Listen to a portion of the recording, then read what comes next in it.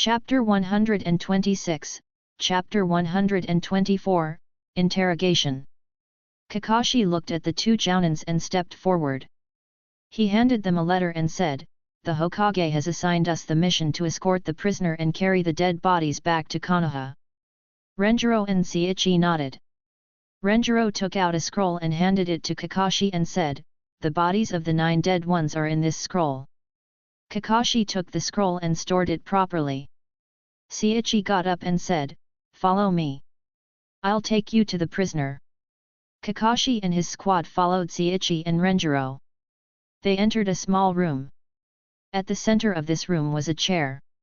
A woman was sitting in it. Her arms were tied to the arms of the chair. Her legs were missing. A gag was stuffed in her mouth. Her head had dropped down. She was being watched by 2 chunins. One of them was a medical ninja. Renjiro said, "We investigated her a bit. Her name is Jo and she is a jounin from the Sakai clan. She can use the boil release." Seiichi added, "We injected her with anesthesia, but her body is very resistant to it. She wakes up after 2 hours and has to be injected again." Kakashi nodded and said, "That won't be an issue. Can you wake her up?" The medical ninja stepped forward and began waking up. He looked at one of his squad members and said, "Ferret, put her to sleep." After some time, Jo woke up. She looked at Renjiro and the Anbu ninjas. A terrified look appeared in her eyes. Itaki, who was the Anbu with the codename Ferret, stepped in front of her and looked into her eyes. "A/N, again, my own codename. Let me know if Itaka had an official codename." Jo looked at the Anbu in front of her as his eyes turned red. Itaka cast a genjutsu on her, making her fall into a deep sleep. Itaka stepped back and said, "It's done. She won't wake up for a day." Kakashi nodded. He looked at Renjiro and said, "We will be taking her. Thank you for completing the mission. There are further orders from Lord Hokage. Her capture shouldn't be talked about. Discuss with everyone who knows that she has been captured and tell them to not talk about it to anyone. If they have already spoken to others or anyone knows about her capture, then chat with them as well and impose a gagging order. Lord Hokage has said that this is very important." Seiichi replied, "My men haven't met with anyone else. But, probably, everyone in the outpost knows about her. I will talk with them and impose a gagging order about this." Kakashi nodded and said, "Thank you." One of Kakashi's Anbu subordinates untied Jo and carried her. Kakashi and his squad took their leave and left for Konoha. Fujin and his teammates would remain ignorant about the terrible fate awaiting the jounin captured by them. They slept peacefully as Jo was carried to Konoha. They woke up early the next morning and assembled with Renjiro. Seiichi got up early as well to bid farewell to them. He said, "See you later, Renjiro. Stop by here while returning to Konoha." Renjiro nodded, "Sure. We could use a good sleep." Seiichi looked at the kids and smiled, "Take care all of you. Come back safely." Mieko replied, "Don't worry, we will complete the mission in no time." Fujin nodded and added, "Just make that roasted meat again when we are back." Seiichi sweat dropped thinking, "These 3 ate half my share yesterday." He smiled and said, "I'll be sure to hunt some wild beasts for you guys." They said goodbyes and left for the land of hot water. While Team Renjiro was headed to the land of hot water, Kakashi and his squad returned to Konoha. They imprisoned her in the TNI department.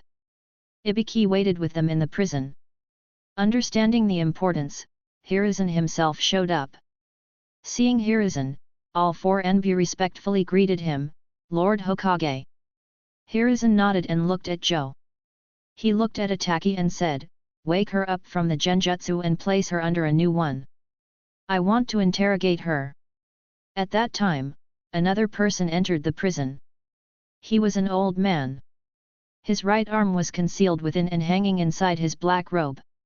His right eye was bandaged. Hiruzen looked at him and asked, "Danzo, why are you here?" Danzo looked at Jo and said, I heard about taking a prisoner from Kiri. Continue your interrogation, I will discuss it with you later. Hiruzen nodded and looked at Itaki. Itaki stepped forward and dispelled the genjutsu. Joe woke up and looked up. However, Itaki put her in another genjutsu. After she fell into the genjutsu, Itaki removed the gag stuffed in her mouth. He looked at Hiruzen and said, "You can ask her questions, Lord Hokage." Hiruzen looked at Ibiki and said, "Ask her about why they entered the Land of Fire." Ibiki nodded and asked Joe, "Why did your squad enter the Land of Fire?" Joe answered, "My team was on a mission in the Land of Water. Unfortunately, we were discovered by a squad from Mizuki's faction. They chased us relentlessly. We clashed a few times and were injured. The chase brought us close to the Land of Fire and we entered it hoping to find a good hiding place till they left us. I didn't think they would chase us inside the Land of Fire as well." Ibiki noted what she said. He asked, "What was your mission?" Joe answered, "We got information that the Karatachi family had documents and maps that showed where all the ninjas in the Mizukage faction were deployed. Since the family head of Karatachi was in a battle, we got a mission to steal those documents." The mission parameters surprised everyone in the room. Danzo immediately wanted to get his hands on those documents. Ibiki asked, "Did you complete the mission?" Joe answered, "Yes, we stole the documents successfully." Ibiki asked, "Where are those documents?" Joe answered, "Since we were being chased, we hid them in a secure location in the Land of Water." Ibiki asked, "Will anyone be collecting those documents?" Joe answered, "There is one ninja who checks that spot frequently. By now, it would have been collected and reached the hands of the Sakai clan patriarch." Ibiki asked her where the secure location was and noted it down. Ibiki asked, "Did you see the locations where the forces of the Mizukage faction are located?" Joe answered, "No." After asking, he looked at Hiruzen. Hiruzen said, "Ask her about the situation of the Sakai clan, other bloodline clans and the current state of the conflict. Also, ask her about their current hideouts and where the clans are located." Danzo added, "Also ask her if they have hidden some family members in safe locations." Ibiki nodded and began questioning. He ended up questioning Joe for over 3 hours. Konoha got information about the locations of bloodline clans, locations of some of their secret hideouts, the number of ninjas they had, the losses they faced, the losses they inflicted upon the Mizukage faction, skills and weaknesses of their strongest fighters and some other miscellaneous information. While the information she provided wasn't complete, she ended up providing a lot of valuable information to Konoha. The rebel faction of Kirigakure would have never imagined that their mission to steal information from the Mizukage faction would result in their secrets getting exposed to Konoha. Chapter 127, Chapter 125, Horrible Fate. After getting all the information, Joe was restrained again. Hiruzen looked at the Anbu squad and Ibiki and said, "Good work. Don't tell anyone about her being taken as captive to anyone." They nodded and left the prison. While leaving, Itaki's face was grim. Though no one noticed it under his mask. Or rather, no one apart from Hiruzen and Danzo, who observed him carefully. Understanding the disastrous consequences of civil war made him realize the catastrophe that would fall on Konoha if the Uchiha clan were to rebel. It planted a seed to avoid a civil war at all costs inside his heart. As he left, both Hiruzen and Danzo exchanged eye contact. Danzo understood why Hokage had assigned the squad Itaki was in on this mission. They didn't speak about Itaki as no words needed to be spoken. Danzo looked at Hiruzen and said, "She provided a lot of information. We need to cross-check with the information provided by our spies to confirm that there were no traps hidden in the information." Hiruzen nodded and replied, "Send a root ninja who has the information to my office. I will have him cross-check our information with an Anbu ninja." Danzo nodded. He looked at Hiruzen, who seemed to be in thought. Danzo asked, "What are you thinking about?" Hiruzen looked at him and replied, Do you remember the proposal that we received from the rebel faction before the Chunin exams? Danzo nodded. Hiruzen continued, I thought it was weird that the Terumi clan patriarch reached out to us. Now, it seems like it was the idea of Terumi Mei. She has the bloodline of both, Terumi as well as Sakai clans, and is able to use 2 Kekii Genkai. Looks like she will be the next leader in Kiri. Danzo replied, yes, it was likely her. 2 Kekii Genkai in the same person isn't threatening if they don't train well. But her leadership skills and charisma are good as well. She might become a threat. We should eliminate her. Hiruzen shook his head and replied, the 4th Mizukage is a perfect Jinchuriki. He will be difficult to defeat. Let them exhaust each other's potential. Konoha doesn't need to involve itself and suffer any losses. After the civil war ends, we will talk with the winner. Danzo wanted to argue, but Hiruzen had made a good point. With the losses Kiri had taken due to the civil war, Kiri would be in no position to participate in a war for over a decade at least. Hiruzen looked at Danzo and felt something odd. Knowing Danzo, he predicted that he would have started a debate there. He asked, why are you here? It wouldn't be just for the information, right? Danzo looked at Joe and said, I want Sakai Joe. Hiruzen looked at Danzo in confusion. However, in less than a second, his eyes widened. He declined, no. However, this time Danzo would not relent. This was the true reason why he visited the prison. He said, Hiruzen, there are only 2 clans that have Kekii Genkai in Konoha. And one of them is about to rebel. With the Senjua being unable to produce any wood Kekii Genkai ninja, we need to recruit other Kekii Genkai into our village. And they have to be loyal to Konoha. If we don't strengthen ourselves, then every time we have a weak moment, an incident similar to the Hyuga incident will keep repeating. Now that our forces are getting stabilized, we need to do everything to make ourselves stronger. Danzo's argument struck a chord in Hiruzen's heart. The Hyuga incident hurt him a lot. The weak state of Konoha had made him indecisive and reluctant. And that cost Konoha an innocent life. Danzo didn't speak anymore. He knew Hiruzen very well. Hiruzen thought for a few minutes and said, if the other villages were to realize, they might attack Konoha together. Danzo scoffed and replied, in every war, we keep getting attacked by all 4 villages. So it doesn't make a difference. Also, I will induct the kids into the route. So they won't be exposed to the world. Even inside Konoha, no one will know their origin. Besides, awakening Kekii Genkai is difficult. Very few awaken it. If someone awakens, we will expose the first one who awakens and say that he created the Kekii Genkai by combining fire and water natures. If anyone awakens it after him, we will hide that person inside the root. If Fujin was to hear this conversation, he'd be shocked. After all, he thought that a Kekii Genkai can only be inherited through the bloodline.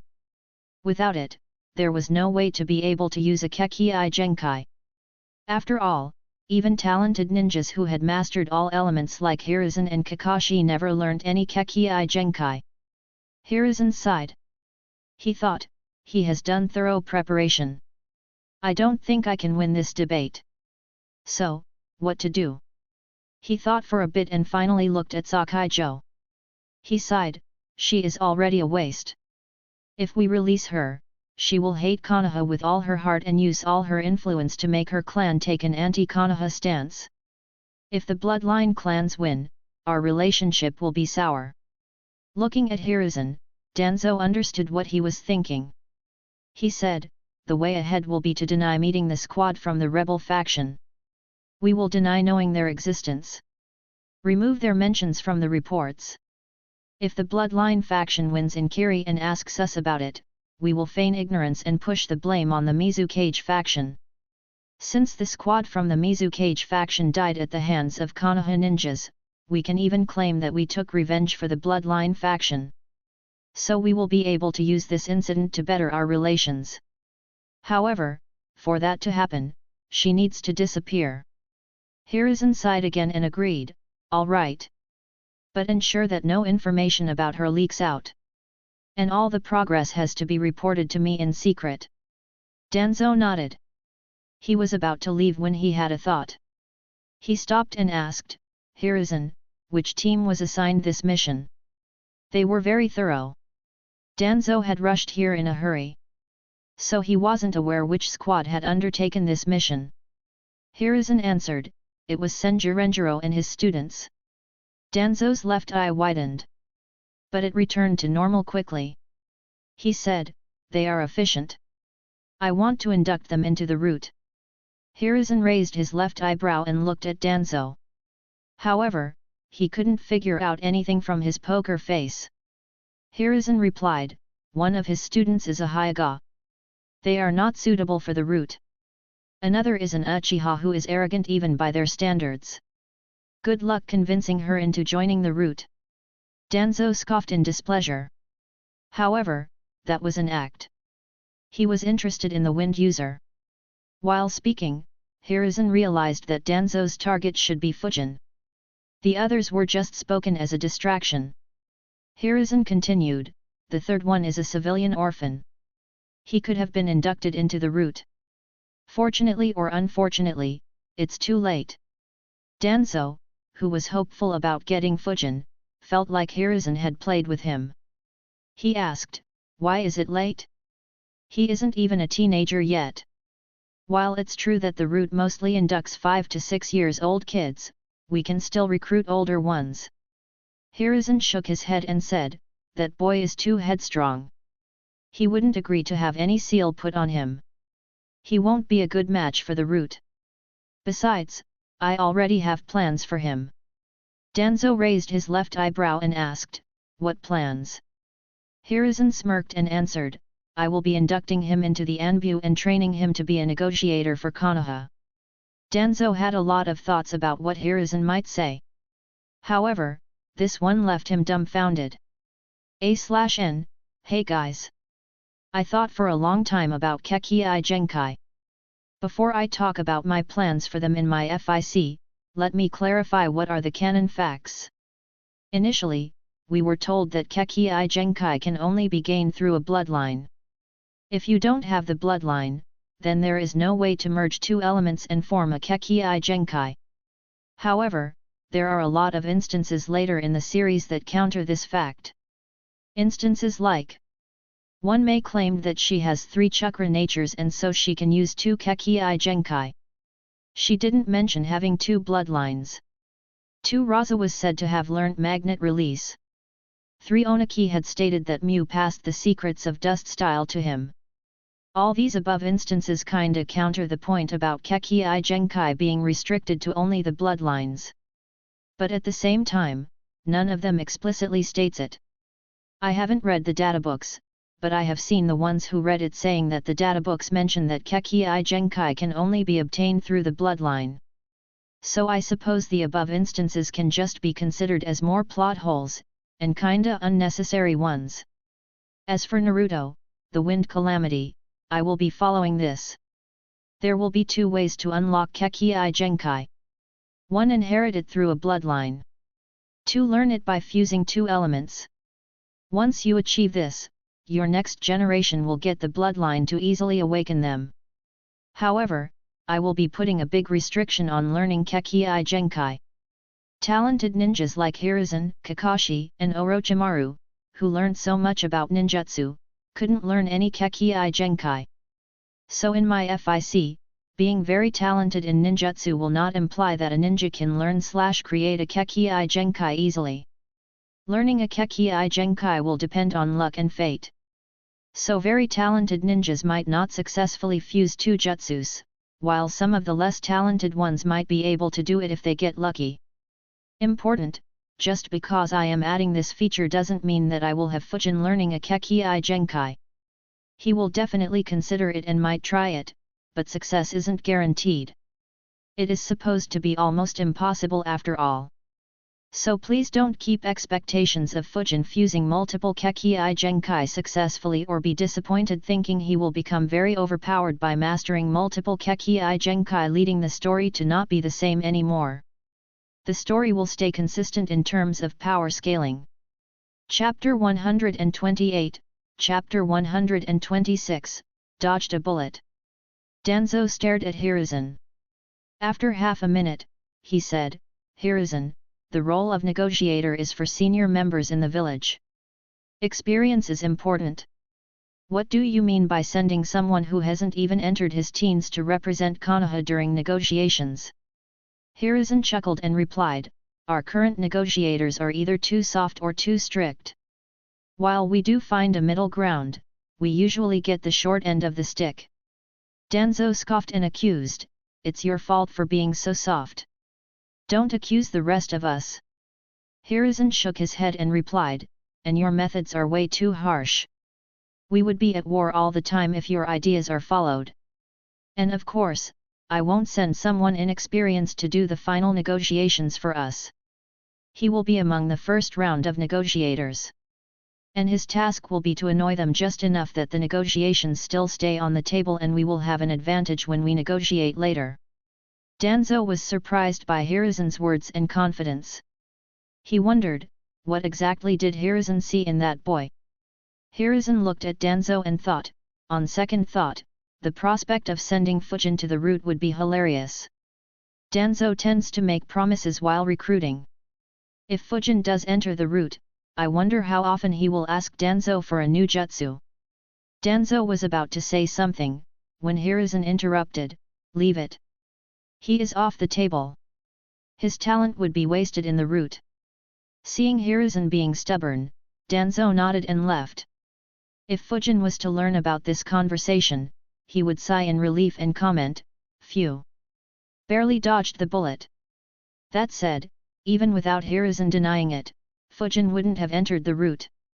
While Danzo led the route and was very influential, he couldn't force anyone to join. He resorted to patriotism, offering rewards, blackmailing with closed ones, or lying in order to recruit existing ninjas to the route. However, neither of these four tactics would have worked on Fujin. While leaving, Danzo thought, that didn't go as expected. I didn't expect Hiruzen to be so stubborn about an orphan. Doesn't matter. I was only slightly interested in him due to his potential in wind nature manipulation. There's no point in wasting more effort on him. Danzo left and didn't think about Fujin again. Years later, he would hear about Fujin's exploits in the battlefields. In one such battle, Fujin's fame would explode throughout the ninja world. That battle would make Danzo regret not trying hard enough to recruit him. And the biggest regret would be when he dies by the hands of the orphan he attached no importance to. Team Renjiro ran at full speed for around 7 hours. The borders of the land of hot water were close to where the hideout was. While the hot spring hidden village was quite far away, the town that they were headed to was in the southern part of the land of hot water. Hence, it was much closer to them. After 7 hours, they entered Niigata town. On entering, Fujin commented, we entered into another country and then into their second biggest town and still haven't encountered even one ninja. Do they not have ninjas? Or are they too lazy to patrol? Renjiro chuckled and answered, only the 5 big hidden villages maintain frequent patrols. Even among the 5 big villages Kiri and Suna don't do regular patrols due to the harsh terrain. In smaller villages, only the VIPs have good protection. If common people are in danger, then they issue missions to villages like ours. Fujin thought for a bit. He put up a sad face and said, I see. But in that case, the lives of the common people here are very vulnerable. They have no protection. Any rogue ninja can kill them and run away. If he hides well, then they won't even get justice. Renjiro looked at Fujin for a few seconds. He sighed and replied, unfortunately, that is the world we live in. There is nothing we can do. Fujin showed a sad face and didn't reply. Renjiro thought, though he is greedy, Fujin has a good heart.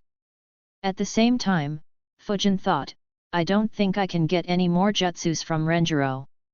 But improving my image even more would be beneficial. It might be of help if I need something from Tsunade in the future. She is of the same clan after all. Mieko and Hoka watched Fujin and Renjiro. They began thinking about the sad state of affairs in the smaller villages as well. They began walking towards the center of the town. Renjiro said, "Well, no need to be entirely down. Though there isn't much protection, the major towns have a garrison. Perhaps, every town might have a garrison in the future. That would provide a good degree of protection to them." Fujin nodded and said, "Yeah, that could be a good start." They reached the center of the town. A mansion stood there. On seeing them, a watchman immediately invited them in while his partner ran inside to inform someone. The watchman said, "Welcome. Takuhei-sama has been expecting you." Renjiro nodded and followed him inside the mansion. On entering, a large man appeared in front of them. He was 7 feet 5 inches in height and was very fat. Seeing him, the same thought ran through the minds of Fujin, Mieko, and Hoka: did an Akimichi migrate here? He is huge even by their standards. Behind him, 4 more people were standing. Takeshita Takuhei smiled and said, "Senju Renjiro, I have heard a lot about you." Renjiro smiled and replied, "Takeshita Takuhei, I have heard about you too." Takuhei said, "We were expecting you to arrive a bit sooner." Renjiro replied, "We had some troubles too. So we were delayed." Takuhei nodded and looked at the kids behind Renjiro. He frowned and thought, the mission didn't mention any strict timelines. So I can't bug him more about it. But the mission focused more on the strength of the ninjas. Renjiro is strong, but why did they send kids? Renjiro looked at him and understood what he was thinking. But he didn't comment. Explaining the strength of the ninjas who undertook the mission wasn't a requirement. Completing the mission was all that mattered. Takuhei knew that Renjiro understood his frown. But since he didn't provide any explanation, he decided to drop it while thinking, my own squad should be enough to kill those rogue ninjas. Unfortunately, the daimyo was worried about any losses we might suffer and hence issued a mission to Konoha. If they are weak, they will die. Renjiro asked, "What are the details of those rogue ninjas? Also, where are they currently at?" Takuhei looked at a subordinate. Takeshita Shunso stepped forward.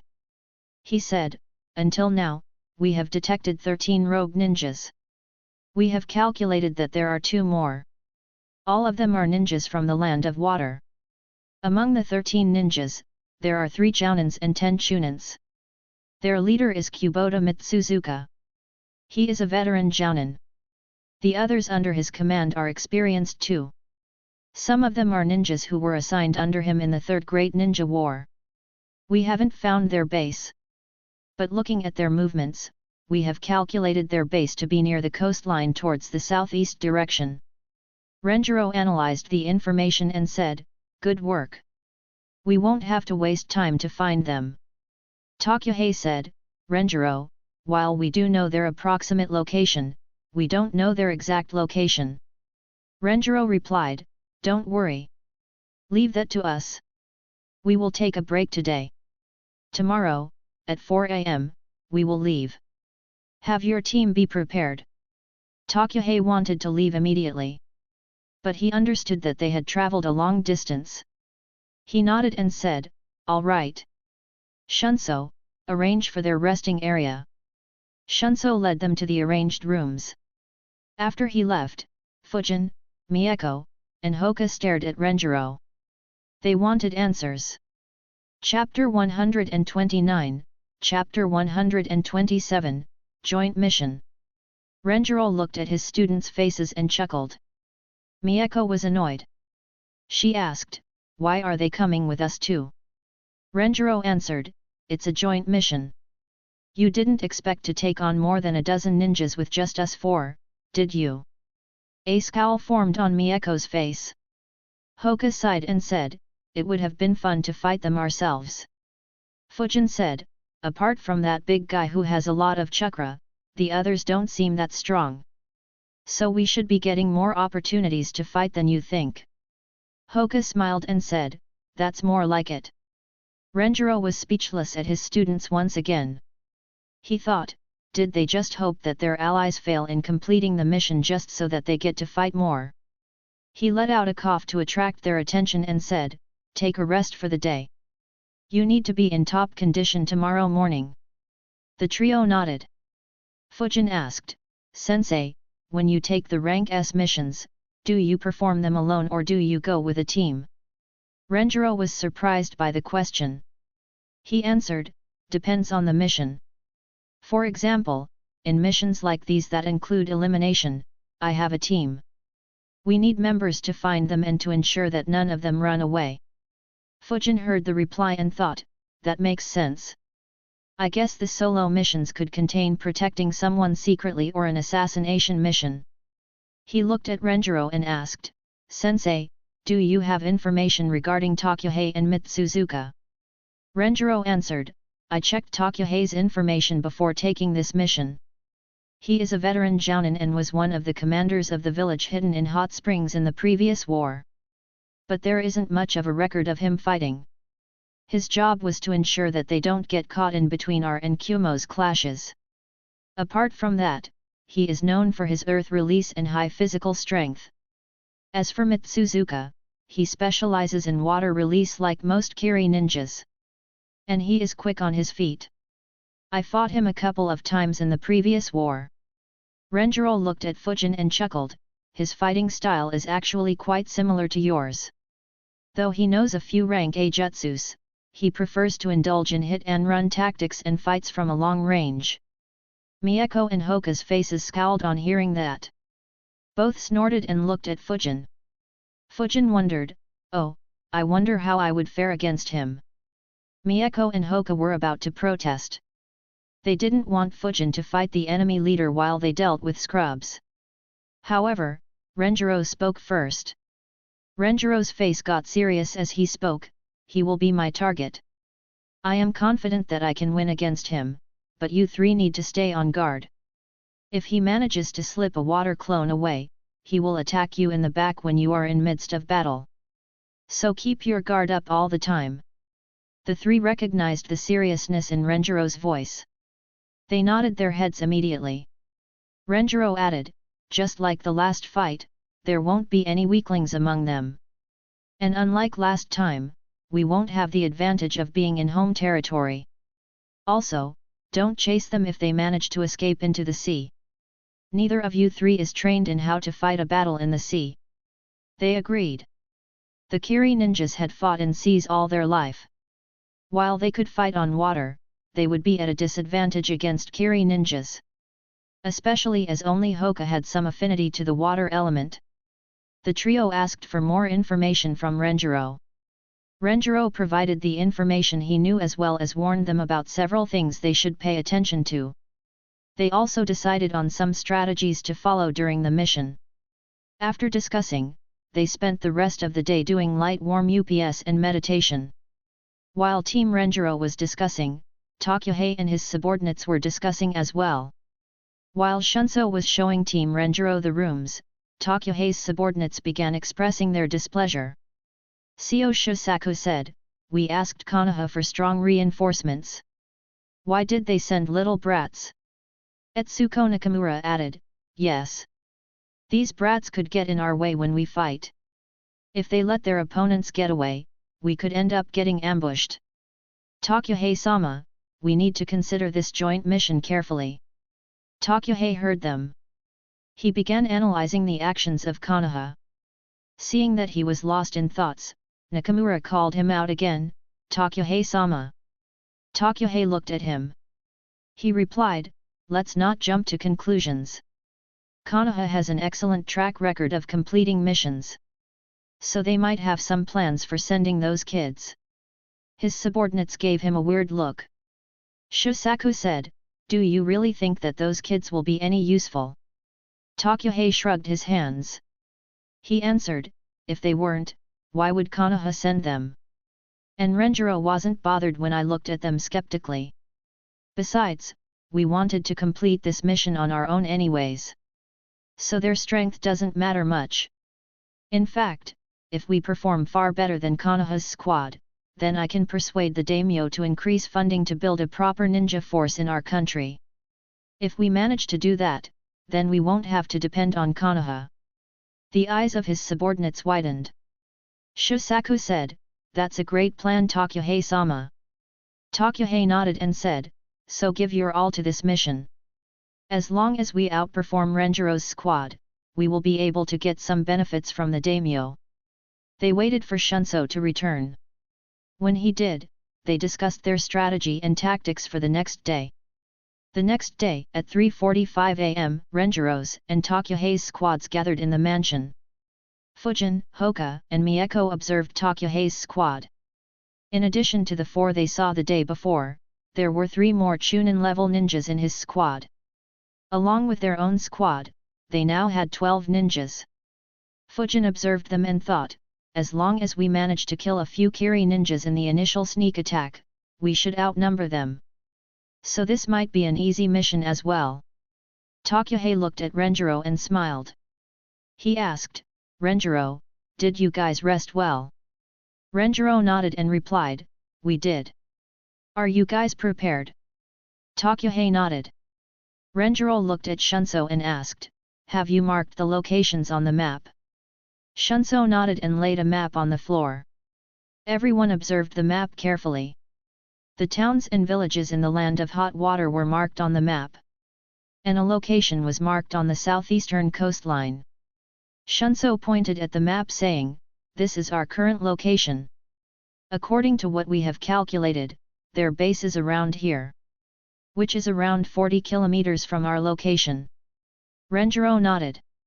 He looked at the map once again and then said, "All right, let's move. We will hit them before the sun rises." Some of Tokyohei's subordinates frowned upon hearing that. Shusaku said, "I have something to say." Renjiro looked at him. Tokyohei said, "Go ahead."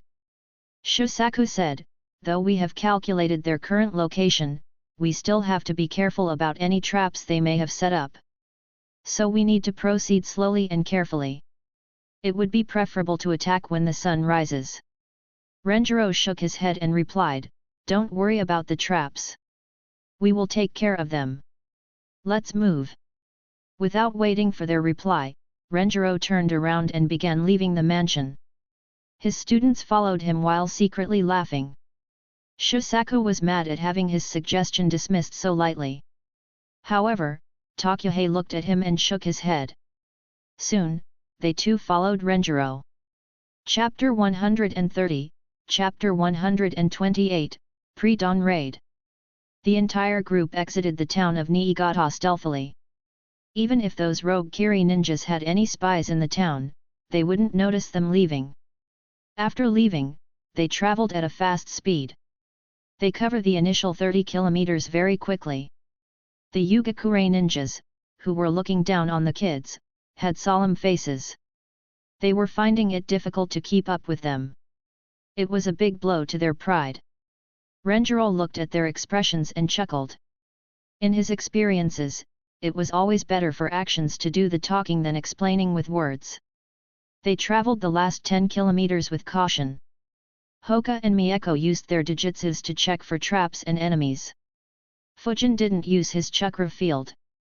If the enemy had any sensor, then they would sense Fujin's chakra field and give away their surprise factor. Hoka's Byakugan had no such disadvantage. They reached close to 1 kilometer of the calculated spot, when Hoka said, "Stop." Everyone stopped and looked at him. Hoka moved towards the left as others followed him. After traveling about 100 meters, he stopped. Others stopped behind him. The area in front of Hoka was dyed red in blood. Shunso asked, "Did they have a fight here?" Tokyohei bent down and picked up a long hair from the blood. He observed it and said, "Unlikely. They were probably just hunting wild animals. Looks like they got a bear."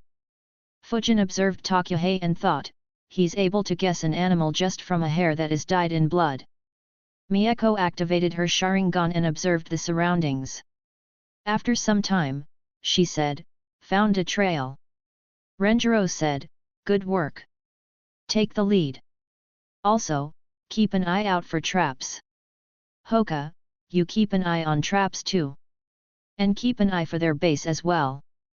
Everyone else, don't make unnecessary noise or movements. Everyone nodded. Tokyohei commented, it's very handy to have both the Byakugan and Sharingan in the same squad. Renjiro nodded. They proceeded ahead carefully. Miyako's Sharingan observed every detail of the surroundings carefully. She picked up the slightest clues. She observed their trail perfectly. Surprisingly, they didn't encounter any traps. As they kept walking, they left the forest and entered the beach. Miyako frowned. She said, the trail leads into the sea. Renjiro and Tokyohei both frowned. If the base of the rogue Kirinins was in the sea, then fighting them would get very tricky. Shunso spoke, I don't think that their base would be out in the sea. The nearest island from here is around 32 kilometers away. Traveling from that base would be very time-consuming. Everyone looked at Shunso as he spoke. Shunso continued, so either their base is nearby or every one of them is a strong jounin who can travel at twice the speeds of a chunin. Tokyohei immediately shook his head, there's no way that they are all jounins. Kiri would be shaken if that many jounins go rogue. Renjiro said, there are two possibilities. One is that they have a temporary base here and a permanent one on an island. Or, they just travel on shallow waters instead of moving through the forest to prevent any trail. Tokyohei nodded and said, yes. I believe the second one will be the case. They are rogue ninjas after all. They will be afraid of being hunted down. Renjiro nodded. He too believed the same. He said, let's go back to the trees. We will move along the coast while Hoka checks for any possible bases. Tokyohei agreed as he thought, the Hyuga can look up to 1,000 meters. From the edge of the forest, he will be able to check for hundreds of meters into the sea. If their base is truly not here, then we will have no choice but to set up an ambush and wait for them. The group went back into the forest. Seeing their initial trail, the group decided to go in the same direction. After moving for slightly over a kilometer, Hoka stopped. He said, found them. They are staying inside a cave on a hill about a kilometer ahead. Shunso grinned, they think that they are very smart. Fujin wondered, if they are hiding in a cave, will Renjiro try to kill them all? Hoka said, there are two ninjas guarding the entrance to the cave. Renjiro said, keep moving ahead. I'll kill them both. Fujin, don't attack. Fujin nodded while thinking, my wind vacuum bullet is good for assassinating. But once it hits, it will alert even a sleeping person due to the trail of destruction it leaves. As they moved ahead, Hoka said, other than the two guards, there are 14 more ninjas inside. 3 seem to be at the jounin level. Rest are at the chunin level. They are all sleeping. Renjiro said, don't check on them anymore. Hoka didn't understand. He was about to look away from them when he suddenly noticed one of them getting up suddenly. He said, one of the jounin level ninjas just woke up. Renjiro frowned.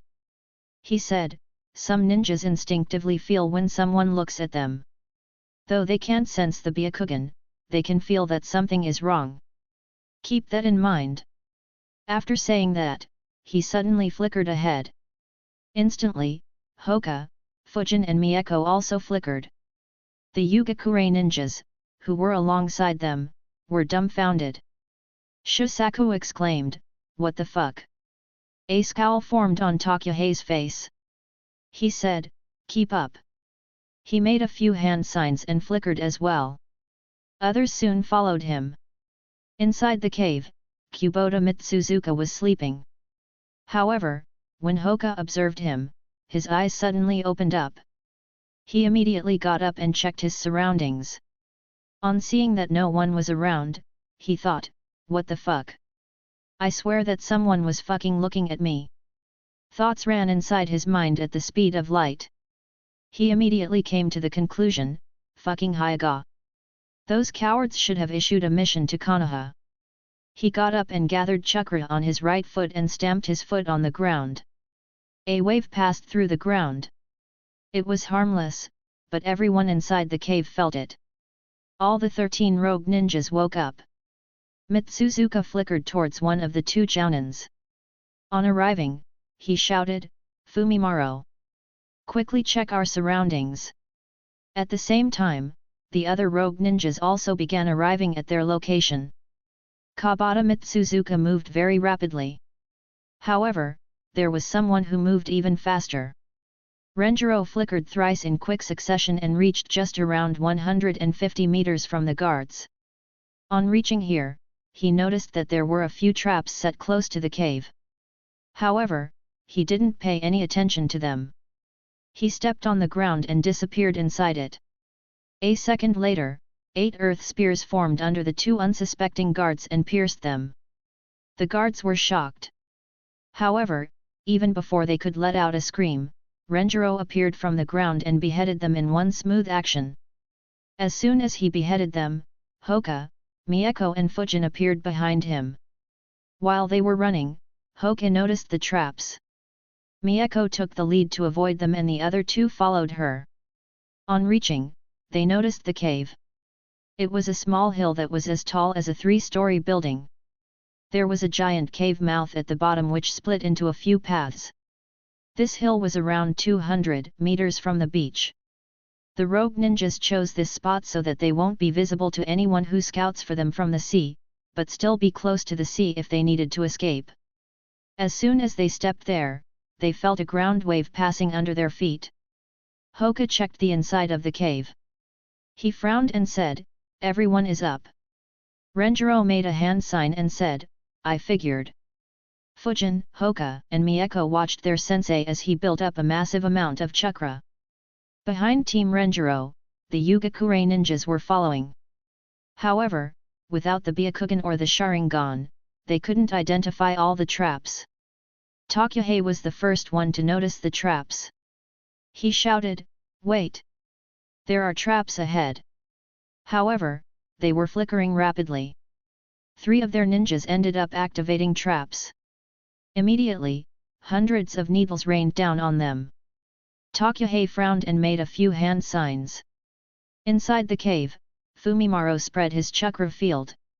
Fujin felt his chakra field as it expanded past the cave.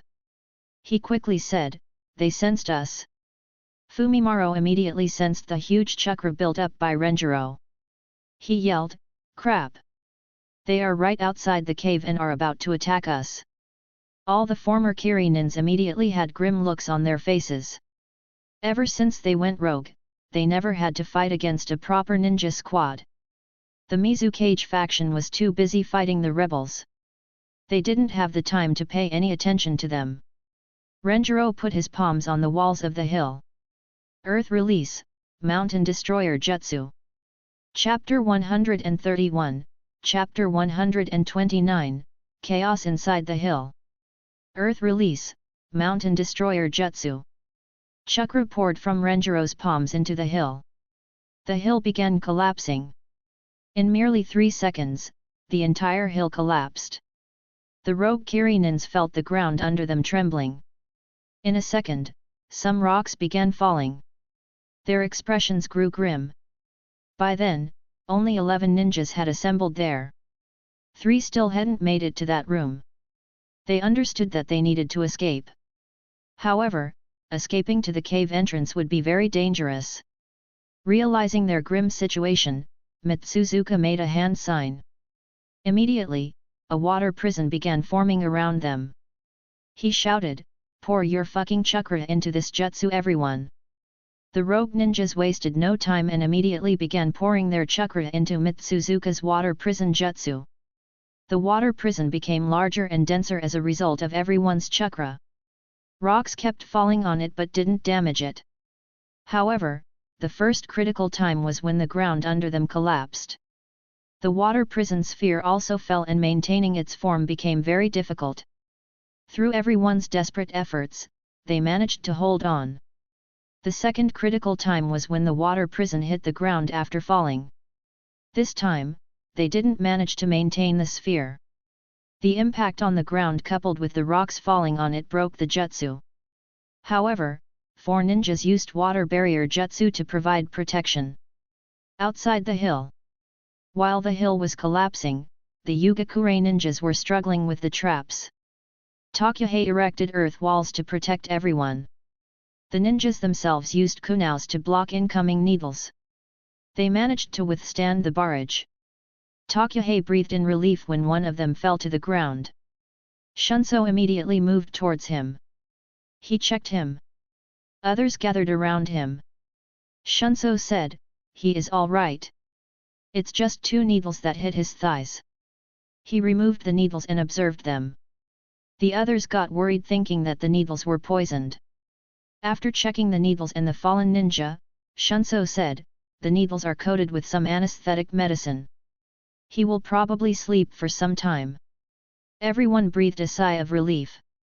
Takuhei said, "Shunso, stay here and keep him safe. Others follow me. It looks like they have already begun fighting. We can't be left out." Fujin, Hoka, and Mieko got the front row seat to watch a small hill collapse. However, they weren't very surprised. By now, they had seen a lot of crazy stunts that Renjiro kept pulling. All 3 immediately focused on the rogue ninjas inside the debris.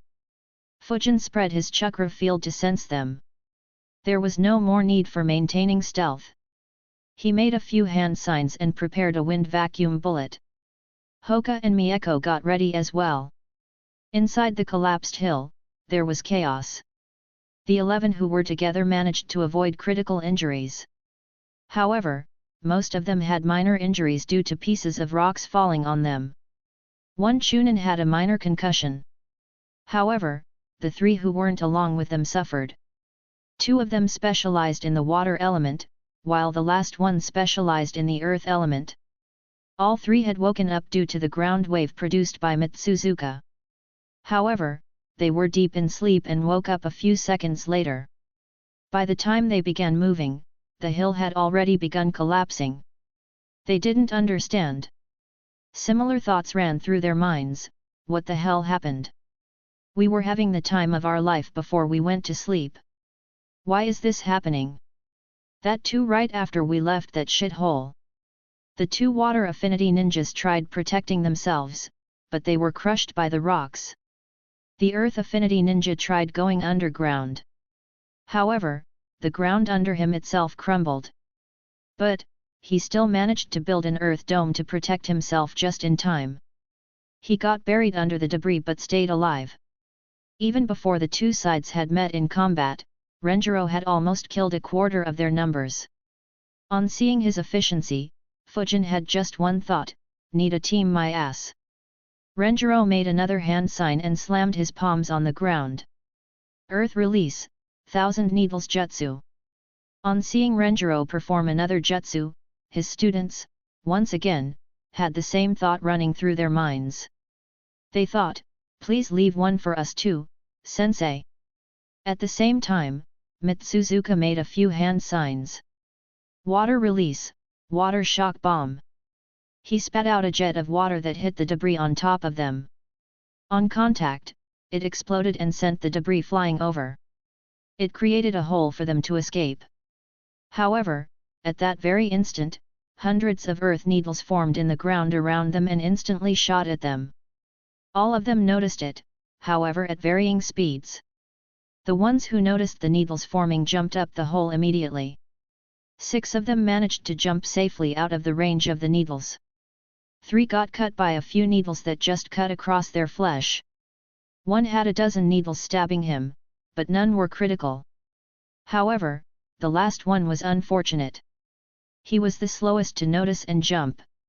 He got turned into a pincushion and died. He didn't die alone. The last member of the rogue group who wasn't with them also died to the 1000 needles jutsu. He had trapped himself inside an earth dome and had no way to get out or defend himself quickly. The number of rogue ninjas dropped to 10. And yet, their misery wasn't over. As soon as they jumped out, they still had to protect themselves from the sneak attacks of the students of the man who made them miserable. The first person to leave the hole was Mitsuzuka. As soon as he left the hole, he saw 3 shurikens targeting him. He quickly deflected them and looked at where the shurikens came from. His eyes landed on Renjiro and widened. He exclaimed, "Motherfucking Senju Renjiro!" As soon as the rogue nins left the hole, they were greeted by shurikens thrown by Mieko with pinpoint accuracy. Mieko targeted the first 2 who left the debris. Both were jounins and they easily blocked her shurikens. Unlike Mieko, both Hoka and Fujin could only select one to attack. Hoka felt ambitious. He decided to target a jounin, whereas Fujin decided to be efficient. Hoka ended up choosing Fumimaro as his target. Fumimaro was the third one to leave the debris. Hoka aimed a vacuum palm at his heart. Fumimaro sensed Hoka attacking him. He spat out a water bullet to counter it. It clashed with the vacuum palm and nullified it. Fujin targeted the 5th person to leave the debris. His chakra was higher than an average chunin. Guessing him to be an elite chunin, Fujin chose him. As soon as he appeared, Fujin shot a vacuum bullet at his heart. Unlike Fumimaro, Fujin's target didn't have sensory capabilities. Additionally, Fujin's vacuum bullet was many times faster than Hoka's vacuum palm. He didn't even see the attack coming and had his heart pierced. The rogue Kiri ninjas finally landed on top of the debris. They watched with grim faces. 7 of them had been killed without them even seeing who their enemy was. At the same time, the Yugakure ninjas also arrived there and landed beside Team Renjiro. Their eyes widened on seeing the scene before them. 2 headless corpses with earth spears piercing through their bodies were next to them. The hill where the rogue ninjas were supposed to be had completely collapsed. And the 9 enemies they saw all had some injuries on them, while the Konoha ninjas didn't even have a scratch on them. Mitsuzuka immediately analyzed the situation and yelled, "Disperse!" He instantly flickered away. The others followed him. Team Renjiro and Takuhei immediately gave chase. Renjiro made a shadow clone. He chased Mitsuzuka while his clone chased Fumimaro. Takuhei went after the 3rd jounin. Fujin, Mieko, and Hoka chose a chunin-level target. Mieko and Hoka looked for the ones who have higher chakra amongst the chunins, while Fujin went after the one who was injured. The remaining Yugakure ninjas were slow. They moved around 1 to 2 seconds after the others. Usually, Takuhei would command them, but he was feeling pressure due to their subpar performance so far. So he moved quickly believing that his subordinates would do their job.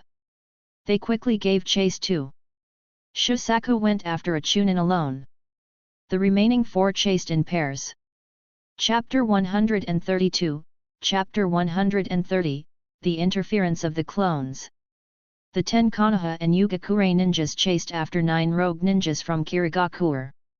Mitsuzuka noticed the enemy splitting up. He made a hand sign.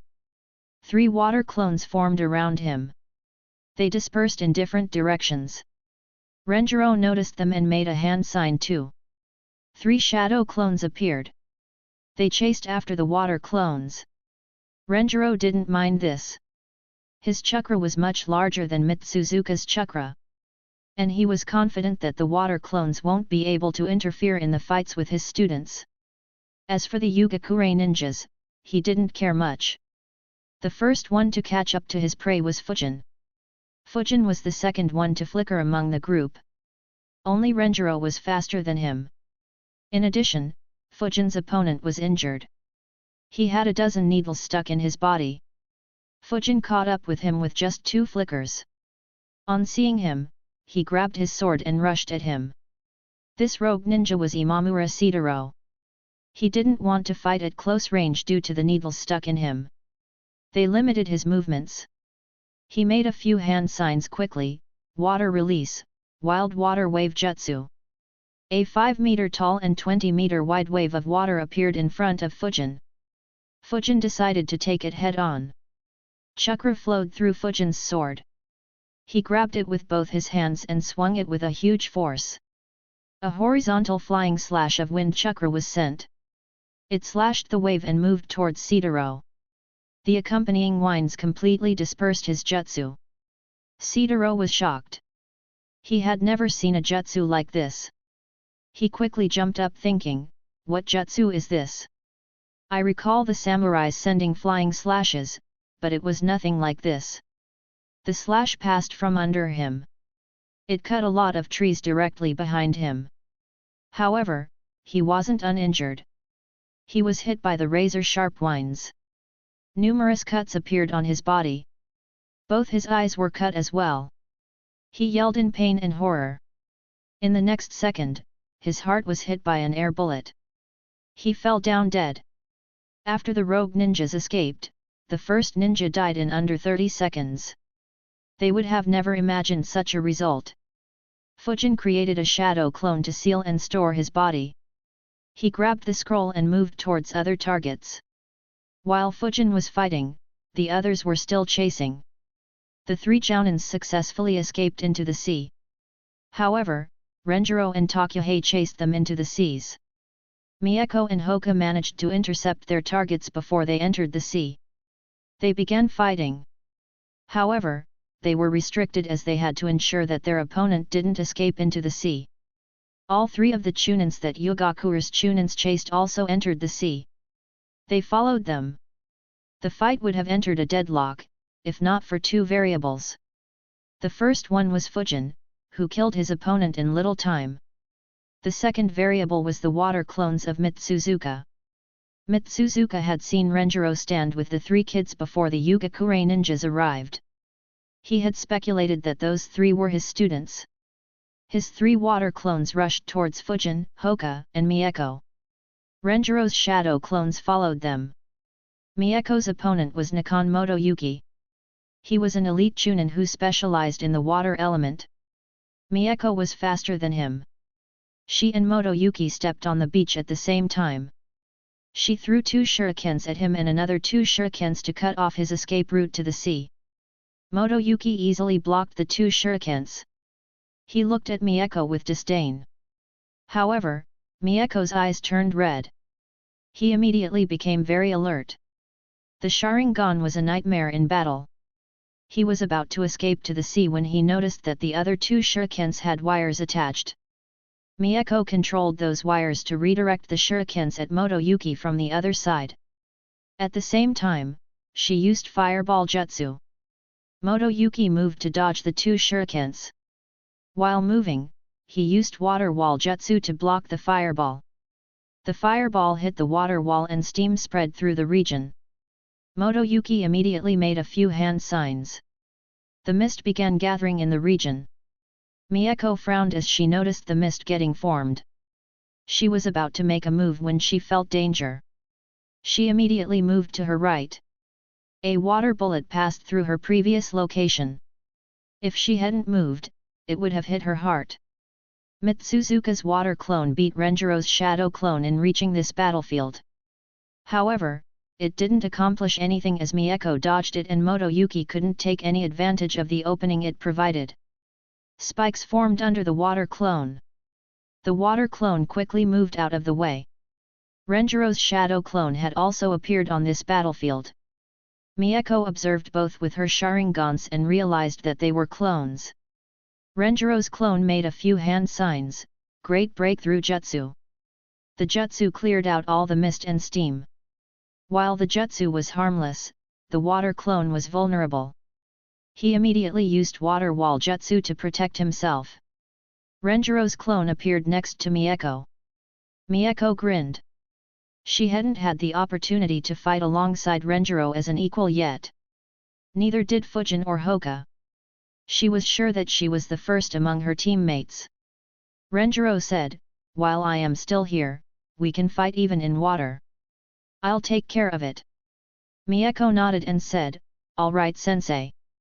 The 1v1 turned into 2v2. Both sides would be stuck in a deadlock.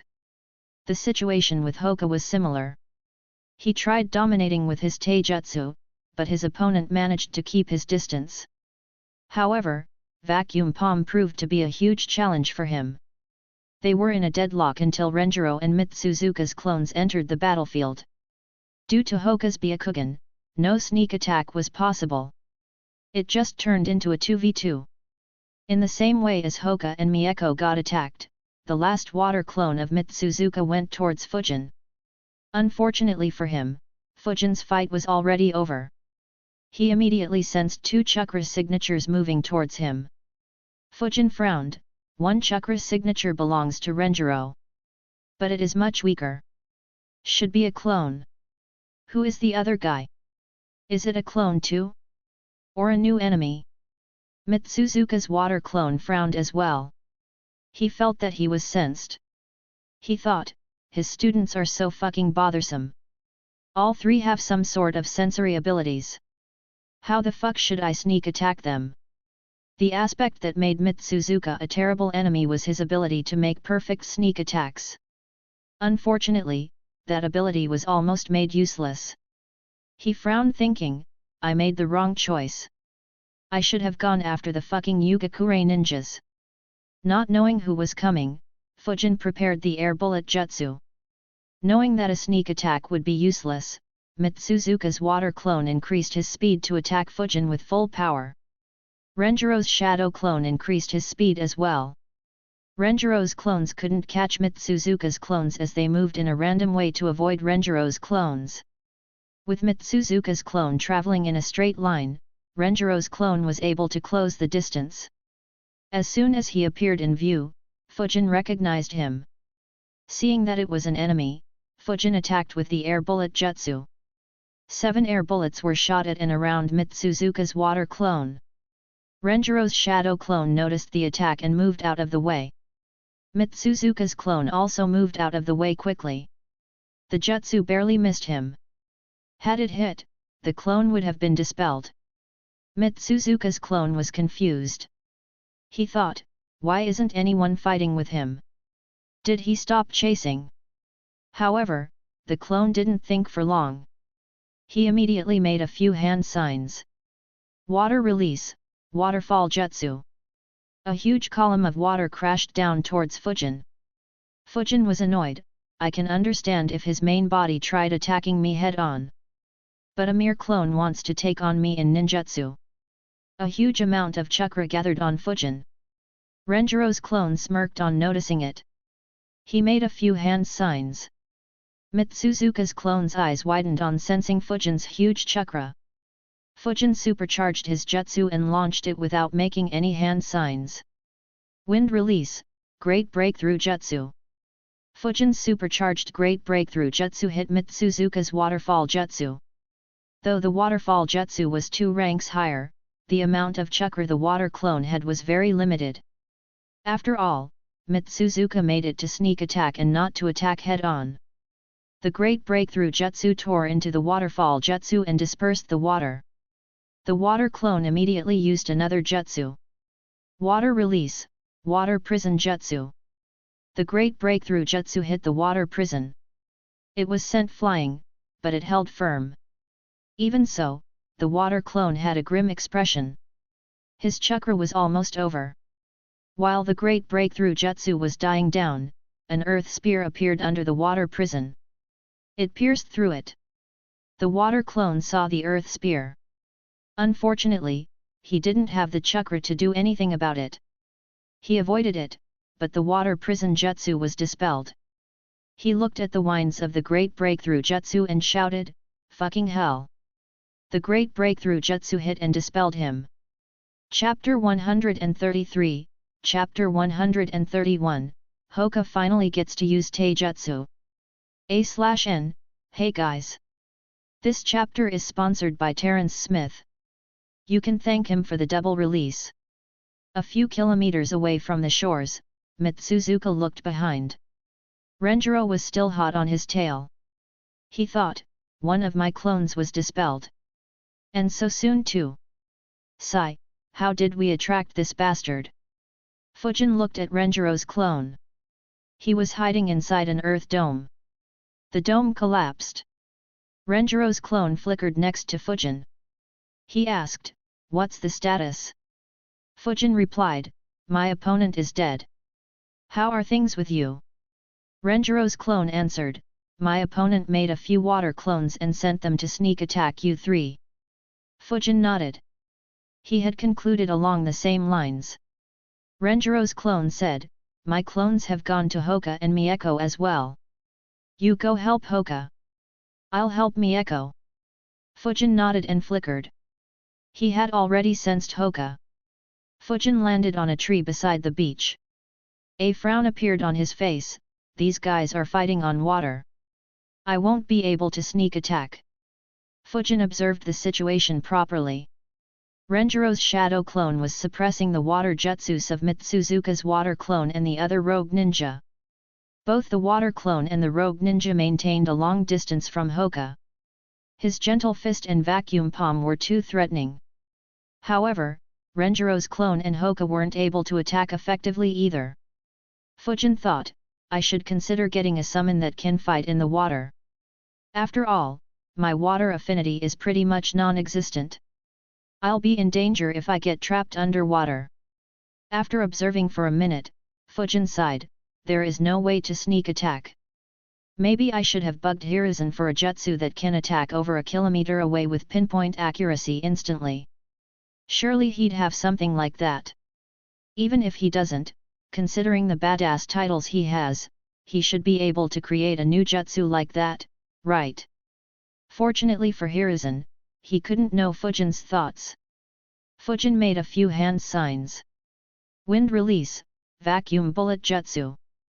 A vacuum bullet formed inside Fujin's mouth. Chakra gathered on his feet and Fujin flickered. The fight was happening around 250 meters from the shore. Fujin flickered thrice in quick succession. Mitsuzuka's clone felt Fujin's danger and looked at him. He shouted, "Another ninja is coming. Pay attention, Ryu." Ueda Ryu paid attention to the new enemy while keeping an eye on the existing ones. Fujin appeared on the battlefield in the blink of an eye. His target was the water clone. The water clone noticed that Fujin had built his chakra and was moving towards him. Immediately, a water wall appeared between them. Fujin grinned and used vacuum bullet jutsu. The water clone's sight was blocked by the water wall. However, sensing danger, he moved towards his left. While moving, he saw something piercing the water wall he erected. He increased his speed. The vacuum bullet barely missed his abdomen. However, Fujin grinned. It was enough. The protective wind around the vacuum core was removed when it hit the water wall. As the vacuum core of the vacuum bullet passed by the side of the water clone's abdomen, it created a strong suction force. This force created a cut on the clone's abdomen as it absorbed some water from the clone. This cut was enough to dispel the clone. The water clone watched with wide eyes as he was being dispelled.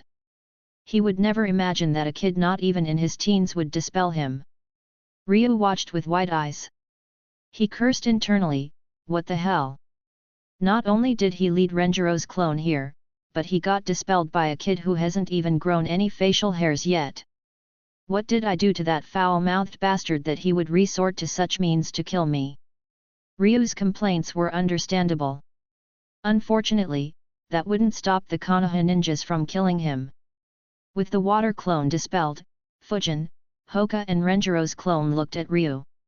Ryu's hair all stood up. He had seen the capabilities of the clone. He knew that he had no chance of escaping into the water. Hoka took the gentle fist stance.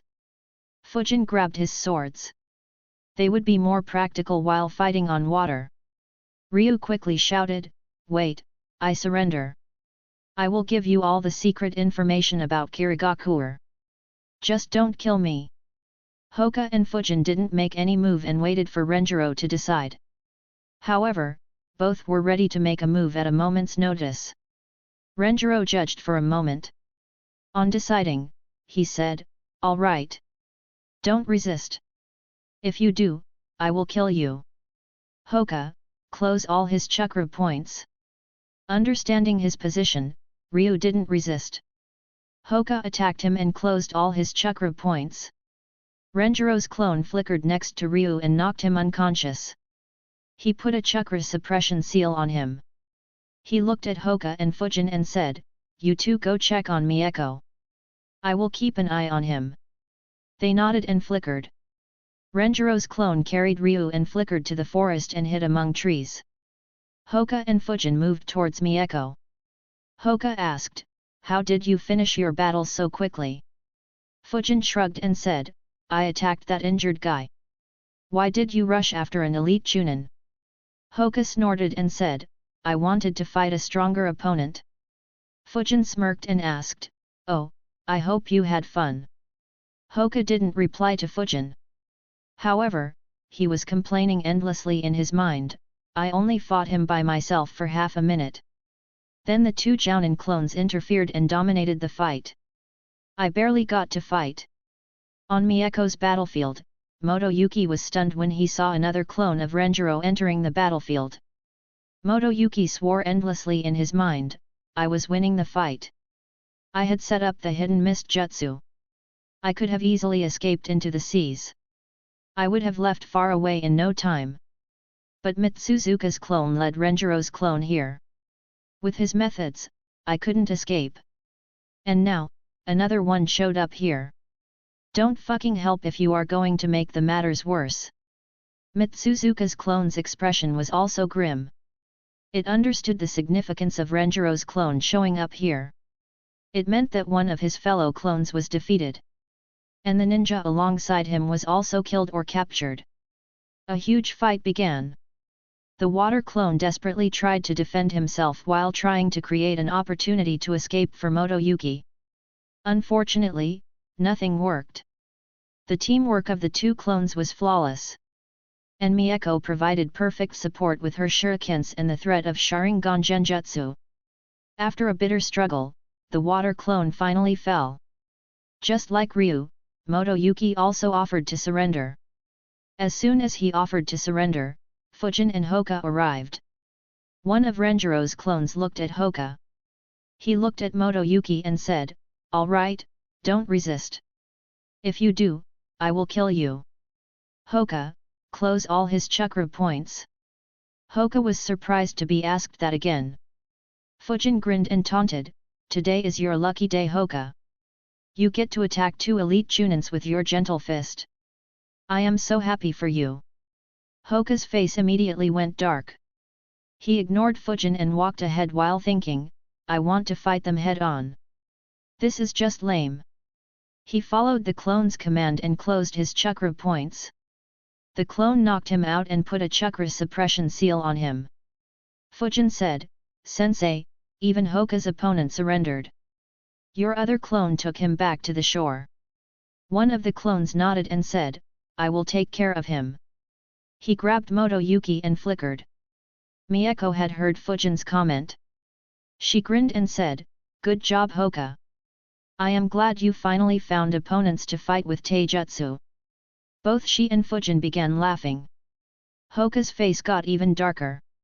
He looked at Mieko and said, "Why are you laughing? Even with two of Sensei's clones helping you, you were the slowest of us."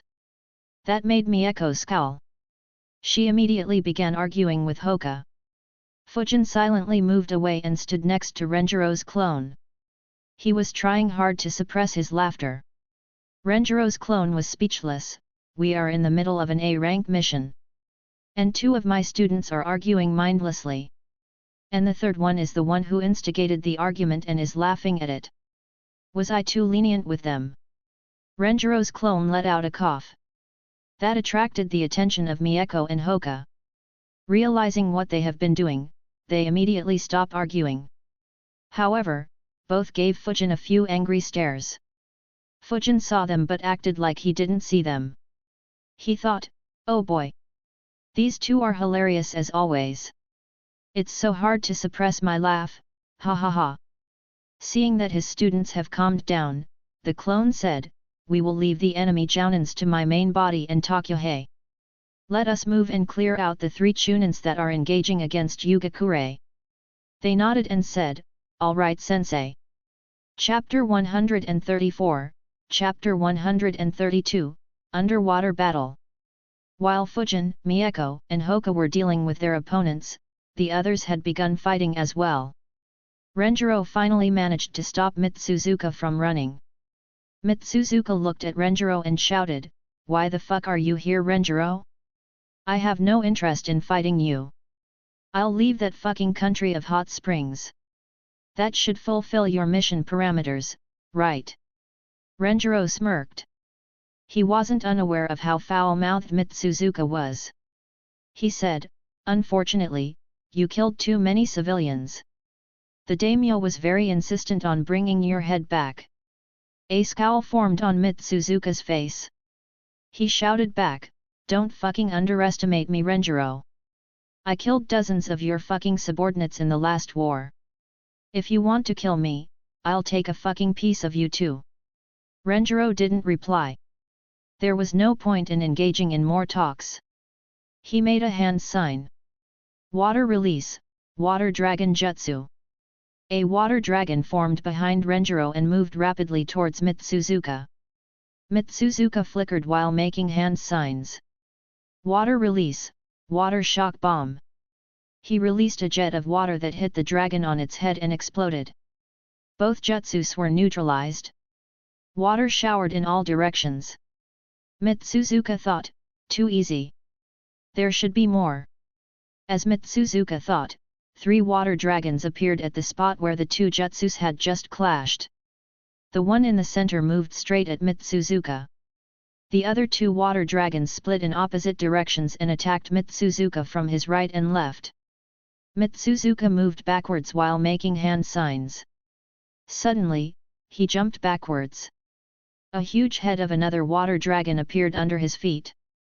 The dragon opened its mouth and shot a giant ball of water at Mitsuzuka. Mitsuzuka watched with a grim expression on his face. He continued making hand signs. Water release, giant mirror shield jutsu. Just when the water sphere was about to hit him, a giant mirror of water appeared in front of him. The ball of water hit the mirror and exploded. The mirror collapsed, but the impact didn't pass through it. Behind the mirror, Mitsuzuka had used water prison jutsu to protect himself. Renjiro watched from a distance. A sphere of water surrounded Mitsuzuka, who was about 15 meters in the air. 4 water dragons moved rapidly towards the sphere of water. It looked as if the 4 dragons were competing with each other for food. Mitsuzuka kept making more hand signs. Water wall jutsu. 4 thick water walls appeared around the water prison. Each water wall blocked a water dragon. The water dragons pierced through the water walls and collided with the water prison. They exploded on contact. Mitsuzuka infused a lot of chakra into the water prison jutsu. The explosions traveled through the water prison, but Mitsuzuka wasn't hurt. However, the water prison crumbled. Mitsuzuka and water slowly fell down on the surface of the sea. As he was falling down, his eyes were glued on Renjiro, who was standing steadily. He saw that Renjiro wasn't making any move. However, he felt a strong sense of danger. As soon as he landed on the surface of the sea, a giant claw attacked him. Mitsuzuka immediately flickered out of the way. The giant claw slashed his afterimage into 2. However, Mitsuzuka wasn't unhurt. Though he moved quickly, the claw still left 3 long cuts on his back. Mitsuzuka watched what had attacked him. His eyes widened. It was a gigantic, 25 feet tall, sloth. He muttered in annoyance, this fucking beast. I still recall reading reports in the Third War of a giant sloth killing and eating my subordinates. Renjiro smirked on seeing Mitsuzuka get injured. He had summoned the sloth under the cover of their first clash. He grabbed a sword and flickered towards Mitsuzuka. Mitsuzuka noticed Renjiro's movement. The giant sloth also began swimming towards him. Understanding his disadvantageous position, Mitsuzuka dived underwater. Both Renjiro and the sloth followed him. Mitsuzuka dived to a depth of 100 meters. He created 4 water clones. Renjiro saw them and created 4 water clones as well. In an instant, all 8 water clones disappeared. The water clones moved at a very fast speed underwater. One of Mitsuzuka's water clones attacked the sloth. The sloth, though strong and able to hold its breath underwater, was severely restricted by the water. One of Renjiro's water clones went to help him. The other 3 water clones flickered around at great speeds and tried to sneak attack Renjiro. Renjiro's clones stopped their sneak attacks and sneak attacked Mitsuzuka as well. 2 men and 6 clones engaged in a high-paced melee underwater. They used numerous water release jutsus. While underwater, the power of water jutsus was amplified by a huge degree. The surface of the sea above them became very chaotic due to the impacts happening under it. Mitsuzuka was very well versed in underwater battles. He attacked Renjiro from innovative and unimaginable angles. However, Renjiro was no slouch. He blocked all his attacks. The battle between the remaining 2 clones and the sloth also continued. Renjiro's clone and the sloth kept attacking as well, but Mitsuzuka's clone countered properly and prevented the sloth from interfering in the battle. The 2 remained in a deadlock for a few minutes. To increase the pressure on Renjiro, Mitsuzuka created 3 more clones. Renjiro smirked and created 6 water clones in response. 3 of them went ahead to intercept the 3 new clones of Mitsuzuka. The remaining 3 moved together in a group. Renjiro thought, let's see how you counter this. The group of the 3 water clones attacked a clone of Mitsuzuka who was engaged in combat. It was caught off guard due to being suddenly attacked by 3 more clones. One of Renjiro's water clones sent a flying slash at him and dispelled him. Mitsuzuka's face became grim. He realized the danger that the group of 3 clones posed. He immediately recalled his clones. They stopped fighting and retreated next to him. Renjiro and his clones tried attacking and dispelling them, but they were able to dodge everything and go back safely. Mitsuzuka and his 6 water clones looked at Renjiro and his 10 water clones and his sloth summon. Renjiro immediately pressed on the attack. His 10 water clones dispersed in different directions and assaulted Mitsuzuka from all sides. Mitsuzuka's clones entered into a defensive formation. They desperately defended Renjiro's assault. Mitsuzuka cursed in his mind, these fucking senju and their fucking huge reserves. If I keep fighting, my chakra reserves will dry up. I wanted to take advantage of him chasing me and land a killing blow, but he has been so fucking careful. I need to escape. Or I'll be dead. Worse, I'd be eaten by the fucking beast. Renjiro's clones kept up the assault. Renjiro floated next to his summon and observed, he is in a crunch. If he just makes one misstep, I'll kill him. Either he will need to create more clones or he will need to find a way to escape. After desperately defending for a couple of minutes, Mitsuzuka made his decision. He made a hand sign. 5 more water clones appeared around him. All his water clones immediately moved to attack Renjiro's clones. The last one attacked Renjiro and his summon. Meanwhile, Mitsuzuka turned around and ran away. Renjiro noticed it. It was as he anticipated. He quickly made 2 water clones to intercept the incoming clone. He rode the sloth to chase after Mitsuzuka. The sloth went around the battlefield of the water clones and swam towards where Mitsuzuka had escaped. However, soon it stopped and turned around and attacked a water clone. Renjiro was surprised. He hadn't instructed the sloth to do anything like this. However, his eyes widened as he realized why the sloth had done this. The water clone had a grim face. It was actually Mitsuzuka disguised as a water clone. The one who ran away was actually a clone. Mitsuzuka wanted to lure Renjiro's main body away. Then he could create more clones to block all of Renjiro's clones and run away before Renjiro realized that he was tricked. He immediately began cursing, what the fuck? How the fuck can this beast smell underwater? He immediately fell into a difficult situation. Renjiro and his clones made a hand sign and assaulted Mitsuzuka with dozens of water bullets. Mitsuzuka barely managed to dodge and block them. However, a few cuts appeared on his body. Once the water bullet barrage was over, the sloth moved forward and swung its massive claws at Mitsuzuka. Mitsuzuka immediately moved to dodge it. Renjiro appeared in his path and attacked him with his sword. Mitsuzuka knew about Renjiro's abilities with his sword. He grabbed his kunao and channeled his chakra through it. He blocked Renjiro's sword and used the force of the sword to move away from Renjiro. However, Renjiro's clone intercepted him and attacked him with Water Dragon Jutsu. At the same time, the sloth as well as Renjiro moved forward to attack Mitsuzuka. Mitsuzuka desperately defended himself. Chapter 135, Chapter 133, Mission Incomplete. While Renjiro and Mitsuzuka clashed, Renjiro's clone and Takuhei also clashed with their opponent. Takuhei's opponent was Arihayashi Juaki. They stood face to face on the sea.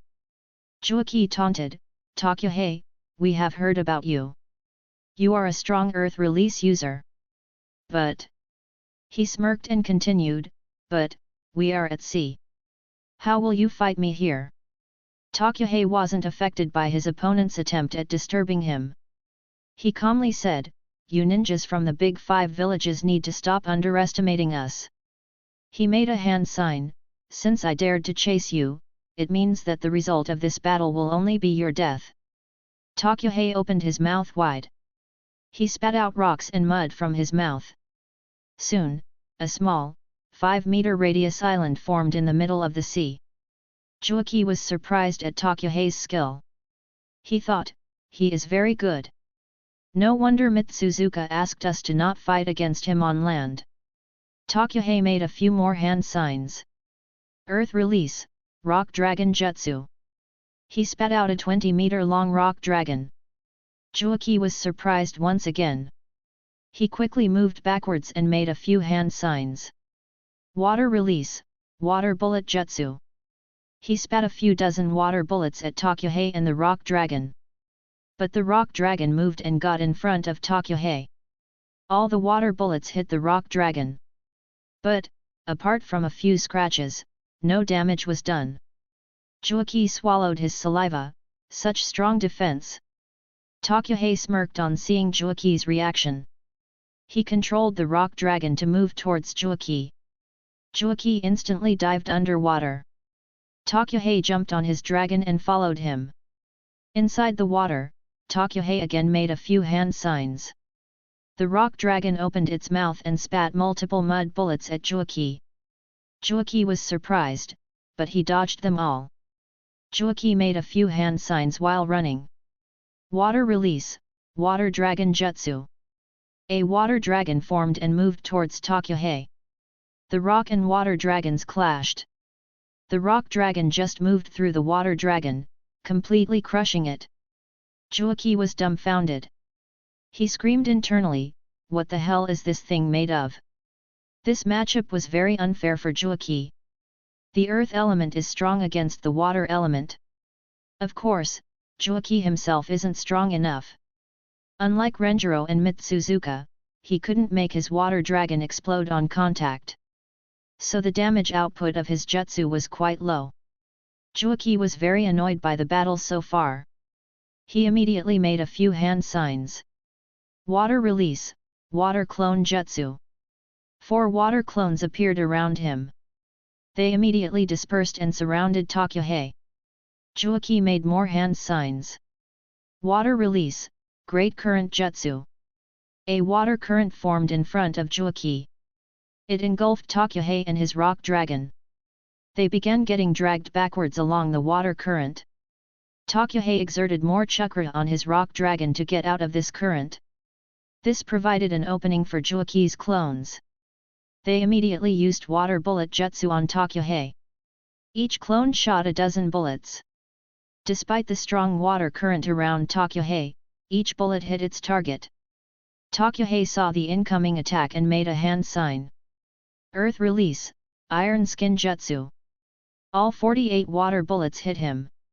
However, he didn't suffer any damage at all. Juaki and his clones were speechless. Juaki's eyes went red in anger. He screamed in his mind, "You know what, screw you." He made eye contact with his water clones. His water clones moved and made hand signs. Water Release, Great Current Jutsu. All 4 water clones poured all their chakra into the jutsu. They created 4 more water currents. and each of these water currents joined up with the current created by Juaki. It was like tributaries joining up with the main river. As a result, the force of the water current increased exponentially. Tokyohei tried his best to break out of this water current but to no avail. Both Tokyohei and his rock dragon were washed away for a couple of kilometers. Juaki watched Tokyohei getting washed away. He thought, that wouldn't be enough to kill him. But screw him. I don't want to fight that turtle. He created 4 water clones. One clone ran towards Tokyohei. One stayed where he was. Juaki and the remaining 2 clones ran in different directions. Tokyohei was livid at getting washed away in this manner. The strong current also damaged his rock dragon to a certain extent. Its rocky scales had been crushed and there were cracks all through its body. Tokyohei decided to dump it and moved forward at full speed. A few kilometers from where Tokyohei and Juaki clashed, another clash took place. Renjiro's clone had caught up with Fumimaro. Renjiro had put around 25% of his chakra in this shadow clone. No words were exchanged between them. They directly attacked each other. Knowing that his opponent was just a clone, Fumimaro began attacking with low power but large-scale water jutsus. Renjiro's clone knew that defeating a jounin with just a clone would be close to impossible. He stayed on defense. After all, he only needed to stall his opponent until his main body was done with his fight. Unfortunately for Renjiro's clone, he didn't have enough information regarding Fumimaro. While Renjiro's clone kept his distance from Fumimaro, Fumimaro too didn't try to close the distance between them and instead stayed far away.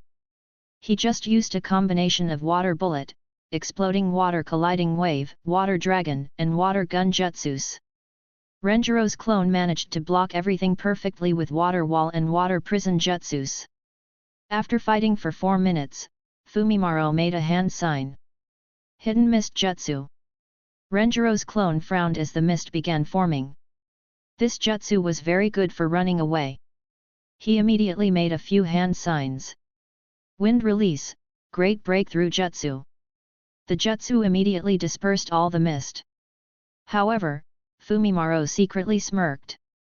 While the winds were traveling away from Renjiro's clone due to the great breakthrough jutsu, one small wind traveled across the flow towards Renjiro's clone.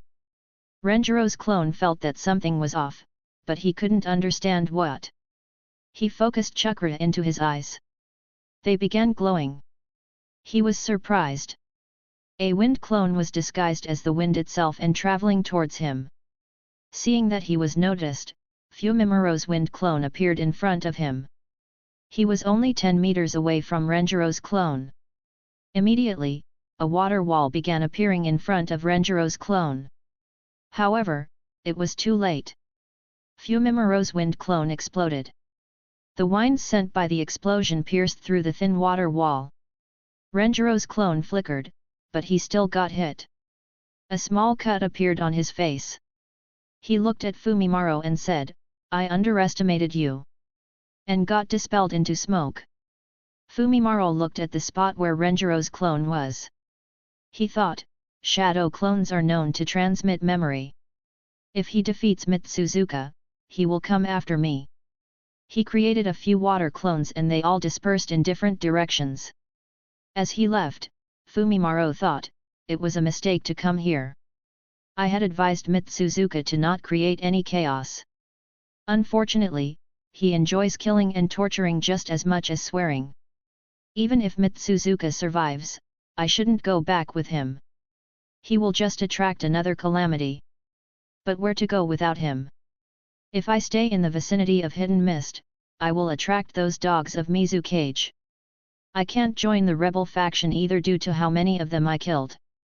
He thought for a bit, the best place to go would be to a country that doesn't border any of the big 5 countries. Unfortunately, such a country doesn't exist. I guess I will move to the distant land of snow.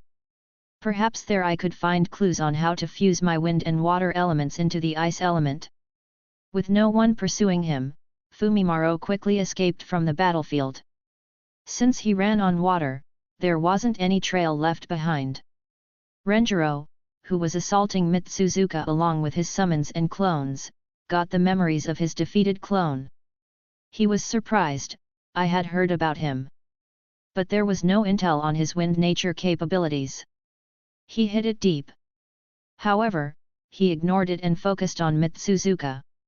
Both Renjiro and Mitsuzuka had returned to the surface of the sea. Mitsuzuka's state was terrible. His clones had all been defeated. There were a lot of small injuries on his body. There were 9 huge claw marks on his body. And his left arm was missing from the elbow. Knowing that his death was imminent, he shouted, "Renjiro! Let me go! Or I'll haunt you even after I become a fucking ghost." Renjiro was surprised by this threat. He thought, well, that's a new one. Mitsuzuka's expression was full of anger. However, he was thinking, damn it! How do I distract him for a moment to get away? Even something crazy like that doesn't make him even blink an eye. Am I going to fucking die here? Mitsuzuka was on his last legs. Renjiro's clones launched a fresh assault. Mitsuzuka dodged desperately. However, after such a long fight, he finally gave an opening to Renjiro. Renjiro immediately flickered behind him and swung his sword at his neck. Mitsuzuka noticed and ducked down as quickly as he could. The sword barely missed him and only cut his hair. Renjiro followed with a kick. Mitsuzuka noticed it as well and tried to move ahead to avoid getting hit. However, it resulted in his ass getting kicked and he was launched up into the air. Unfortunately for Mitsuzuka, Renjiro's kick was a part of the Senju Taijutsu style. His kick was infused with a lot of chakra. Mitsuzuka's entire skeleton was shaken due to that kick. Many organs began bleeding internally. His sits bones were cracked. Seeing him in the air, Renjiro's clones immediately attacked him with water bullet jutsu. Surprisingly, even in this terrible shape, Mitsuzuka made a hand sign with his remaining hand. Water walls rose around him. The water walls were too weak to block the water bullets. However, they managed to divert the direction of the water bullets slightly. Not a single water bullet hit him. Renjiro watched with praise in his eyes. He thought, this is a real jounin. Unfortunately, this is the end for him. Renjiro didn't attack anymore. Mitsuzuka started falling. He was falling straight where the sloth was. The sloth swung its huge claw down at Mitsuzuka. Mitsuzuka noticed it, but he had no way to move out of the way. He grabbed a kunai and raised it to block the beast. However, the sloth didn't even feel the kunai. Its claw hit Mitsuzuka's head and cracked it open. He became the 4th jounin from Kiri to fall to Renjiro and his students in the span of 4 days. Chapter 136, Chapter 134, The Sea is Vast. Takuhei chased rapidly after Juaki. After traveling a bit, he encountered Juaki's clone. He immediately recognized that it was a clone. He wanted to ignore it and move around, but the clone attacked him. After a small clash, Takuhei managed to injure the clone and dispel it. After reaching the place where he fought with Juaki, he found another clone. Not seeing Juaki anywhere, Takuhei decided to take his anger out on the clone. The water clone saw Takuhei and immediately attacked with water bullets. Takuhei made a few hand signs. Earth release, mud wall jutsu. He spat out a mud wall in front of him to block the attack. The mud wall blocked all the water bullets. Takuhei made a few more hand signs and slammed his right palm on the mud wall. The mud wall immediately began shooting out mud shurikens at the water clone. However, the clone managed to dodge everything. The speed of the mud shurikens was slower due to the drag inside the water. The two exchanged more attacks. As they kept fighting, Takuhei's mood kept getting worse. Though the clone didn't manage to land any hits on him, the fact that he couldn't defeat the clone of a not-so-famous jounin for so long hurt his pride. After a couple of minutes, the clone's chakra was almost exhausted. It stopped attacking and said, "There is no need to fight anymore." Takuhei stopped, but his face was ugly. The clone smirked on seeing his expression. He said, "My main body has already escaped far away. You will never be able to catch him. I can tell you that my main body has no intention of returning to the land of hot water. However, if you keep hunting me persistently, I will give up on a peaceful life and go back to the land of hot water occasionally to kill your civilians. Convey this message to your daimyo." Tokyohei's face was ugly. However, he didn't reply. There was no point in talking with a water clone. After all, the message wouldn't travel to the main body. Seeing his ugly face, the water clone laughed. His body began dispersing. Hearing his laughter finally pushed Tokyohei off the edge. He moved forward. A mud spear formed in his right hand. It solidified instantly and he threw it at the clone. He thought, at the very least, I will dispel this clone. Juaki's clone smiled and made a hand sign. His water body's shape began deforming. The mud spear passed through its body without harming it. The clone's body transformed into a water blade that slashed at Tokyohei's face. At such a close distance, Tokyohei had no time to harden his skin. He immediately tried moving out of the way. The water blade hit his right cheek and left a cut on it. The cut wasn't serious. However, it was a big slap to his face. It was a big blow to his pride. After such a pitiful performance, with what face could he ask the daimyo for more funds? Not wanting to give up like that, he tried searching for Juaki fruitlessly. After killing Mitsuzuka, Renjiro stored his body and left for where Fumimaro and his clone had clashed to check if any trails were available. Meanwhile, Fujin, Mieko and Hoka tried to search for others. Renjiro's clone followed them silently. After searching for some time, Hoka finally saw Shusaku fighting against an enemy. Not having any way to sneak attack in the middle of the sea, they decided to attack from the front. They immediately flickered towards them. Shusaku and Saga Shariku were equally matched against each other. Both had water affinity. They had just clashed with each other and were separated by a few meters when the trio flickered in and attacked without warning. Fujin was the first one to attack. He attacked from a distance with the air bullet jutsu. Hoka followed up with a vacuum palm. Shariku had just noticed the trio when the attack arrived. He hurriedly made hand signs for water wall jutsu and tried getting out of the way. Fujin's air bullets pierced through the water wall with ease. Many of them hit Shariku. But none hit him in a critical area. However, he was hurt and bleeding. The pain diverted his attention and he couldn't avoid Hoka's attack. Hoka's attack hit his heart and made him cough blood. Mieko didn't do a ranged attack and instead sped up towards him. She flickered in front of Shariku right after Hoka's attack hit him and slit his throat. Shusaku was dumbfounded. The opponent that he was struggling with was killed so easily by the three kids he doubted. Fujin looked at the stunned Shusaku and asked, "Are you aware of where your fellow ninjas are?" Shusaku shook his head, "No." "But what happened to your opponents?" Mieko replied haughtily, "They are dead obviously." Unlike Fujin, Mieko took pleasure from Shusaku's stunned face. She was aware that the Yugakure ninjas underestimated them. Replying in this way felt satisfying. Fujin sighed and said, "We will have to search for them in the open seas. It's so tedious." Mieko and Hoka nodded. While the open seas didn't have any obstacles, it was way too big. Even with the huge range of Hoka's sight and Fujin's chakra field, it was difficult to find them. Mieko said, "Let's go look for someone else too." Fujin nodded, "Yeah, let's move." The trio were about to move, when Shusaku asked with an embarrassed expression, "Can I come with you as well?" Fujin looked at Hoka and Mieko. Both their faces showed that they didn't want him. He chuckled internally. Fujin answered, "No. We have never worked with you before. So our teamwork will be affected.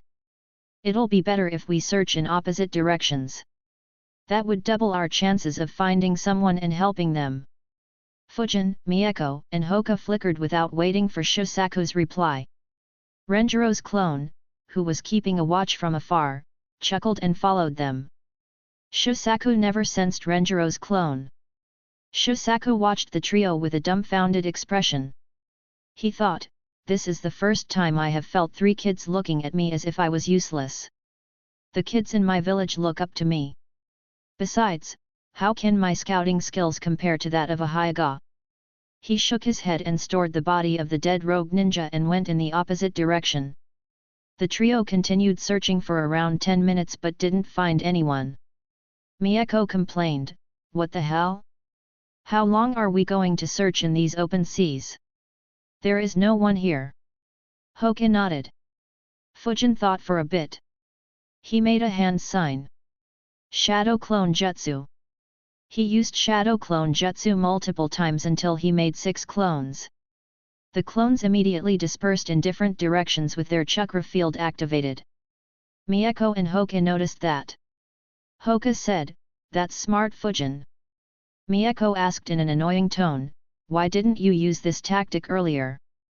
Fujin shrugged his hands and answered, "Experienced ninjas are able to know when they are being sensed. Especially if they are sensors. If they notice my clones, they will just run away. And with us being far away from our clones, the enemy will run away by the time we reach there." Mieko understood Fujin's reasoning. She said, "That makes sense." The trio waited at their spot. After a few minutes, one clone dispelled itself. Fujin received his memories. He said, "One of my clones found 2 Yugakure ninjas. They are carrying the dead body of the enemy they chased." Hoka sighed, "Well, that's useless for us." Fujin nodded. He created another shadow clone which replaced the one who dispelled. Fujin's clones searched for half an hour without any success. With their chakra dropping low, all dispelled themselves. Fujin received their memories and said, "It's hopeless. They didn't find anyone." He looked back and said, "Not even your main body sensei." Renjiro's clone appeared behind them and said, "It means that they are fighting too far into the sea. Leave it, there is no point in trying to find others anymore. Let's return to the beach and meet up with my other clone." The trio sighed and followed him. After a few minutes, they returned to the beach and met up with the clone of Renjiro who was looking after the 2 captured enemies. The other clone had dispelled himself to send memories to Renjiro. After meeting up, Renjiro's clone that was following his students also dispelled himself. Renjiro, who was a long way into the sea, received the memories of his clone. He thought, "Of the 9 we chased, 5 Chunins and their leader are confirmed dead. Fumimaro escaped. And we don't know the status of the other 2. He sighed, "I guess this will be the extent of completing this mission. It's difficult to kill every one of them. Especially the Jounins." Knowing that the search for Fumimaro was pointless, Renjiro decided to return to the beach. Chapter 137, Learning Sage Mode. Senju Renjiro returned to the beach. He found his clone, students, and 5 Yugakure Chunins waiting there. Shunso had joined the 3 Yugakure Chunins along with their sleeping teammate. They had set up a couple of tents. Renjiro entered the tent of his students. He informed his students of how his fight went and they decided to wait for others to return. Late in the afternoon, Takuhei and the remaining 2 Chunins returned to the beach. Renjiro asked, "What's the status of your opponents?" Takuhei replied, "Mine managed to run away." The Chunins replied, "Our opponent ran away as well. We tried searching, but couldn't find anyone." Renjiro nodded and said, "From 13 Chunins and 3 Jounins, only 2 Jounins and 1 Chunin are left. And we suffered no casualties. The mission can be considered a success. The ones who escaped will not dare to return here again. And once the news spreads, other rogue ninjas also won't dare to create chaos in the land of hot water." Takuhei asked, "Which other Jounin managed to escape?" Renjiro answered, "I killed Mitsuzuka. Fumimaro managed to injure my clone and escaped." Takuhei breathed a sigh of relief. He said, "Good. As long as Mitsuzuka is dead, this mission can be considered a success." Renjiro nodded and handed him a scroll. He said, his body is inside it. Tokyohei accepted the scroll. Renjiro looked at Fujin and said, give him the body of the ninja you killed as well. Fujin nodded and handed the scroll to Tokyohei. Tokyohei chatted more about the mission. He talked with his subordinates as well to understand everything that took place. With the mission over, Team Renjiro returned to Konoha. Renjiro said, I'll report the mission's success to Lord Hokage. You guys can leave. Everyone nodded and left. Fujin was considering what his future actions should be while heading home. As he was walking in his thoughts, he saw something in the corner of his eye.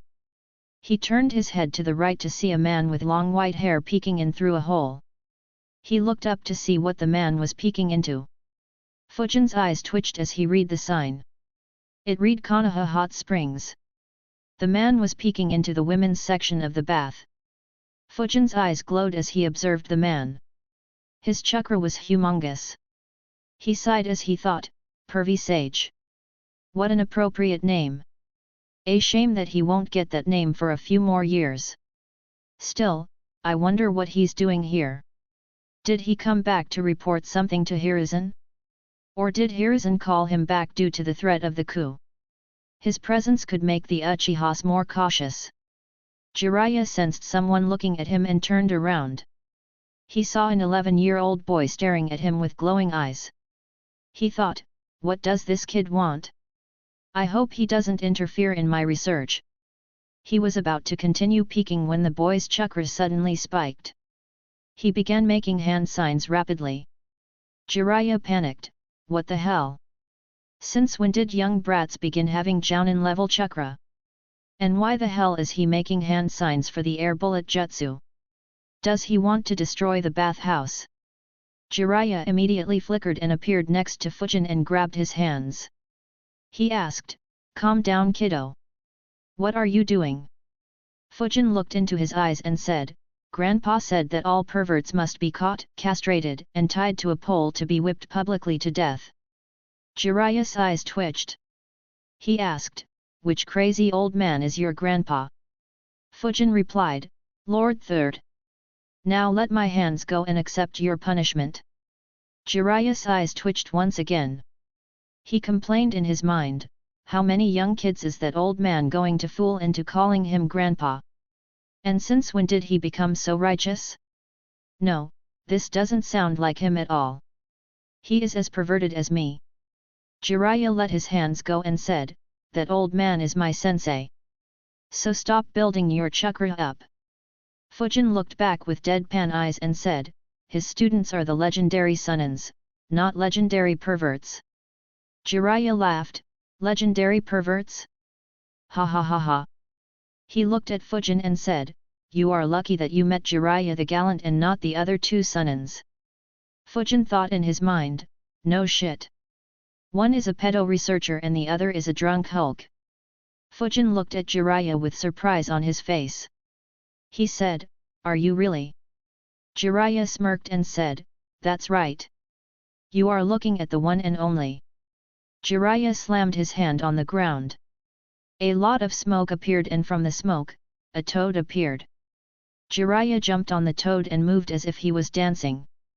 He swirled his hair and head in a manner that he thought was cool. I am the hermit of Mount Myaboku. The wise and immortal spirit. That's right. It's I, the toad sage, Jiraiya of the legendary Sunnins. A look of awe appeared on Fujin's face. He said, that's cool.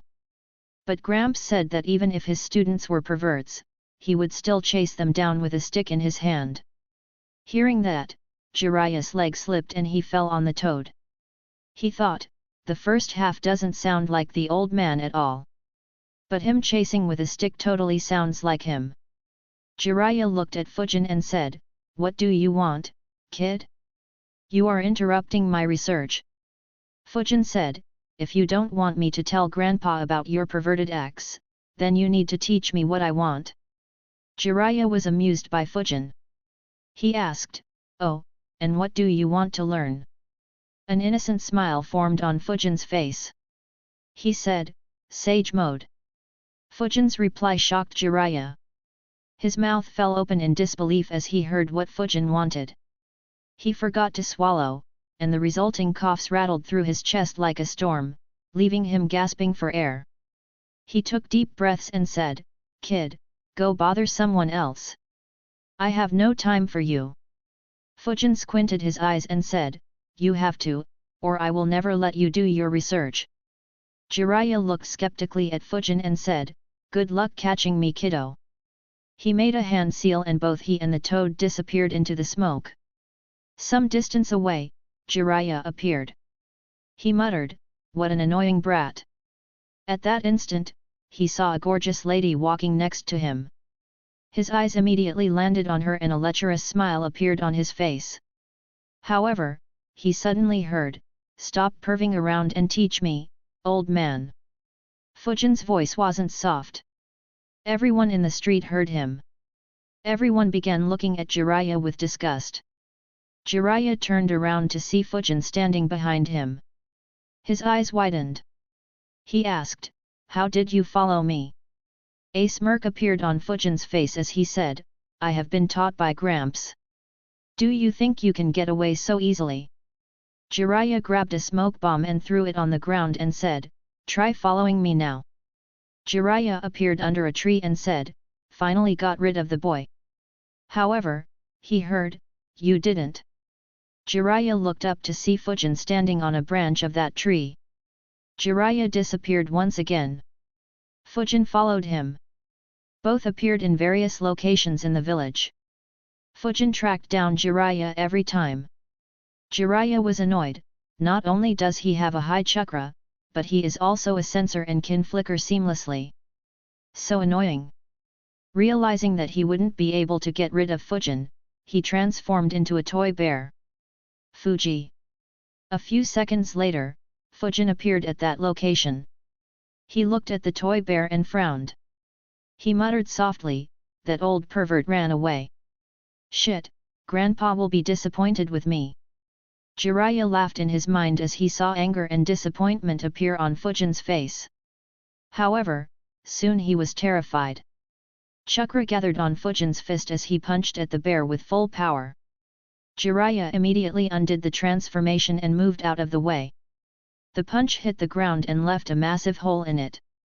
Cracks spread in the ground around it. Jiraiya's eyes widened as he saw how dangerous the punch was. What the fuck? Did Tsunade teach him? Fujin looked at Jiraiya and completely ignored the damage he had caused. He said with an innocent smile, "Oh, you are still here. I thought I lost you." Jiraiya complained in his mind, "Shit, this brat is worse than Orochimaru and Tsunade combined." He asked, "Why do you want to learn Sage Mode?" Fujin said, "Well, I asked Grandpa to teach me Sage Mode. But he said that only you know it. So he taught me wind vacuum technique instead. So I want to learn Sage Mode from you." Jiraiya watched with a deadpan expression, "You didn't answer my question." "Wait, those sentences aren't even in sync with each other." Jiraiya sighed and said, "I can't teach you Sage Mode either. I was taught by the toads and they won't teach anyone else." Fujin expected such a reply. He quickly said, "That's fine. You can tell me how to learn Sage Mode and monitor me. I'll learn it on my own." A frown formed on Jiraiya's face. He said, "Sage Mode is very risky to learn." However, Fujin was adamant and kept asking him. Finally, Jiraiya gave up and agreed. Both flickered to the training ground. Fujin sat in a meditative position. Jiraiya said, "Try to feel natural energy around you. And absorb it and mix it with your own chakra. Once you manage to do it, I'll tell you the ratios." Fujin nodded and began sensing. However, without any help, he had no success. Jiraiya saw Fujin try unsuccessfully and smirked, "Suzuki Fujin. Sensei told me information about him. Orphan, hard-working, extremely talented with the sword and wind release and has very high chakra for his age. Unfortunately, it looks like he has allowed himself to be very arrogant. This should make him more humble." Fujin spent 6 hours trying to sense Sage Chakra without any success. Finally, he sighed and asked Jiraiya, "Could you give me some tips?" Jiraiya said, "I already gave you all." Fujin said, "Can you tell me anything else? Like how do you feel when you absorb natural chakra or anything else that could help me?" Jiraiya thought for a bit and said, "Now that you say, I do feel a tingling sensation in my back whenever I activate Sage mode." Fujin asked, "Tingling sensation?" Jiraiya turned around and pointed at the center of his back. He said, "Over here. I concentrate my chakra and get a tingling feeling here while activating Sage mode." Fujin was lost in his thoughts on hearing that, tingling feeling. Tingling feeling. Tingling feeling. It feels like I have forgotten something, something important. He sat in the meditative position once again and concentrated his energy on his back. Soon, he began feeling a tingling sensation on his back. He kept meditating and sending more chakra there. Jiraiya watched Fujin with curiosity. But soon, his curiosity turned into shock. His mind couldn't form words as he sensed Fujin's chakra skyrocket. Finally, he gathered himself, "What the fuck is happening? How can a human have so much chakra? It is exceeding tailed beast chakra levels. No, it has already exceeded them. Even nine-tailed fox doesn't have so much chakra." Fujin chakra kept skyrocketing. Soon, a golden aura appeared around him. He gritted his teeth and focused. The aura caused high-speed winds around Fujin. Even Jiraiya had to move backwards. The winds spread throughout Konoha and every sensor looked towards the training ground where Jiraiya and Fujin were. The chakra was so intense that everyone was scared out of their wits. Suddenly, Fujin yelled loudly. He let out all his energy. The golden aura around him grew. His hair turned golden. He stood up and muttered, "Right, this is what I have forgotten." Soon, lightning began appearing on his body. He said, "It's a good thing that I learned lightning release." As soon as lightning appeared on his body, his energy once again skyrocketed. It increased by more than 10 times. His chakra spread throughout the universe. A long distance away from Earth, there was a settlement in space. This area was ruled by a strong clan. The members of this clan were all very pale and had white eyes. Some of them had a third eye on their forehead. In this clan, an old man opened his eyes and looked in the direction of the earth. A serious look could be seen on his face. He was stunned. What energy! This doesn't feel like anyone from my Otsutsuki clan. Who unlocked such a huge power? Fujin looked at Jiraiya and said, "You can increase the length of your hair, right? Can you show me how it's done?" Jiraiya was scared shitless by Fujin's aura. He nodded and made hand signs and increased the length of his hair. Fujin watched carefully and replicated his jutsu without making any hand signs. His hair began growing. They grew up to his waist. And his eyebrows disappeared. He said, "This is the power I want." His chakra grew many folds once again. He looked up in space and could sense every being in the huge space in the territory controlled by Otsutsuki. The leader of the Otsutsuki clan, who was wondering who could have such power, suddenly shivered as he felt Fujin sensing his location. A grin formed on Fujin's face as he said, "I will be the god of this world. No one can stop me." He began laughing like a maniac, "Zay ha ha ha ha ha ha ha."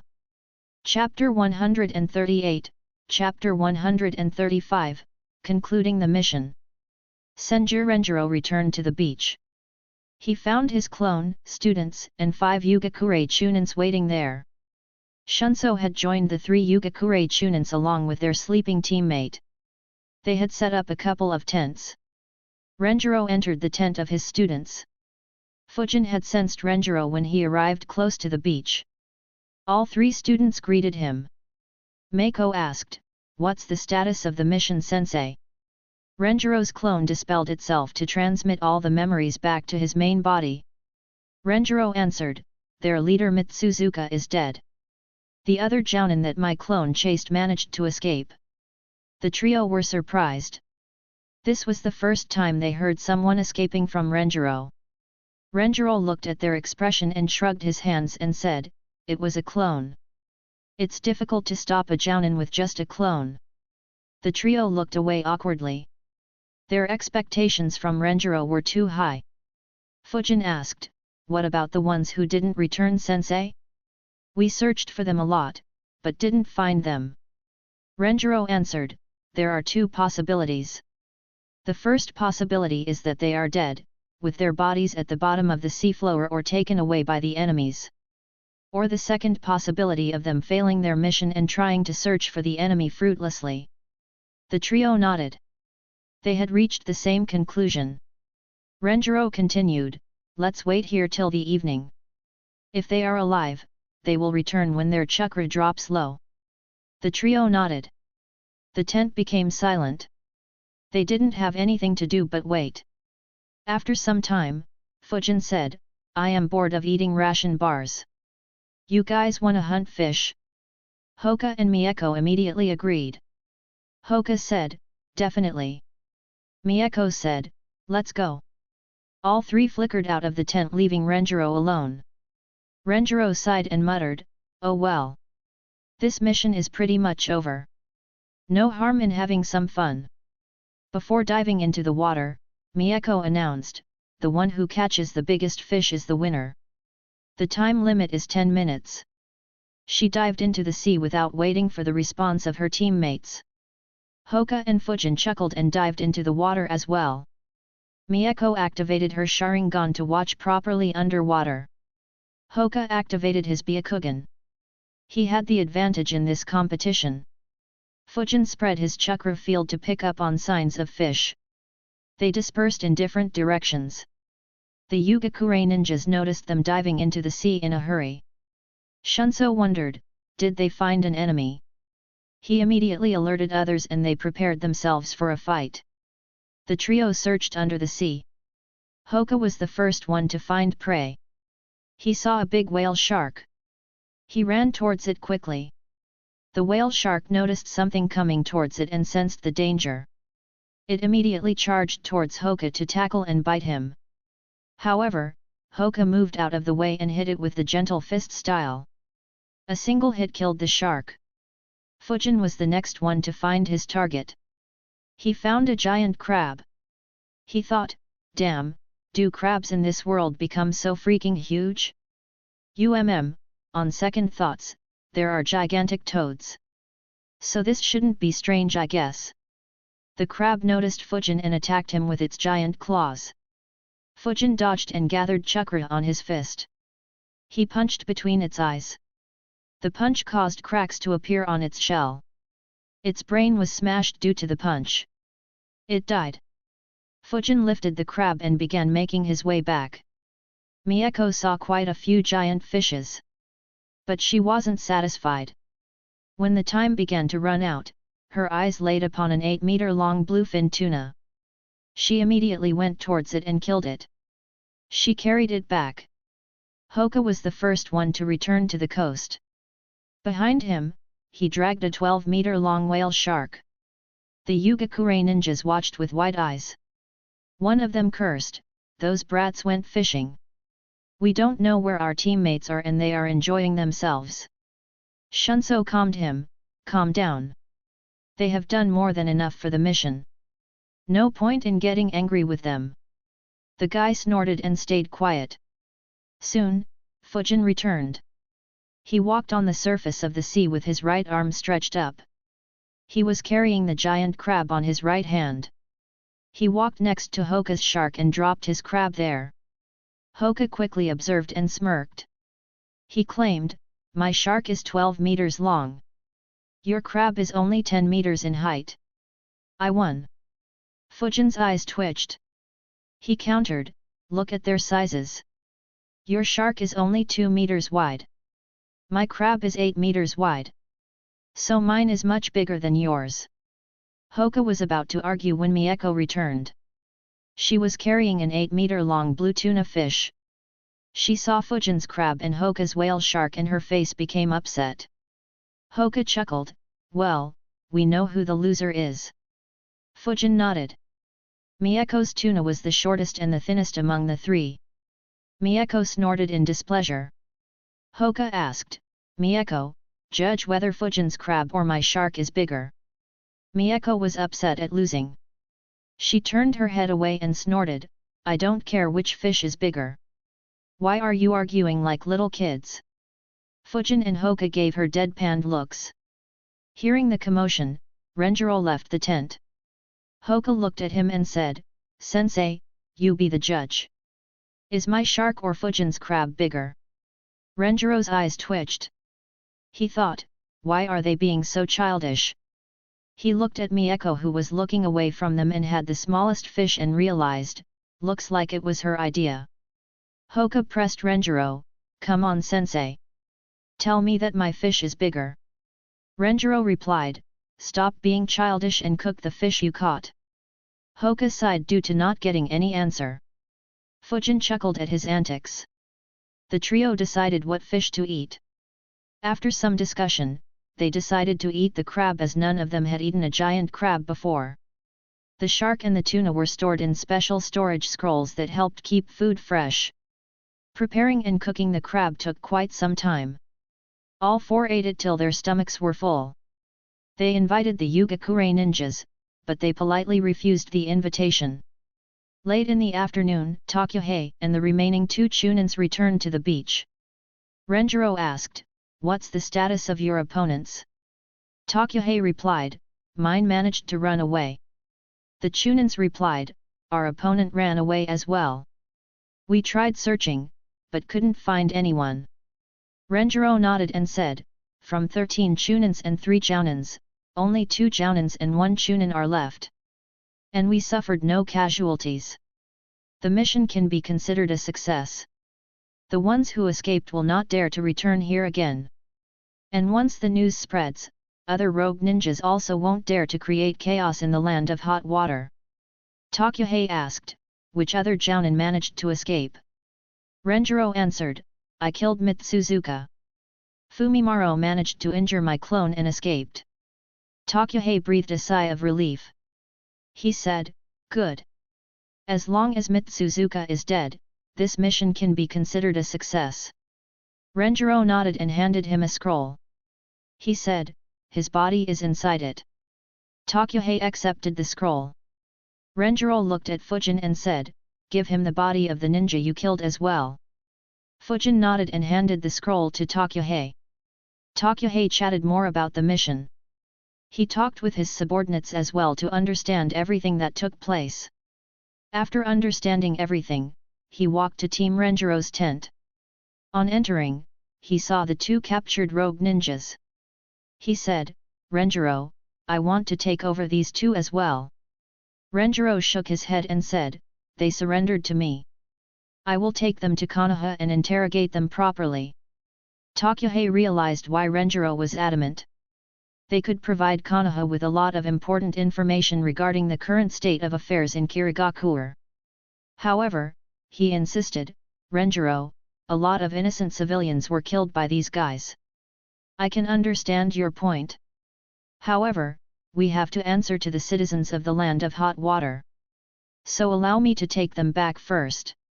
Later, we can transport them to the land of fire. Renjiro frowned. He could understand Takuhei's point of view, but these 2 could provide Konoha with a lot of information. He thought for a bit and concluded, if I stay adamant, I can take these 2 to Konoha. Takuhei won't stop me and the daimyo won't say anything either. But this was a mission issued by the daimyo. He will be displeased by this action and the goodwill generated by this mission will be lost. Renjiro said, all right. But, you are not allowed to maim or cripple them. I will report about them to Lord Hokage and he will send a team to retrieve them. Pass this message to your daimyo. Takuhei sighed in relief. He immediately agreed to Renjiro's conditions. Chapter 139, Chapter 136, Holy shit! Takuhei smiled and said, the reward for completing the mission should already be handed to Konoha. As for the bounties, Lord Daimyo will send them to Konoha as soon as he can. Fujin asked, what bounties? Tokyohei replied, due to the chaos that this group created, Lord Daimyo had put bounties on their heads. Mitsuzuka had a bounty of 20 million ryo. Any jounin in the rogue group had a bounty of 10 million ryo, while the chunins had a bounty of 2 million each. He looked at the kids and said, Fujin, you killed 2 chunins. Mieko and Hoka, you 2 killed 1 each. And you 3 helped Shisaku in killing his opponent. So the reward for that kill would be split among you 4. Fujin was stunned, the hell? 4.5 million ryo for such an easy job. Tokyohei smiled on seeing Fujin's reaction. Hoka and Mieko didn't react much. Fujin looked at Renjiro and thought, he killed Mitsuzuka. In addition, he killed the 2 gatekeepers and 4 more chunins before the fight began. He'll get a freaking 32 million ryo. Renjiro noticed Fujin's gaze but didn't react. Tokyohei said, I will lead my team to collect the dead bodies from under the debris. Renjiro said, all right. We will take our leave then. Tokyohei asked, you don't want to rest for a bit in the town? Renjiro answered, no, we had some rest. Besides, the borders of the Land of Fire are closer to here than the town. Tokyohei nodded and said, all right. It was good working alongside you. Renjiro smiled and said, it was good working alongside you as well. Tokyohei left. Renjiro looked at his squad and said, pack up, we are leaving. The trio nodded and immediately packed up the tent. After gathering everything, they left. As they moved through the forest, Fujin asked, Sensei, do rank A missions pay so much? Renjiro replied, it depends on how critical the mission is for the ones who issue it. This time, the daimyo was under a lot of public pressure. That is why he issued those bounties. Fujin nodded. Mieko asked, Sensei, how difficult are the rank S missions? Renjiro answered, well, imagine having to do this mission with just a squad of 4 ninjas. So if this wasn't a joint mission, it would have been close to a rank S mission. Usually, rank S missions aren't labeled as such due to difficulty. Rather, it is the critical nature of the missions. If it is labeled rank S due to difficulty, then our opponent would be an elite jounin. Someone who could go up equally against me. Mieko, Fujin, and Hoka paid attention to Renjiro's words. Since this one would probably be their last mission together, they asked Renjiro a lot of questions. Renjiro answered them patiently and resolved their queries. While they were moving, Fujin occasionally activated his chakra field, while Hoka activated his Byakugan. During one such occasion, Fujin sensed something that shocked him. Fujin shouted, halt! 2 huge chakras are incoming. One has slightly lower chakra than Sensei, while the other one has more than twice Sensei's chakra. That shocked them.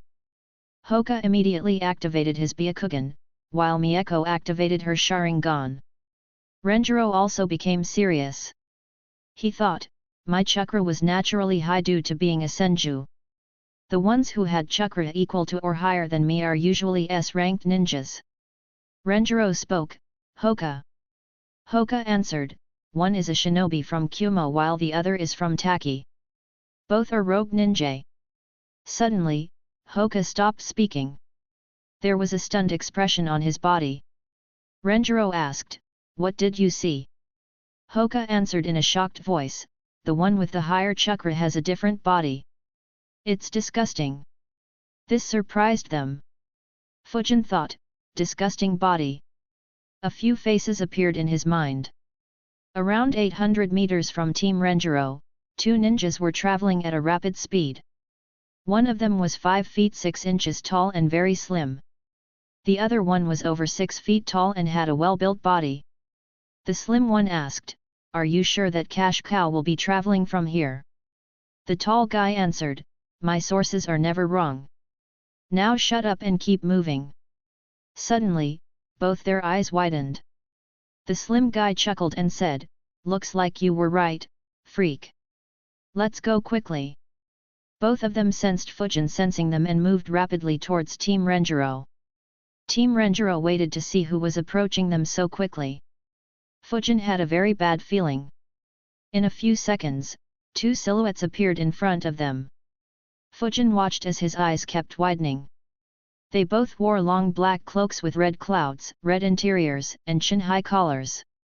Fujin didn't recognize one of them. But the other, he recognized very well. Fujin was scared. No, he was horrified. Only one thought ran through his mind, motherfucking Kakuzu. Renjiro looked at them. He didn't recognize Kakuzu but recognized the other one. He was surprised. He said, Kaminari. I heard that you had disappeared from the land of lightning. Didn't know that you became a rogue ninja. Looks like Kumigakure did a good job of hiding your details. A scowl formed on Kaminari's face. He didn't like anyone recalling his days when he was in Kumigakure. Though Renjiro spoke casually, he was on full alert to start a fight. Fujin looked at Mieko and made eye contact. Mieko noticed his gaze and understood what he wanted. Meanwhile, Hoka kept observing Kakuzu's body. He was very surprised at seeing the 5 hearts inside Kakuzu's body. Kakuzu said, Senju Renjiro. I have heard a lot about your war exploits. Today, I will claim the 45 million Ryo bounty on your head. Kakuzu wasted no time and moved forward to attack. Kaminari joined him. Renjiro grabbed his sword to confront them. However, Mieko and Fujin were faster. Mieko made hand signs immediately. Fire release, Great Fireball Jutsu. She released a giant ball of fire. At the same time, Fujin launched his supercharged jutsu. Wind release, Great Breakthrough Jutsu. Both jutsus combined. The fireball dispersed and spread out throughout the Great Breakthrough Jutsu. Kakuzu and Kaminari, who were focused on Renjiro, were surprised. Kakuzu had used such a combination several times in the past. He understood its lethality. So did Kaminari. Both flickered behind. Kakuzu made a hand sign. An earth dome appeared and covered them both. Renjiro noticed the earth dome and smirked. He made a hand sign and was about to slam his hands on the ground.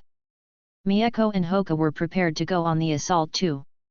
However, Fujin yelled, Formation 9. As soon as they heard it, their eyes widened. Kakuzu and Kaminari were protected by the earth dome.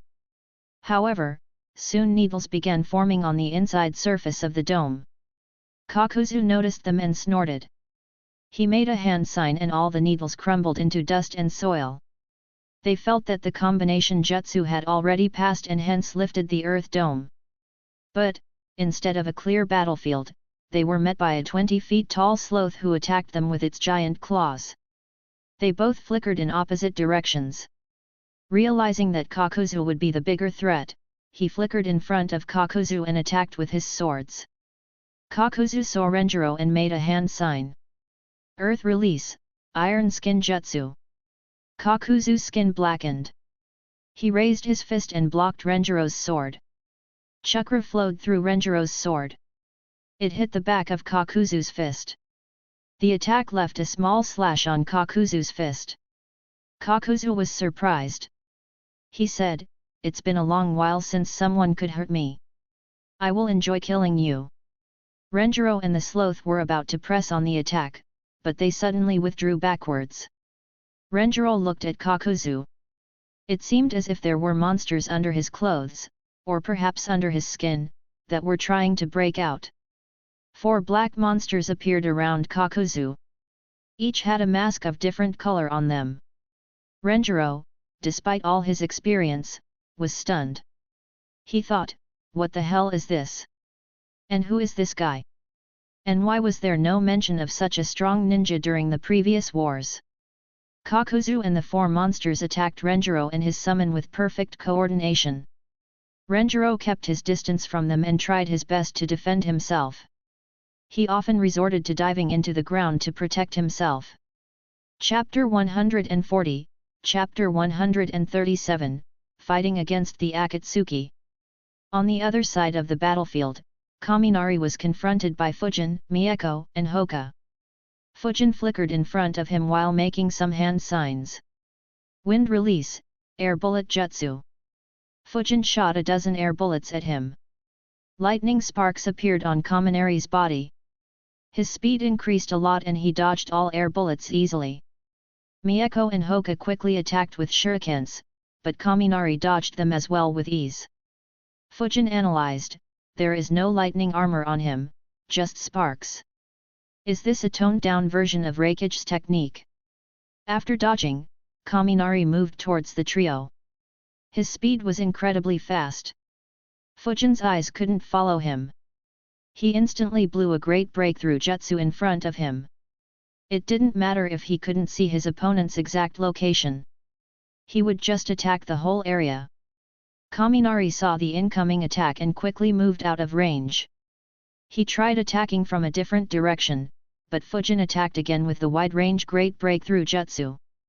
Kaminari tried attacking from different directions, but Fujin just kept attacking with the Great Breakthrough Jutsu. Kaminari was annoyed, this brat keeps trying to keep me at a distance. Does he think that he has infinite chakra? And that Uchiha girl is staring at me as well. If I try to break through his jutsu head-on, she will fire a fireball into this wind jutsu. Kaminari made a few hand signs. Lightning release, false darkness. Multiple spears of lightning formed and moved towards Fujin's group. Fujin sensed Kaminari building his chakra and made a few hand signs. Seeing the lightning jutsu, Fujin launched his jutsu. Wind release, infinite breakthrough jutsu. Both jutsus clashed. Fujin observed carefully. He thought, isn't this the same jutsu that Kakuzu used later? Did Kakuzu take his heart? Fujin's jutsu broke through the lightning spears and moved towards Kaminari. However, Kaminari had already launched another jutsu. Fire release, blast wave wild dance.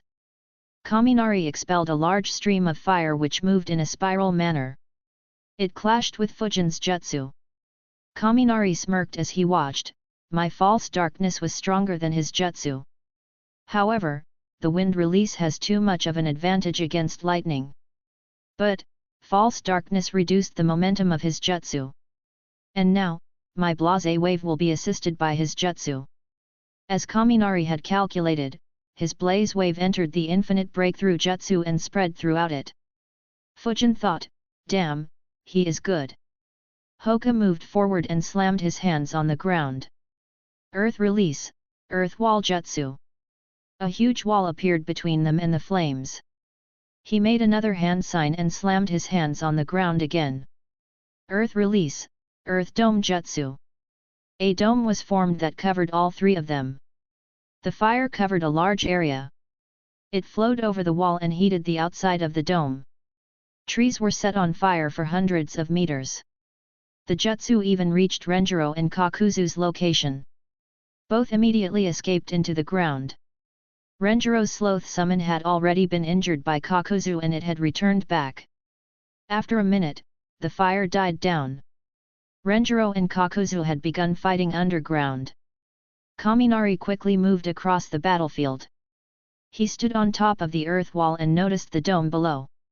Fujin noticed his chakra and made a few hand signs. Lightning sparks began appearing on Kaminari's body. He jumped down at the dome. Lightning release, lightning spear jutsu. A spear made of lightning appeared in his hands. He threw it at the dome. It hit the dome and pierced through it. However, right when the tip of the lightning spear appeared inside the dome, Fujin used his jutsu. Wind release, vacuum bullet jutsu. The vacuum bullet hit the lightning spear's tip. It pierced through the entire length of the lightning spear and completely dispersed it. Without slowing down, it targeted Kaminari who was falling down towards the dome. Kaminari's pupils shrank seeing the vacuum bullet. The jutsu was aimed at his face. He quickly moved his head to the side. The vacuum bullet left a cut on his right cheek before hitting his right earlobe. Kaminari shrieked in pain as his right earlobe was pierced and the bottom half of his right ear was blown away. Fujin heard his shriek and followed it up with another vacuum bullet. The vacuum bullet pierced through the earth dome and targeted Kaminari. But Kaminari managed to dodge properly this time. Kaminari thought, fucking hell. Why the fuck does someone so young know the wind vacuum technique? He was mad in rage. Not giving him any time, Hoka placed his hands on the earth dome. The outer surface of the dome transformed into spikes and they immediately launched at Kaminari. Understanding that he was at a disadvantage, he retreated 100 meters backwards. With the dome gone, Fujin, Mieko and Hoka looked at Kaminari. His face was ugly and full of rage. Kaminari was very angry. He thought, how many bastards does Konoha raise? That wind brat is already one of the top wind users I have seen. And that Hyuga can use earth release as well as any Jounin level ninja from IWA. And they don't even look like they're in their teens. Kaminari made a hand sign. Lightning release, lightning clone jutsu. 2 lightning clones appeared around him. They immediately went on assault. All moved around at a rapid speed. Fujin once again attacked them head-on with a great breakthrough jutsu. However, all 3 moved out of the way. Kaminari attacked the trio from the back, while his clones attacked from left and right. They were so fast that they attacked when Fujin was still releasing the jutsu. Both Hoka and Mieko made hand signs and slammed their hands on the ground with perfect coordination. Earth release, topsy-turvy jutsu. The ground in front of the Kaminari and his clones immediately became uneven.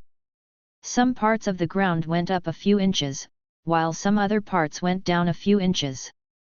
The aim of this jutsu was to make the attackers lose their footing and fall down.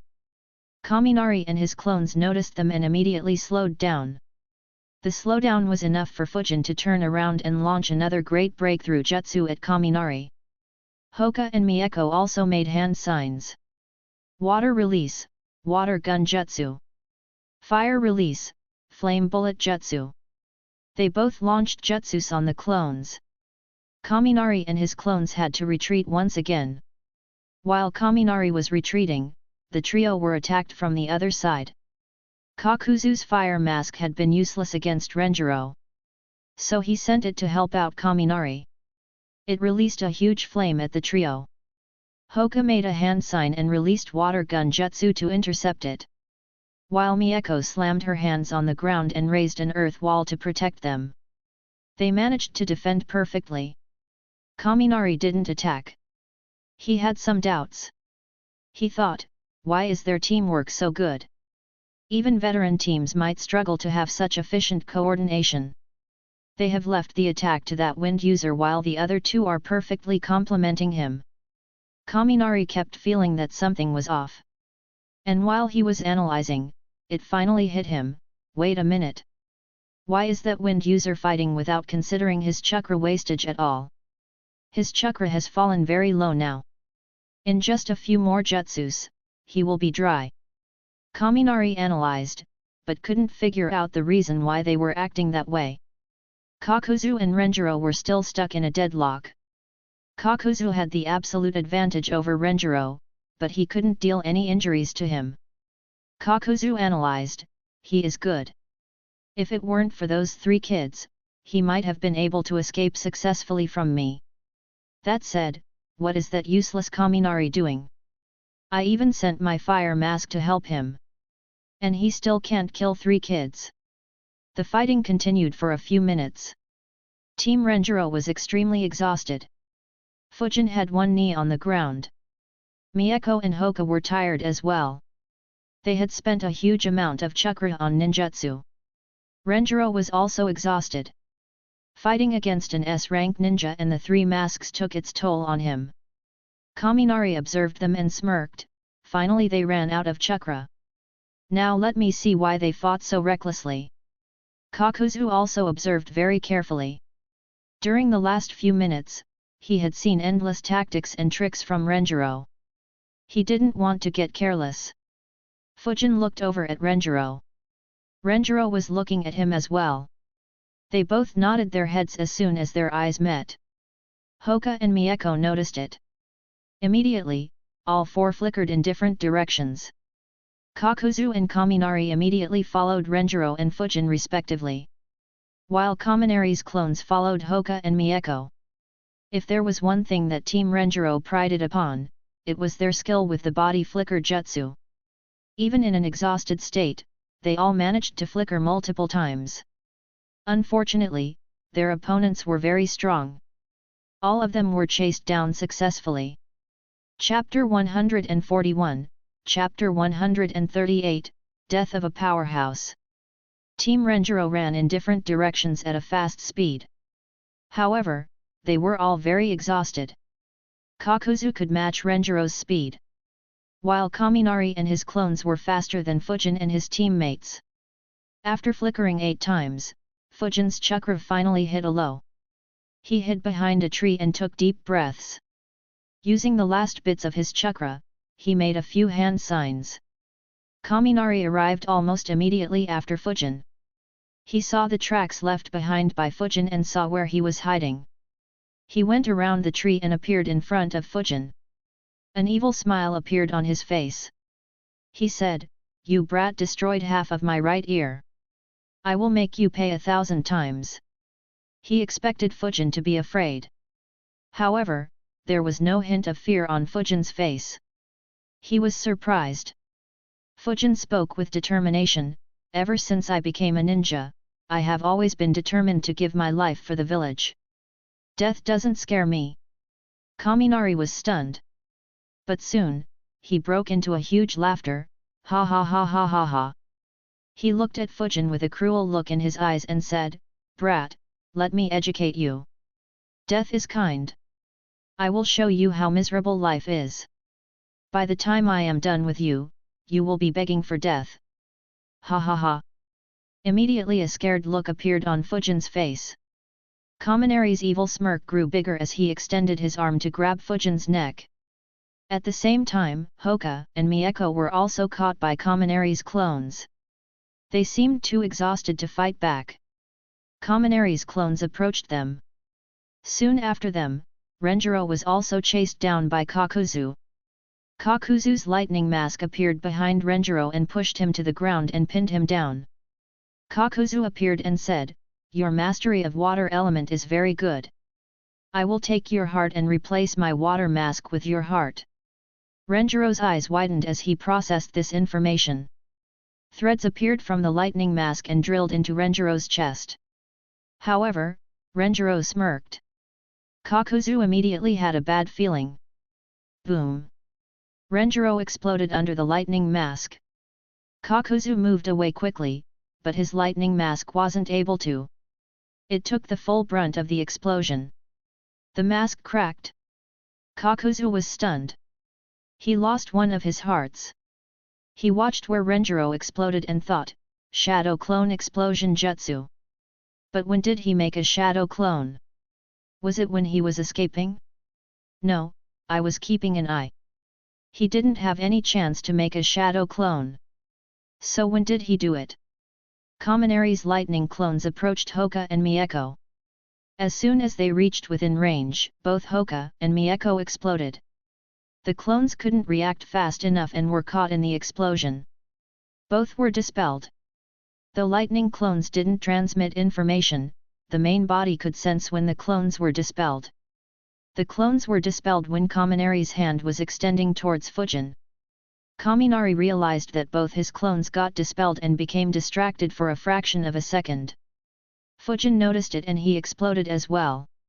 Kaminari noticed and immediately moved backwards. However, his right forearm felt the explosion. Its skin was burnt. His face became ugly. He thought in rage, when the heck did he create a shadow clone? He didn't have any chakra left to be able to create shadow clones. He looked around the area but found no signs of someone escaping. He moved towards where his other 2 clones were dispelled. But once again, he couldn't find any signs of Mieko or Hoka escaping. After a few minutes of fruitless search, he ran back to where the fighting had happened. Kakuzu was inspecting the area. He appeared behind Kakuzu. Kakuzu immediately noticed the half-blown ear and a burnt right eye. Kaminari also noticed that Kakuzu's cloak was destroyed. Kaminari said, "The ones I chased were all clones. There were no tracks that showed someone running away." Kakuzu said, "Same here. The Renjiro I chased and escaped turned out to be a shadow clone. Bastard exploded it when I caught him." Kaminari said, "You too?" "The same happened with that wind user. I am guessing it was the same with the other two as well. But when did they create the clones?" Kakuzu replied, "We were probably fighting the clones the whole time. Though they tried to hide their tracks, signs are showing that 4 people escaped from this route. And their clones all escaped in opposite directions of the Land of Fire's border. It looks like they wanted to lure us away and buy some time to escape." Kaminari was surprised. Immediately he became very angry. Blood vessels could be seen on his forehead. He said, "No wonder those 2 brats were so good with earth release and water release. They were Renjiro's disguised clones." His chakra flared up as he yelled, "Those bastards think that they can make a mockery of us? Kakuzu, you check their tracks, and I will bring you to them. Those bastards can't escape from us." Kakuzu nodded. Sparks appeared on Kaminari's body. He grabbed Kakuzu and moved along the path Kakuzu said rapidly. They were taking the shortest route to the Land of Fire. After running at max speed for 5 minutes, they finally saw 4 silhouettes. Kaminari immediately shouted, "Bastards! You think that you can make a mockery of me?" Team Renjiro heard the shout and stopped. They immediately took a battle stance. Kaminari dropped Kakuzu and rushed towards them. Kakuzu followed him, but thought, something is off. Kaminari was much faster than Kakuzu. He reached them in a blink of an eye. Renjiro unsheathed his sword and attacked Kaminari. Kaminari grabbed a kunao and flowed lightning through it and attacked Renjiro. Renjiro blocked his attack. At the instant their weapons clashed, Fujin, Hoka and Mieko flickered next to Kaminari to surround him from all sides. Kaminari was surprised by this maneuver. He had a bad feeling. Immediately, all 4 exploded. Kakuzu sensed it and stayed behind. Kaminari, however, was completely caught in the explosion. He released lightning from all over his body to form armor, but he wasn't proficient in such an application of lightning. It helped reduce the impact of the explosion, but he was hit nonetheless. After a second, Kaminari jumped out of the dust cloud created by the explosions. His clothes were blasted. Almost all the skin on his body was burnt. He was bleeding a lot as well. Kakuzu appeared next to him and said, "The trail was left behind by clones. Since this was the shortest route to Konoha, we assumed that they escaped here. To think that they would set up another trap here." Kaminari looked at Kakuzu in rage and yelled, "Bastard! You led me into a fucking trap. And then hid behind and watched me getting hit." Kakuzu looked at him and said, "I didn't ask you to rush ahead like a moron. It was your stupidity."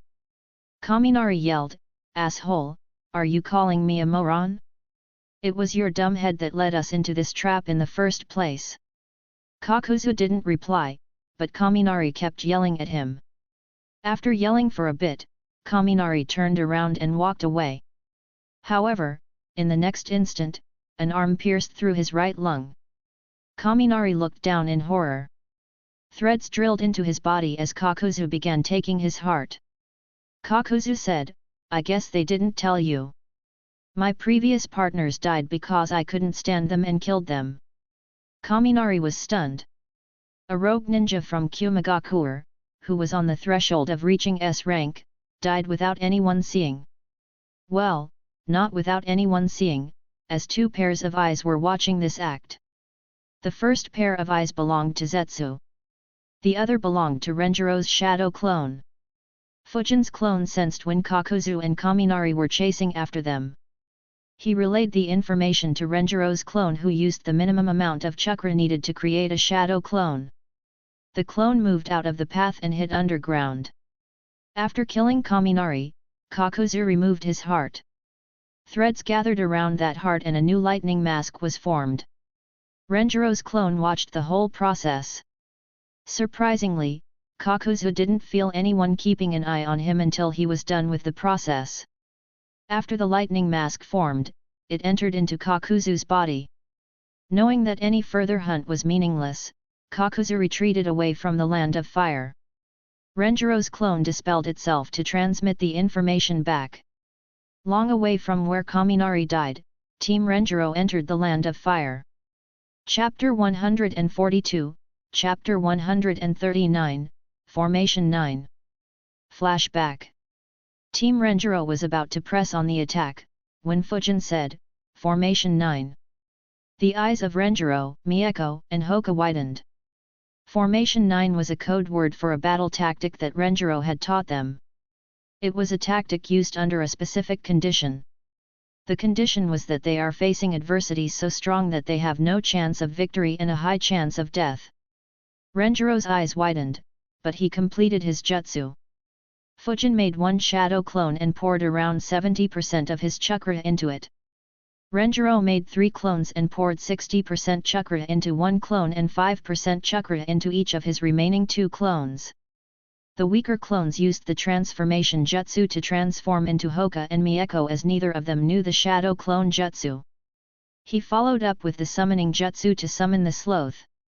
All this was done in under 2 seconds while Kakuzu and Kaminari were hiding under the dome. The clones stayed behind while the real ones escaped by flickering continuously.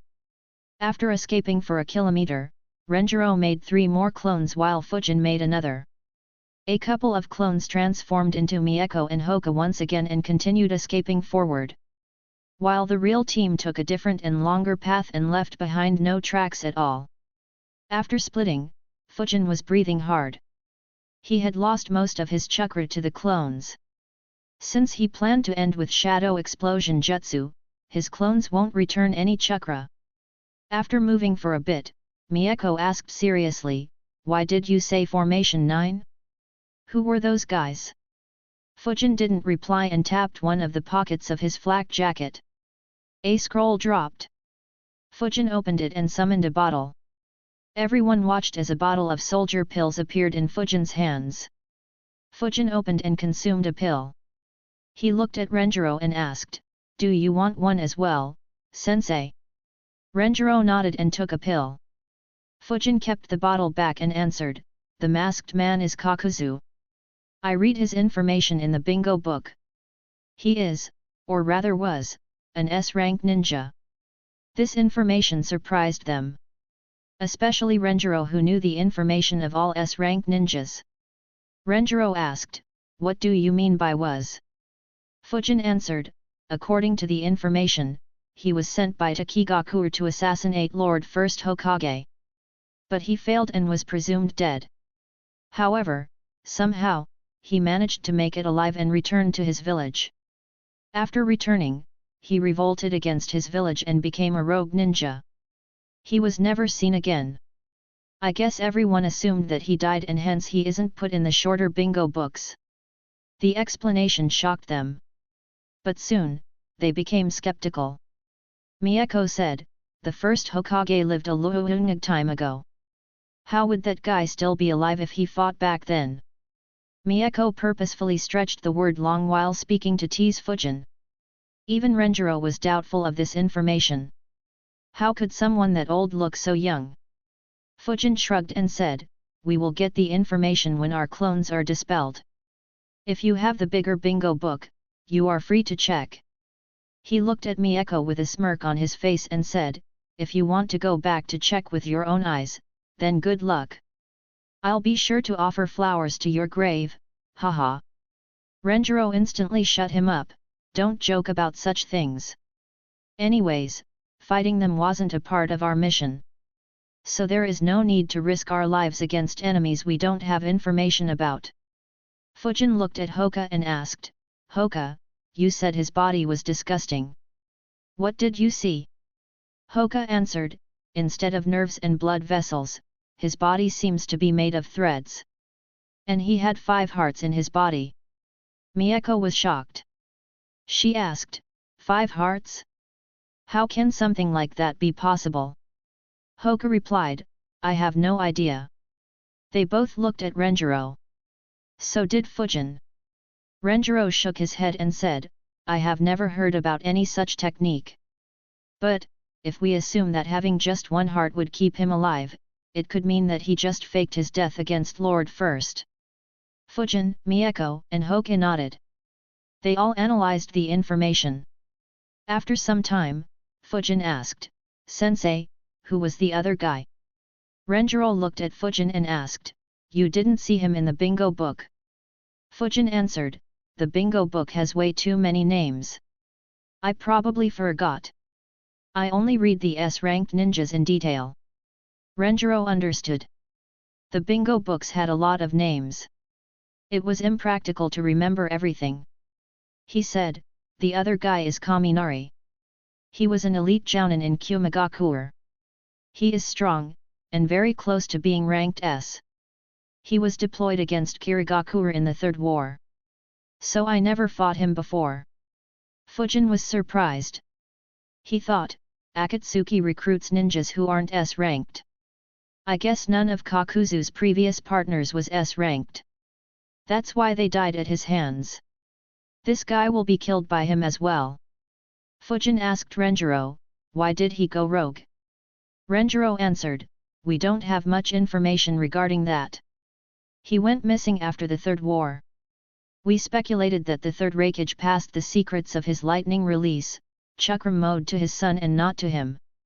That is why he couldn't master the lightning release, chakra mode, and hence didn't have any chance at becoming the Fourth Raikage. Seeing that he has gone rogue, it looks like this is indeed the case. Fujin was surprised.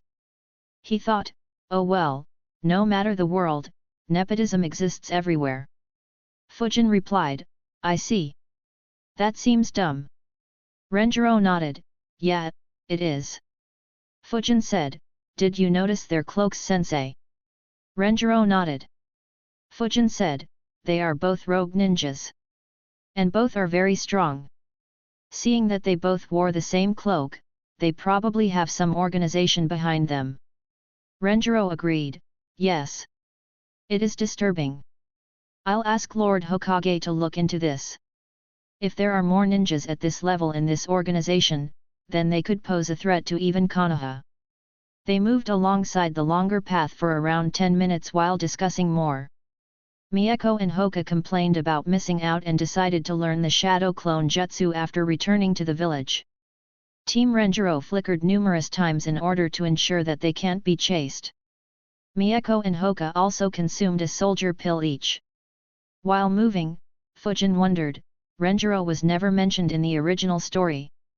Could it be because he was killed by Kakuzu? Then again, he is getting old. He could have just retired and stepped aside. And he probably became one of the thousands of nameless ninjas who participated in the Fourth War. Not much point thinking about it. Finally, Renjiro and Fujin received memories of their clones. Sweat immediately formed on Renjiro's face. He said in a shocked voice, you were right, Fujin. Kakuzu is strong. Very strong. If we had stayed back, the most probable result would have been our death. Mieko and Hoka were shocked. Hoka asked, he is stronger than even you, sensei. Renjiro nodded. He answered, don't overestimate me. There are many who are stronger than me. While killing my clone, Kakuzu said something about taking my heart. I guess his longevity secrets have some relation with his multiple hearts. Also, he probably went a bit easier on my clone as he didn't want to damage my heart. If he was serious about killing me, my clone wouldn't have lasted that long. Mieko and Hoka were stunned by Renjiro's admission. Fujin wasn't surprised. He was well aware of how strong Kakuzu was. Renjiro looked at Fujin and said, you did great. If it was known that you managed to injure Kaminari, your reputation would explode. Mieko and Hoka looked at Fujin with envy. Knowing their thoughts, Fujin looked at them with an innocent smile on his face and said, I probably burnt his right forearm with the clone explosion too. They immediately snorted and looked away. They both hated looking at Fujin's smug face. Fujin looked at Renjiro and said, keep it a secret if you can, sensei. I don't want a bounty so soon. Renjiro nodded. Getting attention wasn't always a good thing. He said, I'll report it to Lord Hokage secretly. Mieko, Hoka, don't talk about this to anyone. Both nodded. As a ninja, keeping secrets was critical. The lesser others knew about you, the higher your chances of victory would be. Kaminari was much stronger than Fujin. The reason that Fujin managed to injure him was that he got overconfident and wasn't aware of Fujin's skill with the wind vacuum technique. Fujin looked at Renjiro and said, using long and wide-range ninjutsu is very useful. Especially when fighting against someone stronger. Renjiro nodded and said, it's especially true for wind element. Facing Tsunagakura in the desert is a nightmare. Even more so when they mixed poison with it. But, don't get overconfident. Kaminari didn't go all out as your chakra would eventually run out. If you are outmatched, then this tactic is only good for wasting time. Fujin nodded. He had sensed that Kaminari stalled only because his fighting tactic was unsustainable. Fujin said, I wonder if they will chase or not. Renjiro analyzed and said, probably no. They took 10 minutes to dispel our clones. Tracking would be tougher and they would have to move a lot faster. Fujin nodded. Chasing would be rather pointless now. But, they were both wrong. A bit later, both received the memories of their clones again. Fujin said, that was impulsive. Renjiro nodded, yes, it was.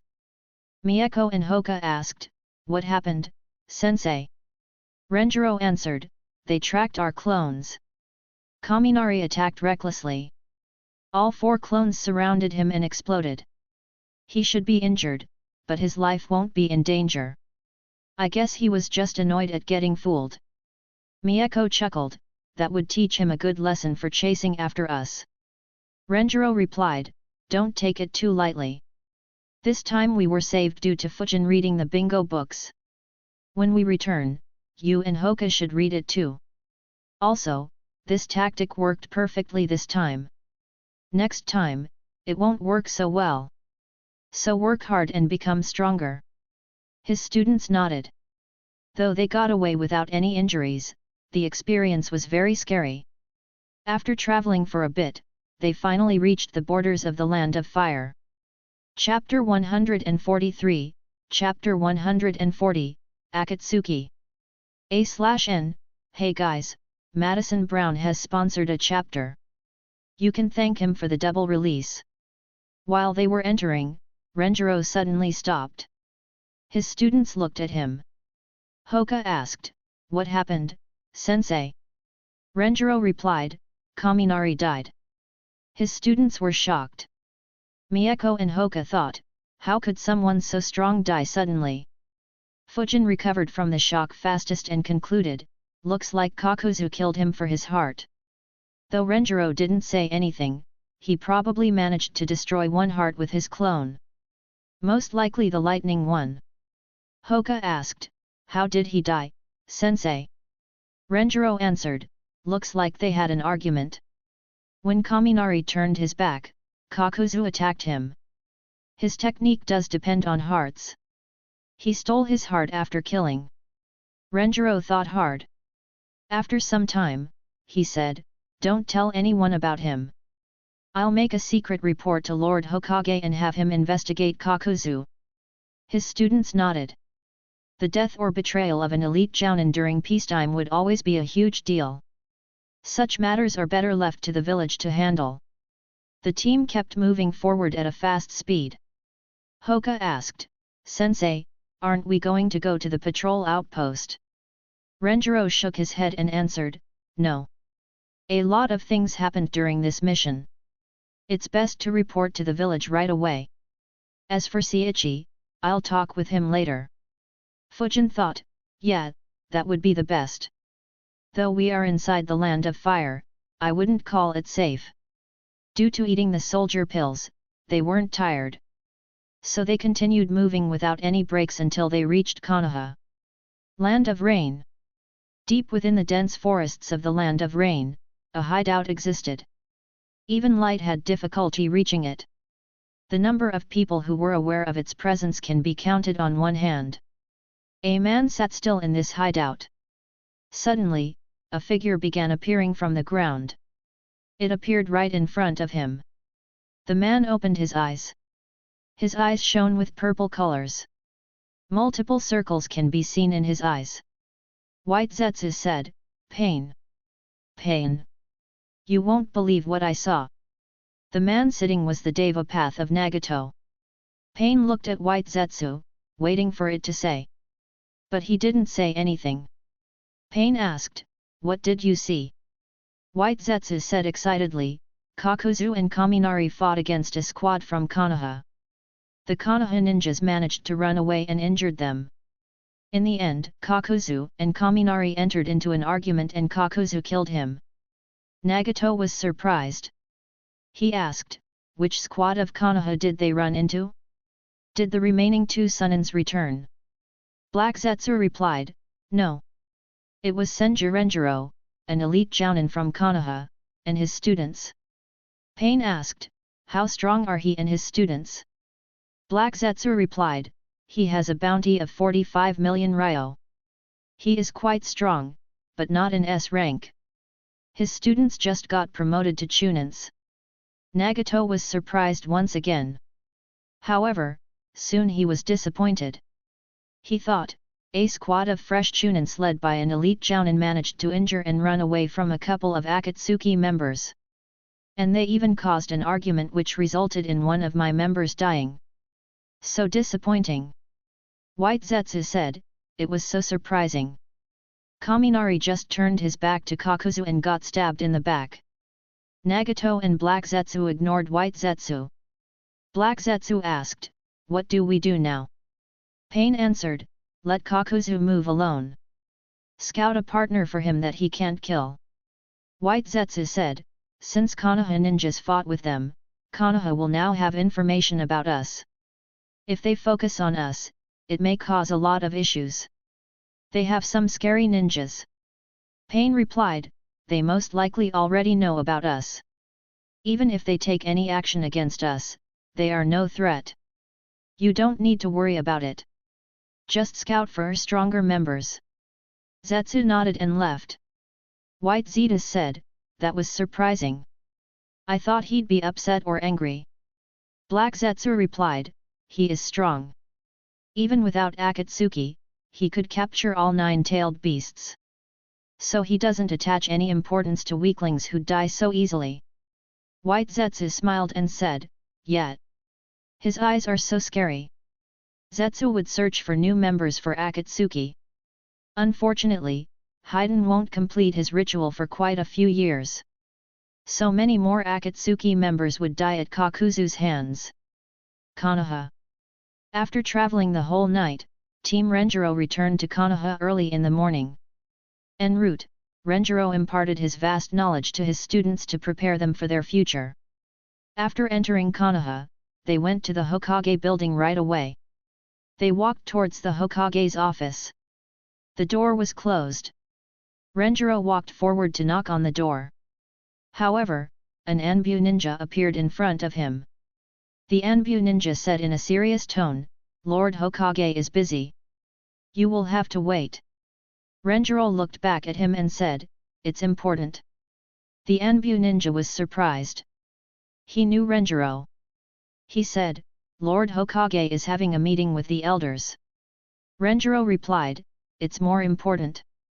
Besides, it's good that the elders are there. They would like to hear my report as well." The Anbu ninja nodded and said, "Wait a few seconds." He knocked on the door. Inside the office, Hiruzen was discussing some matters with Homura and Kahaku. They stopped as soon as they heard the knock. The Anbu ninja entered and said, "Lord Hokage. Senju Renjiro has returned and has something important to report." Hiruzen furrowed his eyebrows. He thought, knowing Renjiro, he wouldn't interrupt for no reason.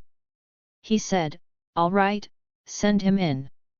On hearing Hiruzen, Renjiro entered the office. His students followed him. The Anbu ninja left the office and closed the door. Hiruzen looked at Renjiro and asked, "How did the mission go, Renjiro?" Renjiro answered, "The mission went well. There were 16 rogue ninjas who were formerly from Kirigakure. We killed 13. I'll report the details later. What happened while we were returning is important." Hiruzen and the elders paid close attention. Renjiro was one of the very few active elite jounins in Konoha. If he thought something to be important, it would be a serious matter. Renjiro said, "We were attacked by 2 rogue ninjas while we were returning. One of them was Kaminari from Kumagakure."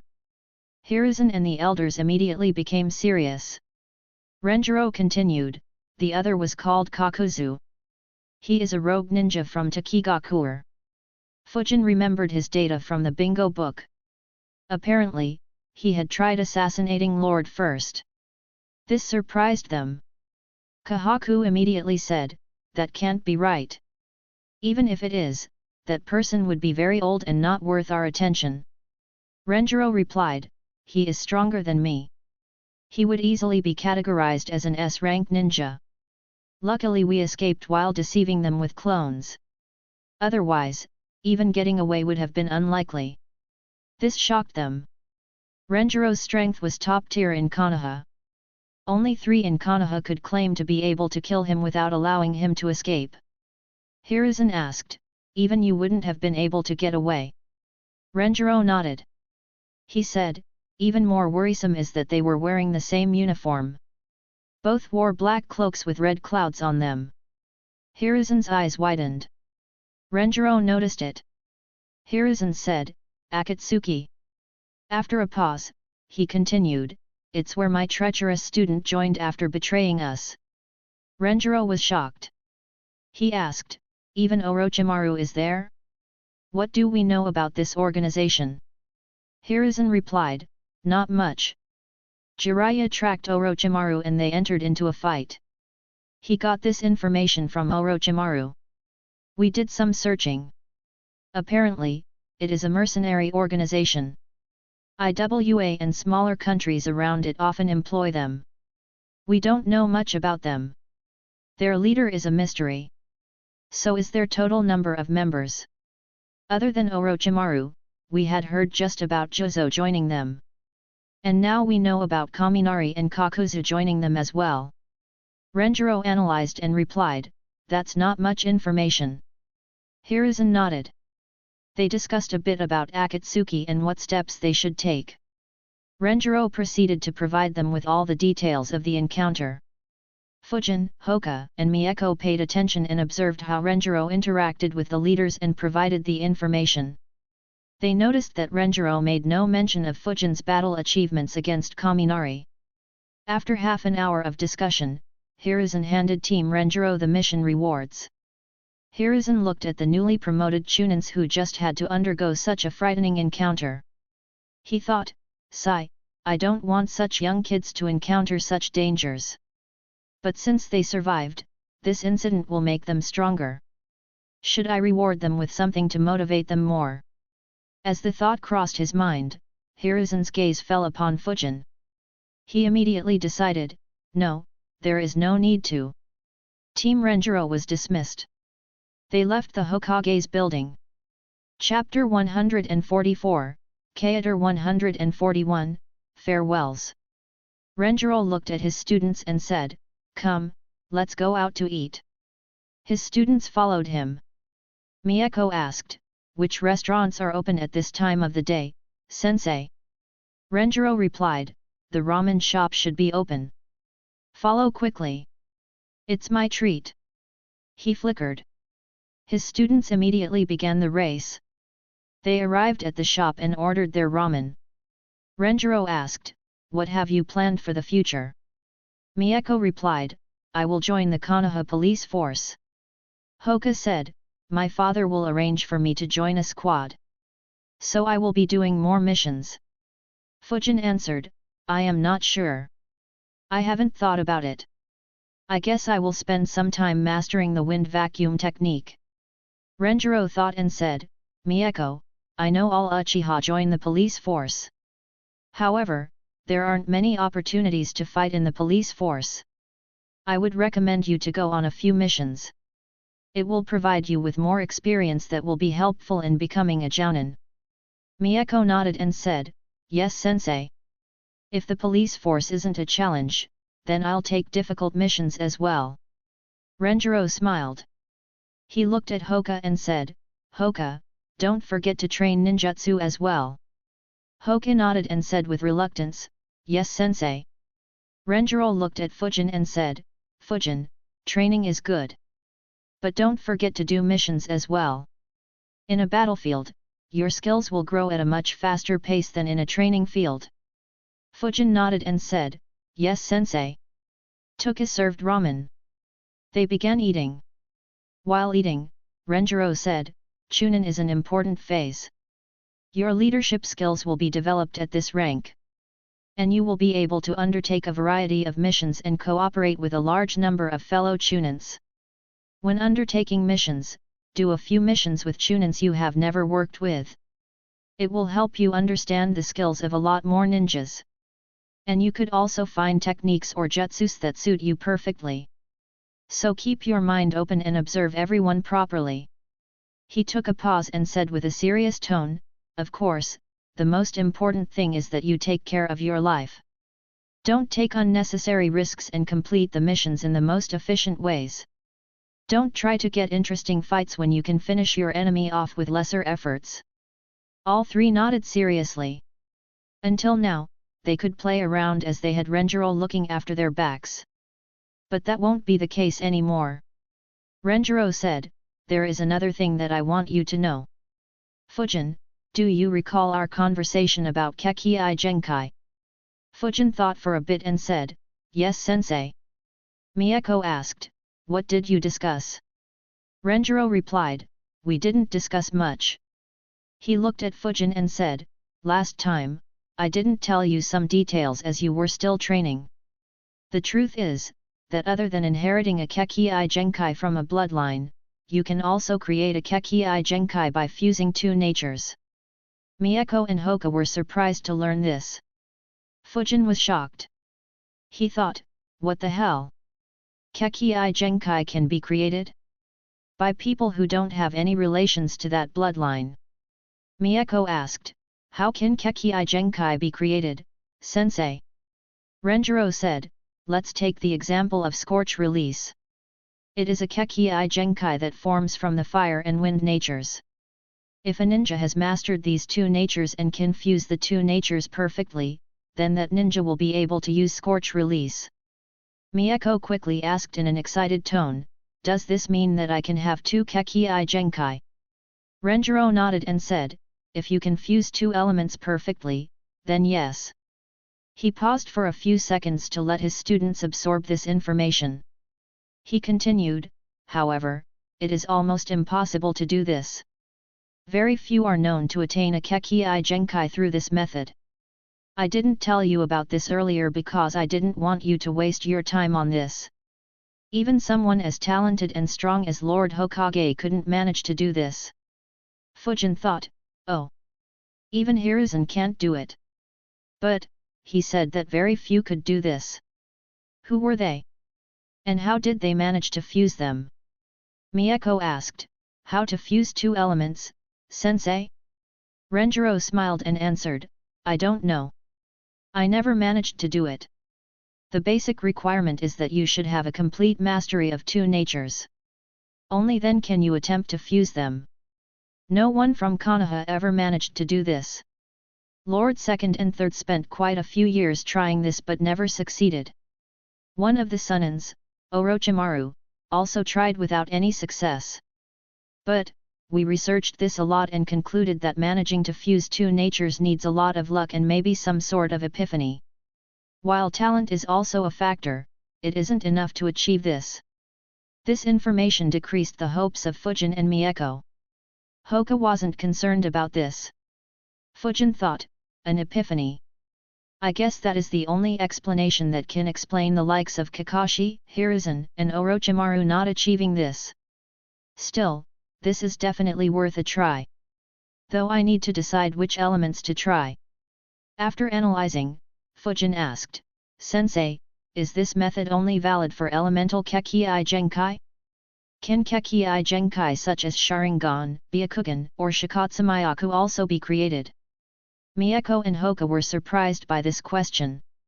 They both looked at Fujin as he had just mentioned their Kekkei Genkai. Renjiro answered, no.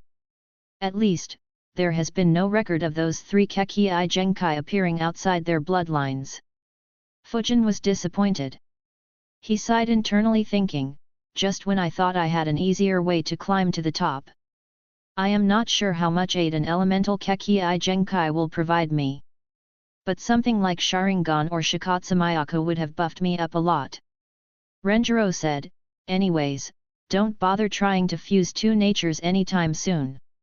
None of you has even mastered one nature manipulation to a sufficient degree. Fusing would need two natures at a similar level as my earth and water natures. I told you just so that you guys would be aware. So that if one of you gets lucky and has that epiphany in the future, you won't miss out on the good fortune. The trio nodded. Fujin thought, my wind element is still not at that level. Guess there really is no need to consider this anytime soon. The group finished their ramen and left the shop. Renjiro looked at his students and said, I am glad that Lord Hokage assigned me as your sensei. You have become fine ninjas. All three respectfully bowed and said in unison, thank you for teaching and training us, sensei. Renjiro looked with an emotional look and said, leave. Take some rest. He flickered away. Fujin, Hoka, and Miyako saw Renjiro flickering. Hoka said in a sad voice, I'll miss training under him. We got so strong in a year. Fujin nodded, yes. We were lucky to have him as our sensei. From what I have heard, other senseis don't put this much effort into their students. Miyako nodded and said, yes. Even my parents were very respectful of him. The trio looked at each other. Fujin said, I guess it means that we won't see each other often either. Hoka and Miyako nodded. Hoka said, well, we could take missions together once in a while. Miyako nodded, yes, that will be fun. She looked at Hoka and smirked, maybe you would learn something that could help you join my and Fujin's combo attack. Hoka's shoulders dropped. Though he had developed a lot of combination jutsus with Fujin and Miyako, none came close to Fujin and Miyako's wind and fire combination. Fujin said, I heard that Jiraiya of the Sunnins uses oil jutsu to strengthen his fire jutsus. I am not sure if that is a part of water release. But if it is, then you can check that. That way both oil and wind would amplify Miyako's fire jutsu. Both Hoka and Miyako were surprised by the suggestion. Hoka said, I had never thought of oil. Miyako said, me neither. Fire, wind, and oil combination seems very strong. Great idea, Fujin. Hoka asked, why didn't you tell me about this sooner? Fujin shrugged and answered, I just had that thought. Besides, did you really want to learn more ninjutsu while our training was on? Hoka immediately became embarrassed. He replied, sorry, good point. The three exchanged glances. They didn't have any more words. Hoka said, let's leave, guys. Good luck. Next time we meet, let's have a battle royale again. Hoka and Miyako grinned. Fujin replied, sure. Hopefully the next time you two will last longer. Fujin began laughing. Miyako and Hoka angrily looked at Fujin, but he had flickered away. Only his laugh could still be heard. Miyako said, that jerk is still as annoying as ever. Hoka sighed and said, yes. He was so quiet in the academy. I didn't think he'd have this side as well. Miyako said, anyways, see you later, Hoka. Hoka nodded and replied, see you as well. They both left towards their home. Team Renjiro, which was assembled a year ago and completed 7 rank D, 41 rank C and 3 rank A missions, was finally disbanded. Chapter 145, Chapter 142, Plans for the Future. Fujin went straight to his home after leaving. While moving, he thought, what a crazy mission. Never thought I'd run into Kakazu so early. I'm not ready to face Akatsuki. It's doubtful that I'd be anytime soon. Sigh, this world is so dangerous. I need to increase the intensity of my training. And I need better ways of escaping. I am not sure if wind instantaneous body jutsu would be sufficient. After reaching his house, Fujin jumped into his bed. He was mentally exhausted from the encounter and physically exhausted due to running non-stop for hundreds of kilometers. He fell asleep. He slept till late afternoon. After waking up, he thought, so what to do now? He thought for a bit and said, I will have to calculate a lot. Let me fill my stomach first. He went out for lunch and returned in the evening. Before returning, he went to the Hokage's building and booked the training ground 23 for himself for the next few months. After returning home, he grabbed a book and a pen and sat on his bed. He sat in a meditative pose and began analyzing. After a while, he opened his eyes. He concluded, Konoha is notoriously famous for being very strict with jounin promotions. It's safe to say that I won't become a jounin for at least 3 years. Likely more. So I won't get any access to any A rank wind jutsus for a long time. And I already have learned the good B rank wind jutsus. So once I master those B rank wind jutsus, I can work on diversifying my skill set. Problem is that there are way too many things that I want to learn. Right now, the most important thing is mastering air bullet jutsu and vacuum bullet jutsus. I need to be able to perform them without any hand signs. I also need to learn to shoot multiple vacuum bullets. But, from what Hiruzen said, I'll need quite some time before I'll be able to do it. He said that it will come naturally to me after performing a crazy number of vacuum bullet jutsus. But, he didn't say how many times I'd need to practice it. I will make a decision on this after learning to use it without any hand signs. Next, I'll need to learn the B rank wind jutsus and perform them without hand signs as well. The next two important aspects are learning the lightning element and learning Fuin jutsu. I am not sure how easy or difficult the lightning element will be. Especially since I have to keep it a secret. As for Fuin jutsu, that should be easy. I can spam shadow clones for learning Fuin jutsu. But I won't be able to practice it alongside ninjutsu training. The best time to learn Fuin jutsu will be when I am learning lightning manipulation. But, it will have to stop when I start learning lightning jutsus. I'll make the decision when the time comes. After lightning and Fuin jutsu, I will try those ideas I have for wind jutsus. But, I am afraid that some of those applications of wind chakra could injure me if I don't control it perfectly. So I will need to learn mystical palm before it. My chakra control is very good, so learning mystical palm shouldn't be an issue. Right now, the skills that I am happy with are the Senju Taijutsu style and Samurai Saber technique. My Taijutsu and swordsmanship are both excellent. Especially when paired with long-range wind jutsus. I would like to raise my Senju Taijutsu to Tsunade's way of fighting. But, it won't be easy. I had been trying it while training with Renjiro without a hint of success. Also, before I try to learn more ninjutsus, I have to sort out my current jutsus. I have learned quite a lot of jutsus. But I don't use a few of them. First, I have to decide which jutsus I want to keep using. Then I will have to perfect them. That leaves just genjutsu. I haven't focused on genjutsu much. My focus has been more on ninjutsu, taijutsu and kenjutsu. I guess I should learn that genjutsu Tobirama had created to fight against the Uchiha. But for the rest, it's probably best to not even try. After all, no matter how skillful I may become, it's impossible to match the Sharingan in genjutsu. I might as well just focus on countering genjutsu. I would also like to learn Juinjutsu, but I guess that will follow after Fuinjutsu. So that can wait. I guess that's all for now. The only idea left is... Fujin extended his right forearm forward. He tightened his palm. Chakra appeared on his palm. It rotated at a high speed and began taking the form of a sphere. It was slightly unstable initially, but soon it maintained a proper sphere shape. Fujin thought, I haven't practiced Raise Nan at all for over a year. I could barely form it before I graduated. Now, I need to master this jutsu properly. From the time I graduated, my chakra reserves and control have improved many folds. So mastering Raise Nan shouldn't be taxing now. I need to be able to use it in combat situations. He went back to his bed and began writing down all the jutsus that he had learned so far.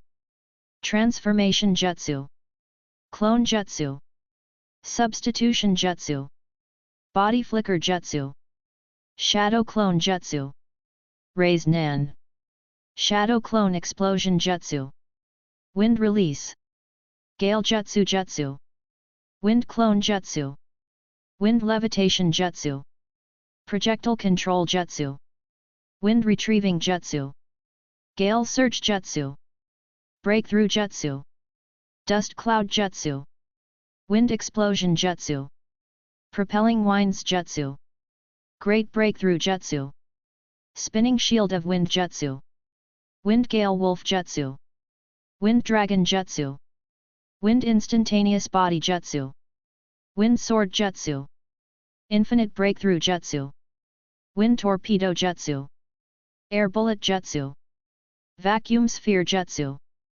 Vacuum Bullet Jutsu, Earth Release, Rock Shield Jutsu, Earth Military Movement Jutsu, Mud Moat Jutsu, Earth Release Camp Jutsu, Earth Instantaneous Body Jutsu, Earth Holding Jutsu, Earth Wall Jutsu, Genjutsu, Double Vision Jutsu, Demonic Illusion, Hell Viewing Jutsu.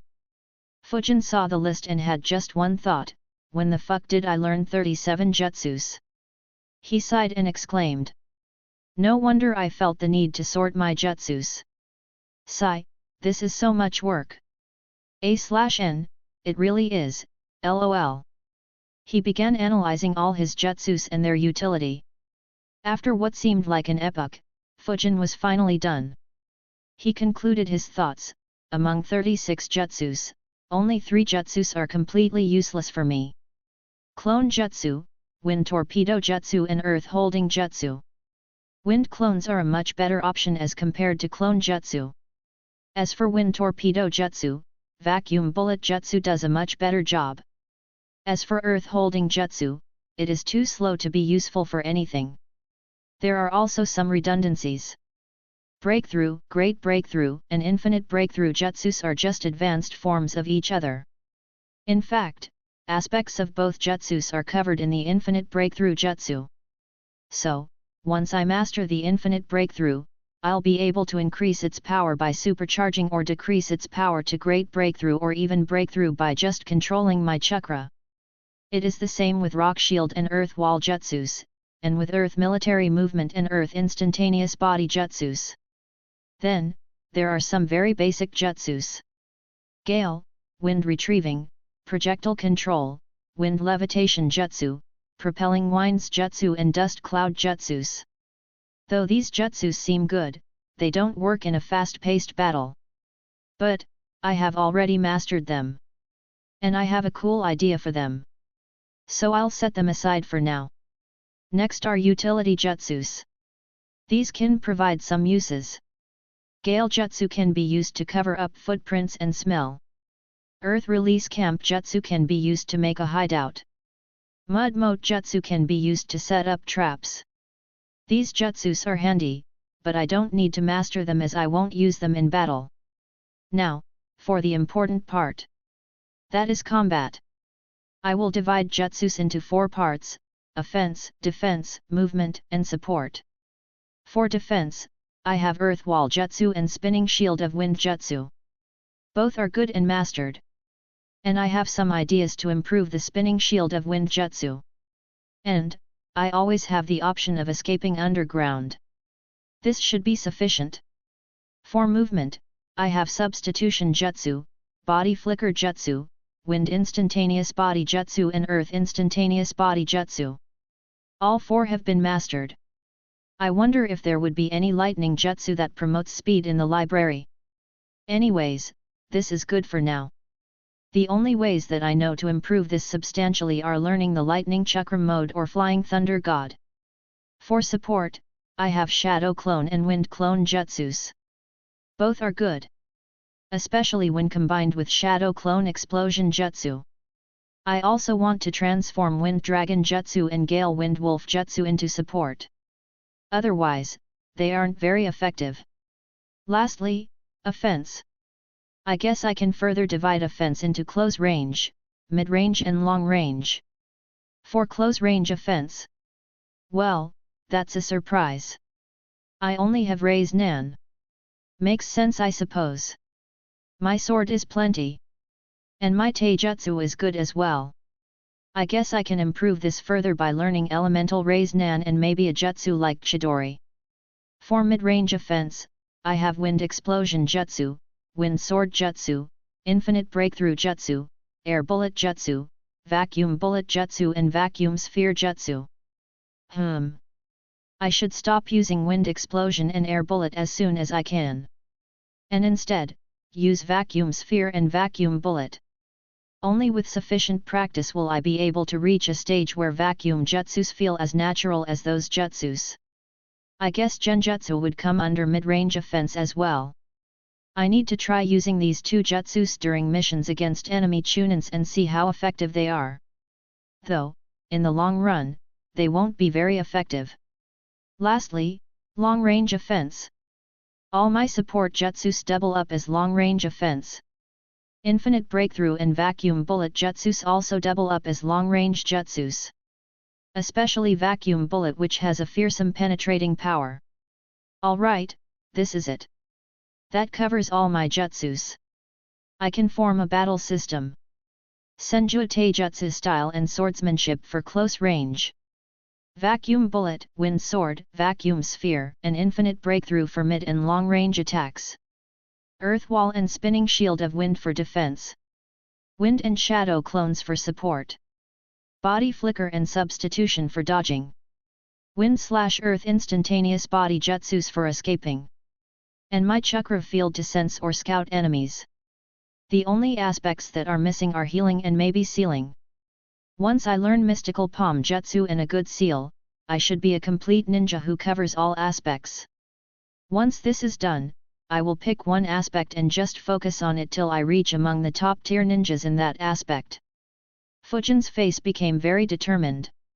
The determination to become strong could be seen in his eyes. Fujin once again looked at the jutsus he had written and sighed, to think that just analyzing my current skills will get so complicated. That too when I have just focused on only one element. What a mess will this become if I master a few more elements and learn more jutsus. Fujin took one final look at the book. Suddenly, chakra appeared in his hands and covered the book. The book was shredded into tiny pieces. Fujin used wind levitation jutsu to keep the small pieces afloat. He collected them and burned everything, leaving no signs of it. With the jutsus analyzed, Fujin began thinking about Renjiro's words, so elements can be fused to create a Kekii Genkai, hey? While I had thought, I really didn't think it'd be possible. But, should I try to create one? Fujin began thinking. After a while, he concluded, an elemental Kekii Genkai is very helpful in distinguishing from other normal ninjas. If I were to master an elemental Kekii Genkai at this very moment, I'll become strong enough to confront veteran jounins by myself. I might not win, but fighting equally and retreating would be very easy. But, beyond this, an elemental Kekii Genkai isn't much help. At max, I can expect to reach the elite jounin level.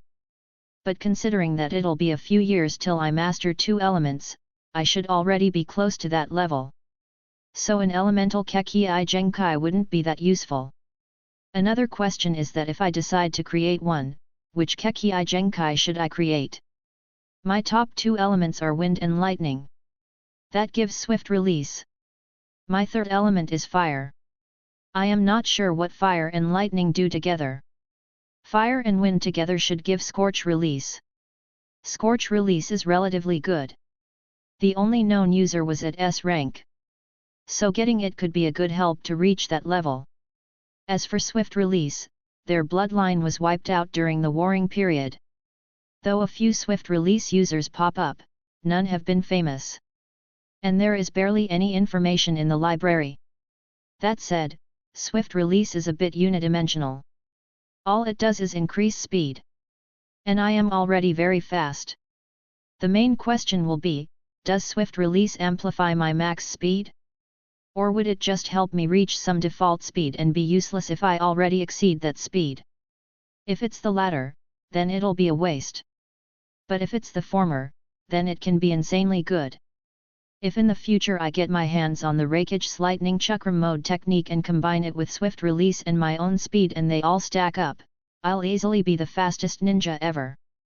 And there is no need to even think about how overpowered that speed would make me. Especially if I even add the flying thunder god to the mix. Suddenly, Fujin stopped thinking. A wry smile appeared on Fujin's face as he realized, I am dreaming needlessly. I don't know whether I'd manage to learn even one of those 3 skills, let alone all 3. Not to mention, I have no whatsoever expertise in fire or lightning elements. I haven't learned even a single jutsu of those 2 elements. And Renjiro said that even my wind nature hasn't reached that level. So it's pointless to think or dream about this right now. After concluding his thoughts, Fujin decided, I'll rest for today. Tomorrow morning, my solo training begins. A/N, 2.4K end words chapter. After a long while. Since it was just an analysis of his capabilities, I didn't want to extend it to multiple chapters. With Team Renjiro being disbanded, the kid gloves are off. Fujin will no longer have the protection of an elite jounin. The upcoming arcs will be a mix of training and missions happening consecutively, though first, quite a bit of training will happen. I'll also be addressing one of the flaws that Fujin had in the initial part of the story in these arcs. The fighting in the missions will be more intense. Though the scale will be slightly smaller as elite or veteran jounins might not be participating, it'll be more intense for Fujin. So put on your seatbelts and enjoy the ride, smiley face. Chapter 146, Chapter 143, New Routine and Advanced Fuinjutsu. Fujin woke up at 4:30 am. After freshening up, he turned up his training seal's power to 60% and left for the training ground he had booked. He began the physical training that Renjiro used to put them under. He trained hard till 9 am. After a short break to rest and eat, he began practicing the air bullet jutsu. His aim was to reduce its required hand signs to 0. He trained for a couple of hours, before taking a break for lunch. He trained another couple of hours after lunch, till his chakra started to drop low. He sighed, so stupid. I didn't consider the fact that I will run out of chakra. Especially while practicing B-rank jutsus. Anyways, what to do? I could increase my stamina by consuming soldier pills. But it won't be healthy in the long run. I guess I should just devote time to other activities. When I am close to running out of chakra, I should go to the library and read Fuinjutsu scrolls. Though Ichiraku comes first. And once my chakra has regenerated, I can do something less chakra intensive. So I suppose Taijutsu or Kenjutsu. Alright, let's do that. I'll practice sword fighting with a shadow clone. Fujin left for Ichiraku. He filled his stomach with a few bowls of ramen and went to the library. He thought, I have completed the Fuinjutsu scrolls from sections E and D during the academy days. Let's see what the scroll in section C has. He entered the C section of the library. He searched for a bit and found the scroll he was looking for. He grabbed the scroll and went to a desk and sat down. The title of the scroll was, Intermediate Fuinjutsu Guide. He opened it and began reading it. He read the entire scroll in one go and summarized, so finger carving seal is at intermediate level. And so is the 5 seal barrier. Considering that this barrier stopped a Jinchuriki, a medical ninja surpassed only by Tsunade, an S-rank ninja and a former S-rank ninja, I thought that it would be much higher in rank. Still, it is very complicated. Learning it will be tough. Binding cloth is also here. It was what was used to seal the Edo Tensei. But, the seal tag isn't here. Binding cloth without that sealing tag is kinda useless. And lastly, there are details about making explosion tags. Sigh, there isn't much in this scroll. It was disappointing. I hope that the scroll in the B section has better and more fuinjutsu. He closed the scroll, put it back where it was and went to the B section. The number of scrolls in the B section was very low. But, when he found what he was looking for, he was surprised. Fujin thought, what the hell? The C section barely had anything related to fuinjutsu. And this section has 6 scrolls. He began reading the names of each scroll. They were titled Advanced Fuinjutsu Theory, Miscellaneous Seals I, Miscellaneous Seals II, Miscellaneous Seals 3, Battlefield Seals, Sealing Tags. Fujin grabbed the Advanced Fuinjutsu Theory scroll and began reading. This scroll had a lot of advanced level theories about fuinjutsu. It introduced a few more special characters that were needed to make more seals. And it described the information about other scrolls. After reading, Fujin analyzed, so many additional theories. But many of them haven't been implemented successfully yet. Anyways, the miscellaneous seals scrolls apparently have a lot of seals to make daily life easier. They were made for the benefit of the common people and to promote safer trade and transport. Looks like it was a project undertaken by Uzashiagakuer, but left incomplete due to its destruction. The Battlefield Seals scroll has seals that can be used on the battlefield. Though they aren't useful in an actual battle, they can be used for other purposes. And lastly, the sealing tag scroll. This is what I am looking forward to the most. Additionally, the scroll also says that if I manage to learn all the seals in these 5 scrolls, I will be considered a seal master. He put back the scroll and grabbed the sealing tag scroll and began reading it. His excitement dropped a bit. He analyzed, there are only 3 seals here. The sealing tag, which can be used to seal Edo Tensei. It can also be used to stop summons and has quite a few applications. Then there is the chakra suppression seal that Renjiro used. And lastly, the barrier tag. It can be used to form barriers. Though it needs maintenance. So I can't use this and leave. Anyways, though not plenty, they are good. Kinda wished that the 4-symbol seal or 5-element seal was here. But looks like they will be in the A section. Or at least I hope so.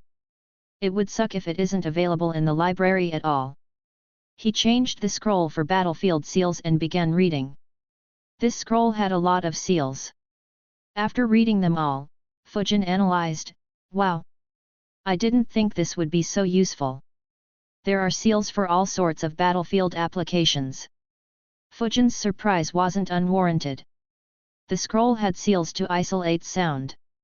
It even had seals to absorb light and make a place or object very difficult to see. In addition, there were seals to prevent being seen by the Byakugan or the Sharingan or even by sensors. Fujin guessed that these were the seals used by those Kiri squads who they eliminated inside the Land of Fire. There were a lot more useful seals in the scroll. Fujin was very impressed. He thought, no wonder Uzashiagakuer was eliminated. These seals are very potent. If an entire army learnt these seals, they would become a nightmare to face. Especially in the midst of battle.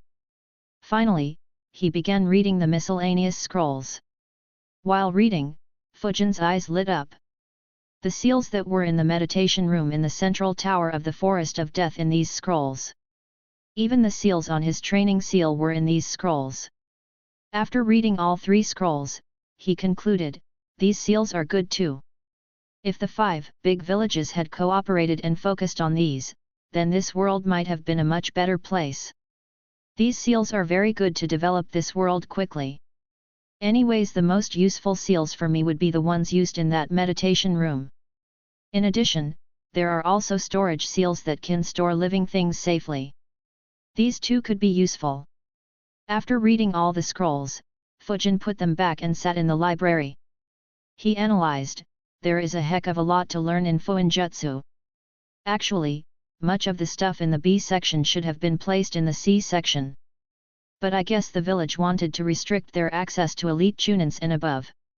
I'll need a lot of time to master these. Fortunately, I do have a lot of time. Additionally, I should check all the scrolls in the B section. It would be good if I find any good jutsus. More importantly, I want to see if there are any barrier jutsus. But, I guess they can wait. Let me complete my current plans. He left the library and returned back to the training ground. He made a hand sign and created a shadow clone. The shadow clone appeared in front of him. Fujin summoned a couple of normal swords from his scroll. Both grabbed one sword each. They began fighting without exchanging any words. The main focus of the spar was swordsmanship. Neither used chakra flow. After a couple of hours, Fujin and his clone were standing in front of each other. Both were breathing hard. The clone stabbed the sword into the ground and said, "My chakra is exhausted." It dispelled. Fujin received all his memories and experiences. Fujin thought, this is good. Getting experience from both sides provides me with both perspectives. He sealed the sword back and left for yakiniku. He needed a lot of meat to keep up with his planned routine. From the next day onwards, Fujin settled into this routine. In the morning, he would do physical training. That would be followed up by practicing and trying to master the air bullet jutsu. Once he ran low on chakra, he would either go to the library and read the seals or meditate. And he would end his training with Kenjutsu practice. Chapter 147, Chapter 144, New House. On the 7th day of this routine, when Fujin returned back to his home, he noticed an envelope attached to his door. Fujin thought, that's new. He ripped it off and began reading. He thought, oh, this is a notice to call me to the mission office in the Hokage's office tomorrow at 8:15 am. Did the hot water daimyo send the bounty rewards? The next morning, Fujin began training once again. He ended his morning training an hour earlier and went to the Hokage building. On reaching, he saw Hoka and Mieko. He went up to them. Hoka asked, "Hey Fujin, how have you been doing?" Fujin replied, "Well. I got back to training. What about you guys?" Mieko gave Fujin the stink eye and said, "Back to training already? You need to get a hobby, Fujin." Fujin smirked and replied, "Training is a hobby." Mieko scoffed at his reply. Fujin looked at her and said in his mind, "Unlike you, I have more than a year to live." Hoka said, "Stop arguing. Let's go inside." The trio went inside. Fujin was thinking, Naruto and Sasuke should be 7 years old when the academy starts. So I guess the Uchiha massacre will happen in the next 12 months. My transmigration shouldn't have affected the politics around this incident. The only thing that could be considered is Hiruzen teaching Mieko. But, I don't think it'll have much of an impact. They reached the Hokage's office and knocked on the door. Hitaki Takao opened the door and looked at them and said, "The bandit exterminators." Just 3 words instantly annoyed the trio. All their faces became dark. He said, "Come in." The trio entered the office with dark faces. Hiruzen stopped doing paperwork and looked at them. He wondered, why do they look like they have come here to give me money instead of coming here to take money?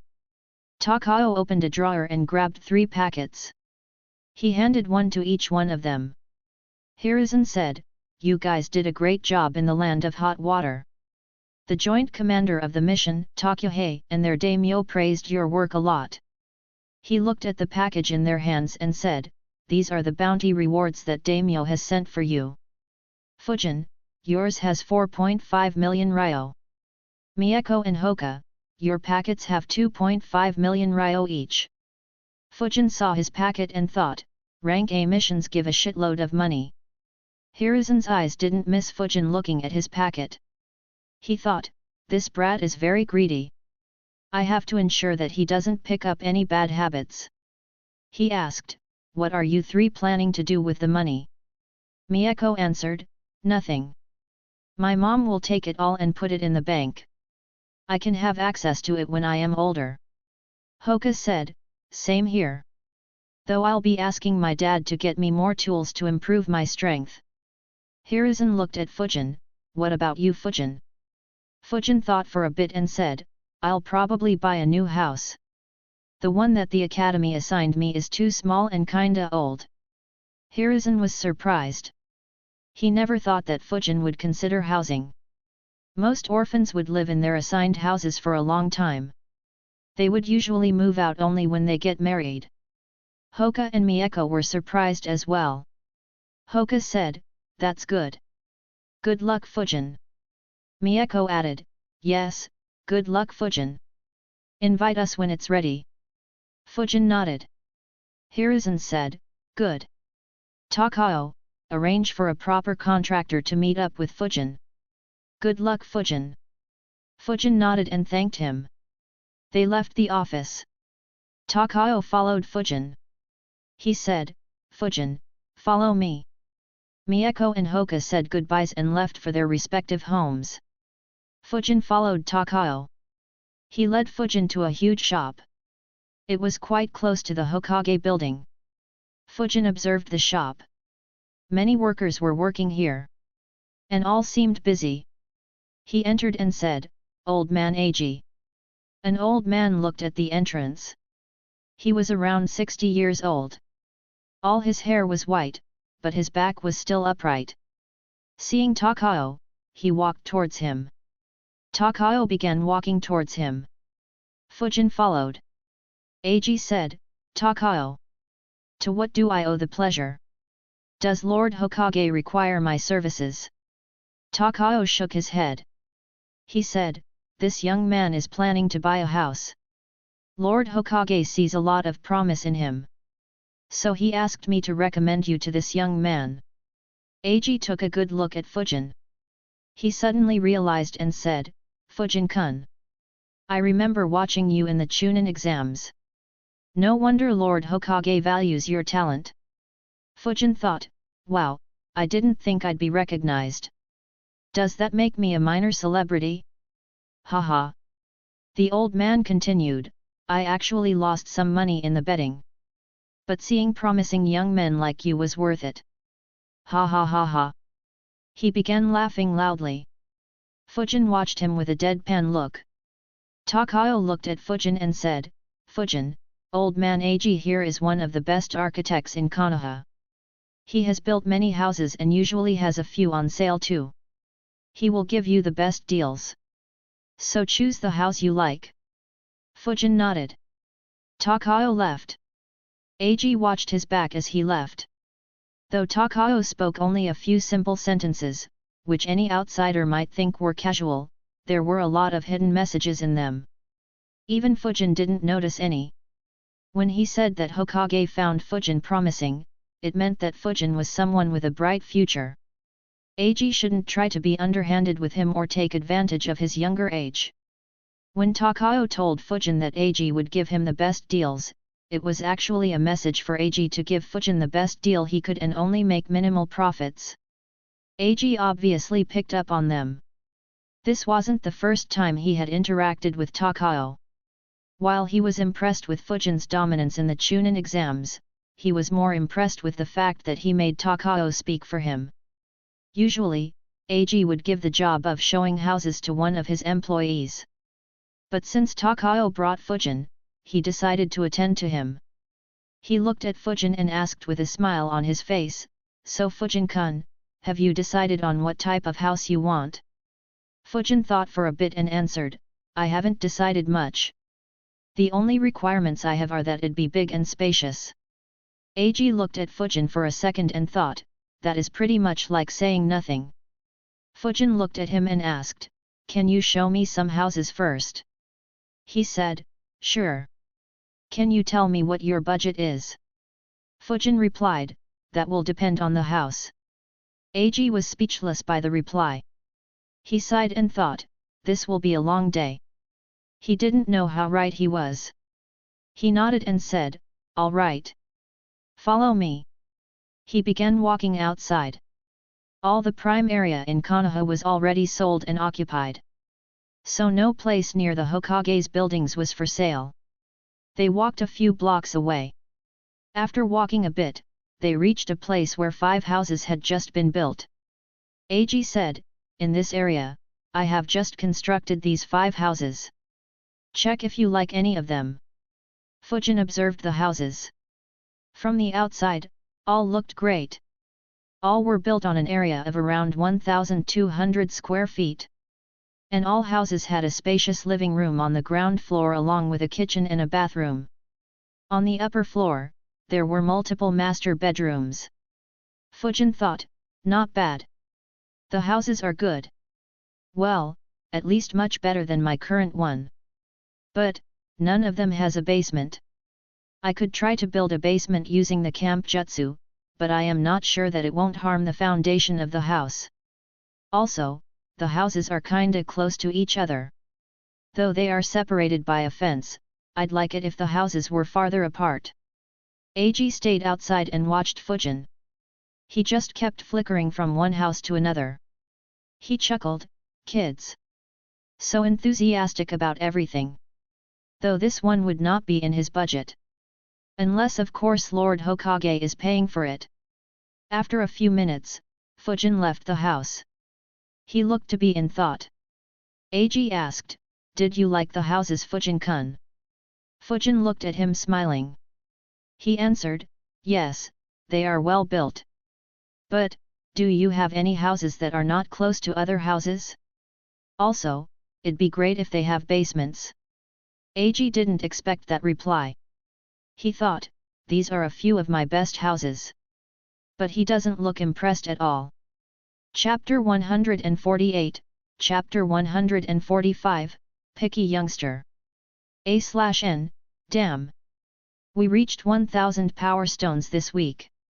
Thanks a lot guys. Let's do it once more. He said, "Why do you want your house to not be close to other houses?"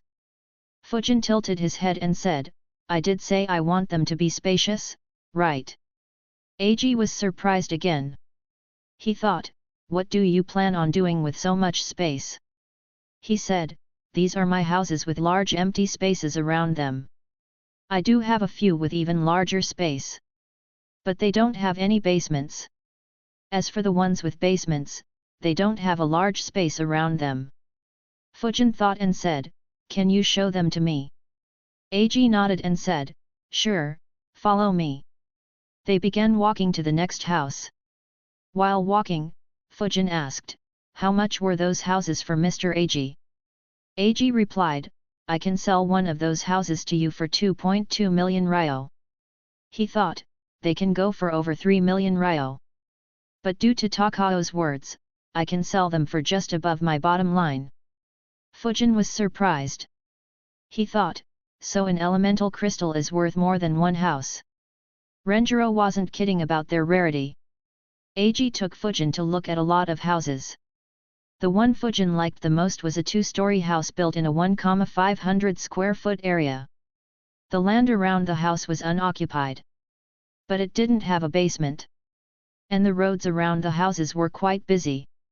Since the house was in a good area, it was very pricey too. After seeing all of the houses, Fujin asked, "Do you construct new houses as well?" Eiji was tired from taking Fujin on a tour. He answered, "Yes, I do." Fujin asked, "So, can you make a new house for me with a new design?" Eiji's eyes twitched. After hours of touring, he wants me to build a new house. He said, "Building a new house takes time. And you will have to buy the land first." Fujin looked at him with a confused look and asked, "Don't you have contacts with any sellers of land? How did you build all these houses?" Eiji didn't reply. He didn't want to argue against Fujin. It just felt like hitting his head on a wall. He sighed and said, "Yes. But buying land suddenly is very expensive. Especially if you want it in a good area. Only the land at the outskirts of the village would be cheaply available." Fujin thought a bit and said, "Being on the outskirts of the village doesn't matter. It'll be best if it's closer to the training grounds. Eiji said, okay. I'll contact a friend of mine. Meet me back at the shop after a couple of hours. Fujin nodded. He said, thank you for taking the time to show me the houses. Eiji's dissatisfaction with Fujin decreased. He watched Fujin as he left and sighed, he is an orphan. No wonder he was speaking so formally and without much emotion. I guess that he is still an innocent kid. But, why are his demands for a house so strict? He sighed and went to contact his old friend who usually sold him the land. Fujin had lunch and went to Eiji's shop in the afternoon. On entering the shop, he spotted another old guy next to Eiji. When Fujin arrived, they showed him a map of Konoha that showed the plots he had for sale.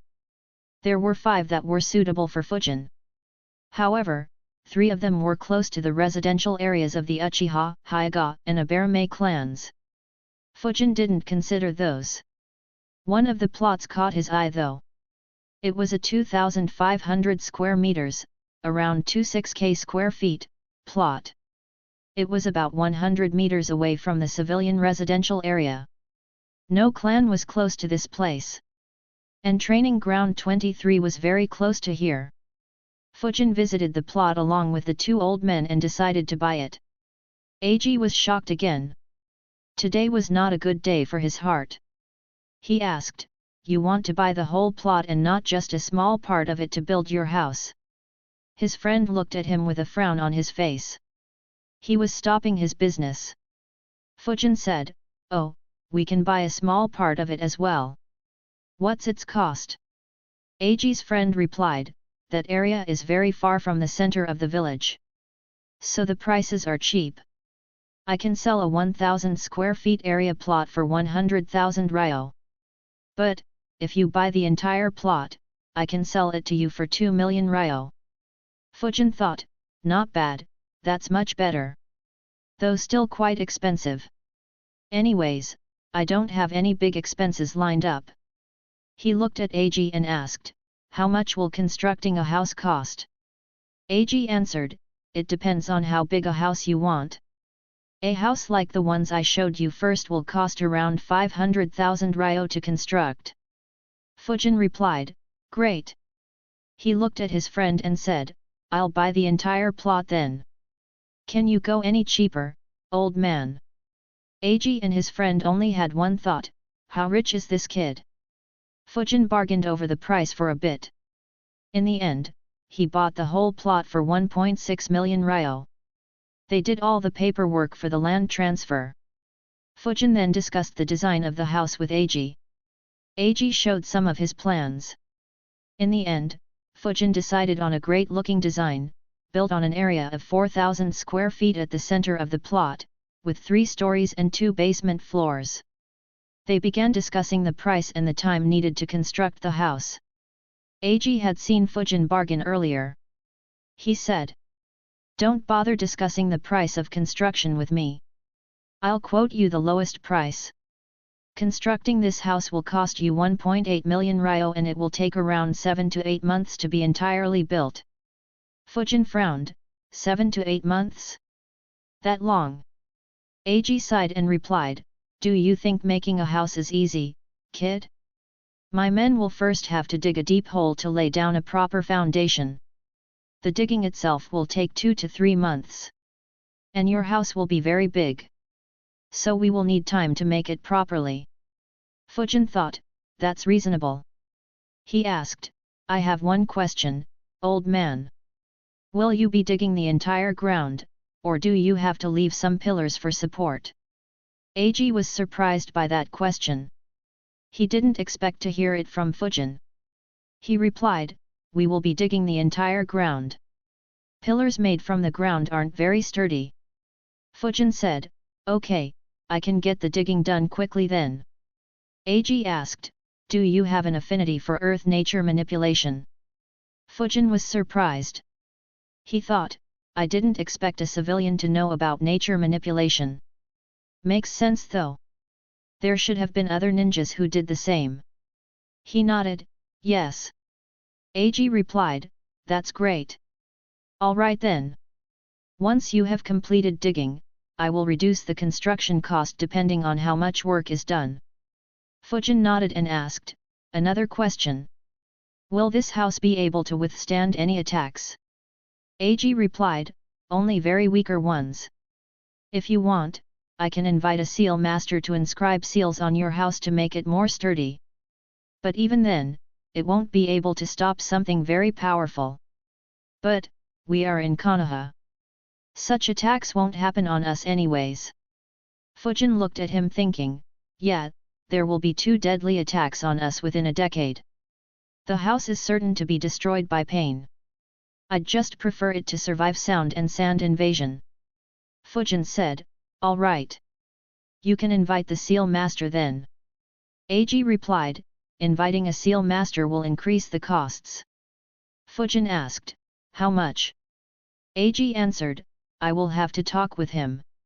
You can expect an additional 500,000 to 1 million ryo cost. Fujin's eyes widened. He thought, fucking million ryo for just inscribing some seals. If money could be used to get stronger, I'd have stopped going for missions and worked as a seal master all the time. Fujin said, all right. Ag replied, I will need a week to test this ground and decide on a plan to proceed. So come to my shop after a week. Once I have marked everything, you can dig the hole. Fujin nodded and left. While leaving he thought, I didn't think that I would blow up almost the entire bounty rewards on the house. I could have saved money on the seal master. But I haven't ever professionally worked as a seal master other than selling storage scrolls. And, putting seals on the house once it is done won't be as effective as applying them while constructing it. Let's forget it, I am not short on money. So it's fine. I will have to inspect the seals later though. I doubt a professional would try anything funny, but it is always better to be vigilant. Fuinjutsu has a lot of applications. Chapter 149, Chapter 146, First Mission as the Team Leader. The next day, Fujin returned to his training routine. A few days later, Fujin was breathing heavily. However, there was a big smile on his face. The trees in front of him were riddled with holes. He exclaimed, finally! I can perform vacuum bullets without using hand signs. In 11 days of training, Fujin had mastered the air bullet jutsu. The hand signs for the vacuum bullet jutsu were the same as the air bullet jutsu. He was able to perform it without hand signs a minute after mastering the air bullet jutsu. He practiced the vacuum bullet jutsu till he was comfortable and then began practicing the infinite breakthrough jutsu. On the appointed day, he met up with Ag. Ag had marked his entire plot. Ag showed him the markings and told him where and how deep to dig. Ag and his employees cleared the area and watched with anticipation. They were looking forward to Fujin's display. In the past, they had seen some amazing feats. Unfortunately, they would be disappointed. They stood for a couple of hours to see Fujin use Earth Camp Jutsu a few hundred times to dig up the hole. In fact, most got bored and left with disappointment. Fujin checked his work and left the hole. He walked towards Ag only to see a dumbfounded expression on his face. He asked, "What's the matter?" Ag sighed and replied, "Nothing." Fujin said, "Please check if everything is all right." Ag complained in his heart, "How can there be any mistakes when you work so slowly?" He said, "It's all right. It'll decrease your construction cost by 400,000 ryo. I also talked with a seal master. We decided on 600,000 ryo cost. Is that all right?" Fujin nodded and asked, "Can I watch when he inscribes the seals?" Ag said, "Sure. It's your house after all. I'll send a worker to your house to give you the message." Fujin thanked him and left back for training. The next afternoon, Fujin was practicing the infinite breakthrough jutsu. He had already learned how to use it without any hand signs. Its similarity with the Great Breakthrough Jutsu allowed Fujin to master it quickly. He was now practicing supercharging this jutsu quickly. However, he suddenly stopped practicing and looked in a direction. He thought, someone entered the training ground. Who? The chakra's signature is very low. So either he is weak or good at hiding his chakra level. The person Fujin sensed was moving towards him. Fujin stopped practicing and waited to see who it was. After a little while, a young man in his early 20s appeared. He looked at Fujin and asked, "Hey, you are Fujin, right?" Fujin nodded and asked, "Yes." "Who are you?" He answered, "I am Endo Tadao. I came here to call you to the mission center." "You are called there?" A/N, calling the office where Team Renjiro was assigned missions as mission center from this point onwards. Fujin thought, are they finally assigning me a mission? Is he a messenger or someone who works there? He replied, "All right, I will be there." Tadao looked at Fujin. He seemed to have no intention to leave. He said, "Can you leave now? They have called you immediately." Fujin sighed and said, "All right."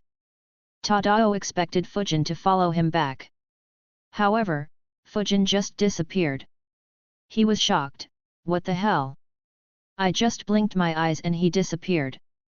He immediately looked around himself but didn't find anyone. However, he saw the destruction Fujin had caused in that training ground. He muttered, he really left like that. Shishiro wasn't lying about his skill and strength. He turned around and began running back to the Hokage building. Fujin flickered to the Hokage building. He entered the building and walked into the mission center. On entering, he saw a few chunins who were working there. In addition, there were a few more ninjas. Looking at Fujin, one of the chunin officers stood up and called him. Fujin recognized him. He was the one who assigned most of the bandit hunting missions to Team Renjiro. Fujin walked towards him while noticing two other ninjas standing in front of his desk. Shishiro said, "Fujin-kun, long time no see." Fujin nodded. He hadn't taken a mission from this room since the mission to the land of tea. Shishiro asked, "Where is Tadao?" Fujin replied, "The messenger? Not sure. I came here after he asked me to." Shishiro was dumbfounded. He sighed and said, "He isn't the messenger. He will be your teammate for the next mission." Fujin thought, really? He seemed weak. Was he hiding his strength? Shishiro introduced the two ninjas next to him. He is Kimiyama Yasuoka and he is Obake Kania. Along with Endo Tadao, they will be in your team. You will be the leader of this team for this mission. Fujin's eyebrows twitched. He thought, both their chakra levels are weak as well. Don't tell me. Shishiro took a document and handed it to Fujin. Fujin read the title and his face immediately became dark. Shishiro said, "Your mission is to eliminate this new bandit group. They have been creating a lot of trouble." Fujin looked at him and handed him the document back. He said, "I don't want it. Call me when you have any rank B mission for me." Yasuoka and Kania burned in embarrassment. A kid half their age was refusing to do a mission they couldn't undertake without supervision. Shishiro sighed and said, "Fujin, you have just become a chunin. Even if you are assigned a rank B mission, you won't be selected as the team leader. That role will be taken by the more experienced chunins. You will have to undertake rank C missions to build up your leadership skills. Only once you lead in a large number of rank C missions, will you be able to lead rank B missions." Fujin observed Shishiro. He sensed that he wasn't lying. But he also sensed that what he said was complete bullshit. The reason that he was giving him this mission was just so he could get a laugh from Fujin's reaction. Fujin was sure that he would give Hoka and Mieko bandit elimination missions as well. Fujin was about to leave, but Shishiro stopped him and began giving a number of reasons to take this mission. Wanting to get him off his back, Fujin finally agreed. However, he said, "This is the last time I am taking a rank C mission. The next time you assign me a bandit elimination mission, I'll forge evidence that you are their ringleader." Shishiro smiled and handed him the document back. Tadao finally returned to the mission center. He was breathing heavily. Fujin looked at his 3 new subordinates and asked, "When do you guys want to leave for the mission?" Yasuoka answered, "We are ready to leave anytime." Fujin said, "All right. Let's meet at the village gate in a couple of hours." Fujin left to have his lunch. Tadao, Yasuoka, and Kania saw him leave. Tadao asked, "Are we getting too old?" Kania refused, "No way. I am not even married yet." Yasuoka sighed at his teammates' antics.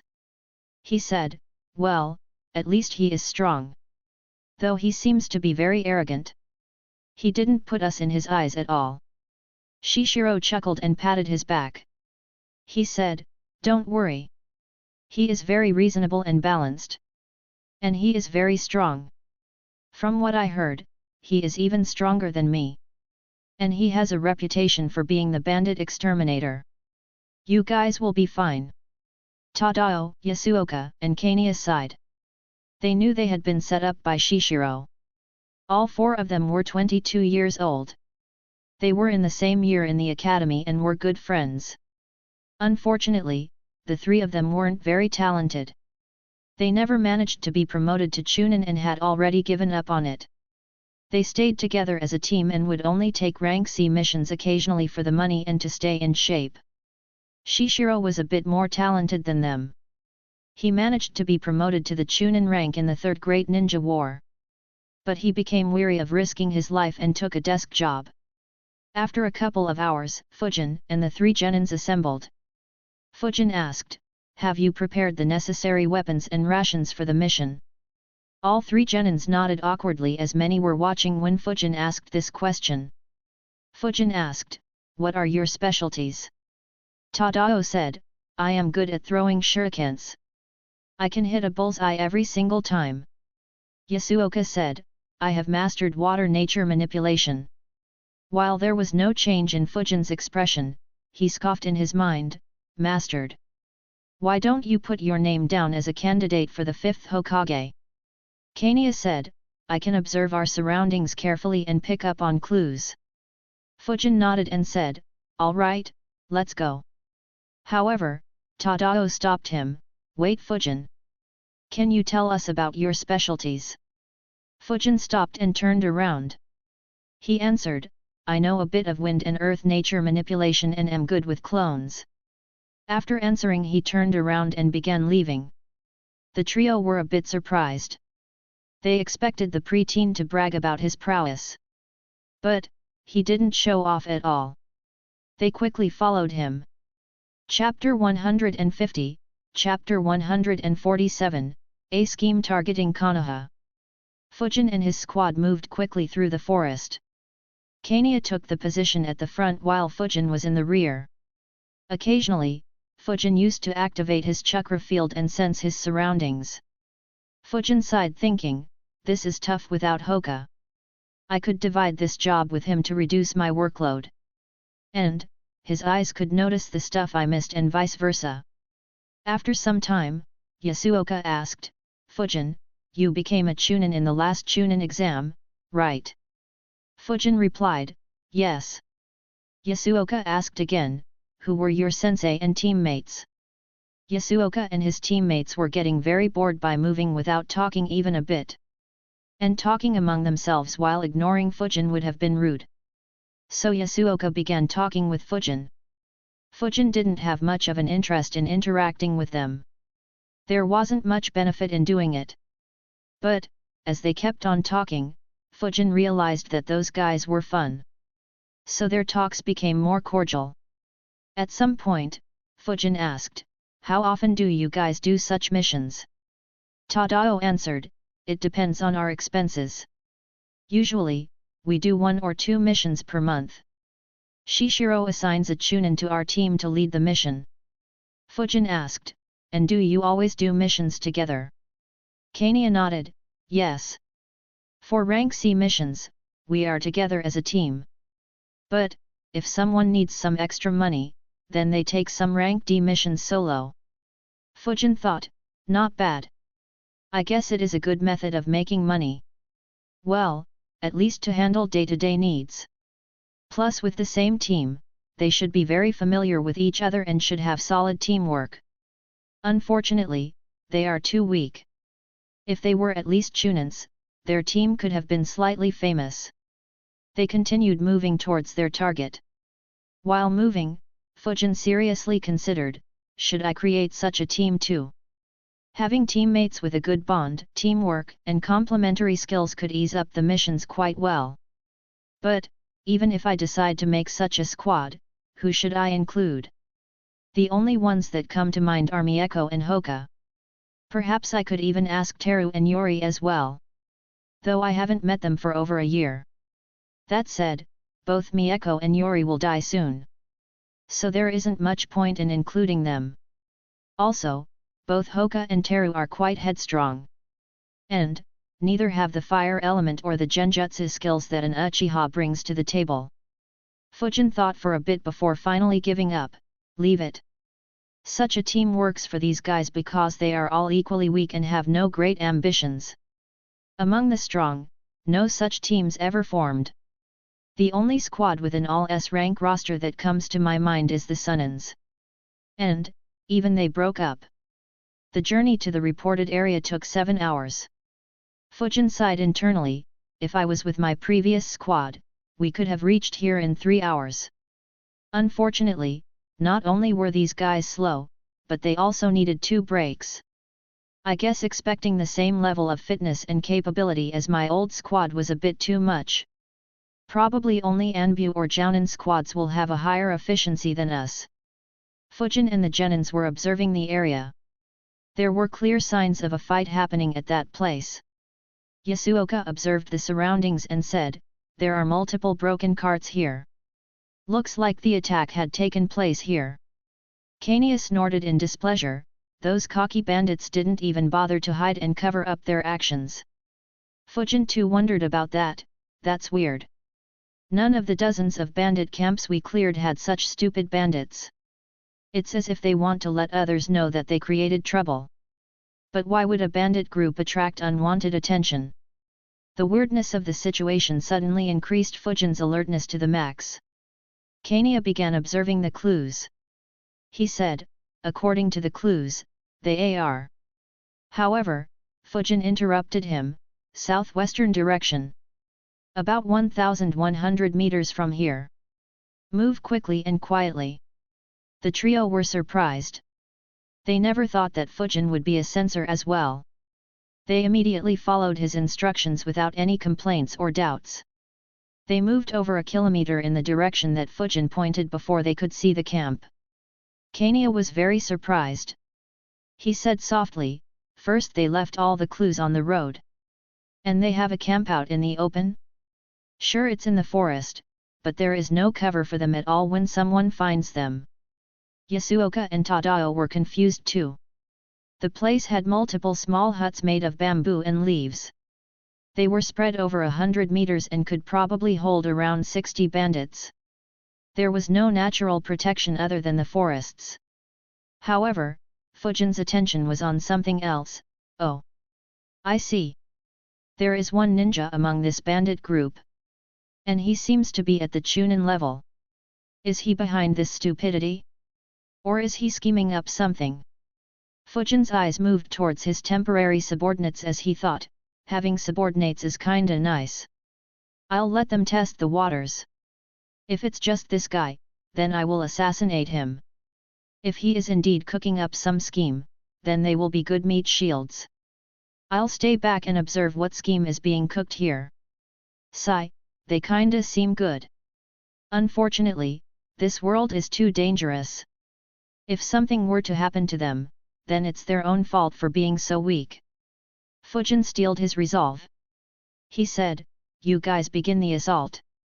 Move quietly and eliminate as many as you before alerting the whole camp. I'll stay behind and observe in case there is anything fishy. Tadao, Yasuoka, and Kania nodded and moved. They weren't aware that there was someone stronger than them among the bandits. Fujin stayed behind and observed them. In the central hut of the camp, a large man was relaxing on a rather comfortable deck chair. 2 slim ladies were around him, one massaging his shoulders and another his thighs. Both had scared looks on their face. The man grinned like a pervert while enjoying the treatment. Some other bandits in the room were looking at them lecherously. The man sitting in the chair was Idane Ki.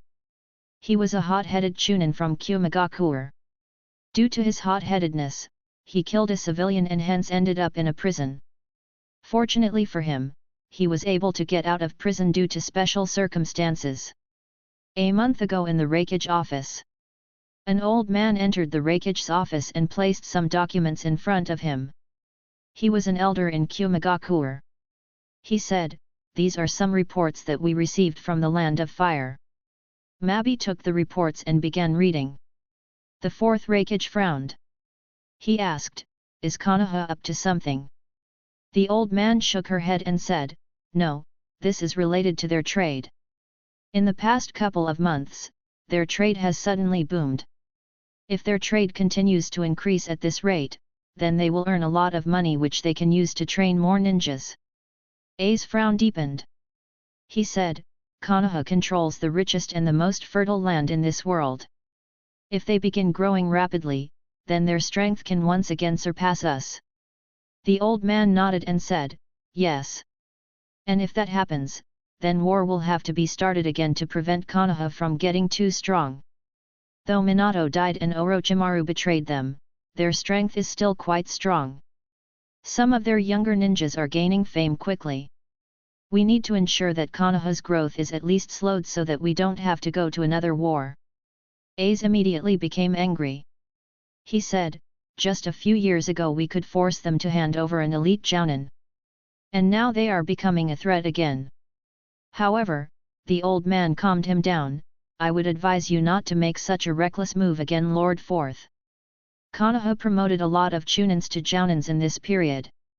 More importantly, our spies have reported that IWA is recovering its strength rapidly too. That fence sitter is spending a huge amount of money on raising new ninjas. If Konoha decides to retaliate instead of being desperate for peace, then we could get in a pickle." A calmed down slightly. He asked, "What do you suggest then?" The old man said, "According to my sources, Konoha's trade suddenly boomed as their bandits were killed at a rapid pace. So we should increase their bandit groups." A thought for a bit. He looked at Mabi and said, "Mabi, see if we have any useful prisoners. We will release them and let them be rogue ninjas inside the Land of Fire and have them start more bandit groups." Mabi nodded and left to check their data. The old man said, "While Konoha doesn't have the strength to retaliate against us, it'll be better if we don't leave any clues behind."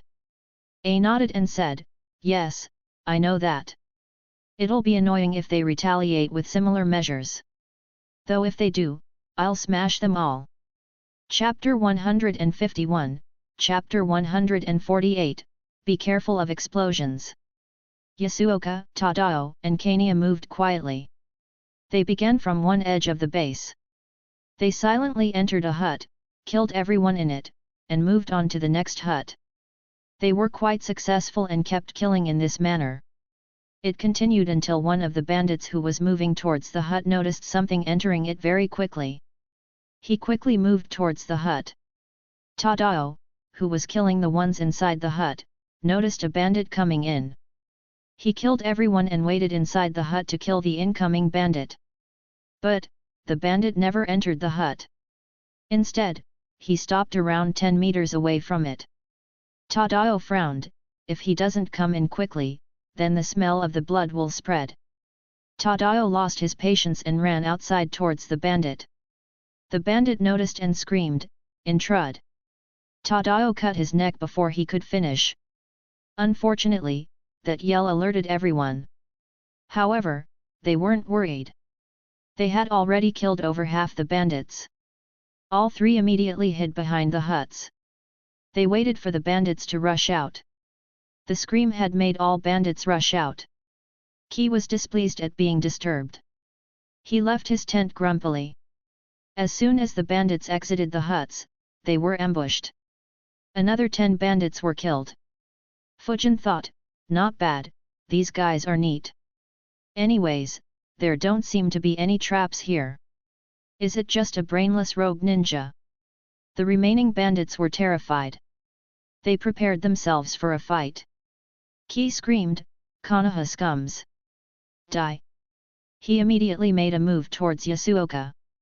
Yasuoka's eyes widened as he noticed that Ki had chakra. He immediately made hand signs. Water release, fish spit jutsu. Yasuoka spat a jet of water at Ki. However, Ki scoffed, "Water release? Worthless." He made hand signs as well. Lightning release, lightning bolt jutsu. He extended his finger towards the incoming jet of water. A small bolt of lightning was released through his finger. It hit the jet of the water and traveled through it to Yasuoka. Yasuoka didn't expect it. The lightning hit him and shocked him. Though it didn't injure him critically, it made moving harder. And in combat, this alone was fatal. Ki smirked at seeing the terror on Yasuoka's face. He grabbed a kunao and ran towards Yasuoka. Tadao and Kania noticed it as well and got very worried. They immediately killed the bandits in their path and moved towards Yasuoka. Unfortunately, they were too far away. Yasuoka's life flashed in front of his eyes as he saw Ki approaching him. He barely managed to grab a kunao and raise it, but his movements were very slow. Ki began swinging his kunao at Yasuoka when a vacuum bullet hit his forehead and pierced through it. His body was thrown behind by a couple of meters due to the momentum of the vacuum bullet. Yasuoka, who had almost given up on his life, was stunned. So were Tadao, Kania, and the bandits. The bandits immediately began running. Fujin had been sensing continuously but didn't find anyone else. So he decided to make a move. After all, losing a ninja on his first mission as a team leader won't look good. Tadao and Kania exchanged glances and thought, didn't he say that he only knew a bit of wind nature manipulation? Fujin, who was still alert, suddenly became very serious. He made a hand sign and yelled, "Move back!" The trio were surprised. Tadao and Kania immediately moved backwards. Yasuoka was still struggling. Fujin's wind clone appeared behind him. He grabbed Yasuoka's collar and tossed him behind. At the same time, he extended his other arm towards Ki. A spinning shield of wind appeared in front of the clone. Ki's body suddenly exploded. The explosion burnt everything within a radius of 10 meters and sent dust and small pebbles flying for a long distance. The spinning shield of wind was destroyed as well. But no debris flew past it and hence Yasuoka was safe. However, Tadao and Kania were injured lightly by some pebbles. So were the bandits. Fujin frowned. He created 5 wind clones. 3 stayed around him while the other 2 flickered towards the bandits and killed them all. Fujin thought, what the hell? Did he carry 100 explosion tags to take revenge on the one who kills him? No, why would anyone do that? The more likely case is that someone used him as a booby trap. But who? And for what purpose? Fujin wasn't sure of his analysis, but it was on point. A had sent a few dozen prisoners to the Land of Fire. They were instructed to act as bandits, or else Kumo would come after them again. Every one of these ninjas had seals inscribed on their bodies. Seals that would explode with a huge force after being killed. In order to ensure that they won't surrender, all of them were threatened with terrible consequences to either themselves or their loved ones. A's target was to reintroduce uncertainty for trading caravans in the Land of Fire. And, he would also hit Konoha's ninjas. Most of the prisoners he released could easily kill genins. It'd be especially good if they killed younger genins. And if they were killed by chunins or jounins, then the explosion could have a slight chance to kill them as well. For Konoha, who had just begun recovering, such a loss could be a setback. Unfortunately for A, in this particular instance, his opponent was a ninja who loved his life too much to fall for such a trick. But, if A was to learn of the disappointing performance of Ki, he wouldn't care much. Ki and his bandit group had already killed 3 trading caravans mercilessly. When this news spreads, it'll create panic among the traders and they won't trust the Land of Fire to provide them with complete safety. Even after all the bandits were killed, Fujin didn't sense anyone. So he flickered on the nearest tree to the explosion and said, "Gather here." The trio nodded and began moving towards Fujin. The genins now looked at Fujin in a new light. Without him, it was very likely that they might have not returned alive. Fujin created a shadow clone who gathered and stored whatever remained of Ki's body in a scroll. Fujin asked, "How are your injuries?" Yasuoka said, "I am fine. My body was restricted a bit by the electric shock. It has recovered." Tadao said, "I am fine too. Just some scratches from the pebbles." Kania said, "Same here." Fujin nodded. None of them had any serious wounds. Yasuoka asked, "Fujin, you are a sensor, right? Did you sense that ninja before we attacked?" Fujin shook his head and said, "No. I didn't sense any chakra from him. I guess either he knew how to suppress his chakra or had some sort of seal that allowed him to hide his chakra from sensors." Yasuoka's face became grim. If such events happened frequently, then their risk while doing rank C missions would increase exponentially. Both Tadao and Kania had grim faces too. Fujin understood why their faces were grim but didn't say anything. Fujin's shadow clone had stored the dead body and then gathered all the survivors in the camp. There were 8 young girls. All were very afraid due to their horrible experience and the gore around them. Fujin asked, "Are any of you good with first aid?" Kania said, "Me." Fujin said, "All right. Apply the necessary first aid to them. We will move away quickly." Kania applied first aid to them and comforted them a bit. Seeing that they were Konoha ninjas, the girls relaxed slightly. The group moved away a few kilometers before setting up a camp to rest. They rested for the night and began the journey back to Konoha the next day. Since the civilian girls also traveled with them, the journey back took 1.5 days. After returning to Konoha, they handed the girls to the proper authorities and went straight to the mission center. Fujin reported the details of the mission to Shishiro. Shishiro was surprised. He said, "I didn't think that such a new bandit group would have such a strong ninja." He sighed in relief, "I am glad I chose Fujin. Else some of them might have died." Shishiro had seen many of his classmates die. He didn't want to see more dying. He handed a paper to Fujin and said, "Fujin, as the team leader, you have to write the mission report. Please fill in the details in this form and describe how the mission went and any observations you made." Fujin nodded and took the form. Shishiro continued, "Since this mission involved a Chunin-level ninja as the enemy, I will upgrade your mission to rank B. Your rewards will also be increased from 50,000 ryo to 500,000 ryo." Hearing that improved the moods of the genins. With 10 times the rewards, they could afford to not take a mission for almost a year. They could perform safe rank D missions for some money if they needed it. Fujin took 200k ryo and gave the 3 100k ryo each. The 4 said farewells and left. Before leaving, Fujin looked at Shishiro and reminded him, "Don't assign me to rank C missions again." Shishiro's eyes twitched. He said, "This was a rank B mission." Fujin replied, "It's not the same. If you assign me another rank C, I'll refuse to take it." Without waiting for his reply, Fujin left. Shishiro muttered, "These kids are so annoying. And how can I even assign him to a rank B mission? Did Renjiro-sama not talk with him?" Chapter 152, Chapter 149, 3 months of non-stop training. After returning home, Fujin began writing the report. He finished it before having dinner and meditated for a bit before sleeping. The next day, Fujin submitted the report and got back to training. He began practicing the vacuum bullet jutsu. He had 2 aims. The first was to decrease the amount of time needed to form and shoot the vacuum bullet. The second was to create 2 vacuum bullets at the same time. While Fujin was training, his report, along with a few others, landed on Hiruzen's table. Hiruzen's expression wasn't good. There were quite a few people in his office. And most were waiting for the thoughts of one person.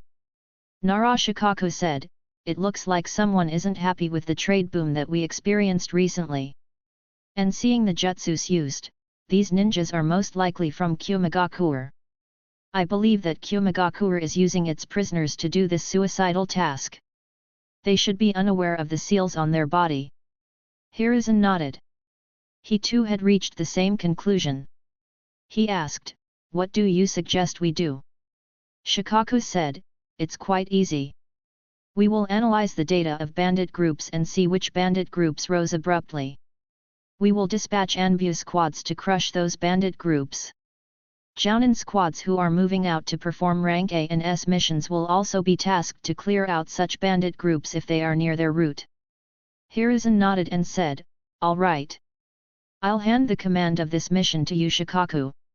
Clear them out." Shikaku thought, "I analyzed the information and strategized so that you could assign them missions. Why are you handing me the command?" Unfortunately, it wouldn't look good if he complained in front of so many people.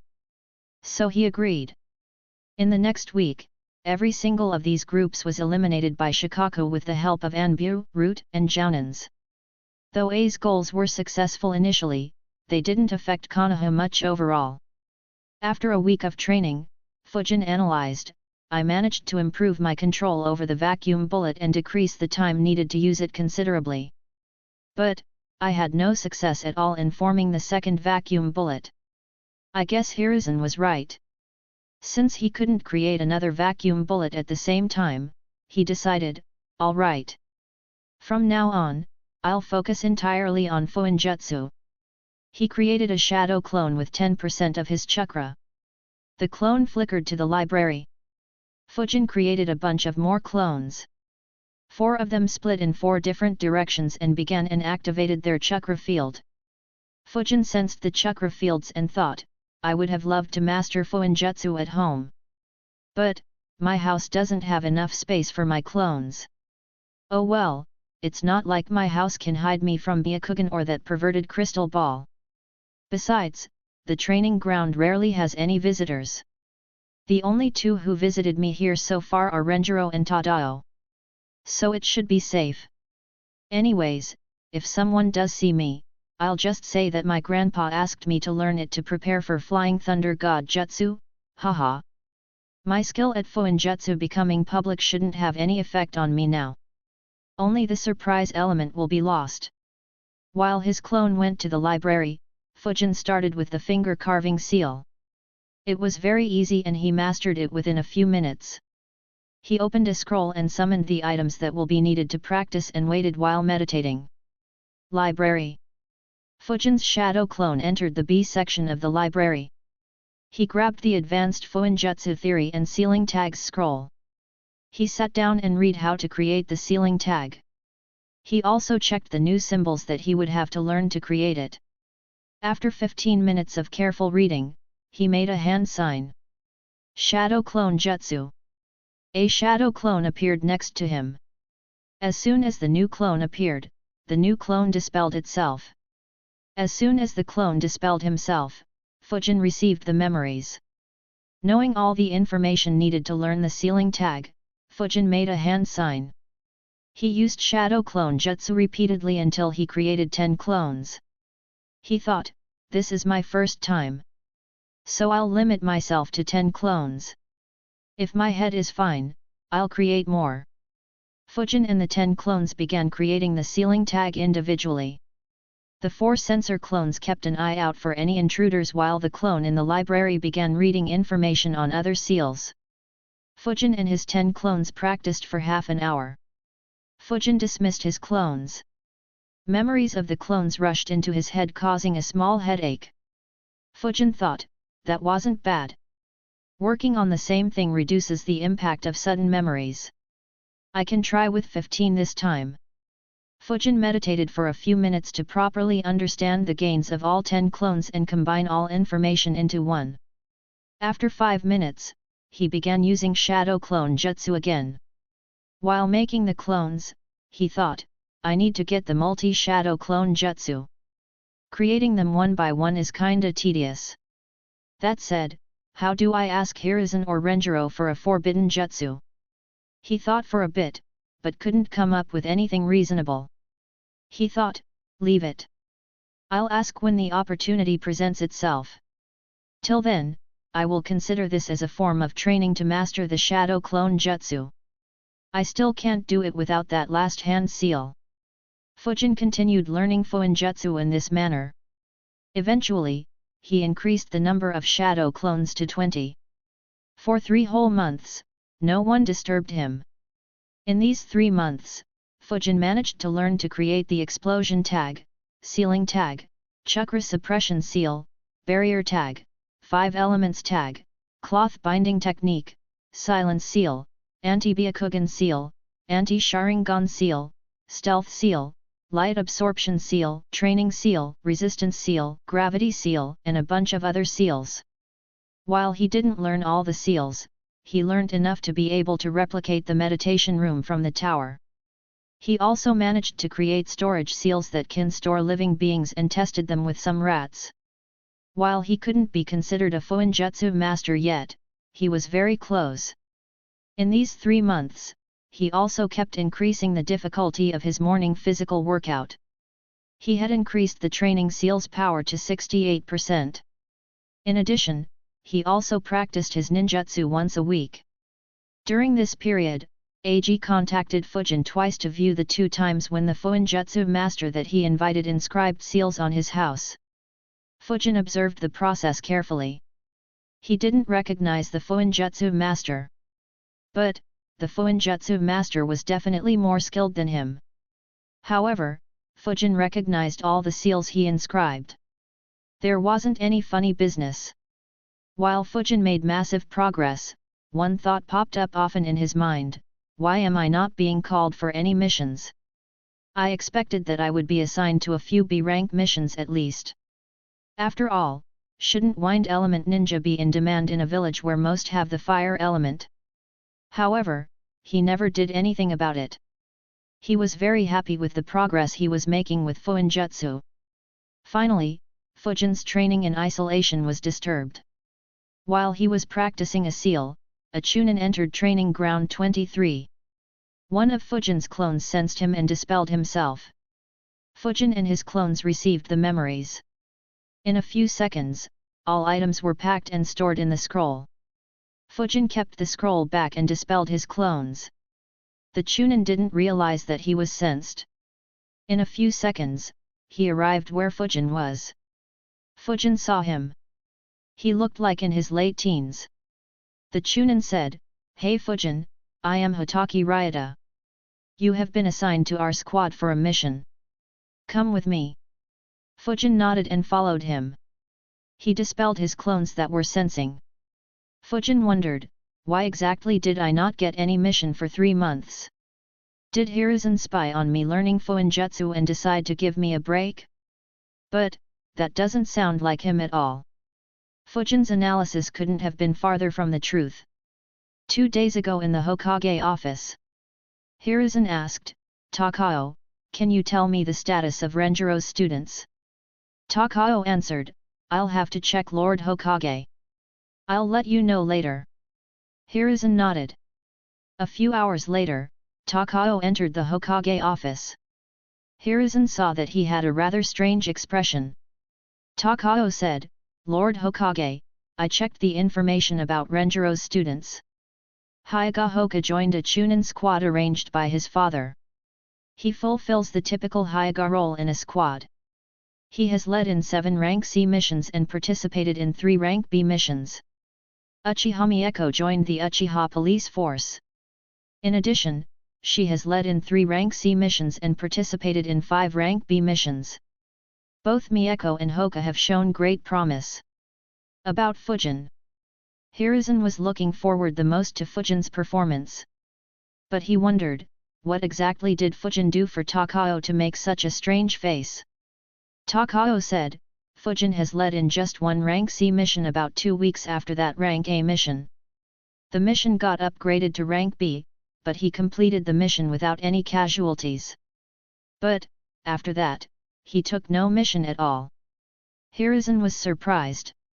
He didn't understand Fujin's behavior. He asked, "What has Fujin been doing?" Takao said, I did some research. He booked Training Ground 23 for 9 months. He has been visiting it daily and spends most of his time there. Hiruzen said, I can understand Fujin training.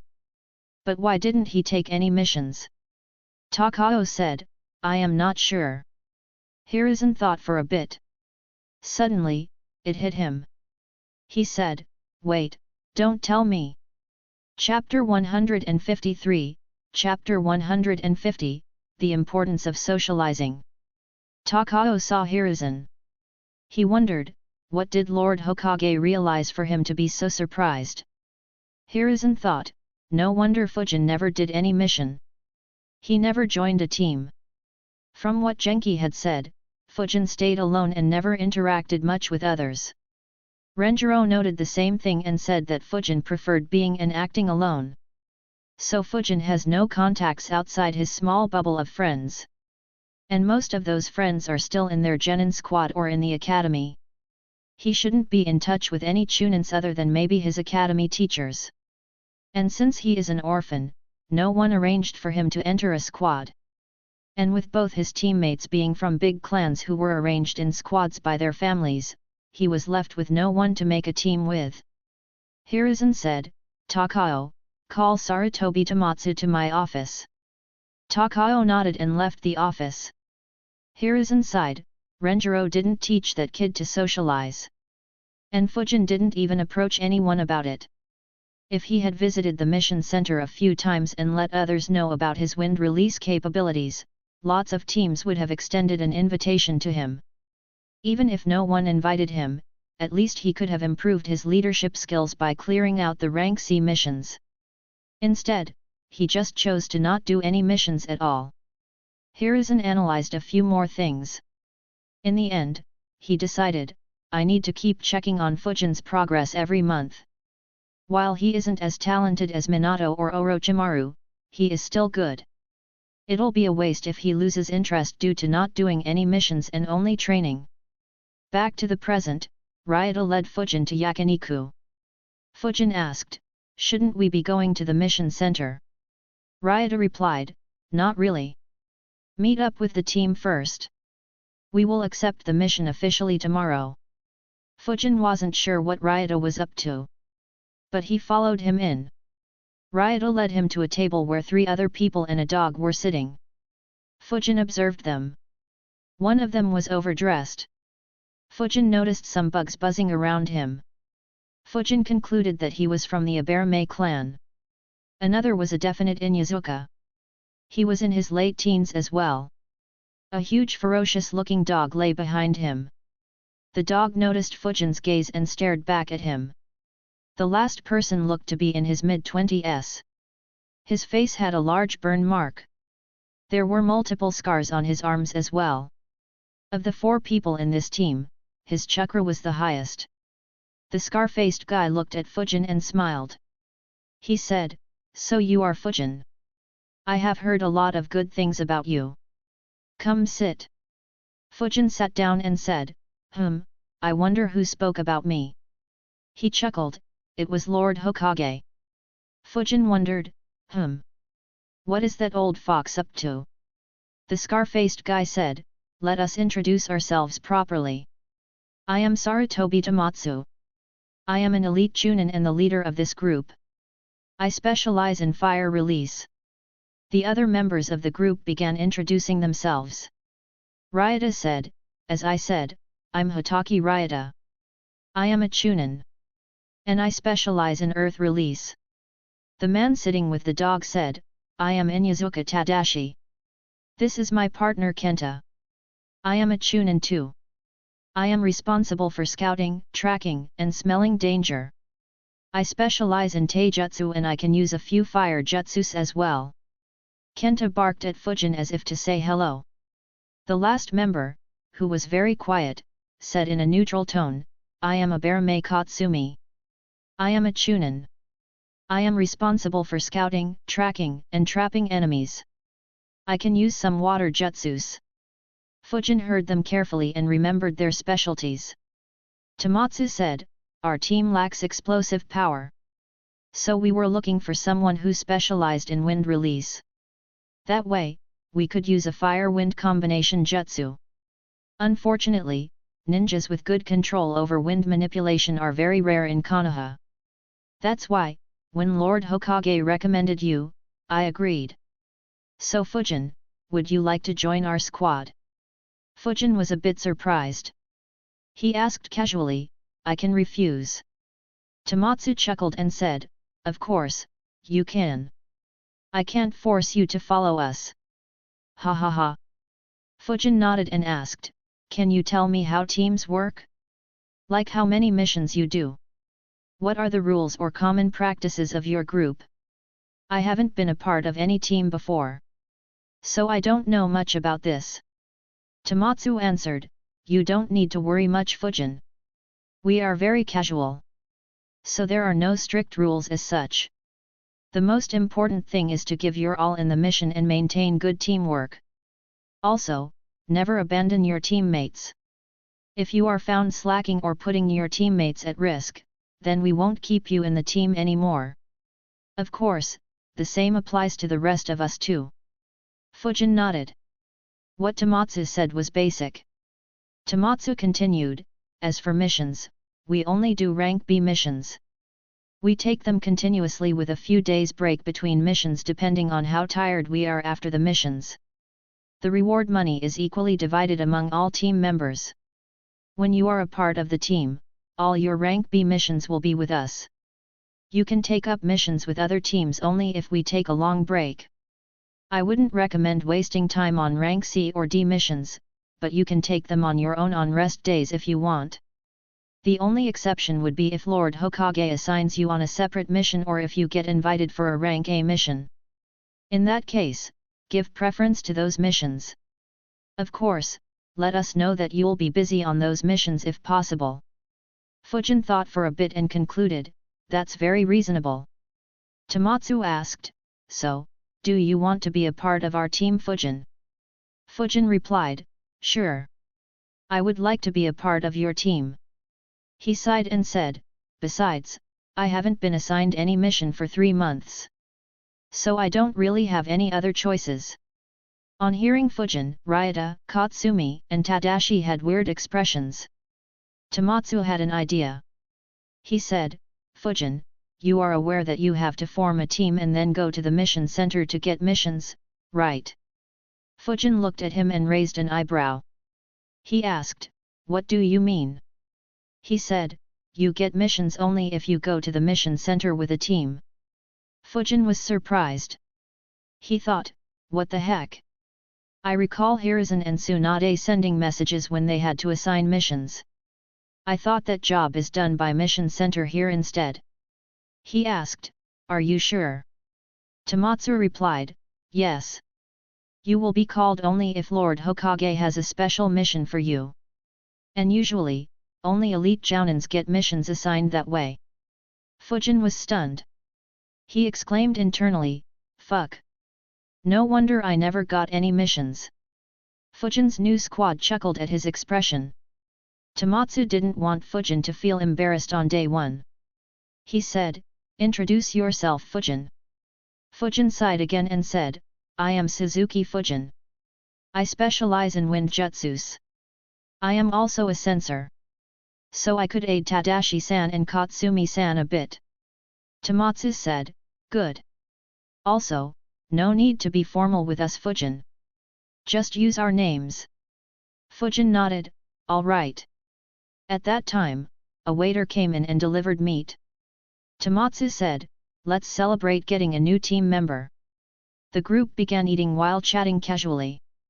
At one point, Fujin asked, Tomatsu, how do you become an elite chunin? Is there an exam similar to the chunin exam? Tomatsu said, no. There is no exam. You get assigned this rank by doing missions. The missions that you complete are analyzed by the village. When they are satisfied with your performances, they promote you to elite chunin. Fujin was surprised. He asked, on what parameters do they decide? Tomatsu replied, well, the basic requirements are your strength and overall capability. If you have any obvious weakness, you won't be promoted to elite chunin. Once you meet those requirements, they check your mission record. There are no fixed criteria regarding the missions, so I can't comment on what parameters they check here. But, it'd be safe to say that you need to have completed at least 50 rank B missions. Fujin thought and said, "Oh. Thank you." Tomatsu smiled and said, "No worries. There are a couple more things that you should know about elite chunins. Other villages aren't as strict as Konoha while promoting to jounins. So most elite chunins from Konoha can go up against jounins of other villages. So don't expect to be promoted quickly. Also, if you want to be promoted to jounin or special jounin ranks, then you first need to be an elite chunin. Otherwise, you won't be considered for jounin promotions." Fujin nodded. He had expected that. After eating the food, Tomatsu said, "I have already accepted a mission. Tomorrow, we will escort a noble from the land of rice back to his country. Meet up at the gate at 11 a.m. and bring enough supplies for a couple of months." Fujin and the others nodded and left. After leaving, Fujin headed back to the training ground. Chapter 154, Chapter 151, The First Mission with a New Squad. En route, Fujin thought, so that's why I never got assigned a mission again. Sigh, at least someone should have said something to me. I guess Tomatsu's words indirectly came from Hiruzen. That said, even if I did know this, I don't have connections with any chunins. It's the same issue that I concluded while going on the mission with Yasuoka and the rest. Just going around advertising my wind jutsu capabilities would have been stupid. After all, who knows what squad I'd join up with? I guess the only choices available were to ask Renjiro or Hiruzen to assign me to a team. It's probably what Hiruzen did. That said, not having any connections is kinda an issue. I didn't give much thought to this earlier as this is the world of the strong. As long as I keep working hard and reach the top, everyone would be trying to create a relationship with me. But, reaching such a level will need a lot of time. And I might need aid along the path. At the very least, the help I got from Renjiro was critical. And unlike Hiruzen, it was a selfless act from him. Sigh, I will have to interact more with other ninjas. While I won't ever need as much aid as Renjiro gave me, I will need to have connections in order to make different sorts of teams depending on missions. Still, how do I do that? It's not like I can hang around and drink alongside them, can I? Leave it. No point in acting desperate. I'll just make connections as I get opportunities in the future. Anyways, it's not an issue to not have done any missions in the last 3 months. These months have improved my skill with Fuinjutsu a lot. I have learned all the important seals. In terms of effectiveness, I should be on par with seal masters. I'll probably need a couple more months to learn all the remaining seals. But, I think it'll be better to stop for now. I should practice the seals I have learned for some time. After all, it's very unlikely that Hiruzen would give me the scroll for Flying Thunder God so soon.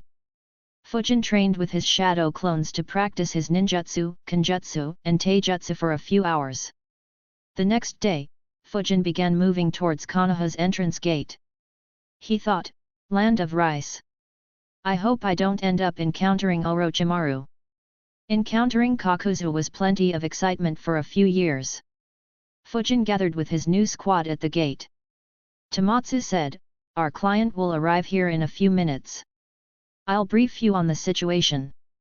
The Land of Rice had been peaceful after the Third Great Ninja War. But, in the last few years, there have been many turbulences in the Land of Rice. Many rogue attacks have been reported. Many nobles are targeted too. Even their daimyo's retinue was targeted once. So, we have to be very careful during this mission. Tadashi, you will be responsible for smelling any possible attackers. Katsumi and Fujin, you two will back him up. Ryota, you will be responsible for keeping our client safe. You will cooperate with his bodyguard. I will be responsible to attack any attackers. Tadashi will assist me and Katsumi will provide long-range support. Fujin, for this mission, only observe us. If you get an opportunity, you can attack. Fujin nodded. The arrangement was reasonable as he would need some time to fit into their team. Tomatsu briefed his team on a few matters until two men arrived at the gate. The younger man was a blonde wearing an expensive robe. The older man dressed as a ninja and had a similar mask to Kakashi. Two swords could be seen on his back. They greeted Tomatsu as they interacted with him on the previous day. After discussing for a bit, they left. The young noble and his protector walked at the center. Tadashi, Kenta, and Tomatsu walked in front of them. Fujin walked to their right and Ryota to their left. Katsumi handled the rear. The group took 7 days to reach the border between the Land of Fire and the Land of Rice. They didn't encounter any troubles on the way. On reaching the border, the protector said, "We have been experiencing a lot of rogue attacks in the last year. We will need to travel another day and a half. Please be on guard and protect us." Tomatsu replied, "Don't worry. We are always alert." The group continued moving. After a few hours, Inyazuka Tadashi stopped and said, "There are 3 scents at this location. Someone was here not long back." Tomatsu looked at Fujin and Abarame Katsumi. Fujin activated his chakra field. Some bugs appeared around Katsumi and spread in the forest. Fujin said, "No one in 1 kilometer radius around us." Fujin chakra field could sense up to 1.25 kilometers. But, he decided to report only 1 kilometer. In the future, if someone became aware of Fujin's capabilities and decided to hide just outside his stated range, then they would lose their element of surprise. Tomatsu nodded and looked at Katsumi. After a few minutes, Katsumi said, "No one is hiding around us."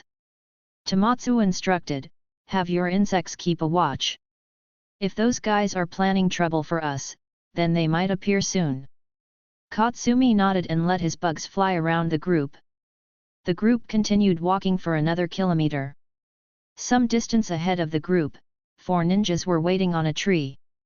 One of them said, "Boss, that noble called Kobe Takuma should be traveling on this route soon. But he should be escorted by Konoha ninjas. Should we attack?"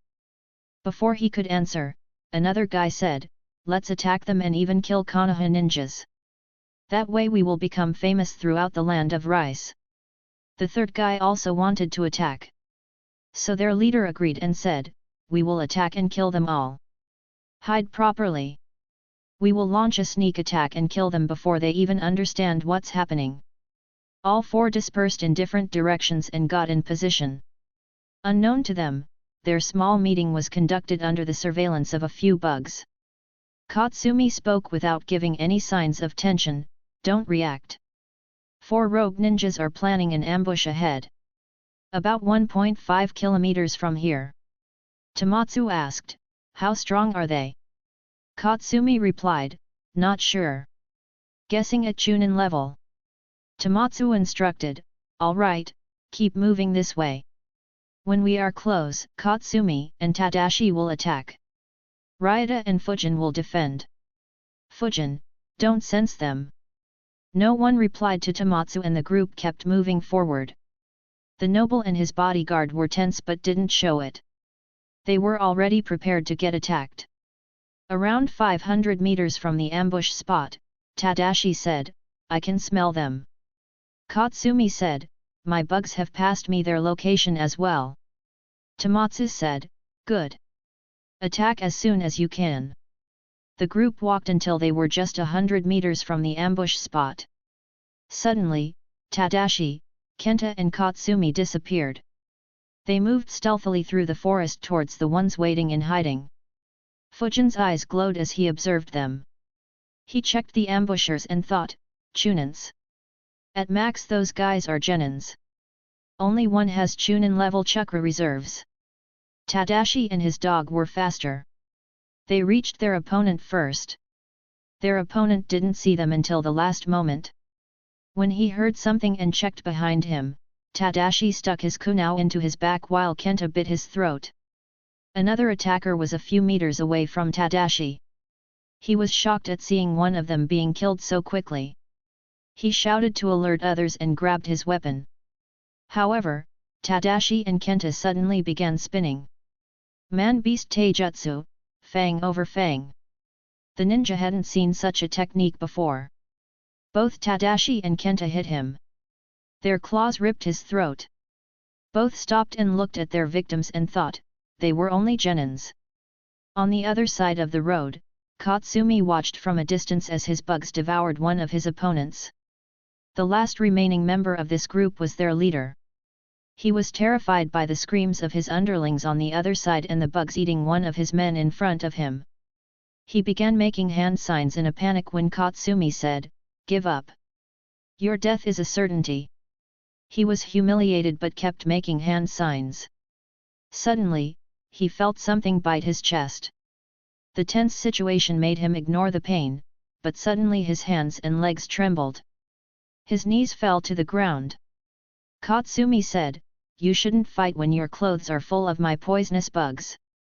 The enemy fell to the ground. He could see some bugs crawling out of his shirt. Tomatsu appeared behind Katsumi and asked, "Is it done?" Katsumi said, "Yes.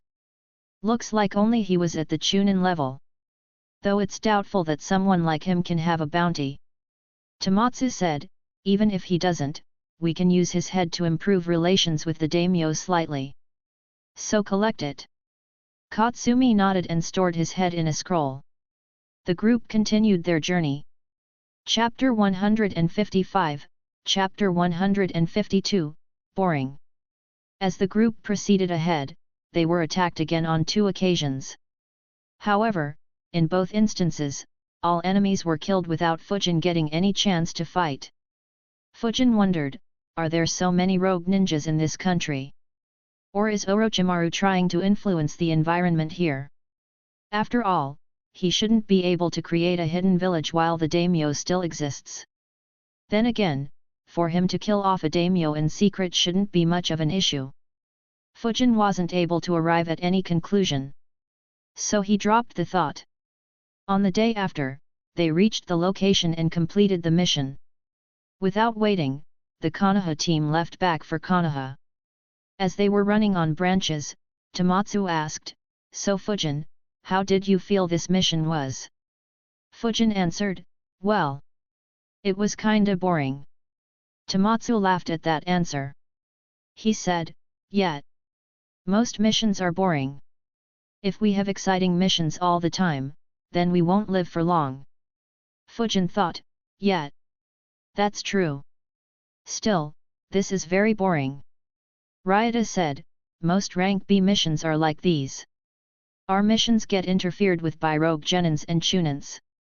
They are very easy to kill off." Tomatsu added, "If the missions involve rogue jounins or ninjas from another major village, then it'll be categorized as rank AORS. Or the Anbu will handle them." Fujin nodded and said, "Yeah, that makes sense." Tomatsu said, "Don't worry. I'll give you a more active role in future missions." Fujin smiled and thanked him. However, internally he sighed, "What's the use of having an active role against such enemies? They will die without even seeing me.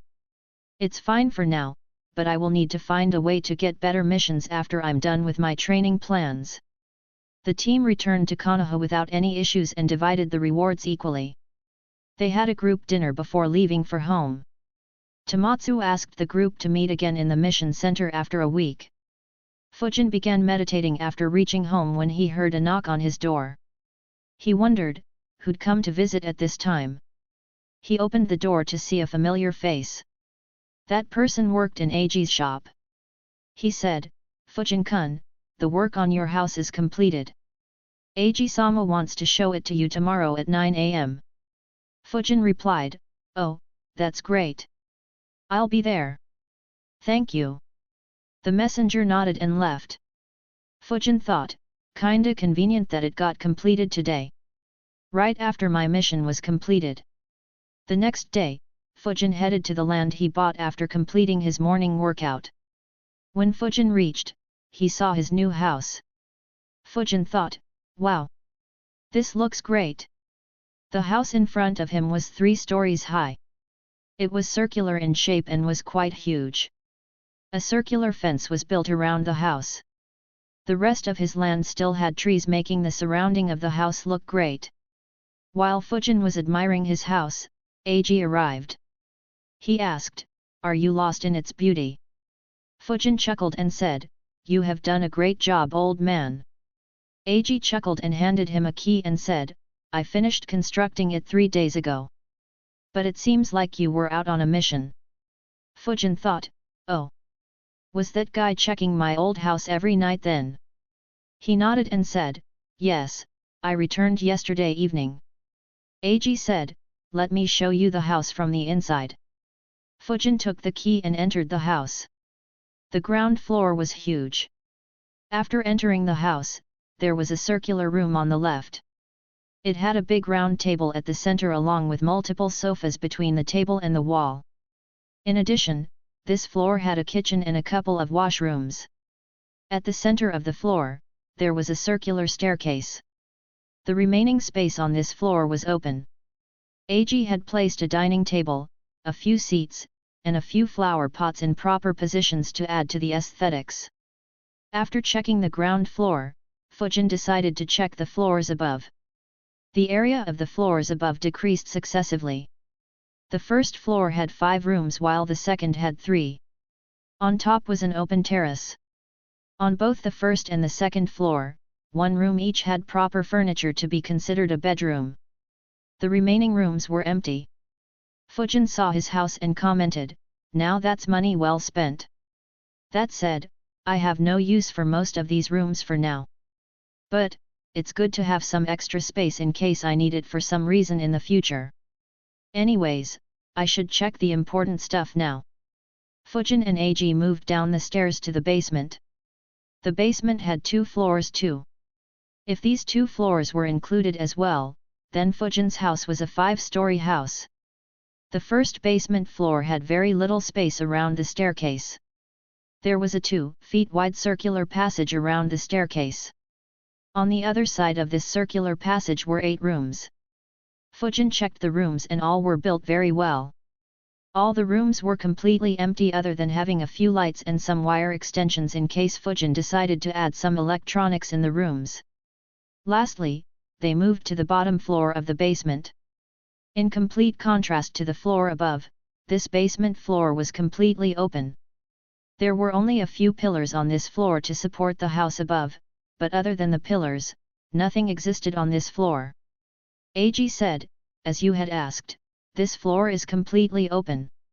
And everything here is extremely sturdy and strengthened even further by the Seal Master."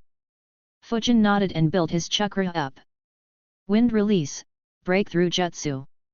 Fujin suddenly exhaled a strong stream of wind from his mouth. The wind moved rapidly and hit all the pillars and the walls. Not a scratch appeared. Ag, who was standing next to Fujin, was surprised. The high-speed winds crashed into the walls and some part of it was reflected back at them. He found it very difficult to stand steady. He said loudly, "What are you doing?" Fujin chuckled and waved his hand. He used Gale Palm Jutsu to quiet down the winds. He said, "Great work. Though that was one of my weaker jutsus, this room is very sturdy. Thanks again." Ag grudgingly said, "All right. But don't try to kill me again." Fujin chuckled. Ag said, "I have made the house according to our plan and even placed furniture as you asked. If you need anything in the future or want furniture for the remaining rooms, you can come to my shop." Fujin nodded. Ag left the house leaving Fujin alone in his new house. Fujin saw Ag out and then checked his house once again. This time, he concentrated chakra in his eyes and inspected everything. After half an hour, he concluded, "All right. I know I am being overly cautious, but there doesn't seem to be anything wrong in the house. And, all the walls are as sturdy as Ag promised them to be. Anyways, now that I have my house, I can finally start my plans. But, first I need to clean the house." As Fujin thought that, the wind began gathering around him. The wind gently flew through his entire house. It gathered most of the dust and soil and left his house. Then, Fujin created as many shadow clones as he could and they all cooperated to clean the home properly.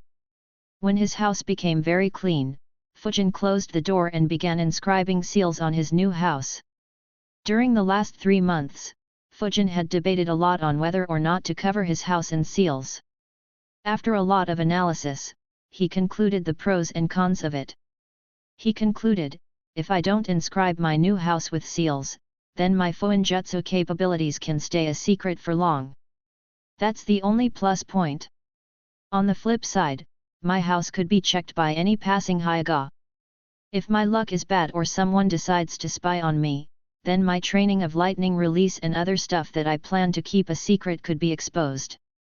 On the other hand, if I inscribe seals in my house, then my skills at Fuinjutsu will be exposed very easily.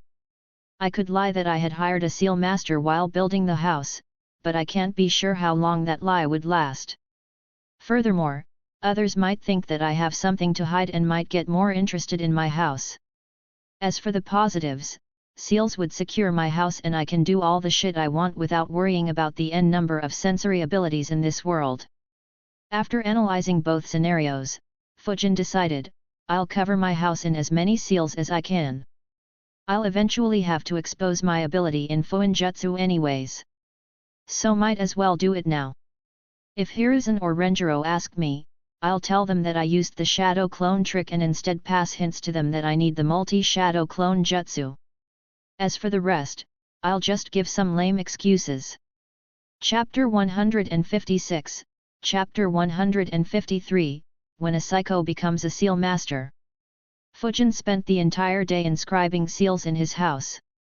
He started with the anti-Byakugan, anti-Sharingan, and stealth seals. He followed it up by using seals to strengthen the doors, walls, and pillars even more and also used seals to increase their resistance to fire, wind, lightning and water. When he was satisfied with the protection that his house provided, he went to the basement and entered one of the rooms. Fujin observed this room and thought, the dimensions of this room are exactly as the meditation room in that tower. Fujin opened the scroll where he had recorded the details of that room. He inscribed all those seals in his room and recreated that room. Fujin thought, great! Now I just have to buy those incense sticks and candles. Then this will be the only room where I meditate. Fujin checked all the seals again to confirm that everything was fine. He left the room and used the finger carving seal to write meditation room on the door. Fujin then went into the room on the opposite side. This one had a lot of holes in the walls. Fujin inspected them properly and thought, I'll need to buy the proper tools to make this similar to the training room for dodging. I'll do that tomorrow. Fujin used his finger carving seal to write the name on the door and moved into another room. This room was completely empty. Even light bulbs weren't present. Fujin inscribed a few seals on the walls to produce light. Once there was sufficient light, Fujin began inscribing gravity seals on the floor. After some time, he analyzed, gravity seals have been inscribed evenly in this room. The gravity in this room is approximately 2.5 times as compared to the outside.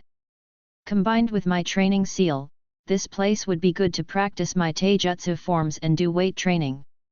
And I can increase the gravity by inscribing more gravity seals on the floor. But, first I should isolate this room properly.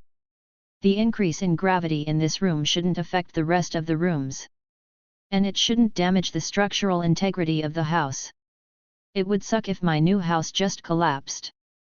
That aside, in the future, I should experiment with whether I can combine the meditation room and gravity room. I wonder if that would help me meditate and condition my body at the same time. After all, I kinda have been having a feeling that in the future I will need to meditate a lot. Fujin decided to experiment with it later.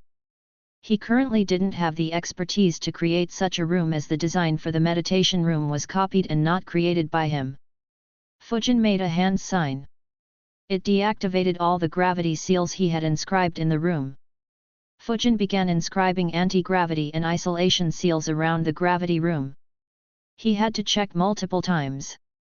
After some time, he was satisfied. The increased gravity in the gravity room was successfully isolated and wouldn't have any effect on the rest of the house. Fujin analyzed, after I buy the tools, I will have these 3 rooms ready for use. As for the other 5 rooms, I haven't decided anything yet. I would have loved to make wind, lightning, and fire training rooms. Unfortunately, the elemental crystals aren't accessible to me yet. Even if they were, I am guessing that I would need a lot of them. Oh well, time for the 5 seal barrier. A/N, ideas for the remaining 5 rooms are welcome. Fujin summoned 5 papers and laid them on the floor. The papers were brown in color and almost looked like the trunk of a tree. He grabbed a brush and made his chakra flow through it. He wrote forbidden on each of the 5 papers. He made a hand seal and all 5 words disappeared. Fujin looked at the papers and thought, Fuinjutsu is strange. Such a simple seal can defend against freaking S-rank jutsus. Unfortunately, the other 4 seals can't be placed inside the house. Otherwise, this seal would be completely broken. Fujin wrote not at home on one of the papers and attached it to his door. The remaining 4 papers, he attached to the trees around the house.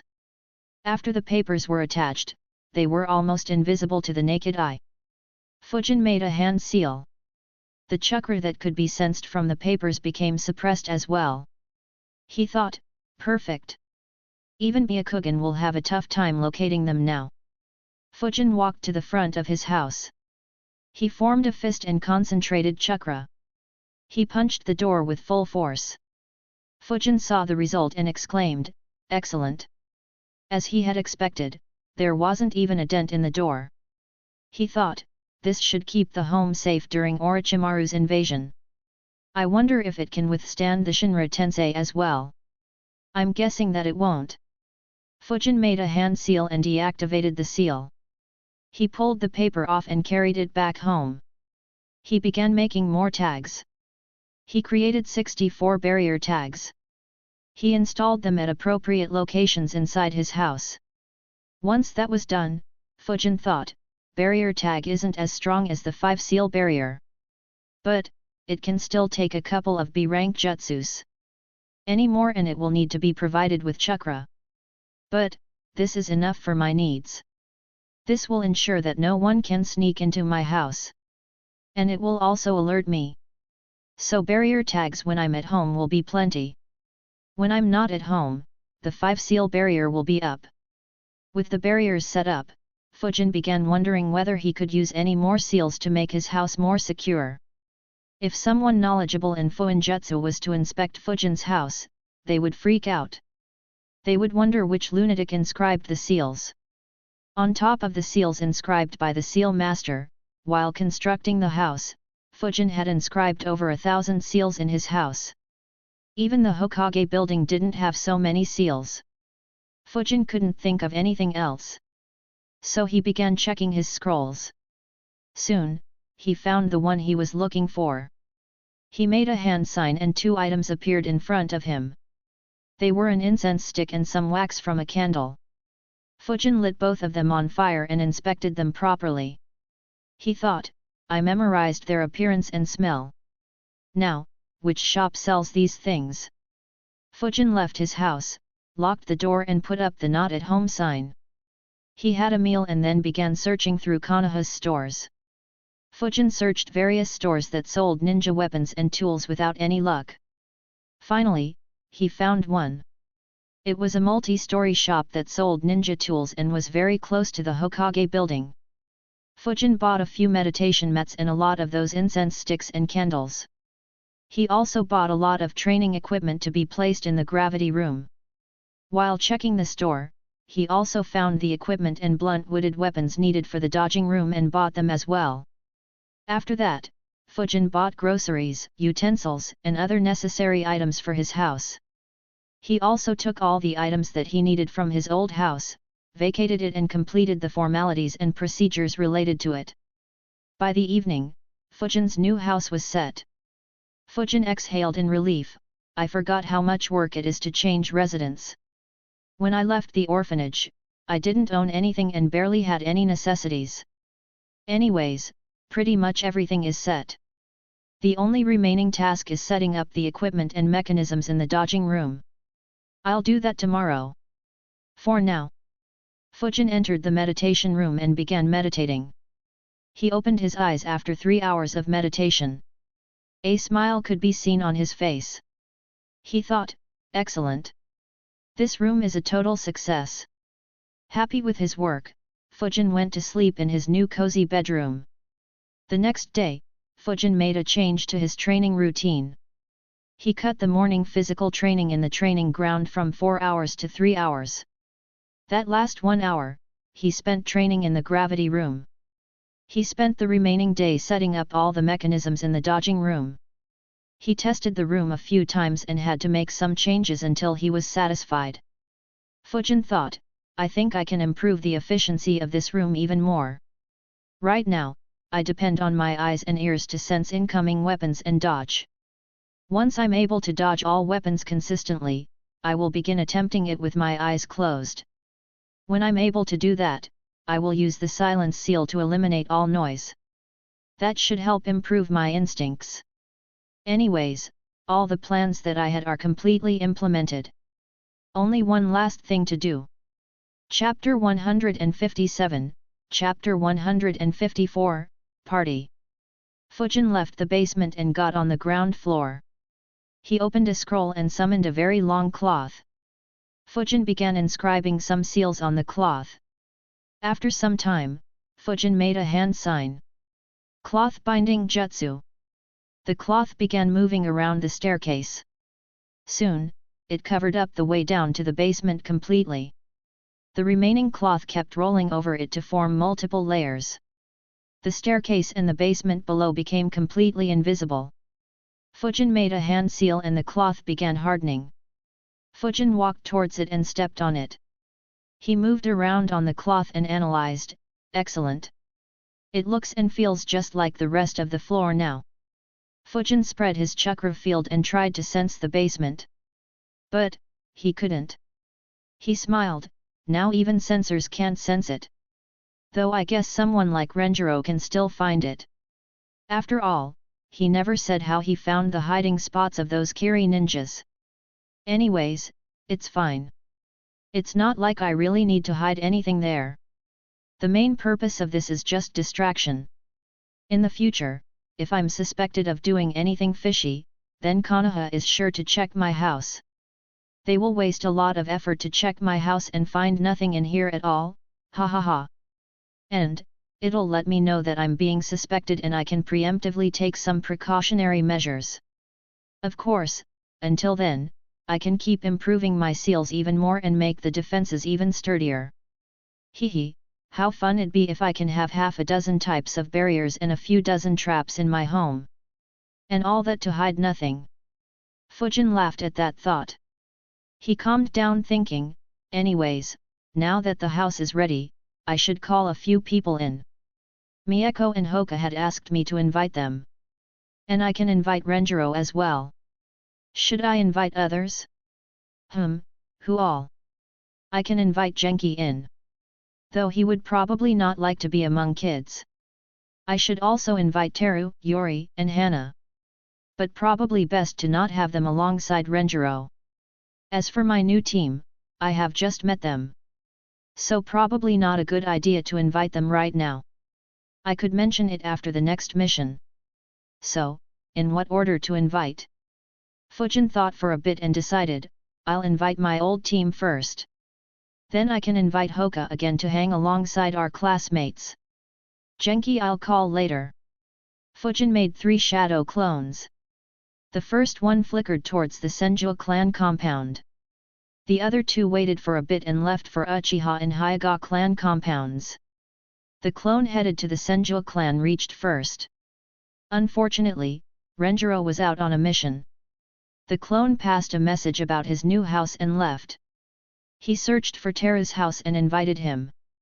He chatted for a bit with Teru and dispelled himself. The memories of the clone were transferred to Fujin and other clones. The other clones had reached the respective compounds but didn't enter till they received the memories. Since Renjiro wasn't available, they invited Mieko, Hoka, Yori, and Hana. After Fujin received their memories, he thought, that's surprising. All are available for tomorrow. Luckily I bought a lot of snacks. Oh well, let's see how my first time playing host in this world goes. Unfortunately no video games here. I should buy some board games and cards though. Might be handy if I decide to keep interacting in the future. Fujin created a couple of clones. One went to Genki and invited him to visit in the evening. The other clone went to civilian shops and bought some games. The next day, Fujin once again began his day with the new morning workout routine. At 9 AM, he went out to buy chicken. He made a shadow clone and went to the meditation room. The clone washed the chicken and left it to marinate with salt, turmeric powder, red chili powder, ginger garlic paste, and lemon juice. At noon, Fujin's friends began arriving. Senju was the first one to reach. Fujin welcomed him home. Teru said, "Long time no see. I was surprised to see you yesterday." Fujin nodded and said, "Yup. One of the reasons why I thought it'd be fun to get together." Teru asked, "Who else is coming?" Fujin answered, "Hoka, Yori, Hana and Mieko." Teru asked, "Who is Mieko?" Fujin answered, "She was on the same genin team as me and Hoka." Teru and Fujin chatted about their life after leaving the academy till others arrived. They sat in the circular room with the round table. Fujin had already arranged snacks on the table. They chatted while Fujin's clones served them fried chicken. Hana commented, "This is delicious Fujin. I didn't know you were such a good cook." Teru agreed with her, "Yeah, this is good." Fujin said, "Thanks, I'm glad you guys liked it." Teru looked at Fujin and asked, "So Fujin, how did you manage to buy such a huge house? Aren't they expensive?" Hoka added, "Yes. This house is bigger than my house. And Fujin lives alone here." Fujin answered, "It wasn't very expensive as it is towards the outskirts of the village. Most of the money came from mission rewards." Yori asked, "Mission rewards? I have been doing missions for a year longer than you. I have completed 19 rank B missions and still don't have that kind of money." Fujin chuckled and said, "We did 3 rank A missions with our sensei." Yori was riled up, "What? 3 rank A missions? How? I haven't been to even one." Mieko laughed and teased him, "That's right Yori. And of those 3, we did 2 back-to-back." Teru sighed and said, "You guys lucked out by getting Renjiro-sama as your sensei. He's a badass." Yori snorted and said, "Who cares about that? I bet I can beat all 3 of you by myself." That pissed Mieko off. She yelled, "Bastard! What did you say?" Yori replied, "You heard me." Mieko activated her Sharingan, stood up and said, "I'll take you on one right here." Yori also activated his Sharingan, stood up and said, "Try me. You aren't the only one with Sharingan." Fujin thought, "Oh, he activated his Sharingan too." Fujin coughed. Mieko and Yori looked at him. He said, "I just built this house. If either of you fights, I'm tossing you both out." Both calmed down a bit. They didn't want to ruin a new house. The others chuckled at their reaction. Fujin grinned and said, "Besides, if you want to fight, then I have booked the training ground closest to here. Let's go and check Yori's claim there." He thought, "Why did I even bother buying board games? The best way to build a bond in this world is to fight. Well, other than using talk no jutsu." Teru chuckled and asked, "You booked a training ground? Did you anticipate that Yori would start a fight?" Fujin said, "Not really. I booked a training ground for a few months." Hana was surprised. She asked, "A few months?" Fujin said, "You guys use your clan grounds for training. I don't really have that option." Teru said, "Still. A training ground for a month would cost around 75,000 ryo. That's almost worth one rank B mission. Are you sure you aren't secretly loaded, Fujin? They began moving towards the training ground. Fujin said, well, I did win a few million ryo by gambling some time back. So training ground costs aren't really an issue. The group was surprised. Mieko furrowed her eyebrows and nagged, Fujin, you are gambling? Have you been wasting your time and risking your money in gambling after our team was disbanded? Fujin was surprised. He stared back at Mieko. After a few seconds, he commented, you are taking after your mother well. Mieko's face immediately became red. She looked away. Fujin said, and no. I gambled before our team disbanded. Hoka asked, when? Fujin smiled and said, during the Chunin exams. Hoka and Mieko took a few seconds to realize. Both their eyes widened as they looked at Fujin. They said, you didn't. Fujin chuckled and didn't reply. Yori asked, you didn't what? Hana realized it as well as she said, you bet on yourself during the Chunin exams.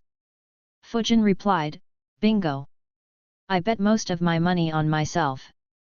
Mieko cursed, asshole. We were participating in it too.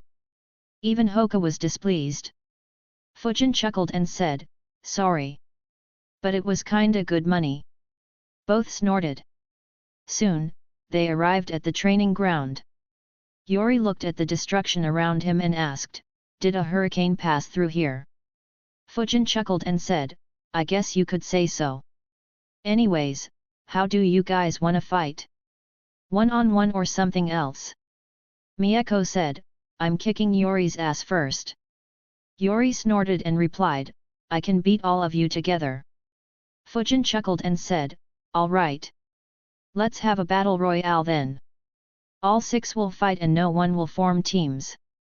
Teru said, oh, that sounds fun. When do we start? Hoka shouted, now. A/N, please let me know your thoughts on this chapter and whether you'd like more such chapters in the future. P.S. Writing about such events isn't really my thing. So even if the majority says yes, the number of such chapters will be very low. I will just try to have these when the opportunity presents itself. If the majority say no, then I won't write such chapters in the future. Instead, I will just describe such events briefly in one sentence or paragraph. Chapter 158, Chapter 155, Another Battle Royale. As soon as Hoka said yes, both he and Mieko attacked Fujin. However, Fujin flickered before they got close. Teru, Yori, and Hana moved behind to create a safe distance. They were surprised to see Mieko and Hoka attack their former teammate. A scowl formed on Mieko's face. She complained, now he will keep hiding till we are done fighting. Teru asked, what do you mean? Hoka was about to answer when everyone noticed something. Very strong winds were headed towards them. Yori thought, right. Fujin has an affinity to wind nature. Wind is weak against fire. He quickly made hand signs. Fire release, fireball jutsu. Mieko and Hoka saw the fireball and flickered away. The fireball hit the winds and was amplified and dispersed.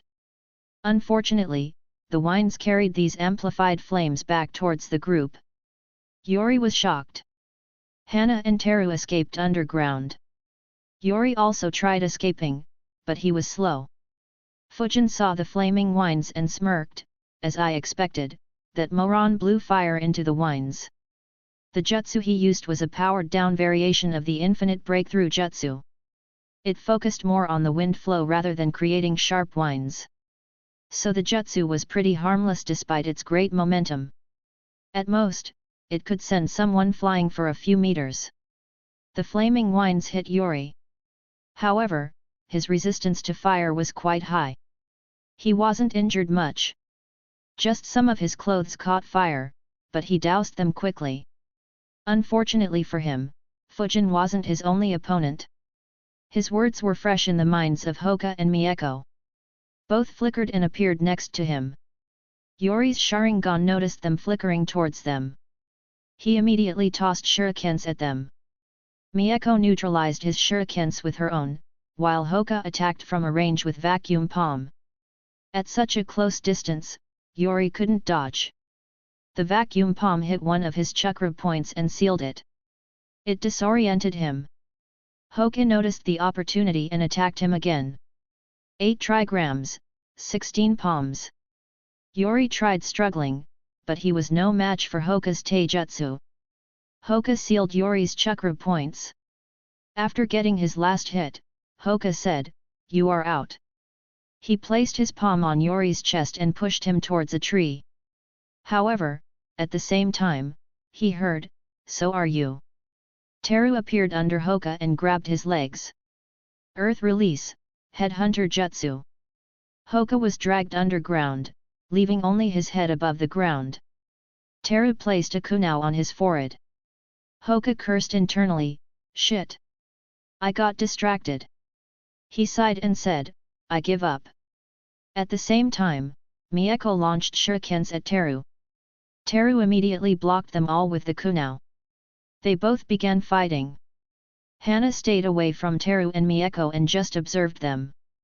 Fujin too observed from a distance while thinking, "Did they forget about me?" His eyes wandered towards Hana. He commented, "Looks like I am not the only one who likes to wait till others are exhausted and injured. Unfortunately, there are no rewards for winning." Wind instantaneous body jutsu. Fujin flickered along with the wind.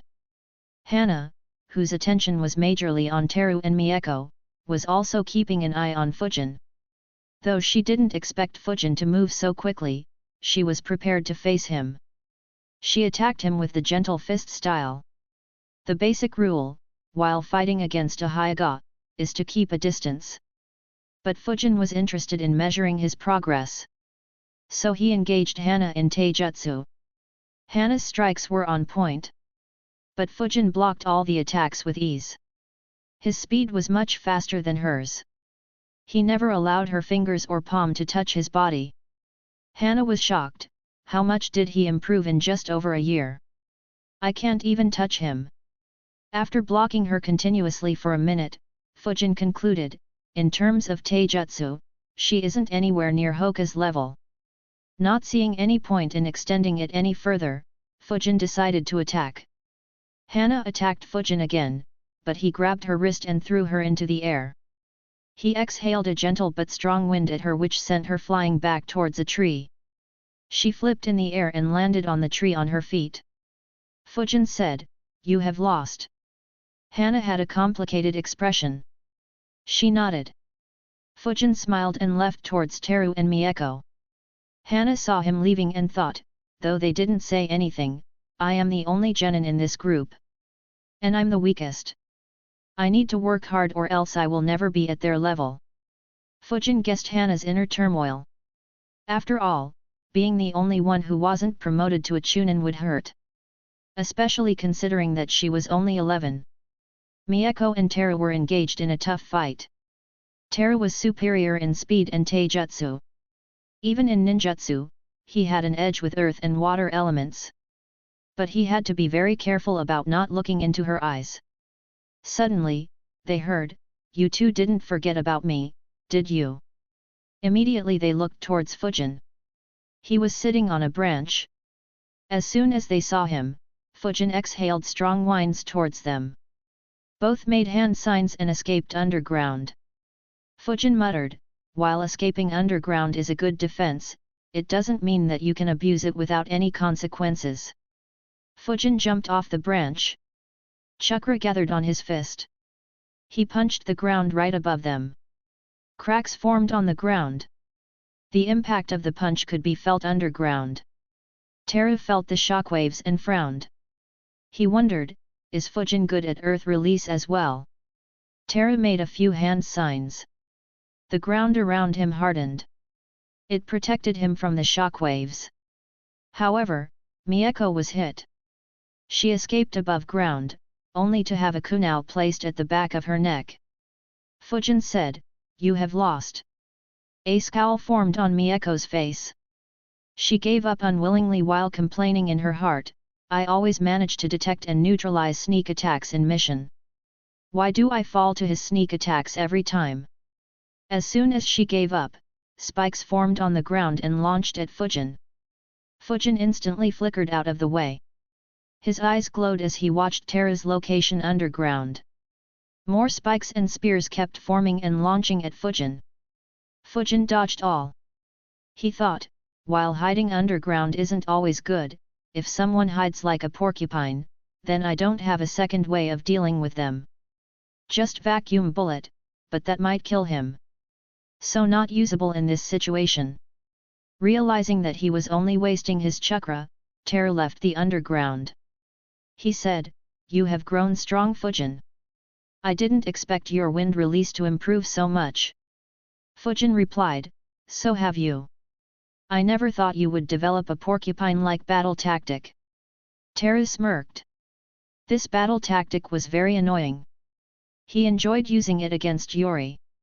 Fujin said, "Wanna end this the old way?" Terra replied, "With our fists?" "Sure." Both rushed towards each other. Their fists clashed. They followed up with a flurry of punches and kicks. Terra was stronger and faster than Hana. But Fujin was still faster and stronger than him. In a minute, Fujin landed 7 hits on Terra. Fujin kicked at his chest. But Terra raised his forearms in defense. The kick landed on his forearms and sent him flying for a few meters. Fujin didn't pursue him. Terra flipped in the air and landed on his feet. He complained, "Shit! What have you been eating?" Fujin just grinned without replying. Terra said, "I'll use my full power. Be careful, this is the taijutsu of my clan." Chakra began gathering around Terra's fists and feet.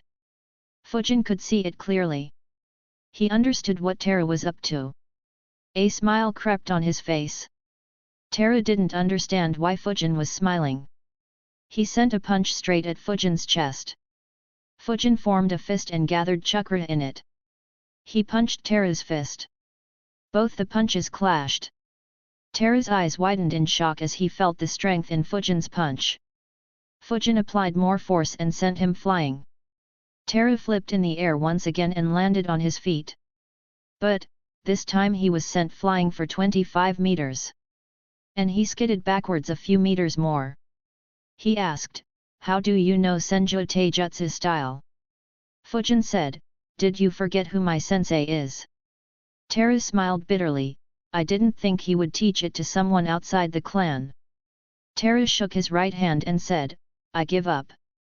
I can barely feel my right hand anymore." Fujin said, "Yeah, mine kinda hurts too." He thought, "I should check whether Kakuzu's skin hardening jutsu is in the library. It might be a perfect combination with the Senju Taijutsu style. Maybe I should discuss it with Renjiro." Chapter 159, Chapter 156, Questioning Life Choices. With the fight over, the other 4 gathered around Fujin and Teru. Mieko looked at Yuri and taunted, "Yuri, how does it feel to brag and get eliminated first?" Yuri argued back, "You guys cheated. The rules said no teams, but you two, no, you 3 cooperated to deal with me." Mieko scoffed, "Who said they could take all 3 of us by himself?" Yuri was about to argue more, but Teru said, "Drop it, Yuri. There's no point in arguing." Yuri snorted and stayed quiet. The group discussed for some time their jutsus, battle tactics, and so on. After an hour, they dispersed. Fujin went back to his home while thinking, "Not bad, this went much better than I thought. I never thought we would spend most of our time talking about jutsus and tactics. Was surprisingly insightful." After reaching home, Fujin cleaned up the mess and waited for Genki to return. He made a shadow clone and sent it to the library. The aim was to find Kakuzu's skin hardening jutsu and any other good jutsu available in the B section. Sometime later, Genki arrived. His jaws dropped on seeing Fujin's house from the outside. He thought, "What the hell? Why does he need such a huge house? And where did he get the money for this?" Did he somehow convince Lord Hokage to give him another reward? He knocked on the door with his mind full of questions. Fujin opened the door immediately and welcomed him in.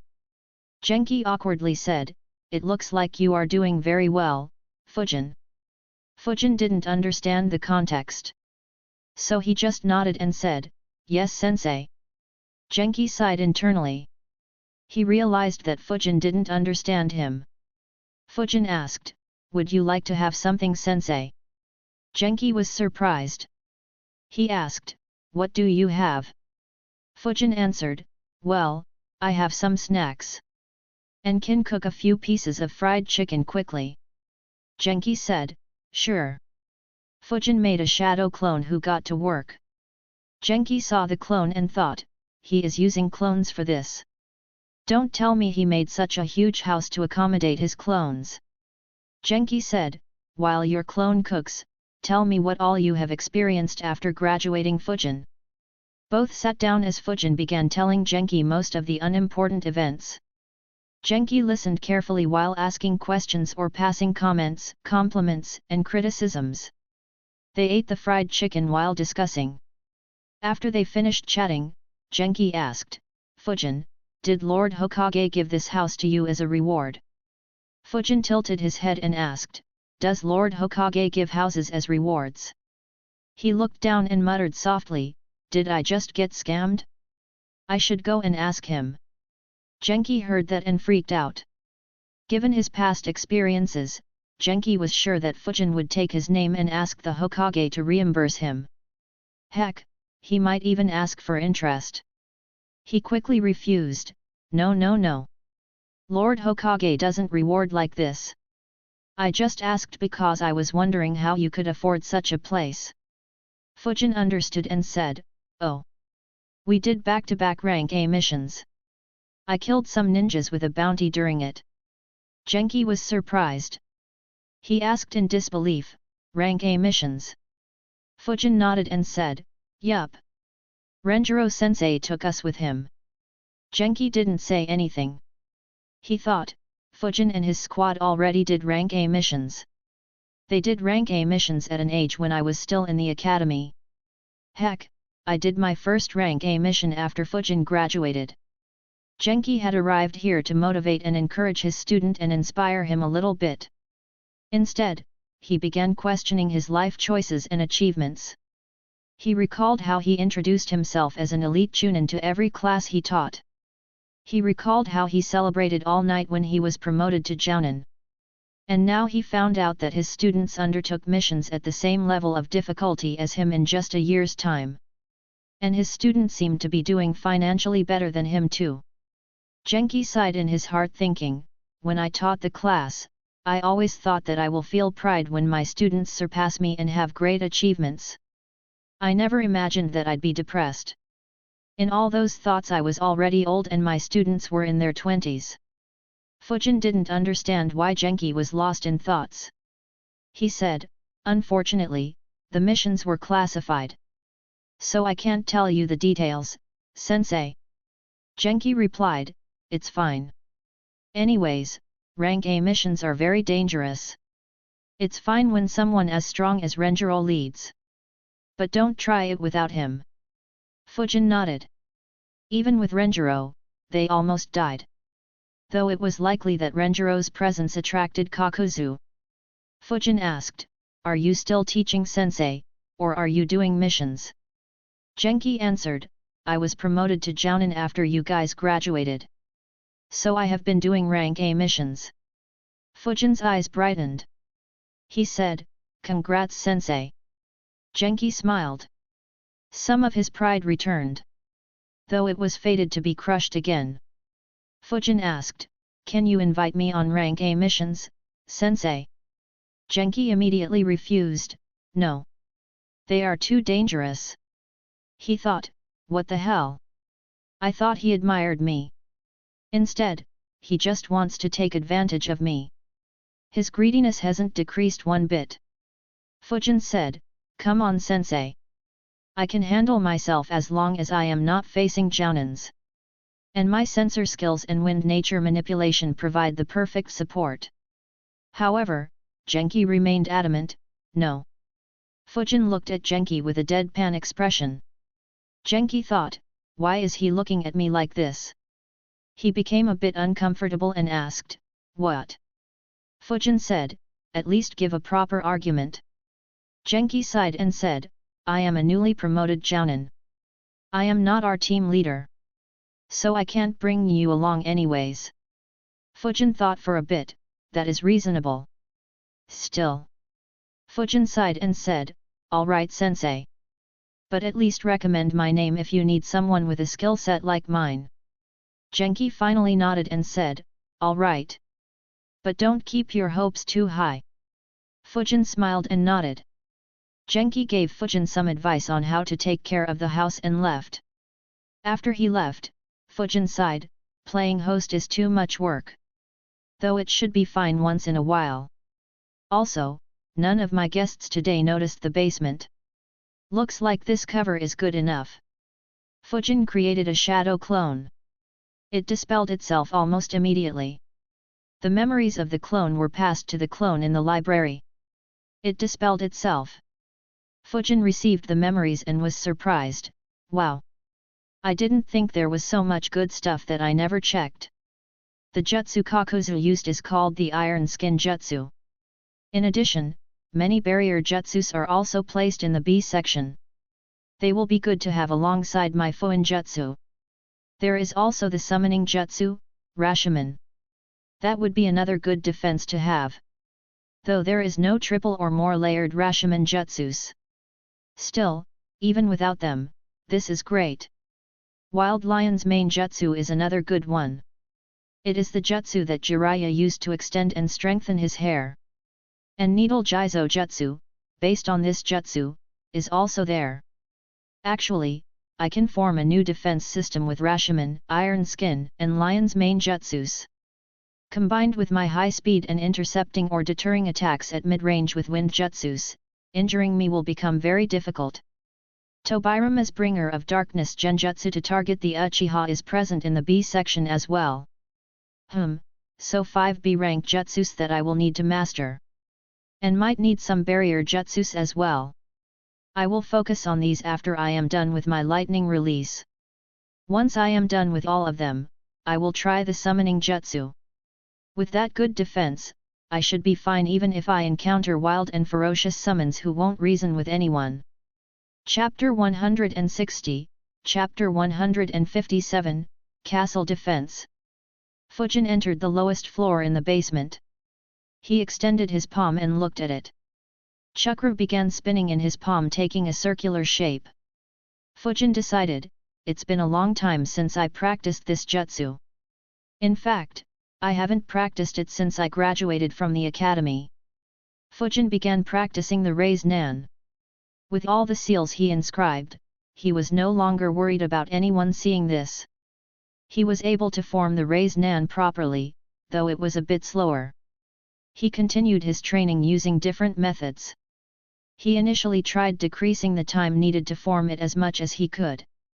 When he couldn't decrease it any further, he began trying to form the Raise Nan while running. After training for 2 days, Fujin managed to improve his control over Raise Nan considerably. He was able to form a proper sphere. And he improved the speed of creating the Raise Nan by a huge degree. He could now create a Raise Nan in fractions of a second and while moving around freely and even while running on walls or ceilings. A smile formed on Fujin's face as he watched the Raise Nan. He thought, great! Raise Nan has been mastered to a sufficient degree. Though I should still test it out in mock battles. More importantly, I can prepare for Rasen Shuriken when I'm ready. That's an S-rank jutsu that no living ninja would like to get hit by. Fujin played with the ball of chakra in his hand as he thought, that said, it's best to never use this jutsu. Aside from the trouble of explaining how I learned this, there is also the issue of its effectiveness. A sword with wind chakra flow will be far more dangerous in most scenarios. The only time a Raise Nan could be more effective is when I'm clashing head-on against another strong jutsu. But, considering the high-speed nature of my fights until now, such clashes are almost non-existent. A giant Raise Nan could be more effective, but it'll consume a lot of chakra. So again, it won't be worth it until I can find a way to significantly increase my chakra reserves. After observing the raised nan properly, Fujin dispersed it and his clone and began training again. Since he already had formed a raised nan properly, he was progressing rapidly. Fujin's next mission with Tamatsu and the rest was uneventful once again. It was a protection mission again and they didn't even encounter any ninjas. After the mission, Fujin returned to training in his basement. Around him, there were multiple metal mannequin dummies. He had bought them to test his jutsus. Fujin created a raised nan, stepped forward and smashed the raised nan into a dummy. The raised nan sank into its abdomen, creating a hole in it. Soon, it exploded and blasted the dummy, sending its pieces flying across the basement.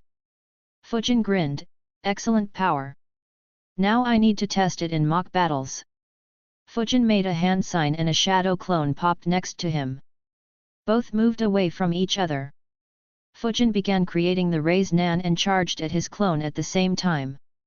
Meanwhile, the clone attacked Fujin with wooden shurikens and wind explosion spheres to keep him away. And, it also moved away from him whenever Fujin managed to close the distance between them. Fujin's goal was to hit his clone with the raised nan without using any other jutsu or distractions. While the clone just tried to avoid getting hit. After a day of intense training, Fujin was breathing heavily. He complained, "What the heck? It's impossible to hit someone who is as fast as you to hit with the raised nan.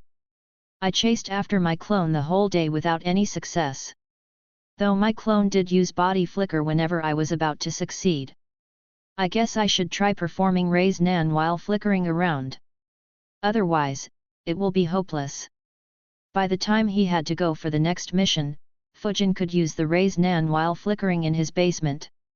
He had managed to hit his clone a few times. He was very happy with his progress. Fujin met Tamatsu and the rest outside the mission center. Since he had mastered the raised nan, his mood was quite good. Sarutobi Tamatsu had just selected a mission. He said, "Since our last two missions didn't have much fighting, I have selected one where our opponents could be strong. Our mission is in the land of noodles. The daimyo of that country received intel that some rogue ninjas are going to attack his castle. He is afraid that his current forces won't be able to stop them." Inyazuka Tadashi grinned and said, "Now that sounds like a fun mission." Fujin nodded and asked, "It does. But why is this mission only rank B? I would assume that a threat to daimyo would be classified as a rank S mission." Ryota said, "Could be multiple reasons. Like maybe the threat isn't that big." Tamatsu added, "Or, the teams that undertake rank AORS missions can deter those guys from attacking and they might postpone their attack until these teams leave." Fujin said, "That makes sense. I didn't think that a daimyo would be that brave." Tamatsu chuckled and said, "Don't say that loud. Anyways, my guess is that daimyo and his family have already escaped to a safe place. They probably left behind body doubles to trick their opponents into attacking the castle. Anyways, let's leave." The group nodded and left immediately. After a day of travel, they reached their destination. The group observed the castle from a distance. It was a moderate-sized castle with a wall surrounding it. Tadashi said, "So this is the castle that we have to defend." Ryota said, "It isn't as big as I thought. Though it ain't a bad thing. At this size, we will be able to defend it properly." Tamatsu asked, "Do you think you can make use of the walls, Ryota?" Ryota answered, "It's tough to say. Even if I could, it won't be much helpful against ninjas. At max, I can get a few surprise kills." Tamatsu said, "Depending on our opponents, just that might be enough to give us an edge. Anyways, let's go." They traveled quickly and reached the castle.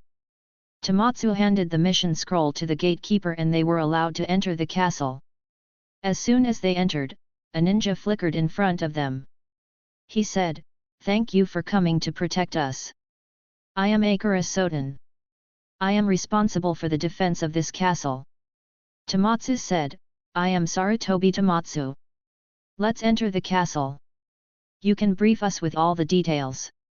Soden nodded and led the Konoha team to a room in the castle.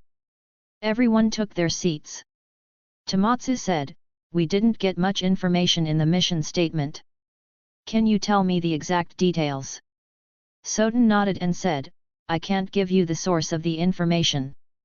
But from what we know, we expect to be attacked by 18 rogue ninjas. Most of them will be at the Chunin level. We don't know who their leader is, but we expect him to be at the Jounin level as he is able to organize such an attack. As for the defense, I am the only Jounin in the castle. So I will take on the enemy leader. We also have 12 Chunins and 17 Genins. So we are confident at defending. But we asked for help in case something outside our calculations happens and to decrease our casualties." Fujin heard the details and his left eye twitched. He thought, this guy is considered a Jounin. Tomatsu nodded and inquired, "Do you know where those guys are located? We could launch preemptive attacks and cause them casualties." Soden replied, "No. We don't know their hideout. Also, the daimyo wants us to kill every last one of them. If we attack their hideout, then many of them might manage to escape." Tomatsu said, "All right. Is the daimyo still in the castle?" Soden didn't speak and just shook his head. Tomatsu asked, "Do we have any idea when the attack will happen?" Soden answered, "No. I will arrange for you guys to live on the highest floor with daimyo and his family. That floor also provides a good view of the surroundings. So you can keep an eye on any attackers. Of course, give priority to your rest as we need you guys at full readiness when the attack happens." Soden led them to the topmost floor. There were 3 rooms on this floor. There was also a small balcony on all sides equipped with binoculars and other tools to assist in keeping a watch on the surroundings. One of these rooms had a few people who looked very scared. They were the body doubles of the daimyo and his family. Soden explained the defenses and traps that they had set up and asked whether Tomatsu and his subordinates would like to set up more. Tomatsu agreed and asked Ryota and Katsumi to add more traps. They both got to work. Tadashi volunteered to go scout the nearby areas. Tomatsu went to check out some stuff. Meanwhile, Fujin decided to laze on the top floor. He thought, "I was kinda excited, but this mission seems to be a bore too. If Soden is considered a Jounin, then I could probably go and kill the entire enemy camp. Sigh, I guess only rank A and S missions will be exciting. Anyways, this country is known as the land of noodles. I wonder how good the noodles from here taste." Fujin left to find the cooks in the palace. The cooks and other common people weren't aware of the incoming attack. So they were relaxed. But they recognized the headband on Fujin's head and were very respectful to him despite his young age. The head cook met Fujin and asked with a smile, "I am the chief cook here. How may I help you, young one?" Fujin replied, "Hello chief. I was wondering how good the noodles from this country are." The chief cook's smile disappeared and he asked seriously, "Young man, are you underestimating the noodles from here?" Fujin kept his smile and said, "Nope. I'm just a normal foodie. So give me your best." The chief cook said, "We have 19 varieties of noodle dishes here. And all the 19 varieties are the best among any noodles." Fujin said, "Oh, that's cool. I'll try all 19 varieties during my time here then." Chapter 161, Chapter 158, The Carefree Foodie. Over the next couple of days, Fujin tried 17 varieties of noodle dishes. All were delicious and could be put at a similar level as Ichiraku. Soden was dissatisfied with Fujin's carefree nature and acting as if he was on a vacation. But Fujin paid him no heed. Tomatsu and the rest also noticed Fujin's attitude but didn't say anything. They concluded that Fujin had gotten carefree after a couple of very easy missions. They themselves had a similar experience. They believed that Fujin's attitude would improve after they get a mission that gets very serious. Of course, their analysis was incorrect. Fujin was very alert. Despite his carefree attitude, he was very serious. Once the fighting begins, he will be as serious as he can be. His actions were only a result of him deciding to relax mentally and physically after a longish training routine, as they had nothing to do until their opponents decided to show up. On the third afternoon in the castle, Fujin was sitting on the edge of the balcony on the top floor, eating the last of the 19 dishes. It was chicken and mushroom sauced noodles with basil. As he grabbed the noodles with his chopsticks and ate, he looked straight ahead.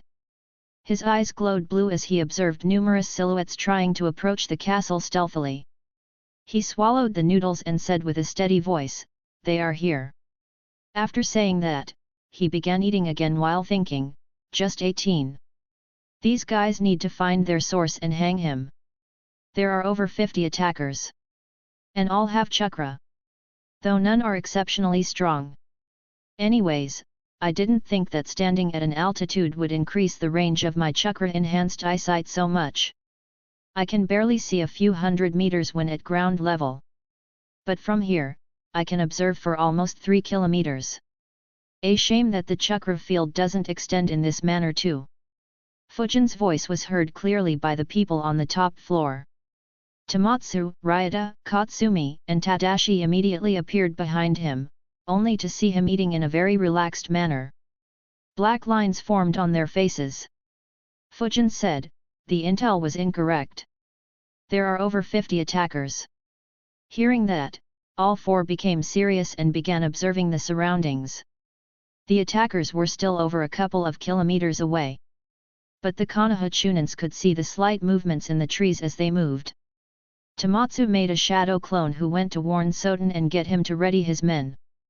Ryota said with a bitter smile, "It looks like we hit a steel plate this time. It will be a tough fight." Tomatsu said, "Focus on keeping yourself alive. I know that the mission statement is to keep them alive. But keeping ourselves alive is the most important thing. We can't do our mission if we are dead. Especially you, Fujin. Don't get too excited." Fujin replied, "Don't worry. Though their numbers are high, none of them seems exceptionally strong. So we should be fine." Tomatsu was surprised.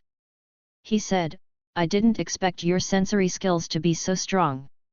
Fujin replied, "The altitude helps in covering more area. But I can't extend my chakra field that far away. So I am not 100% sure. And we should consider the possibility of someone being able to conceal their chakra." Tomatsu nodded and said, "It's good that you are considering these aspects." Fujin asked, "So, what's our plan? With the enemy outnumbering us almost 2:1, the old plans are unusable." Tomatsu nodded and said, "We won't focus on trying to defend. Instead, we will move in groups and kill as many of our enemies as quickly as we can. Tadashi and Katsumi will move together. Ryota and Fujin will move with me." Fujin said, "My teamwork with you guys isn't that good yet. It could be bad considering the scale of this battle. Can I move alone instead?" Tomatsu frowned. He didn't expect such a request to be made by Fujin. He thought, his request is logically correct. But, Lord Hokage asked me to ensure that he doesn't die prematurely. That said, he also said that Fujin is quite strong and could put up a fight even against me. Tomatsu asked, "Are you sure? It will be very risky with no one to watch your back." Fujin said, "Don't worry. I can sense who is strong and who ain't. So I will focus on clearing the weaker ones." Tomatsu agreed and said, "All right. But be careful." Fujin nodded without looking at him and continued eating his noodles. His teammates watched him with strange looks in their eyes. Meanwhile, Soten began arranging his subordinates into proper positions. Every ninja in the castle became very alert. The common people realized that they were about to be attacked and quickly evacuated to the underground safehouse under the castle. The attackers finally began entering within 1 kilometer of the castle and into Fujin's chakra field. Fujin began sensing all of them properly. He didn't find anything odd with any of them. The attackers were spread out across the forest moving in groups of 2 or 3. He analyzed, 43 are at the Genin level, 14 barely into the Chunin level and 2 might be closer to the elite Chunin level. Though, since they aren't from Konoha, their official ranks might be higher. I guess that the strongest 2 are Jounins. Still, they are weak. I kinda wish that I got some experience points for grinding these weaklings. Fujin swallowed the remaining noodles in his bowl and placed the bowl down. He said, I'm going in first. Without waiting for anyone's response, he used wind instantaneous body jutsu. His teammates were surprised again. Tadashi said, did he really go to take the attack to the enemy? Katsumi noted, more importantly, he left with chopsticks in his hands rather than his swords. Ryota asked, will he be alright? Tomatsu said, let's hope that he stays fine. Anyways, they are almost here. Get ready. All 4 began preparing their opening jutsus. Fujin appeared on a tree about 50 meters from a group of 3. 2 in the front were at the Genin level, while the one in the back was at the Chunin level. Fujin hid behind a tree. Soon, 3 figures appeared close to Fujin. Chakra flowed through the 2 chopsticks Fujin was holding. Fujin threw them at the 2 Genins. Both chopsticks pierced through their throats. They dropped down while holding their throats. The Chunin in the back was shocked. They hadn't even reached the castle walls yet. Before the Chunin could shout to attract attention, a sharp wind cut across his throat. He too joined the dead Genins. Fujin flickered to the nearest group. He killed 2 groups, consisting of a total of 5 Genins in a row before getting to the rear of the attacking forces. Fujin's kills were done very silently. The enemy group wasn't aware of his actions. After killing 8, he set his target on one of the Jounins. Behind the enemy lines, there were no obstacles for Fujin. He flickered close to the nearest Jounin. After getting in range, he attacked from behind. Wind release, vacuum bullet jutsu. The Jounin and his 2 subordinates were moving ahead confidently. They were sure about winning. However, the Jounin suddenly felt some danger and moved to his left. The vacuum bullet grazed past his right arm, leaving a cut. The vacuum bullet kept going ahead and pierced through multiple trees. They were shocked and quickly turned around to confront the sneak attacker. Fujin was surprised, he dodged. I guess it might not be so boring after all. The Jounin and the 2 Chunins didn't see anyone behind them. Fujin had already flickered after attacking. One of the Chunins asked, who attacked us, boss? The Jounin said, stay on alert. The enemy should be watching us. And don't get hit by his attack. They stayed on guard for a few seconds, but no new attack happened. The Jounin frowned, is someone trying to kill me? Or is it just a tactic to stop me here? No, that attack was strong. I have to keep my guard up. The 3 stood with their backs to each other, watching every direction. Soon, some noise was heard from one direction. 2 Windgale wolves appeared and pounced on them. The Chunins immediately threw a kunao with an explosion tag on each wolf. Both wolves were dispersed. However, when they were distracted by the wolves, Fujin silently flickered behind them and used air bullet jutsu. The Jounin realized and shouted, dodge. He immediately moved away. But the 2 Chunins were distracted by the wolves. Both got hit by multiple bullets. One of the bullets pierced through one of their hearts, while another pierced through the head of the other Chunin. As soon as the Jounin dodged, he threw shurikens at Fujin. However, Fujin flickered out of the way. The Jounin was angry at how easily 2 of his subordinates died. He shouted, bastard! I will kill you. Fujin didn't reply. Instead, he threw a few shurikens at him. The Jounin easily blocked them with his kunao. However, while he was blocking, Fujin's shadow clone attacked with air bullet jutsu from the rear. The Jounin once again dodged quickly. A few scratches appeared on him, but none were life-threatening. The Jounin realized, he had a clone attack us with those wolves while his main body sneak attacked us. And now he has done the reverse. What a troublesome opponent. Meanwhile, Fujin was thinking, does he have eyes at the back of his head? Chapter 162, Kaitor 159, The Ghostly Swordsman. A/N, hey guys. This chapter is sponsored by Terrence Smith. Thank him for the double release. While Fujin was fighting, the remaining forces reached the castle walls. The fight had begun. However, with Soten holding back the second Jounin, the Konoha Chunins began cutting through enemy ranks with ease. After dodging Fujin's attack, the Jounin opened a scroll and made a hand sign. The scroll opened in a way that it circled around him. Soon, dozens of kunaus with explosion tags were launched from the scroll. Fujin immediately used infinite breakthrough jutsu while his clone hid underground. The jutsu stopped all the kunaus heading towards Fujin. They all exploded.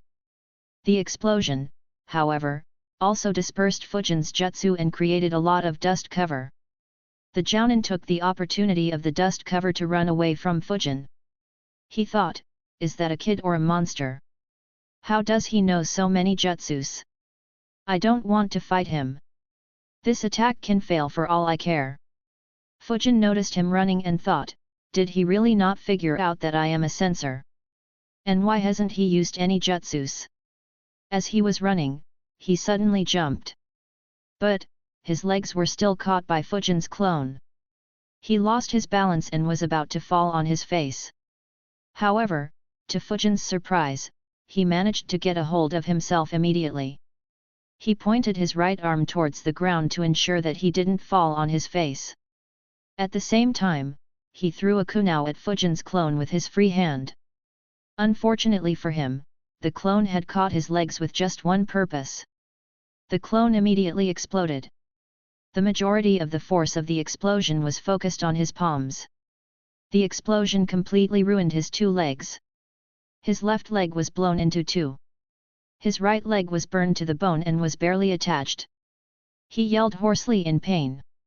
His yells stopped the next second when an air bullet pierced through his heart, killing him. Fujin made a clone to collect his body as he thought, what a strange opponent. His survival instinct was top-notch. He could dodge deadly attacks from blind spots with ease. The only reason why my clone managed to grab his legs is that that act itself didn't have any possibility of harming him, which is probably why he was slow at jumping. But, he didn't use any jutsu at all other than summoning those exploding kunaus. Could it be that he didn't know any good jutsu at all? Fujin analyzed for a few seconds before concluding, yes, that is probably the case. I have to admire his perseverance to train to this extent without any proper system. If he was a part of any of the major villages, he might have actually become a famous jounin. Sigh, I should be glad that I transmigrated to Konoha. If I wasn't a part of the major villages, then I would only have the knowledge of learning wind manipulation, raise nan, and chakra control exercises. Even becoming a ninja would have been difficult. Fujin spread his chakra field to observe the battle happening on the walls. The battle had just begun and was at full force. Fujin unsheathed a sword. Chakra began flowing through it as he thought, oh well, time to harvest some lives. Wind instantaneous body jutsu. Fujin appeared close to where the fighting was happening. He had already eliminated 11 enemies, bringing the total numbers close to equal. A Chunin from the land of noodles was engaged in an intense battle against a rogue Chunin. However, he was shocked when he saw a sword cut off his opponent's head in one swing. But, before he could see the face of the swordsman, he had already disappeared. The same scenes began happening all throughout the battlefield. 16 ninjas fell to Fujin's sword with this tactic. With the land of noodles ninjas getting free, they began ganging up on the enemies. Soon the rogue ninjas were at a complete disadvantage. The leader of the rogue ninjas frowned upon noticing this. He didn't understand how this was happening. Seeing the tides of the battle change, all 5 Konoha Chunins focused on the enemy leader and appeared around him. His face became very ugly. He thought, how the fuck did I fail so badly? He stopped fighting and said, I surrender. Soten was surprised. He stopped attacking and said, all right. Don't resist. He knocked the enemy out and restrained him. Soon after, the other rogue ninjas were killed as well. Soden sighed in relief. He looked at Tomatsu and said, "Thank you. Without your warning and help, we would have been in a very difficult spot." Soden was fully aware of the capabilities of his subordinates. He had prepared himself for a loss and prayed for a miracle when he heard the enemy numbers. Seeing how easily they won, he figured that the Konoha ninjas won him the war. Tomatsu chuckled and said, "You need to thank Fujin. He was one who sensed and reported them to me."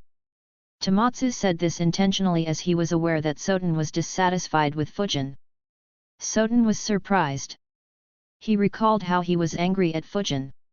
He thought, "Thank God I didn't say anything," and asked the chefs to ensure that he got our best food. He bowed to Fujin and said, "The land of noodles will remember your assistance." "Thank you, young man. We are in your debt." Fujin was surprised. He thought, "Wow! A 180 degrees turn. And even faster than Suzuki. Looks like he really loves his village. Makes sense, I guess, considering that he stayed behind to defend." Fujin said, "You are welcome. There are 10 dead bodies in the forest. Preferably have your subordinates clear them. If the civilians see them, they might freak out." Soden was about to nod when he realized what Fujin had said. He thought, 10. Fujin's teammates were shocked as well. Tomatsu asked, "Fujin, did you kill 10 enemy ninjas in the forest before the attack reached us?" Fujin replied, "Well, 11. One of them was a bit strong. So I stored his body in case he has a bounty." Hearing Fujin's answer left them speechless. Unlike the land of noodles ninjas, the Konoha ninjas had noticed Fujin cutting down the enemies. Though they didn't see all his kills, they all had only one thought: did this 11-year-old kid kill more than us 4 combined? Soden was the first one to overcome his shock. He said, "Show me the body. I'll tell you whether he has any bounty." Fujin looked at Tomatsu, who nodded.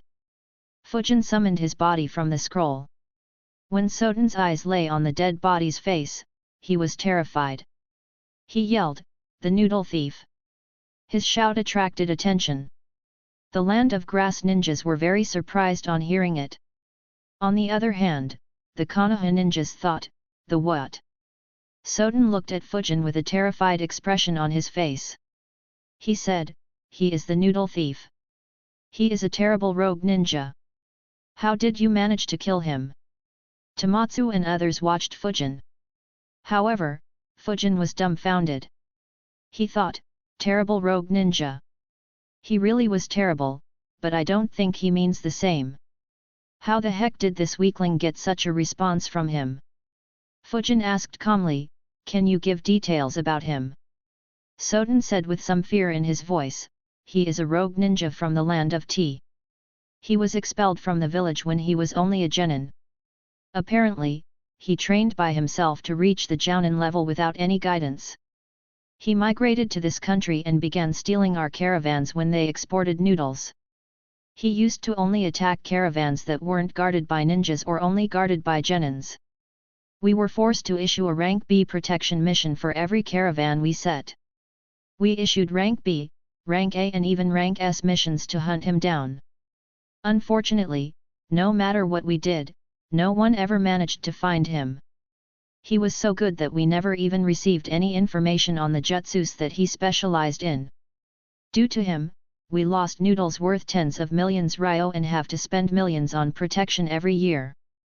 In the end, our daimyo issued a 13 million ryo bounty on his head, hoping that someone might kill him." Fujin was shocked. "What the fuck?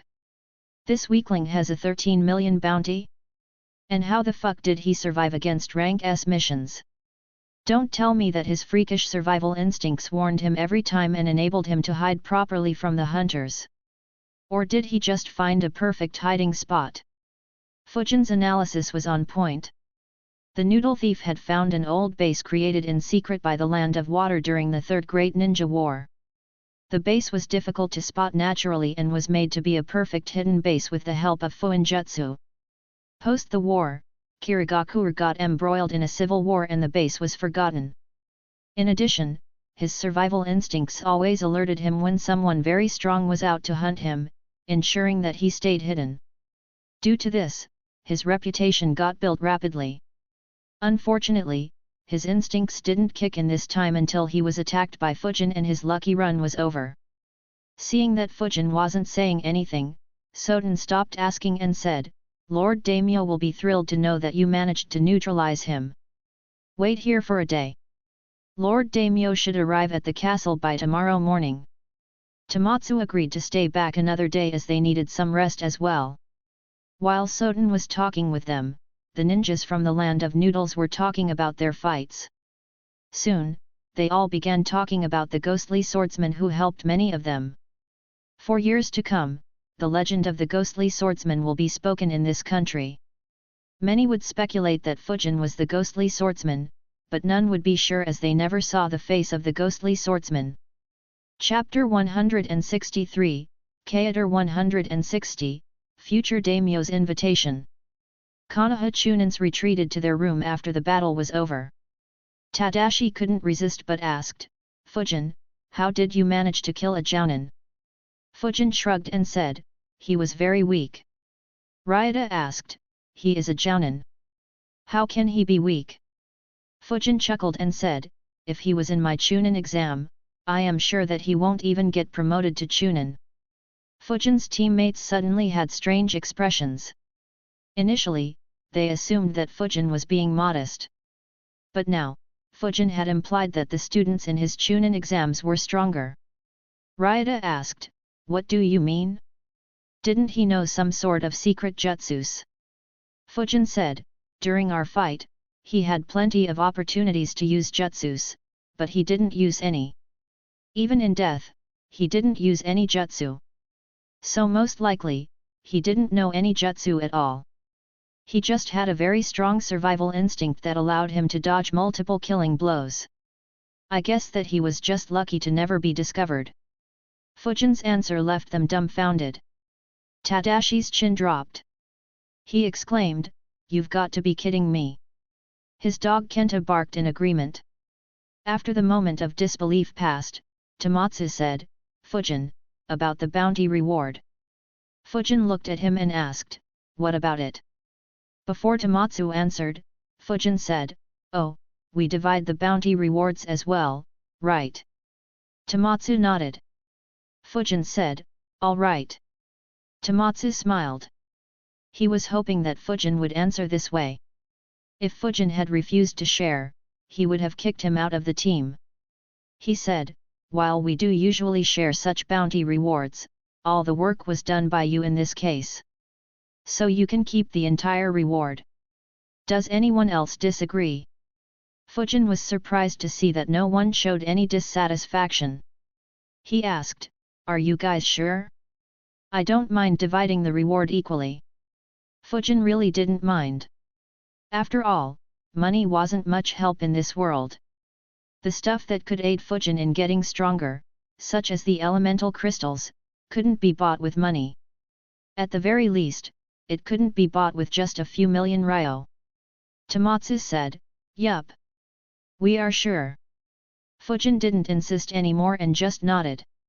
He thought, "Wow, never thought an entire group would say no to millions of ryo.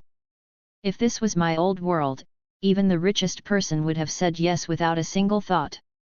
Heck, I'd be worried whether they would plot something when I sleep. So many cases where friends and even family turned on each other just for money despite doing well financially." Fujin looked at the smiling faces of his teammates and sighed in his mind, how good it'd have been if that monkey-fox hybrid was as kind as them. The next morning, Daimyo, his family, and the guards returned to the castle. Satone updates him on all the events. After doing some preparations, they organize a small ceremony and invite the Konoha ninjas. The Konoha ninjas arrived. The room was big and almost occupied the entire floor. At the center of the room was a long conference table with chairs around it. Fujin observed carefully. The daimyo sat at one end with a couple of samurai bodyguards standing next to him. The daimyo was very old. In the chairs adjacent to him, a young man and a young girl were sitting. A few more officials sat next to them. Soden asked the Konoha ninjas to take the seats opposite the daimyo. Tomatsu sat on the chair exactly opposite the daimyo, while Fujin and the rest sat in adjacent chairs. The young man beside the daimyo said, "I am Shikara. I thank you for doing the job so efficiently. Despite our estimates being incorrect, we were able to eliminate all the enemy with 0 losses thanks to you." Tomatsu replied with a smile, "No need to thank us, it was our mission." Shikara and some of the subordinates of daimyo praised the Konoha ninjas a lot. They paid additional monetary rewards to them due to the increased difficulty of the mission. The daimyo signed a letter addressing Hiruzen praising the work done by them. After an hour of boring talks mixed with great food, Fujin was given the 13 million ryo bounty. Shikara, who presented the bounty, said, "Soden couldn't stop singing praises of you. Are you also the ghostly swordsman who helped out others?" Fujin replied, "Nope. I am just a normal swordsman." Shikara observed Fujin's face. But he couldn't read anything. He thought, based on the information, I'm sure that he is the one who cut them down. But looks like he doesn't want the extra attention. Shikara was very impressed with Fujin. He was young, strong, and didn't seek fame. He said, "Fujin, I will be sworn in as the daimyo for this country in a couple of years. Would you like to be a part of my guardian team?" Shikara's proposal surprised a lot of people. Meanwhile, Fujin's eyebrows twitched involuntarily. He politely said, "I will consider it." Before waiting for any response, he turned around and joined his team. Shikara looked awkwardly as his first ever invite was ignored in this manner. Knowing his inexperience, the old daimyo finally spoke, "The land of noodles will be in your debt. If you ever want to or have time, feel free to visit us." He looked at Fujin and continued, "Our chefs will have the best dishes prepared for you. As for the ghostly swordsman, I will see that no one mentions him being you." Fujin nodded while thinking, this old guy is smart. After some more formalities, the Konoha team left. While leaving, Ryota said, "Wow! I thought you would accept Fujin. Being a guardian of a daimyo is a huge honor." Fujin replied, "I doubt I'll get many opportunities to gain experience as a bodyguard. And, it's unlikely that they will suffer a bigger threat than the last attack anytime soon. So it would be very boring." While Fujin said that, his thoughts were completely different. Seriously, why do strong ninjas even have respect for the daimyos? It's not like they have any real power. Their only real achievement is being born as the first child of a daimyo. I am surprised that someone like Danzo or any other psycho didn't get rid of them and took control of all the finances and management of entire countries. Tomatsu said, "While the job is boring, it is very prestigious. And there are a lot of perks to being a guardian of a daimyo. The most important being that you can be an ambassador for our village and use your influence to send most of the missions to Konoha." Fujin said, "Oh, I didn't think from that point of view. But, isn't our mission center full of missions anyways?" Tomatsu said, "Yeah, that's true." He became silent as he recalled the losses from the previous Great Wars. After a day's journey, the group returned to Konoha and accepted the mission rewards. Tomatsu said, "You guys can leave. I will hand the daimyo's letter to Lord Hokage and report him on the mission as well." Others nodded and left. Tomatsu entered the Hokage's office and greeted Hiruzen and handed him the letter and said, "Our mission this time became a few times more difficult. The daimyo of the land of noodles sent you a letter." Hiruzen read it and said, "Looks like the daimyo is very impressed by your work. He has especially praised Fujin a lot. How is your experience with him so far?" Tomatsu nodded and said, "The kid is good. He didn't do anything in the previous 2 missions, but in this mission, he was invaluable. He spotted the attack long before others. In the fight, he killed 1 jounin, 6 chunins and 20 genins. And he helped subdue the leader of the rogues as well." Hiruzen analyzed for a bit and said, the data on the noodle thief seems inconsistent. Though he had a huge bounty, there are no records of him being in any significant fight. Tomatsu said, yet. Actually, Fujin said that he was very weak. He just had a good survival instinct. I thought he was just being humble. But that might indeed be the case. Hiruzen nodded and said, regardless, it is a very good performance. Tomatsu agreed and added, his attitude is good too. Though he killed the noodle thief by himself, he was willing to share the bounty with the entire team. We didn't accept it, but the kid is very selfless. A weird expression formed on Hiruzen's face as he thought, selfless. Is he talking about the same person? Tomatsu didn't notice the change in expression. He reported the remaining details to Hiruzen before leaving. After he left, Hiruzen wondered, it's good that he was willing to share the rewards with his team, but how did he become so selfless all of a sudden?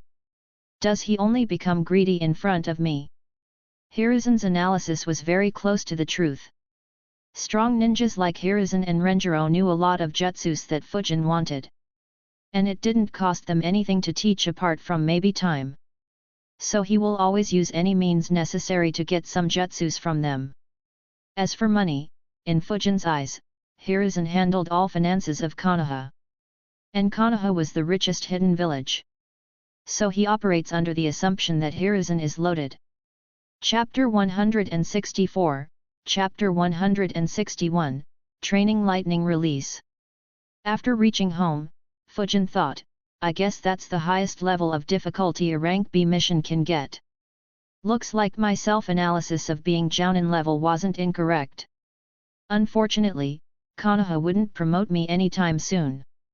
Also, tougher missions would mean that my life will be at more risk. My calculations were right. I should use this time to strengthen myself as much as I can. Fujin entered one of the rooms in the basement and turned on the lights. The room was empty. Fujin took out a scroll and summoned a few devices. There was a transformer, an ammeter, an ohmmeter, rubber boots, rubber gloves, and a few wires. Fujin wore the boots and began arranging the setup while thinking, in order to avoid suspicion, I memorized the training process for all 5 elements long back.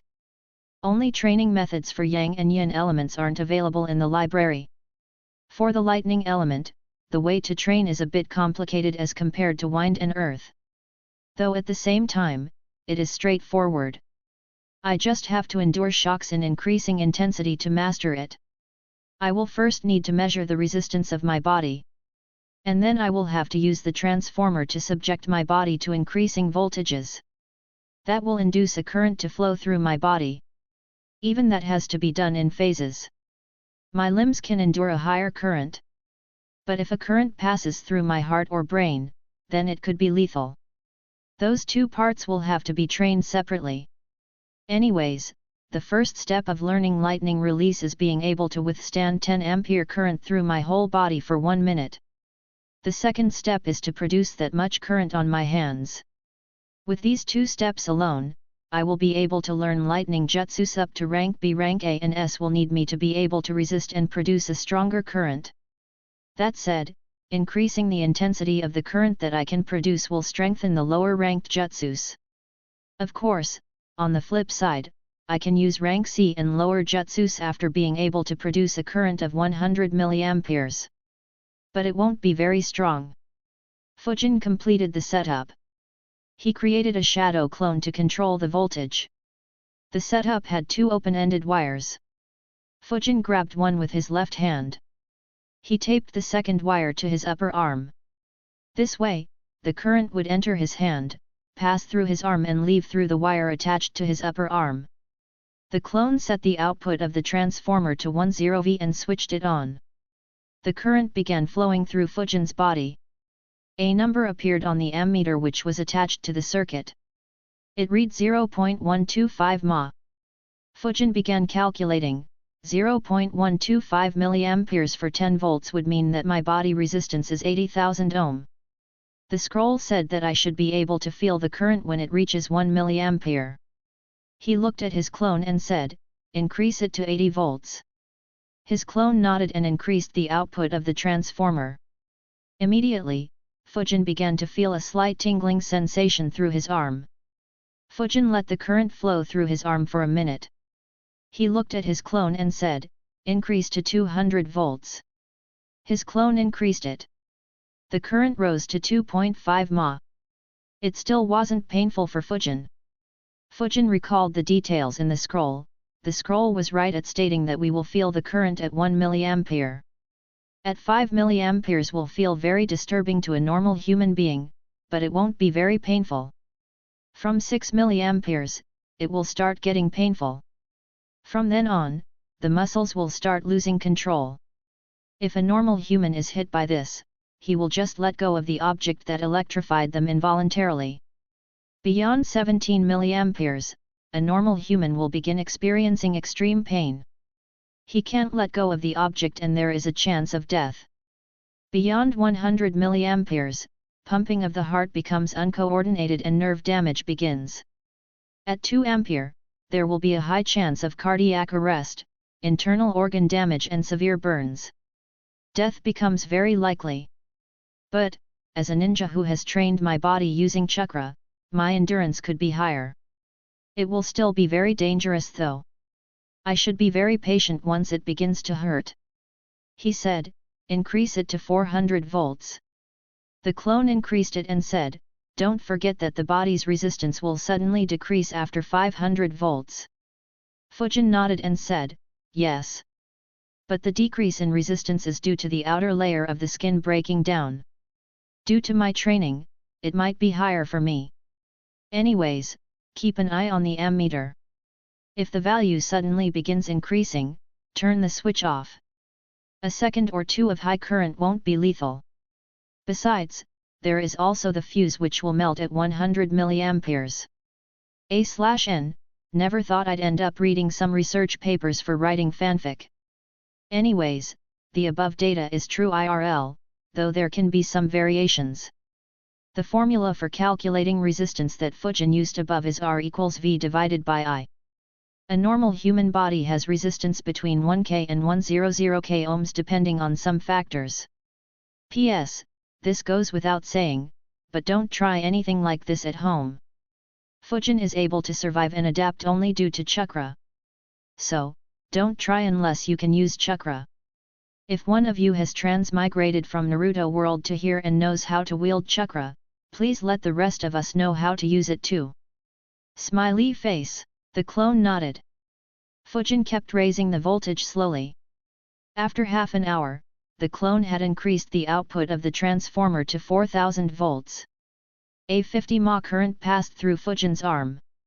Fujin thought, "Finally I can feel some pain. Looks like my endurance is around 8 to 10 times higher than a normal human when it comes to electricity." He took some time to get used to the pain. Once the pain subsided, he increased the voltage more. At 5000 V, the reading on the ammeter was 62.5 mA. However, it suddenly began increasing rapidly. The clone immediately turned the switch off. Fujin let go of the wire and removed the one he attached. He shook his arm a few times and said, "That hurt." The clone chuckled and said, 62.5 mA in under an hour is great progress. However, Fujin shook his head and said, "This is just the natural endurance I have developed over the years. The main training will start from now onwards. I have a feeling that this will take a long time just to reach the necessary endurance."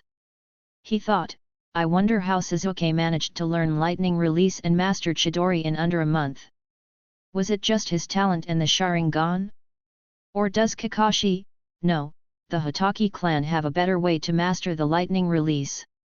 Fujin repeated the same training for his remaining 3 limbs. He followed it up by sending current from one hand to the other, allowing the current to flow through his chest. He started low and stopped at 5 mA. He repeated the same for a current to pass from the top of his head to the ground after removing his shoes. Fujin trained this way for a week. By then, he could endure currents of 500 mA passing through his limbs and 100 mA through his whole body. He also managed to generate a current of 250 mA on his hand. In these 7 days, in order to avoid any suspicion, he also went to the training ground for an early morning workout and after lunch to practice his wind release and wind vacuum technique for a couple of hours daily. The lightning training also had a great effect on Fujin's physique. Fujin noticed, in addition to learning lightning release, this method has a great effect on my body. I can feel my body getting slightly stronger due to those electric shocks. Though I guess that it will become ineffective after some time. Just like the Senju Taijutsu style increased my chakra. Still, this physical buff will be very helpful. For the next couple of months, Fujin focused on training his lightning element. The lightning training along with the intense morning workout had done wonders for his body. He now operated the training seal at 95% capacity. During this time, his team did 7 rank B missions. Having seen his capabilities, Fujin was given a much more active role in the team. Unfortunately, the missions weren't very challenging. Finally, Fujin managed to generate 10 ampere current. He and his clone grinned as they read 10A on the ammeter. Fujin said, "Time to learn lightning ninjutsu now. You go to the library. Check out the jutsus of lightning, fire, and water release." The clone nodded and left. Fujin meditated in the meditation room until the clone sent the info back. The clone began going through all fire, lightning, and water jutsus in sections E, D, C and B. Of course, he only read the lightning jutsus with full focus. As for the fire and water element scrolls, the clone analyzed the lightning jutsus he read while pretending to read those scrolls. After a couple of hours, the clone dispelled and sent the information back. Chapter 165, Chapter 162, Should I form a personal force? Fujin's eyes in the meditation room suddenly opened. A frown formed on his face when he received the information. Wind and lightning are indeed a bad combination. Though the clone found decent ninjutsus, there wasn't a single lightning jutsu that could complement my current skills.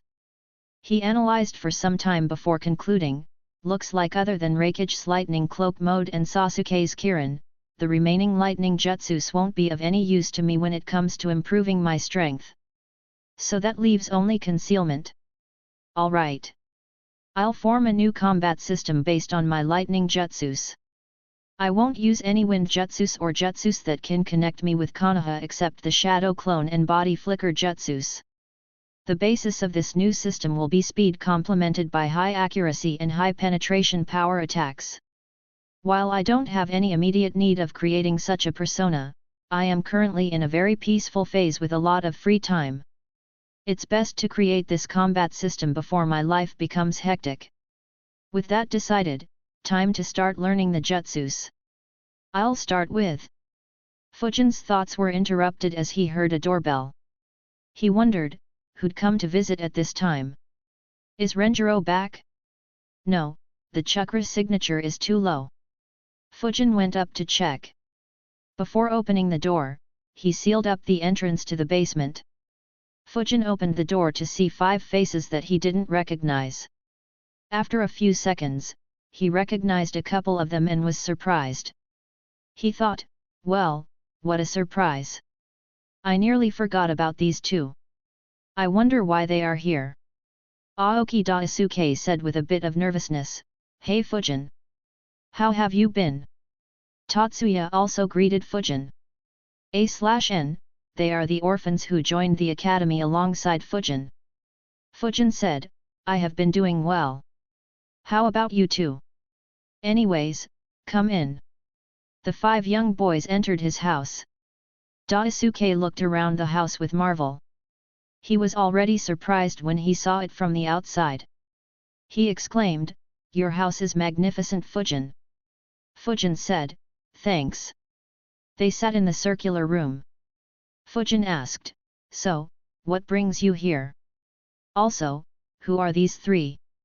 Daisuke introduced them. "They are our good friends. They are Enze Bunko, Handa Bunjiro, and Iri Ryoma. They are our best friends from our class and are orphans just like us." Fujin checked each one of them. All seemed normal. He said, "Hey." They greeted Fujin back, Fujin noticed a bit of nervousness on Daisuke's face. He said, "Fujin, we actually came here because we wanted to ask for your help." Fujin asked, "What help?" He said, "Actually, we are struggling in the academy. Our graduation exams are less than half a year away and I am afraid that we will fail. We saw your fight in the Chunin exams and saw how you defeated everyone with ease. Even the kids from ninja clans weren't a match for you. So we wanted to ask for your help and guidance to pass the exam." Fujin was surprised to hear that. It wasn't just the request that surprised him, but rather the change in Daisuke. He thought, "I know that the adults in this world are scheming bastards. But how the fuck did this straightforward guy become such a smooth talker?" He perfectly blended flattering with the request such that it wouldn't seem too much and instead look very genuine. Seeing that Fujin was not answering made the five boys a bit nervous.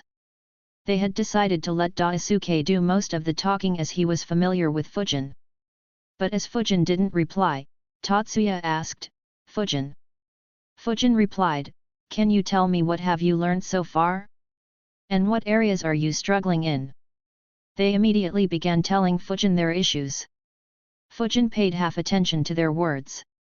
As for the remaining half, he was thinking, what to do? I have no interest in teaching them. After all, even though I have time, I also have a crazy amount of stuff that I want to learn. The only gain I can see from helping them is getting their favor. Another possible gain could be an improvement in reputation if my kind deeds are spread. But, neither gain is significant. Even if I gain their favor, what can a bunch of genins do for me? And, in a world where power reigns supreme, reputation isn't worth anything. At most, it could improve my image in Hiruzen's eyes, but I don't expect him to give me any more benefits anytime soon. The only gain that could be worth it is if I gain their loyalty and they become my subordinates. In that case, I could create a small power base in Konoha. It won't be as powerful as any clan, but it would have great potential to grow. Especially once Danzo is out of the picture and the insane casualties of the Fourth Great War leave a lot of orphans that I could recruit. But, do I even need such an organization, especially within Konoha? And will these guys be that loyal? Fujin analyzed quickly before reaching the conclusion, no. A faction within Konoha will be watched by many eyes. If I infringe upon the benefits of others, we will be hit by a multitude of schemes that would leave us a mess. And it would eat into my precious training times. All the attention would also make it much more difficult for me to do anything in the dark. More importantly, these guys cannot be trusted to be that loyal. The root is loyal to Danzo as he picked them up when they were orphans and has completely brainwashed and indoctrinated them. While Orochimaru picked up kids who had lost everything and had no hope and gave them food, power, hope and dreams. Which is why his subordinates were loyal to him. Of course, in addition, both also used seals to keep their subordinates in check. Neither of those two cases applies here. Even if I stayed in touch with them after I entered the academy and became best friends and helped them, I wouldn't have that level of loyalty. At most, it will be a strong friendship bond and a sense of camaraderie like the bond between Naruto and Shikamaru. That said, I do plan on creating an organization outside Konoha. I have a lot of plans that an organization could simplify. Perhaps training these guys could provide me with insights on how to train the ones I take in my future organization. I guess I will need to create a proper training system for the organization in order for them to be useful. Or perhaps create something like the curse mark to strengthen and control them. After a long internal debate, Fujin decided to aid them. He had heard what Daisuke said. Apparently, their class wasn't taught as much as Fujin's class was. They were taught the 3 academy ninjutsu in the 6th year. In the previous 5 years, they were only taught theory, hand signs, leaf concentration, shuriken throwing, kunai wielding and various survival skills needed to be a ninja. None of the 5 ever mentioned visiting the library. After they stopped speaking, Fujin said, "Let's go outside. Show me how you perform the 3 jutsus." Their eyes brightened when they heard it. It meant that Fujin was planning to teach them. They left the house. Daisuke started first. He said, I will start with the substitution jutsu. He began making hand signs. Fujin thought, correct hand signs, but too slow. Daisuke wanted to use the substitution jutsu to impress Fujin, but Fujin was staring right at him without looking away. The substitution jutsu worked on misdirection. With Fujin staring directly at him, he had no way to misdirect Fujin. He tried to time his substitution jutsu to the time Fujin blinked his eyes. But, Fujin saw it clearly as he grabbed the log next to him and swapped positions with it. Seeing Fujin's eyes following him left him embarrassed. Fujin said, this looks all right. Though you have to be faster. Show me the transformation jutsu. Transform into Tatsuya. Daisuke nodded and made hand signs and transformed into Tatsuya. There were a lot of imperfections in the jutsu. Fujin said, you will have to practice this more. Show me the clone jutsu. Daisuke made hand signs. Immediately, a clone appeared next to him. But the clone looked nothing like him. In fact, Fujin doubted whether it could even walk.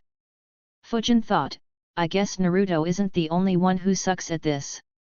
Daisuke was embarrassed looking at the clone. Fujin asked the others to display their jutsus as well. All four could do one jutsu satisfactorily but struggled in the remaining two. Fujin said, actually, there is not much I can do to aid you with the jutsus directly. You guys will just have to practice until you learn. I will instead help you with some other techniques that would aid you in learning jutsus faster. Their expressions fell when they heard that Fujin won't be able to help them. But on hearing that he will teach them other techniques, they got excited. They had seen the jutsus Fujin used in the Chunin exam. They thought, if he taught us even one jutsus from the ones he used in the exam, we will be the strongest in our class. Unfortunately, their sky-high expectations were set to fall on the ground and be broken into a million pieces. Chapter 166, Chapter 163, Learning Lightning Jutsus. Fujin said, how long can you guys hold the leaf on your head during the leaf concentration exercise? Daisuke answered, 23 minutes. Tatsuya said, 28 minutes. Bunko said, 17 minutes. Bunjiro said, 38 minutes. Ryoma said, 26 minutes. Fujin said, that's very low. No need to practice any ninjutsu for now. Increase that to 1 hour. Tatsuya immediately complained, but that exercise is so boring. Fujin said, not really a choice Tatsuya. Ryoma complained, can't you just teach us any of your jutsus Fujin? Fujin looked at him and said harshly, the reason why I could become strong is that my basics are good. If any of you can't maintain the leaf for an hour, you should give up your dreams of becoming a ninja and drop out of the academy. Fujin's reply shocked them. Fujin was their age. They expected him to be cordial with them and help them like a friend. They never imagined that he'd be stricter than the academy teachers. Before anyone could make another comment to upset Fujin, Daisuke said, all right Fujin. We will work on it. Fujin said, come back after you guys manage this. Oh, and come around noon. If I'm not at home at that time, then I'm doing a mission. So check after a few days. Daisuke nodded. Fujin returned back home while they left his property. They immediately began complaining. Banjiro said, this was a waste of time. I admired him so much. I never thought that he would be so arrogant. Ryoma agreed, yes. He asked us to quit the academy if we can't do a stupid leaf exercise. Daisuke said, though we grew up together, we haven't been very close since we joined the academy. We should be glad that he at least agreed to help us. Bunko added, I heard that he was able to hold the leaf for over an hour in his second year in the academy. So his advice could be right. Tatsuya sighed and said, anyways, we are struggling in the academy. Let's give his method a try. If it works, we will become ninjas. If it doesn't, it won't be much different. They talked for a bit before deciding to follow his instruction. Fujin had anticipated such a reaction when he said those harsh words. But he didn't care. He didn't care about these 5. It didn't matter to him if they graduated or not. He was just seeing how he could instruct any future subordinates properly. If his future subordinates complained as they did, he would just let them go or kill them depending on the situation. He didn't have the time to raise someone who was both lazy and untalented. Fujin left this whole episode behind him and began deciding which jutsu he should start with. He entered the bottom basement and thought, my clone picked 11 jutsus to learn. However, 3 of them are very inconvenient to use in battle. However, these 3 look like they are preparatory jutsus for Raikage's lightning cloak. I guess Konoha managed to deduce some of the steps to learn it. Not really surprising. But they didn't manage to completely deduce it. Though there is a possibility that they did deduce it but didn't put it in the library. Another 3 jutsus are a series of jutsus. The D and C rank variants will be dropped in the future. Another jutsu has potential but is highly inaccurate. That leaves me with 1 utility jutsu, 1 defensive jutsu, 1 long-range jutsu and 1 mid-range jutsu in addition to the rank B jutsu. Konoha's stock of lightning jutsus is disappointing. Another issue is that there is no lightning instantaneous body jutsu. So long-range escape with this element isn't possible. I'll have to depend on the flicker jutsu. Anyways, I'll start with the series and then move on to the 3 preparatory jutsus. Even though they don't have much use on the battlefield, they might be able to strengthen my body further. Fujin made hand signs and extended his right arm straight. A lightning bolt formed in his palm and shot towards the metal statue and barely missed it. Fujin analyzed, wow, learned in 1 try. I suppose now that I have learned so many jutsus, I'll have an easier time learning new jutsus. Especially if it's only a D rank jutsu. Anyways, it looks like I will have to perfect the aim of this lightning bolt jutsu. Then I can move on to the lightning blast jutsu. Shouldn't take long. Fujin began practicing. In a few hours, he managed to gain 100% accuracy with the jutsu. The lightning bolt jutsu didn't do much damage. At best, the opponent will suffer minor electric shocks. Though it could paralyze the opponent temporarily. Fujin moved on to the lightning blast jutsu. It was a C rank jutsu. It worked the same as the lightning bolt jutsu. The only difference was that instead of 1 lightning bolt, it would attack the target with a continuous blast of lightning. The jutsu would continue hitting the opponent until the user decided to stop it or doesn't have the chakra to keep it up. Fujin managed to learn and aim it correctly in under a day. However, he realized a crucial issue, though I can aim properly, I can't control the intensity of the shocks perfectly. Only in around 15% of cases, it was as intense as I wanted it to be. Fujin sighed in relief, I'm glad I didn't try those jutsus before realizing this issue. It could have been bad. Sigh, I keep underestimating this world. There is danger even while learning a jutsu. Anyways, this issue shouldn't affect me while learning the lightning beam jutsu. I'll train my control after learning this jutsu.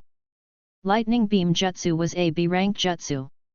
This jutsu was just a powered-up version of the lightning blast jutsu. It could fire a beam twice as wide as the lightning blast jutsu. The shocks from this jutsu would be very painful and fatal. Even if someone dodges this jutsu, they could still be attacked if they are within 2 feet of the beam. Due to the high power of the jutsu, small lightning arcs are expelled occasionally from the beam that can hit anyone in the vicinity and cause more damage than the lightning bolt jutsu. 3 days after Fujin began learning the jutsu, Fujin was standing in front of a metal statue. He made the hand signs and aimed his right palm at the statue. Lightning appeared in his palm and a beam was fired at the statue. The lightning beam hit the statue. The statue kept getting hit by the beam for 30 seconds when Fujin finally stopped it. The statue was in a bad shape. The face had melted and couldn't be called a face anymore. Multiple cracks had occurred on the surface of the statue. Fujin smiled, all right. Single target mid-range jutsu learnt. Now, I should work on control. Fujin returned to the room where he had endured electric shocks. He opened his scroll and took out a few items. He set up a circuit. The circuit had an 80 kilo-ohm resistor and an ammeter connected with a wire. Another couple of wires were connected to the other end of the ammeter and the resistor. These wires were left open. A/N had initially decided to do this exercise with a bulb instead of an ammeter. Fujin would have had to control his electrical output properly or the bulb would have exploded. But, it made more sense to do it with an ammeter. This way, there won't be a risk of injury from the explosion and he can test his control for whichever magnitude he wants. Fujin grabbed the wires and began generating electricity with his right hand. The current flowed through the circuit and values began appearing on the ammeter. Fujin decided, 2.3 ampere current. Let me try to keep it at 1 ampere for 10 minutes. Then I will try keeping it stable at other amperes. I should also check this with the voltmeter instead of the ammeter to check both readings. The resistance of the resistor doesn't decrease like the human body, but it would still be better to check. Fujin began practicing. His control improved slightly, but not much. The lightning was very unstable. Fujin could easily provide the max power continuously, but controlling it at lower levels was challenging. He kept practicing till he had to go on a mission. His team gathered outside the mission center. Tomatsu went in and accepted a mission. He came out and said, I accepted a mission to the Land of Frost.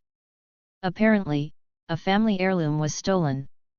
They issued a rank B mission to retrieve it. The opponents will be rogue ninjas from Kyumagakure. Fujin, your wind jutsus will be important to counter their lightning release. Fujin nodded. The group made some preparations and left the village. The group traveled across the Land of Fire and the Land of Hot Water to enter the Land of Frost. The journey took a day and a half before they finally reached their destination. Chapter 167, Kaitor 164, A Chakra Metal Sword and Ice Keki I Genkai. A/N, hey guys! This chapter is sponsored by Zero1995. You can thank him for the double release. The Land of Frost didn't have a ninja force. While they did have some in the past, their army was destroyed in the Second and Third Wars by Kyumagakure. Right now, they only had a few ninjas for the protection of the daimyo and the city. All their missions would be issued to Konoha or Kyumo. Tomatsu briefed Fujin on the details of the Land of Frost en route. Tomatsu also warned his group saying, I don't have the exact information, but I heard some rumors about our Enbu squad clashing with some ninjas from the Land of Frost. So keep your guard up in case this mission is a trap. Everyone nodded. They entered the city as soon as they reached it. After going through some formalities, the group was received by an old politician and his bodyguard. Fujin and his group observed their client. He was very old, probably in his 80s. His back seemed to have been bent permanently and he walked with the help of a walking stick. A samurai acted as his bodyguard. The old man introduced himself, I'm Kanda Kunio. I'm happy to see that Konoha sent a strong group for my mission. Tomatsu asked, Kanda? Are you related to the daimyo? Kanda Kunio smiled and said, looks like you are well informed as well. The current daimyo is my nephew. Tomatsu said, can you tell us more about the mission? The mission statement didn't have much information. Kunio nodded and said, for generations, we had a family heirloom passed through our family. It was a sword made from chakra metal. Unfortunately, we had a break-in last week and our sword was stolen. We did some investigation and found that the thief was a rogue ninja who was formerly from Kyumo. His name is Seigo Rikyu. He used to be a chunin. He became a missing nin 3 years ago. We discovered that he has created an organization and has set up multiple bases in our country. We don't have the ability to track and kill him. As he was speaking, the samurai laid down a map on the table. It was a map of the Land of Frost. It had 5 red crosses. Kunio continued, we have discovered that his organization has these 5 hidden bases. But we don't know which one he is hiding in. We also don't know the exact number and strength of his forces. So your mission is only to retrieve the heirloom. There's no need to kill him or his group. Of course, if you kill him and eliminate his group, that would be the best. You can claim his 2.5 million ryo bounty if he is killed. The Konoha ninjas analyzed the information. There was a lot of information that hadn't been confirmed. The mission could be very risky if stronger ninjas were hiding in the hideouts. Tomatsu asked, if such a group is operating in your country, why didn't you issue a higher-ranked mission to eliminate them and resolve the issue forever? Kunio didn't reply for a few seconds. He let out a sign and said, it's complicated. Every time we issue a high-ranked mission to clear such a rogue group, another takes its place. It's a never-ending cycle.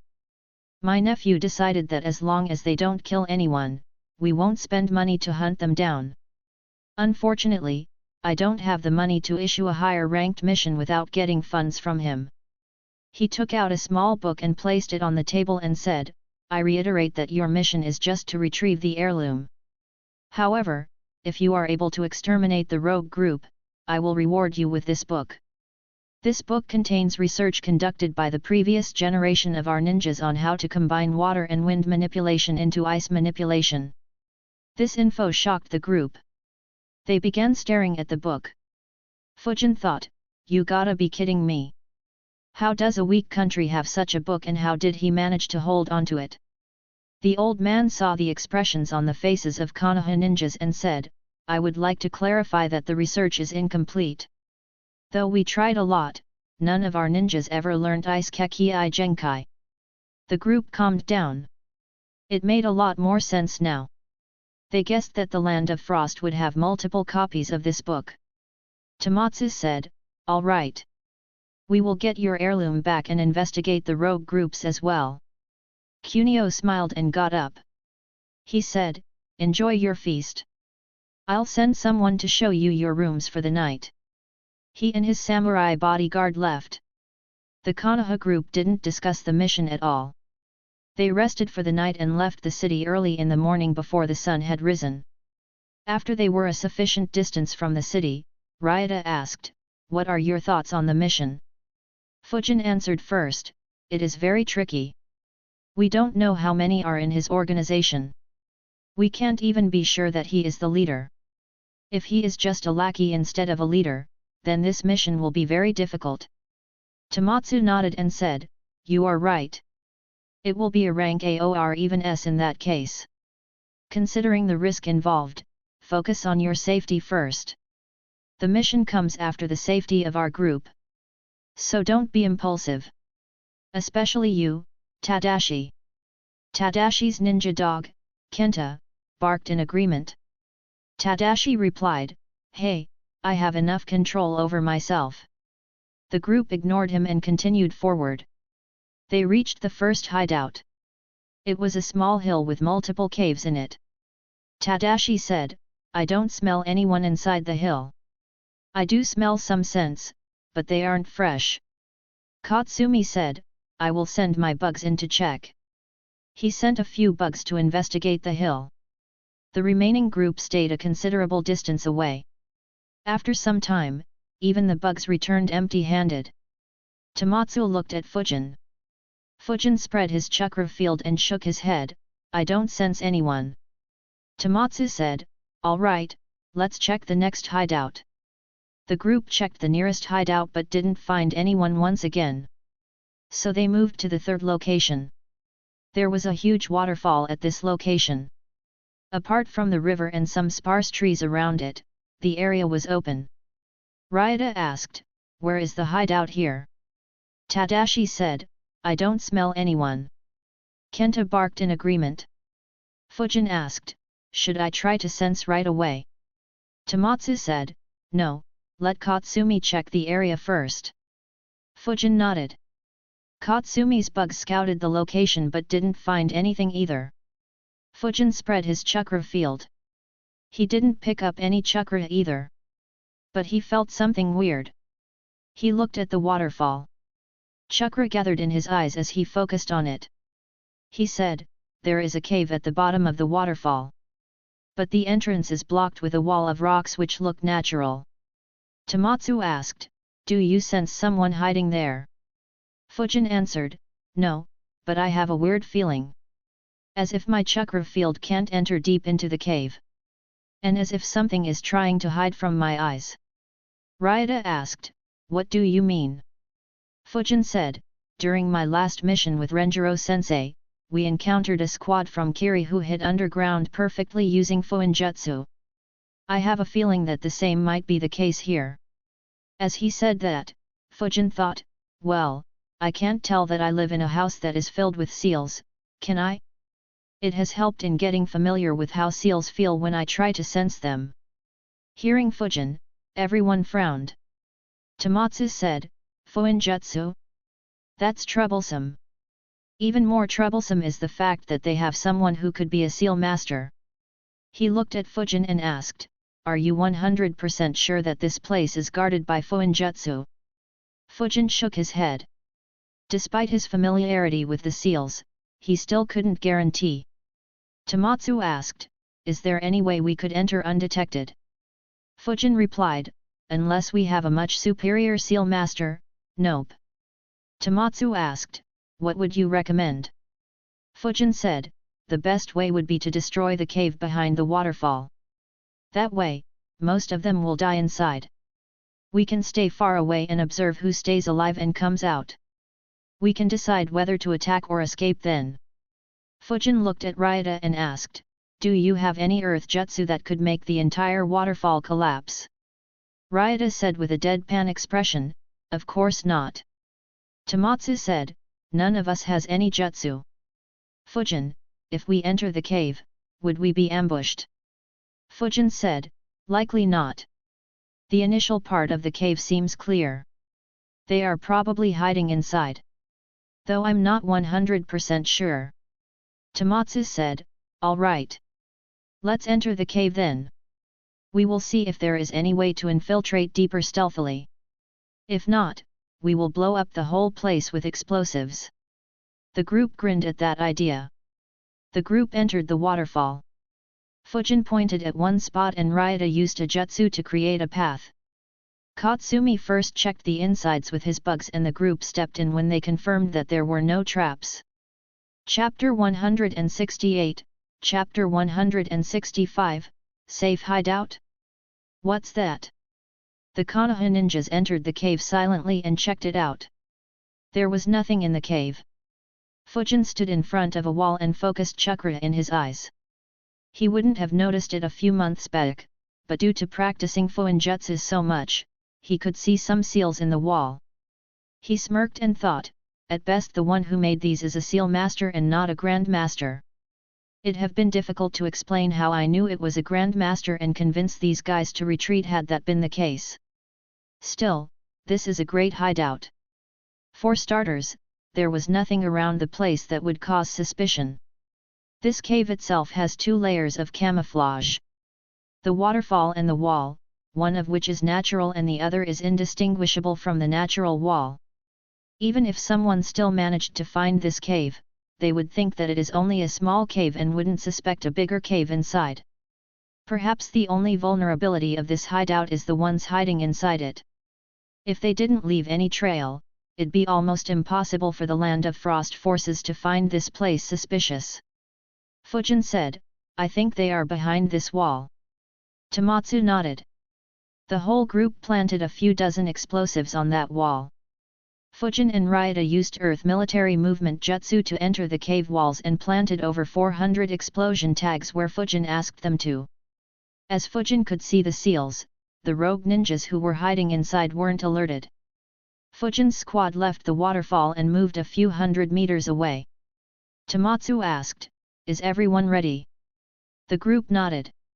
Everyone made a hand sign. Tomatsu picked up a stone and said, "We will set off the explosion when this stone touches the ground." He tossed the stone in the air. At the moment it touched the ground, all 5 ninjas activated the explosion tags they planted. Inside the cave, there were 14 rogue ninjas. They were aware that the Land of Frost would try to find them, perhaps even issue a mission, but they weren't worried. They had recently stocked up their supplies and were planning to hide there for a month or more. In the cave, Nishio Korenaga was trying out the chakra sword. He held the sword in his right hand and tried to extend his chakra through the sword. The chakra flowed through the sword very smoothly. He felt as if the sword was an extension of his own arm. Suddenly, the chakra flowing through the sword was converted into lightning in the blink of an eye. Almost all of the other rogue ninjas were watching this. They were surprised at how skilled Korenaga was. Seiko Rikyu said, "Damn boss! You are on fire. It's as if the sword was crafted for you." However, Korenaga shook his head and said, "No, you have done a great job. This sword is amazing. I am surprised that this weak little nation had something so good." Rikyu grinned and said, "It was their family heirloom. They might still have some good stuff that we can try to steal." Korenaga nodded and said, "Yes. I'm interested too. But not now. They might have issued an A-rank mission to Konoha or our former village to hunt you down." Rikyu immediately got serious and said, "Yes. They must be hunting for me now." Korenaga smirked and said, "Don't worry. As long as you are loyal to me, I will guarantee your safety. Besides, those morons don't know about me. Even if they manage to track this hideout, they will just feed my new sword." Hearing him, everyone calmed down and began cheering. After all, Korenaga was the true leader of this group of misfits. The investigation carried out by the Land of Frost ninjas never discovered him.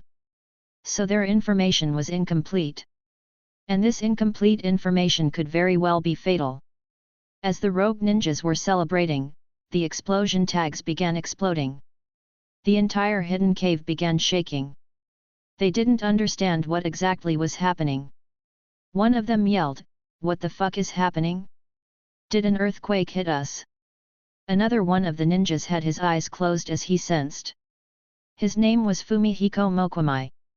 He was a rogue ninja from the Land of Water and was a seal master.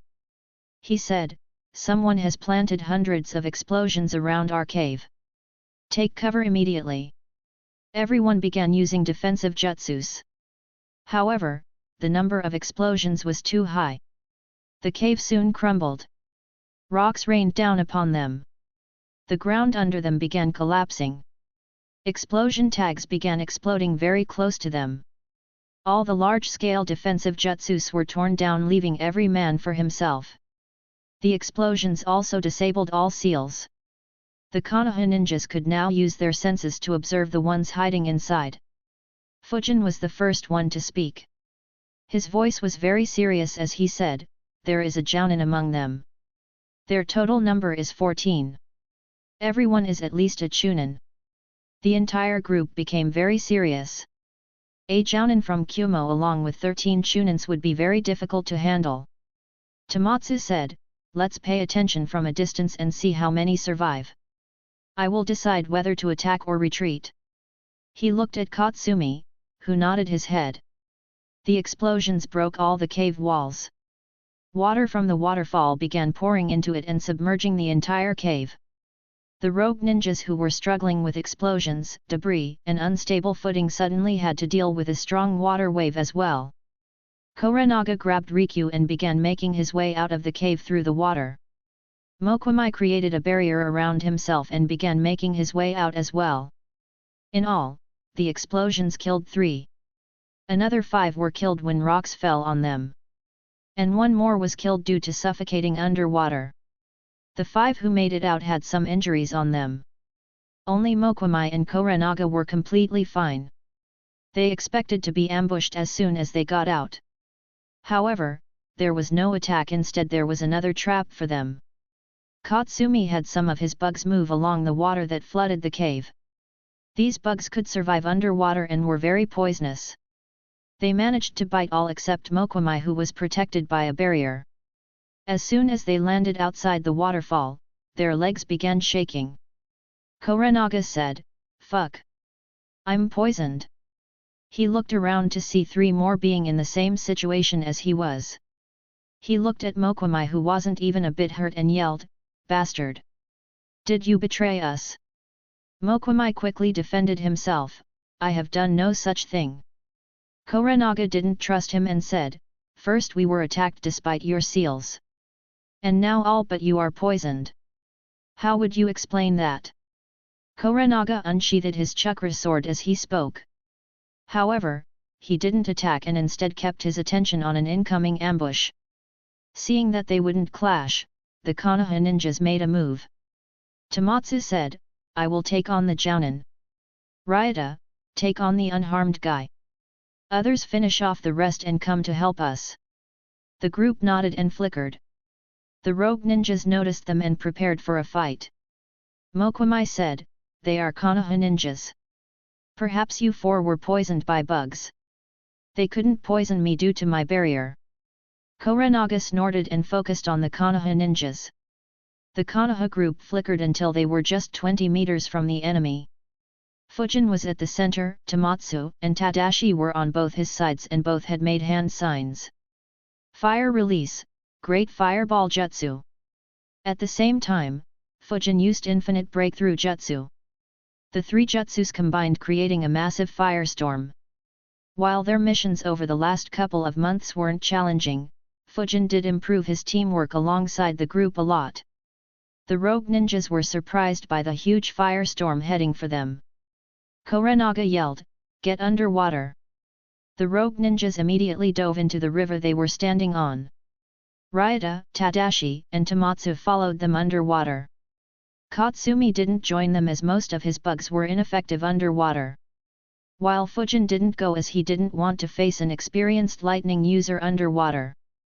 Under the water, Kuranaga saw the Konoha ninjas following him.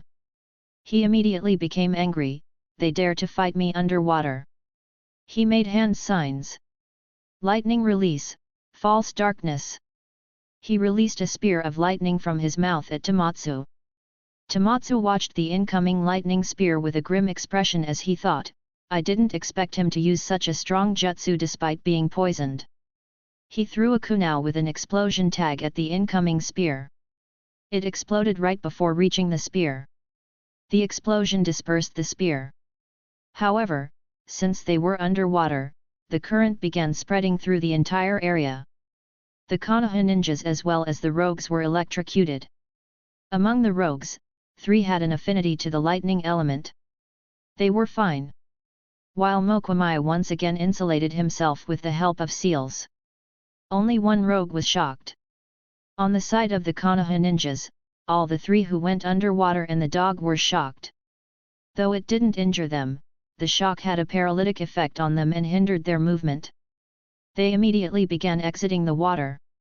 Their advantage had been reversed with a single jutsu. Chapter 169, Chapter 166, The Hunt Begins. The immediate reversal lifted the spirits of the rogue ninjas. They began making hand signs to use more lightning jutsus. However, Kuranaga was frowning, "My entire body is hurting. This poison is very troublesome. We will need to win this fight or escape successfully within 5 minutes. Otherwise, we all might die here." While the rogue ninjas were making hand signs, someone watched them like a hawk. Fujin's eyes were glowing as he watched the only rogue ninja who got shocked. Vacuum cores began forming in his mouth. He shot 2 vacuum bullets at the same time. During the last 2 months of training, Fujin had finally learned to use 2 vacuum bullets at the same time. 1 vacuum bullet was shot at Kuranaga while the other was shot at the paralyzed rogue. Kuranaga noticed the attack and immediately moved out of the way while weaving hand signs. However, there was another ninja just behind him who didn't notice the attack. The bullet hit his right thigh and pierced through it. As for the paralyzed rogue, the vacuum bullet pierced through his head and killed him. The deadly attack shocked them once again and reminded them of the seriousness of the situation. Kuranaga launched false darkness once again. This time it was aimed at Fujin. Fujin noticed it and used vacuum bullet jutsu once again and shot 2 bullets at the incoming lightning spear. His bullets tore through the lightning spear and dispersed it. Kuranaga had to dodge them once again. He frowned, wind user. Things just keep getting worse. Tomatsu, Tadashi, Ryota, and Kenta exited the water. Katsumi helped them to get on the shore. All breathed heavily. Tadashi gritted his teeth and complained, "Shit. That bastard is strong." Ryota agreed, "Yet. And the lightning element restricts me too much." Luckily Tomatsu at least neutralized it. Otherwise, we might have been in a lot of trouble. Tomatsu said, "Though our movement will be hindered a bit, they are poisoned by Katsumi's bugs. We just have to hold on for around 5 minutes and they will begin losing their ability to move." Katsumi nodded and said, "4 more minutes left. It will be best if they escape. That way we can just hunt down their unconscious or dead bodies." Fujin noticed that all his team were on the shore. The rogue ninjas who were under the water were approaching him. And the seal master from the group was weaving hand signs for a water jutsu. Not wanting to be surrounded, he flickered to his team. When he reached them, he heard Katsumi softly whispering, "Focus on stalling them. It's fine if they escape." A second after he flickered, a water dragon formed where he was standing. The rogue group exited the river and stood behind the water dragon. As soon as they exited the river, Katsumi's bugs attacked them. His bugs had already spread over the river and swarmed them. The rogues had noticed the bugs when they were underwater. They immediately launched explosion tags on them. Mokwamai launched his water dragon at the Konoha ninjas. However, Fujin countered with a giant ball of wind. It hit the water dragon's head and exploded, neutralizing it. Fujin followed it up with a dozen air bullets. However, the enemy managed to dodge. The Konoha ninjas who were electrocuted earlier stood up on their feet. However, their movement wasn't very fluent. Korenaga observed their movements. He analyzed, "We could attack and try to kill them, but the wind user will be tough to overcome. He can keep neutralizing our jutsus and keep us at a distance. Every second that he stalls will be lethal for us. While that bug user is probably responsible for our poison. His bugs are an even bigger threat than the wind user.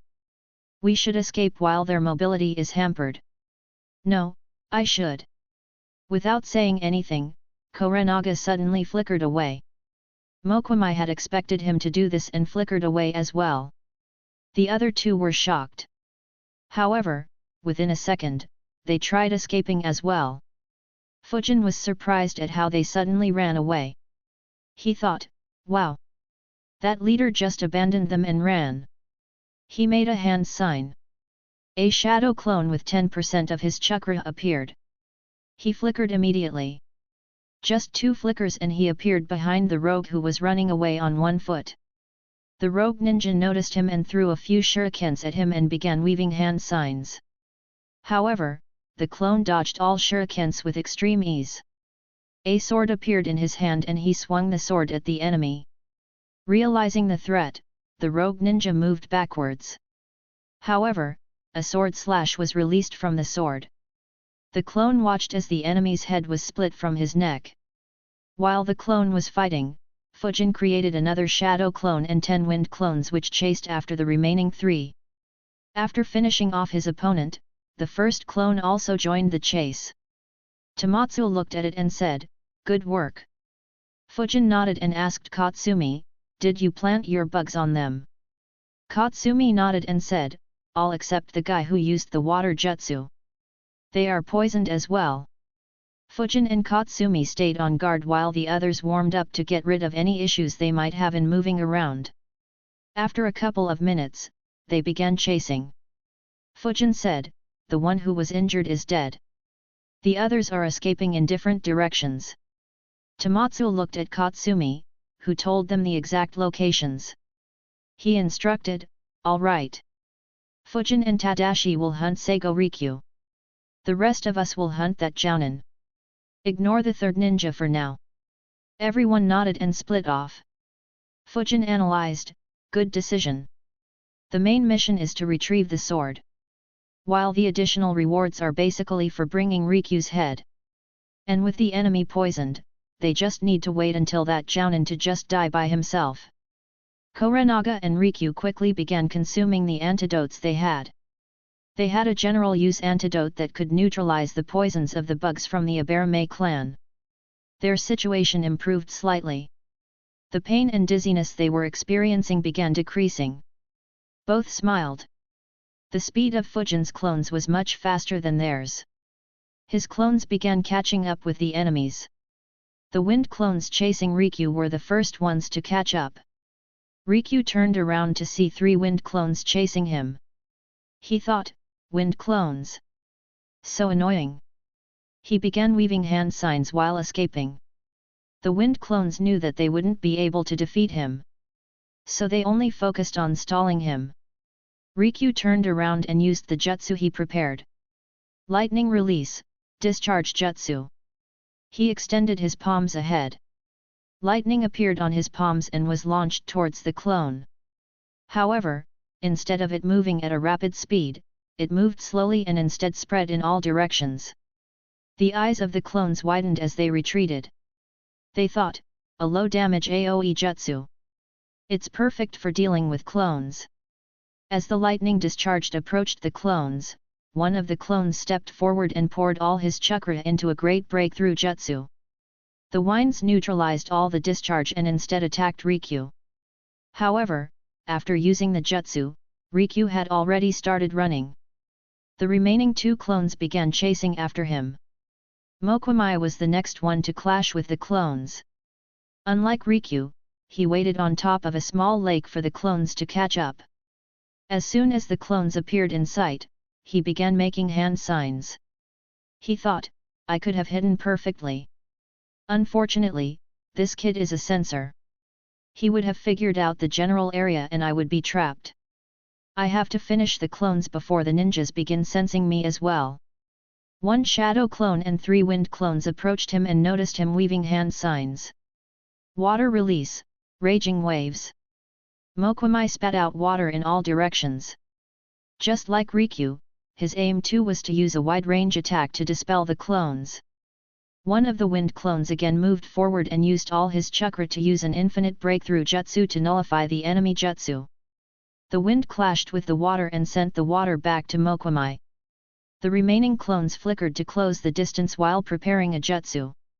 Wind release, air bullet jutsu. All 3 clones used air bullet jutsu at the same time. The shadow clone aimed his bullets at Mokwamai, while the wind clones cut off his escape routes. However, Mokwamai stood his ground. A barrier appeared around him. The air bullets hit the barrier and were stopped. The shadow clone observed him carefully. He analyzed, impressive. His speed at creating barriers is very fast. I should study barriers properly.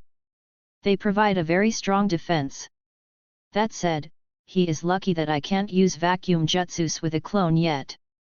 Else he might have died despite the barrier. Behind the barrier, Mokwamai was rapidly weaving hand signs. His chakra suddenly flared. The winds from the infinite breakthrough jutsu had died down. Water once again began gathering around him. Water release, piercing rain jutsu. The water formed a sphere around him. The surface of the water sphere began forming spikes. Soon, innumerable water needles were shot in all directions at a high speed. Chapter 170, Chapter 167, A False Sense of Security. The wind clones tried dodging the incoming water needles, but there was no room as they were too densely packed.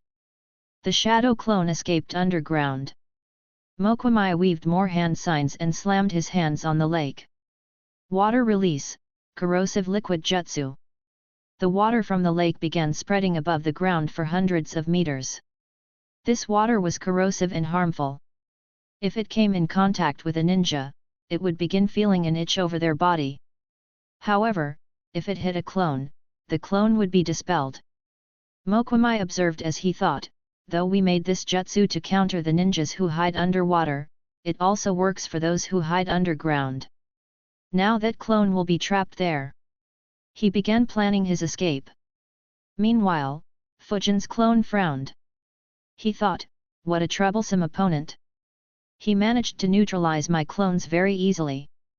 Still, all his fighting plans are based on the assumption that I don't know lightning jutsus. A strong current through the water will reverse the battle situation. Unfortunately, I have to keep it hidden. The clone made a hand sign. A wind clone appeared behind it containing half his chakra. The remaining half of his chakra gathered on the clone's fist. He punched the ground above him diagonally. A shockwave was sent through the ground. It hit the underwater walls of the lake and sent stones flying at Mokwamai, who had just relaxed his guard slightly. Around 4 to 5 stones hit him. Unfortunately, the speed of the stones wasn't fast enough to make them lethal. Their speed was further reduced by the water. Though the stones barely hurt him, his instincts were screaming. He quickly made a barrier in the direction from where the stones came. The shadow clone's punch had created a small but linear hole. The wind clone used infinite breakthrough jutsu and poured all its chakra into it. However, unlike the usual infinite breakthrough jutsu that spread for dozens, even hundreds of meters wide, this one traveled in a narrow hole. It almost looked like a wind spear. The wind jutsu hit the barrier hard. As the impact was only on a small area, the entire barrier was pushed back. Mokwamai controlled the barrier and made it turn slightly to divert the direction of the jutsu. However, the wind spear pierced through the barrier. Fortunately, he managed to change the direction slightly. The spear passed through the side of his abdomen, cutting a half-inch semicircle through his right side. Mokwamai watched in shock as the left side of his abdomen began bleeding profusely. He thought, who the fuck is that kid? And which jutsus did he use to do something like this? However, he stopped thinking about Fujin and began thinking about his own vulnerable situation. They have an Inyazuka. He will smell my blood. Hiding has become 100 times more difficult now. He removed all his clothes as they all had some blood on them. He used the water to clean the wound. Once the wound was cleaned, he lit a fire and burned the wound to stop the bleeding. He gritted his teeth due to the pain. The fire cauterized the wound and stopped bleeding. He applied some bandages over the burned area and made a hand sign. 4 water clones appeared around him. Each of them picked up some of the bloody clothes and ran in different directions. Mokwamai ran in another direction without bothering to wear any clothes. He ensured that he left no trail behind. After moving some distance, he hid underground and used seals to hide properly. The last set of clones clashed with Kuranaga, but they were defeated promptly. Fujin, who was chasing Rikyū, received the memories of his 2 shadow clones. He analyzed, these guys are tough. I don't think this mission is rank B anymore. Rikyū also managed to dispel the last 2 wind clones. They were escaping with confidence when something happened. Both Rikyū and Kuranaga suddenly lost their footing. They fell to the ground and vomited blood. Both were shocked. What the heck? What happened? Did I get poisoned again? How? Both were confused. They didn't understand. Other than Katsumi, the remaining Konoha ninjas were also in the dark about this. They were aware that the rogue ninjas were poisoned. However, they never saw the rogue ninjas use antidotes. The sudden flaring of the poison in Rikyū and Kuranaga was a hidden strategy of the Aberame clan. The entire clan used the same bug to poison the enemies. Hence, every major village had ready-made antidotes available for that poison. However, in reality, the Aberame clan had a large variety of poisonous bugs. One of those bugs had poison similar to the normal poisonous bugs. However, instead of being neutralized by the antidote, it would be temporarily suppressed and flare up a few minutes later. The Aberame clan keeps this a secret by only using it against enemies when they are confident that they will kill the enemies. Otherwise, they wouldn't use it. Due to this reason, no one was aware of this. And due to this reason, the Aberame clan would always be considered a clan that Konoha's enemies hated to fight during wars. Rikyū and Kuranaga stopped escaping and tried to inspect themselves. They both speculated that they were poisoned with a different poison. So their antidote wasn't effective. However, even after speculating correctly, they couldn't do anything about it. Rikyū decided to stop escaping and hid behind a tree as it was very difficult for him to move. On the other hand, Kuranaga turned around and rushed back to where the Konoha ninjas were. Around half a minute later, Kuranaga encountered Tomatsu, Katsumi, and Ryota. A vicious look could be seen in his eyes as he looked at Katsumi. He threatened, "Give me the antidote for your poison. If not, I will kill you all." Tomatsu chuckled and asked, "Do you really think that we would just hand you the antidote?" However, he and Ryota were on alert. They had the same thought, why did he escape if he didn't have the antidote? Did he set up any trap here? Unlike them, Katsumi wasn't that worried. They began fighting. Fujin and Tadashi caught up with Rikyū as well. His blood was very easy to smell for Rikyū. While Fujin could sense him when they entered in range. They stealthily approached him from behind. They could hear him coughing. Tadashi grabbed a shuriken that had a string attached to it. He threw it around the tree from behind. It went around the tree and trapped Rikyū. Though Rikyū had stopped moving, his condition worsened. He vomited blood multiple times. Even moving had become difficult. Tears had formed in his eyes as he realized that he would die in that unknown place. He saw the shuriken and the string. But it was too late. He didn't have any energy to move. The string tied him to the tree. He tried struggling, however, 2 vacuum bullets hit him. One pierced his heart and the other pierced his neck. He died without troubling Fujin and Tadashi much. Tadashi said, "That was easy." Fujin nodded, "Yeah. Katsumi's poison is very strong." Tadashi grinned and said, "Yeah, it is. He bailed us out multiple times thanks to it." He went forward and stored Rikyū's body in a scroll. They began moving towards Tomatsu and company. Tadashi asked, "Any idea what's happening at other places?" Fujin shook his head and said, "No. They are both strong. They managed to defeat my clones. I think my clones managed to injure that water user, but I'm not sure." Tadashi replied, "All right. Anyways, that Jounin is also poisoned. So Tomatsu and others should be able to win easily." Fujin nodded. They moved quickly and arrived where Kuranaga was fighting in a few minutes. The scene surprised them. Tadashi quickly rushed towards Tomatsu and Katsumi and asked, "Are you guys fine?"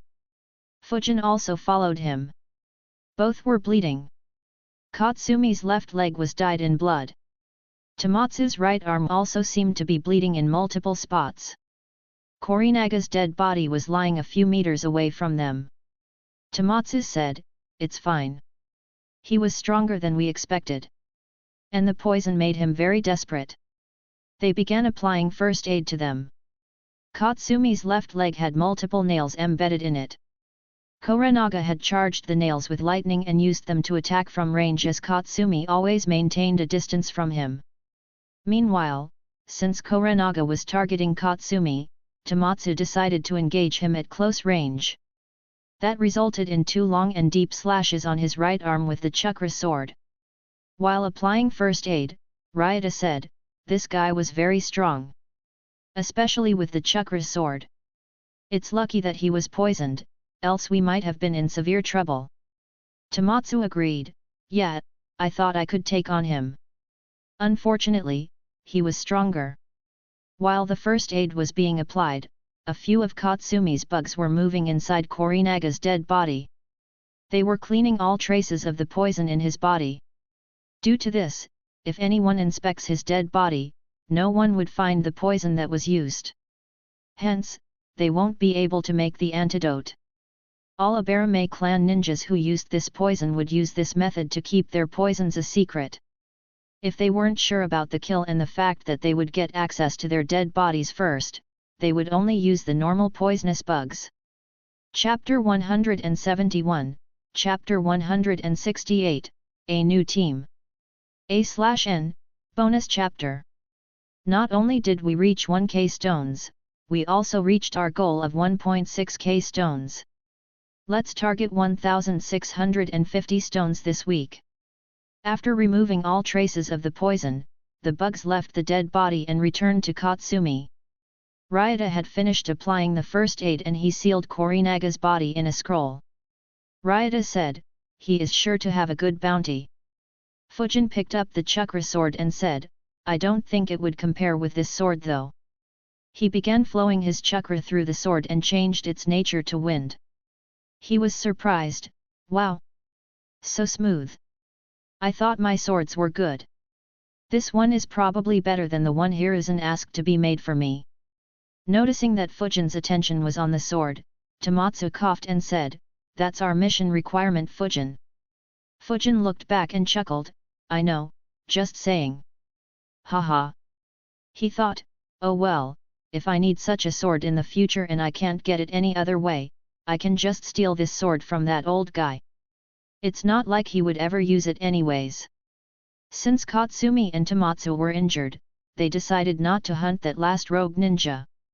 The group began returning.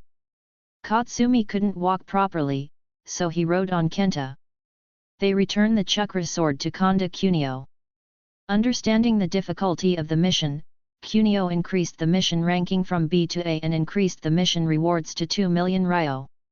He handed them the book that had theories and research on learning the Ice Kekii Genkai and made the arrangements to help them claim the bounties. He also invited their medical ninjas to treat Katsumi and Tomatsu. Tomatsu's wound healed properly. They bandaged his arm. It would leave 2 scars on his arm, but he didn't mind it. Katsumi's injuries, however, were serious. He was wounded down to the bone. They healed him as well as they could. The healer said, "That's as much as we could do. Your village has the best healers. So I would recommend you to get treated by them as well. Also, I would recommend you take a few months break." Katsumi nodded and thanked them. They rested in the land of frost for some time. In this period, they went through the ice release book. Fujin was the first one to read. He analyzed, "This book is good. It contains research of over a dozen ninjas. And still, none of them managed to create the ice element. Kinda shows how tough creating a Kekii Genkai will be. Though I don't have the water affinity needed for the ice element, this book could give some insights if I try to create scorch or magnet elements." The others read the book as well. Only Ryota and Tomatsu were interested in a Kekii Genkai and neither had the wind or the water element. So after reading carefully, the book was given to Fujin for keeping. After resting for a couple of days, they began moving back to Konoha. Their speed was a bit slower as they had to ensure that Katsumi didn't strain his leg. He rode on Kenta the entire journey. He was admitted to Konoha's hospital after returning. The group decided to meet after 2 days in the hospital. Fujin continued his training to improve his control over the lightning element. He brought some fruits and visited the hospital at the decided time. Others had already gathered. Fujin placed the fruits on the table next to Katsumi and asked, "How is your leg?" He said, "It has been treated properly. Unfortunately, I have to rest for a couple of months for the damage to the bones to be healed and for the bone to become strong once again." Fujin replied, "Oh, that's bad. I'm glad that there are no permanent injuries though. Take a good break." Katsumi nodded. Tomatsu said, "I have something to discuss." The entire team looked at him. Tomatsu said, "We have been taking missions continuously for quite a long time. I was thinking that it would be best for our team to take a few months off. I was thinking about a 3-month-long break." The group was surprised. Tadashi asked, 3 whole months? Tomatsu nodded. He said, "Along with missions, it's also important to build up your strength. Take these 3 months to train newer skills or master the old ones further. In that time, Katsumi will also get healed, so we won't have any issues with team composition. Also, we do need a break from the missions." The group began analyzing. Ryota, Tadashi, and Katsumi were thinking about the things they could learn in the 3 months. Meanwhile, Fujin thought, seriously? Another 3 months break? I didn't think completing 50 rank B missions would be so challenging. As no one spoke anything, Tomatsu said, the last mission gave all of us 2.5 million ryo. So we shouldn't have any monetary issues. Once we get stronger, we could try to do tougher missions more frequently. A substantial increase in strength could improve your chances to become elite Chunins or even a special Jounin. The prospect of promotion excited them slightly. They agreed. Tomatsu looked at Fujin, who hadn't said anything yet. He said, Fujin, your strength is already very high. Perhaps if we had you in the team that faced Korenaga, we might have killed him without taking any injuries. And I understand that you may want to take multiple rank B missions to reach close to the 50 missions mark. Fujin nodded.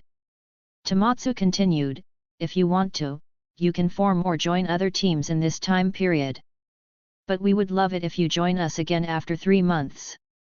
But we would understand if you don't. Fujin smiled and said, you are thinking too much, Tomatsu. I'll be back in this team. Tomatsu and others smiled. The group talked for a bit before leaving. Fujin thought, now I have to find a new team again. Though this may not be all bad. I should try to form a new team. A younger team that would want to take continuous missions. That way, we could reach the 50 mission criteria soon. If I get promoted to Elite Chunin, my sword and sensor skills would get me promoted to Special Jounin rank 2. Then I could join teams that do rank A or even rank S missions. Still, doing more missions would mean getting less time for training. What to do? Fujin analyzed his situation. In the end, he almost pulled his hair as he couldn't decide. He thought, ugh. This is so fucking confusing. Missions give me combat experience that no amount of training would provide me. On the other hand, training will increase my strength and skills, which would be useful for missions. Fuck it. I'll first master the control over the lightning element. Then I'll try forming the team and doing a month or 2 of non-stop missions. For the next 10 days, Fujin devoted the majority of his time to mastering his control over the lightning element. He practiced with 10 shadow clones at all times. Finally, he sighed in relief, finally done. I can freely control the electric current from 10 mA to 10.5 amperes.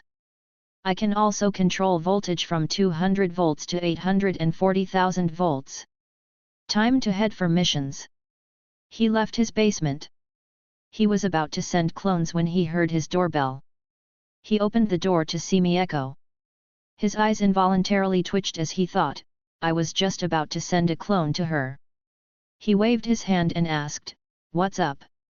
Mieko entered his house and asked, do you have any missions lined up? Fujin shook his head and said, no, my team just took a break. Her eyes sparkled. She said, great. I am recommending you to my team. Fujin observed her carefully. He asked, what do you mean?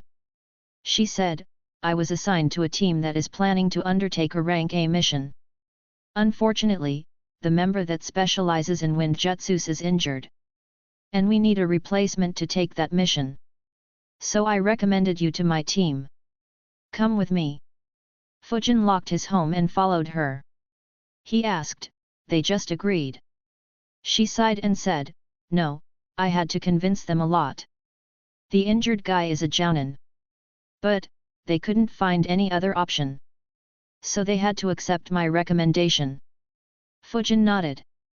He knew that wind users were too rare in Konoha.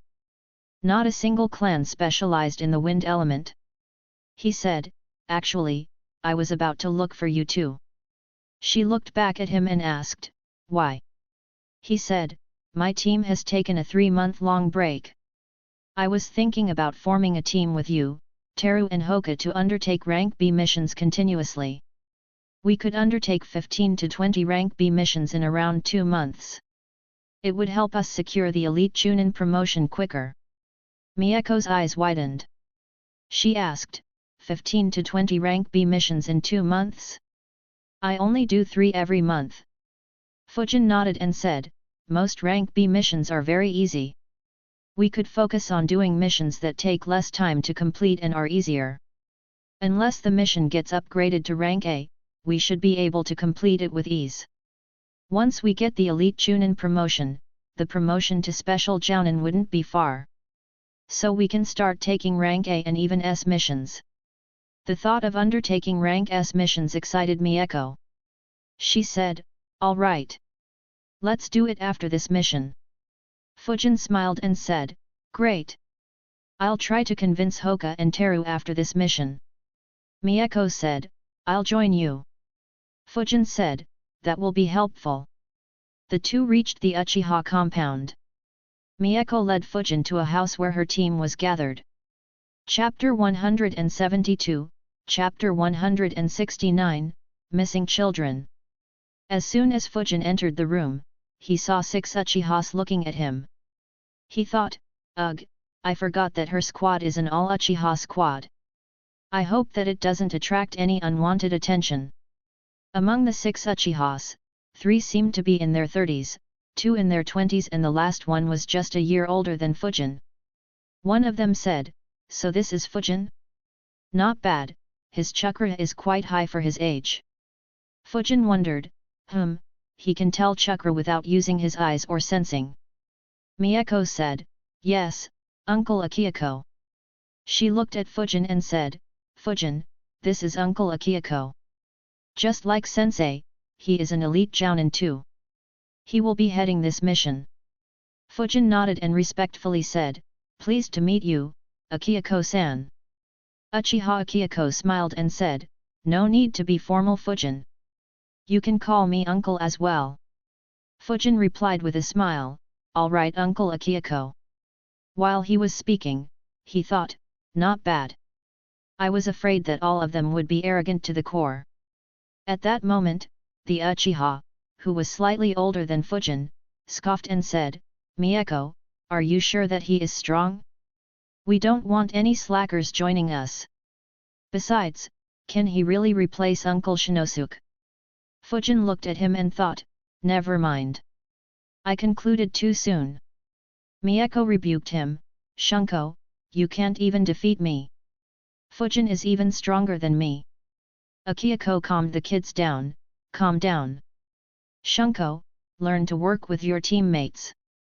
And Mieko, don't insult your teammates.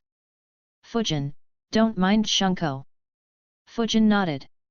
There wasn't much change in his expression, but he was surprised. Who'd have thought that she would admit that she was weaker than me? Akihiko asked, "Mieko, you and Fujin can do the fire-wind combination jutsu, right?" Mieko and Fujin nodded. Akihiko said, "All right. Shinosuke could do the fire-wind combination jutsu with all 3 of us. But, that was due to us taking missions together for years.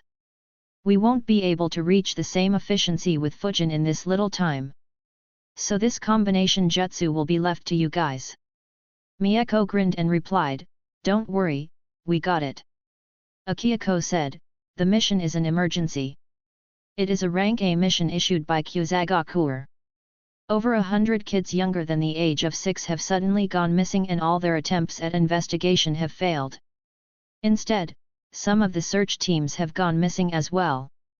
Our mission is to investigate this event and rescue those kids. We will leave the village in 30 minutes. Gather your supplies and weapons and meet at the village gate as soon as you can." Everyone nodded and left. Mieko looked at Fujin and guessed, "You are carrying all the supplies that you need." Fujin nodded, "Yup. What about you?" Mieko grinned and said, "Same here. Let's race to the gate." She flickered before Fujin could reply.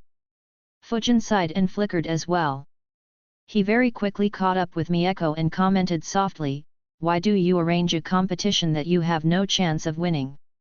He overtook Mieko but didn't create a huge difference between them. Mieko snorted at his confidence. She tried hard to catch up, but Fujin's physique as well as the mastery of body flicker jutsu was better than hers. Fujin reached the village gate. However, he wasn't the first one there. Akihiko and the other 2 older Uchihas were already at the gate. Mieko reached a few seconds after Fujin. The three senior Uchihas saw them. One of them smirked and said, "Looks like both of you lost the race." Mieko was annoyed by his smirk and taunt. But at the same time, she was happy that Fujin lost too. So she didn't complain and looked at Fujin with a smirk. Fujin shrugged his hands and asked, "Aren't you too old to be racing with preteens, mister?" His smirk immediately fell, while the other two laughed at his expense. Mieko introduced them, "Fujin, he is Uncle Masaru. He likes teasing young kids. And he is Uncle Sora." Masaru immediately said in embarrassment, "Hey, don't speak nonsense." Meanwhile, Fujin wondered, is this entire world filled with pedos? Mieko laughed at his reaction. Akihiko said, "Don't mind him, Fujin. He is very competitive and playful. Anyways, are you two ready? We will be moving at a full speed. We will only rest once before reaching Kusa." Both Mieko and Fujin nodded. In 5 minutes, the remaining 3 members arrived. The 8-member squad left immediately at full speed. They traveled without resting until they reached the border between Konoha and Kusa. They took a break at a border patrol camp in the Land of Fire so that all could rest at the same time without any worries about external threats. The next morning, they continued their journey and reached Kusagakure a few hours after noon. On reaching, Fujin thought, "I don't recall much about Kusagakure. I only remember Karin and her mother. I wonder if there are any others of significance from this village."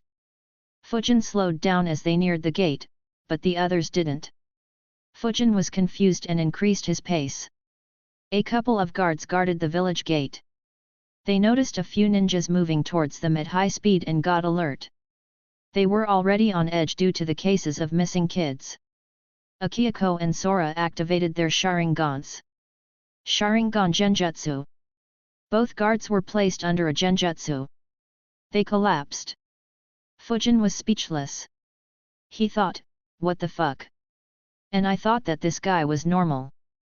Akihiko said, "Masaru, stay here with the kids and interrogate them. Others, follow me."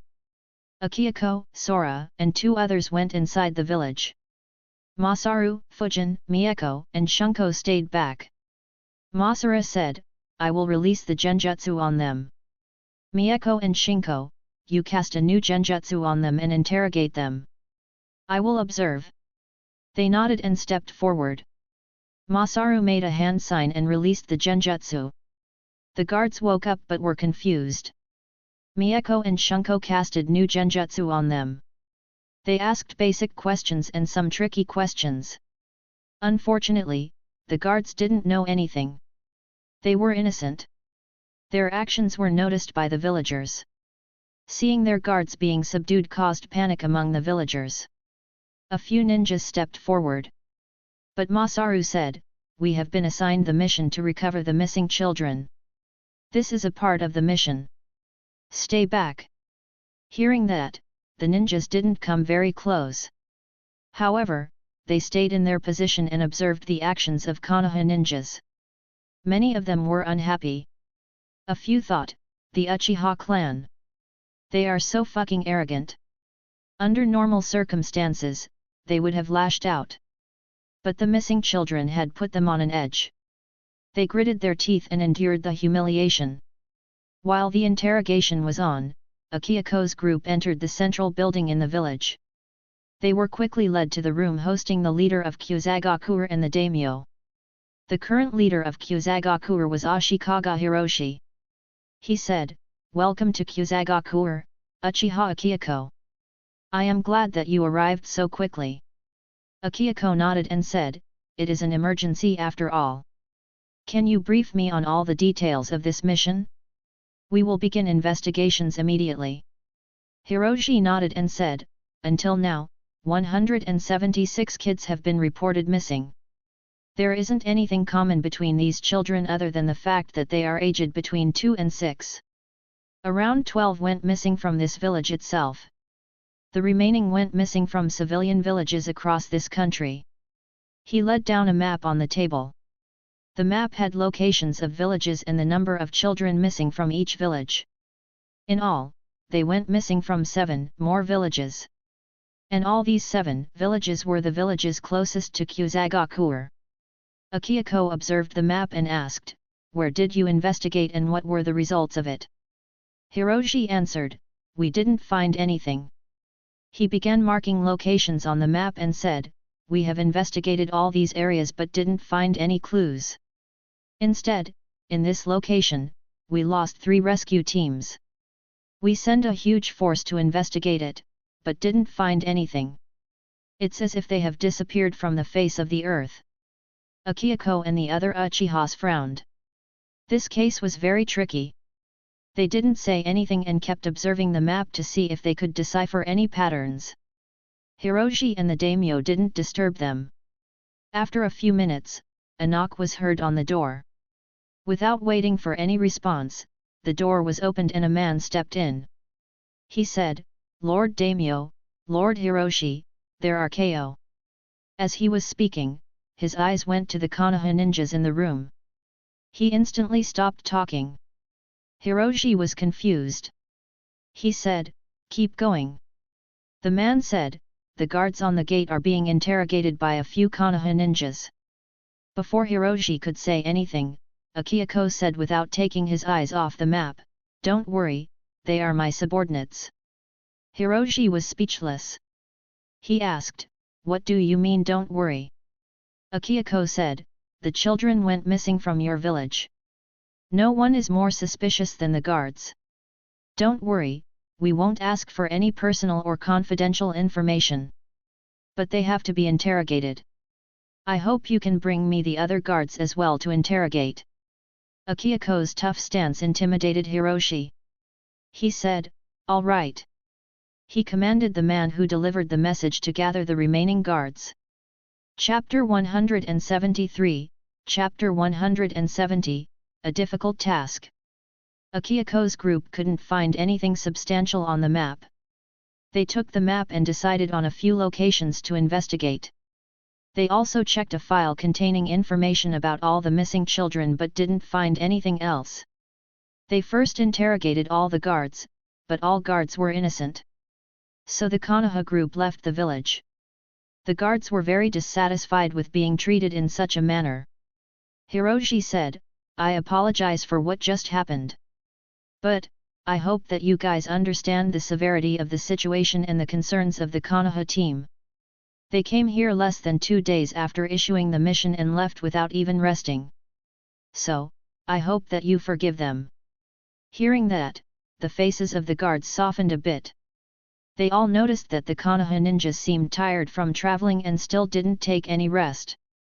Elsewhere, Fujin's team was moving rapidly. Shunko asked, "We have no clues at all. How are we going to investigate?" Masaru answered, "Almost a couple hundred children have gone missing. No matter how good the kidnappers are, they will leave some clues behind. We just have to search until we find one." Akihiko nodded, "We will start where the 3 rescue squads went missing. That place should have the highest chance of finding clues. If we don't, then we will investigate every missing child." Sora added, "We should start investigating the children who went missing more recently. After all, due to having so much success, they would get overconfident and leave some clues behind." Akihiko nodded. Fujin also agreed with the analysis. He wondered, exactly who would kidnap young children in this world. If they had Kekii Genkai, then Kumo would have been the suspect. But these are just normal kids. Is someone planning on creating a root-like organization and hence kidnapped these kids? Fujin analyzed the possibility and concluded, yeah, that could be the case. Kusa's military isn't strong. They got hit by both Konoha and IWA in the Second and Third Great Ninja Wars. So creating a secret force here would be convenient. And they could keep kidnapping more children in the future to increase their numbers. But, which force would that be? I don't recall any major player from Kusa in Naruto. Unless they were discovered and destroyed or they never got enough strength to be relevant. Another point to consider is, should I use such a tactic while trying to build my force in the future? Fujin analyzed the feasibility of his idea. After some time, he decided, taking in young kids and training them would require at least half a decade for them to be worth anything.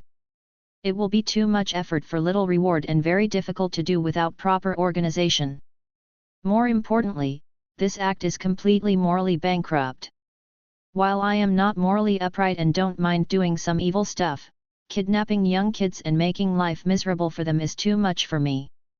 Especially without any huge benefits. Not to mention, if I were to get caught in this act, I would certainly be hunted and killed. So not worth doing it. Especially considering the vast number of kids whose lives are already hell in this world. I would be better off just recruiting them. After all, those kids would genuinely admire and respect me and would be willing to work their hardest to get out of that terrible life. As Fujin was deep in thought, Mieko looked at him and asked softly, "Hey, what are you thinking?" Fujin looked at her and answered, "I was thinking about which scums would kidnap little kids and separate them from their parents. Unfortunately, I couldn't get to any conclusion." Mieko sighed, "Yeah, there are terrible people everywhere. If we find them, I will be torturing the shit out of them." Fujin chuckled at her anger. He said, "Now that I think about it, it's been quite a few months since I went on a killing spree." Mieko looked at him with a deadpan expression and said, "You kill very quickly and efficiently. They feel no pain at all and die in an instant. Leave them to me. I have a new genjutsu that I want to test." A sadistic grin appeared on her face. Fujin said, "I think you would be a perfect fit in the TNI department of Konoha." Mieko looked at him and said, "The Uchiha police force has our own TNI department. Though we don't use it much as we mostly police the common citizens." Fujin said, "Oh, I didn't know that." Akihiko announced, "Stay on alert. We are reaching that location." Everyone raised their alertness to the max. Akihiko stopped. Others stopped behind him. The area was covered with huge grass that was up to 5 feet tall. However, it was the same as everything around it. The only distinguishing factor was a few spears planted around the area to mark it. Akihiko said, "Kyuzagakurenins planted this area with spears to mark where the rescue teams went missing." Mieko said, "The grass is very tall in this country. It will be difficult to investigate properly." Akihiko smirked and said, "Yes. And hence, it will also be difficult to cover up any traces left. Everyone except Fujin, use your Sharingans to find clues." All Uchihas activated their Sharingans and began investigating. Though no one said anything, it left Fujin standing alone awkwardly. He saw Shunko looking at him with a smirk aiming at belittling him. Mieko too looked back at Fujin and grinned to tease him. Fujin looked back with amusement thinking, "Why are you so excited about doing manual labor?" He took out a scroll. Both Mieko and Shunko watched with curiosity. He opened it and summoned an instant noodle cup, a thermos bottle containing hot water and a couple of chopsticks. He opened the instant noodle cup, poured water, and stirred it slightly and waited for a couple of minutes. Now Mieko and Shunko had dark faces. Both complained in their minds, "Why does he get to eat while we have to work? Heck, I haven't eaten anything since the morning." They tried ignoring Fujin. But, the smell of noodles began spreading. Fujin thought, "I'm glad that I bought so many instant noodles from the land of noodles." He began eating. While eating, he kept his eyes on the Uchihas who were working hard in the grasslands. Shunko immediately complained out loud, "Hey you! Why are you eating while we are working?" Fujin looked at him and slurped the noodles. He pointed at his eye and calmly said, "I don't have the Sharingan eye." "You do. Good luck with searching." Shunko was irritated at that response. He yelled, "Why you?" However, Akihiko interrupted him, "Shunko, get back to work." A scowl formed on his face. But he didn't dare to disobey Akihiko. He looked at Fujin grudgingly and got back to work. Fujin wondered, Mieko was very arrogant too when I met her. If not for Renjiro and perhaps me, she would have remained that arrogant. I wonder if Atake was just fed up with all the arrogant pricks around him and decided to pull the plug. The group kept searching for a few minutes when Sora said, "There are some footmarks here." Everyone immediately appeared next to him. Fujin wondered, where are these footmarks? However, Akihiko said, "Good work." They began following the footmarks. Fujin followed, thinking, the investigative powers of Sharingan are impressive. Even after focusing chakra in my eyes, I can't see anything at all. They walked for around 40 meters before stopping. All Uchihas frowned. Masaru said, "The footsteps have ended here." Shunko asked, "But how? How could they stop here?" Akihiko said, "They walked from there until here. From here, they traveled through other means. They either went through under the ground, flew above it or teleport." Sora made a hand sign and disappeared underground. Mieko asked, "How will we track them if they flew or teleport?" Akihiko said, "We can't. We will have to find a new clue." Sora appeared from the ground and said, "There are no traces underground." Akihiko said, "Looks like they are using reverse summoning. No wonder there were no clues to be found." Fujin asked, "How will we find them if they reverse summon themselves? If we assume that they kidnapped the children by reverse summoning too, then there won't be any clues at all." Mieko and Shunko too had the same query. Akihiko answered, "Yes. There won't be any clues while they escape. However, there will be clues of them entering the village and reaching the kids." Fujin thought and replied, "That makes sense. Except that there are probably hundreds of people who enter and leave the villages on a daily basis. Unless they entered the village through illegal routes, it would be very difficult to trace them." Masaru smirked and said, "Don't underestimate our eyes, kiddo. Just stay back and observe the magic." Akihiko said, "Enough talking, this place is a dead end. Let's go to the villages and check." The group began moving quickly towards the nearest village. Chapter 174, Chapter 171, The Impossible Trail. While moving, Akihiko observed the map. He said, "This village is Tsumagoi. It was the 5th village to have its children kidnapped. We will separate into 3 groups. I, Sora and Masaru will lead each group. Mieko, Fujin, you two will come with me. Genji and Shunko will be with Masaru. Haru, you will work with Sora." Everyone nodded. Akihiko continued, "We will visit the homes of the missing kids one by one and see from where they went missing. We will investigate that location and check any trails from that location until we find the right one." The group moved at full speed and reached the village in less than an hour. They met up with the village chief and divided into the 3 groups. Each group had an official from the village leading them. Mieko and Fujin followed Akihiko. They reached a small home. The official knocked on the door. In a few seconds, a middle-aged woman opened the door. Fujin could observe that her health didn't seem very good. Inside the house, he could see a middle-aged man and 2 old people. She said in a weak voice, "Kaito-sama. Is there any news about my daughter?" Kaito was the official who had joined the group. He said, "We are working all the time. We will find them soon. These Konoha ninjas have arrived here to look for them. Please cooperate with them." The woman looked at Akihiko. Akihiko asked, "Can you tell me where you last saw your daughter?" The lady said, "She had gone out to play with her friends. They all went missing." She began sobbing. Akihiko asked, "Can you lead me to the playground?" The woman nodded. Her husband came out and said, "I'll also come with you." Akihiko nodded. The group headed to the playground. On reaching, they saw that the playground had been sealed and barricaded.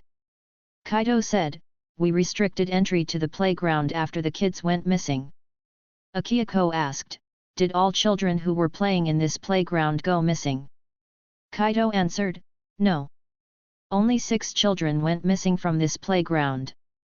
More children were playing here, but they didn't notice anything. In total, 23 children went missing from the village. In addition to these 6, 11 more were playing in other playgrounds before going missing. Akihiko nodded and said, Mieko, check the playground for footsteps with me. Fujin, use your sensor skills to see if you can find anything odd. Mieko nodded and entered the playground alongside Akihiko. Meanwhile, Fujin wondered, did he just give me a useless task just to make me feel included? He spread his chakra field and observed by focusing the chakra in his eyes but couldn't find anything. Since it was pointless, he stopped wasting his chakra and just waited for Akihiko and Mieko to find something. Akihiko and Mieko had their Sharingans active the entire time. They looked at the entire playground to observe the footprints.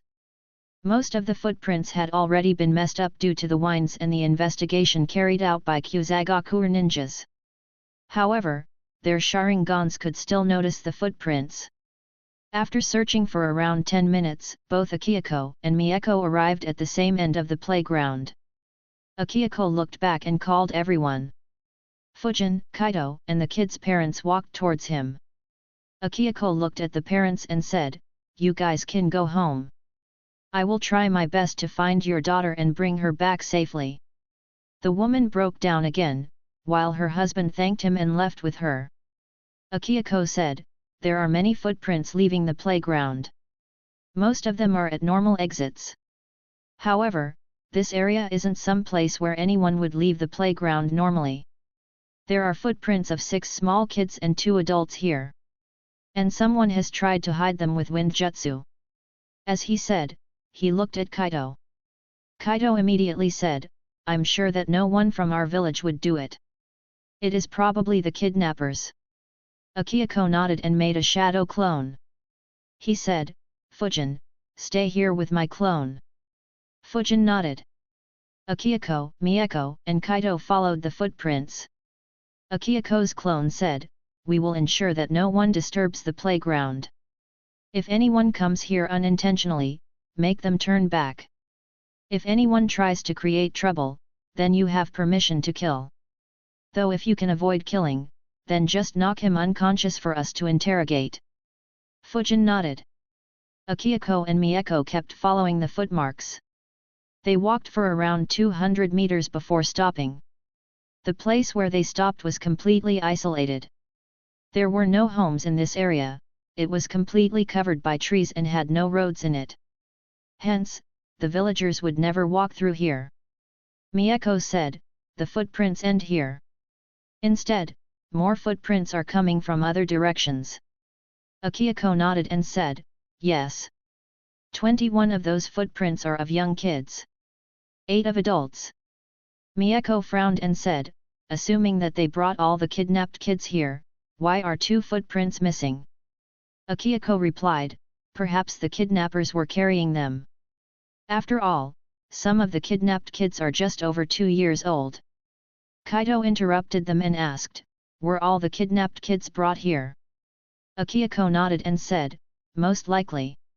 He asked in excitement and hope, "So can you track them from here?" Unfortunately, his hopes would be dashed. Akihiko said, "It isn't that easy. Though there are many footmarks coming to this place, there are very few that go away. None of the kids walked away from here. So it will be difficult to trace them." Kaido frowned but didn't say anything.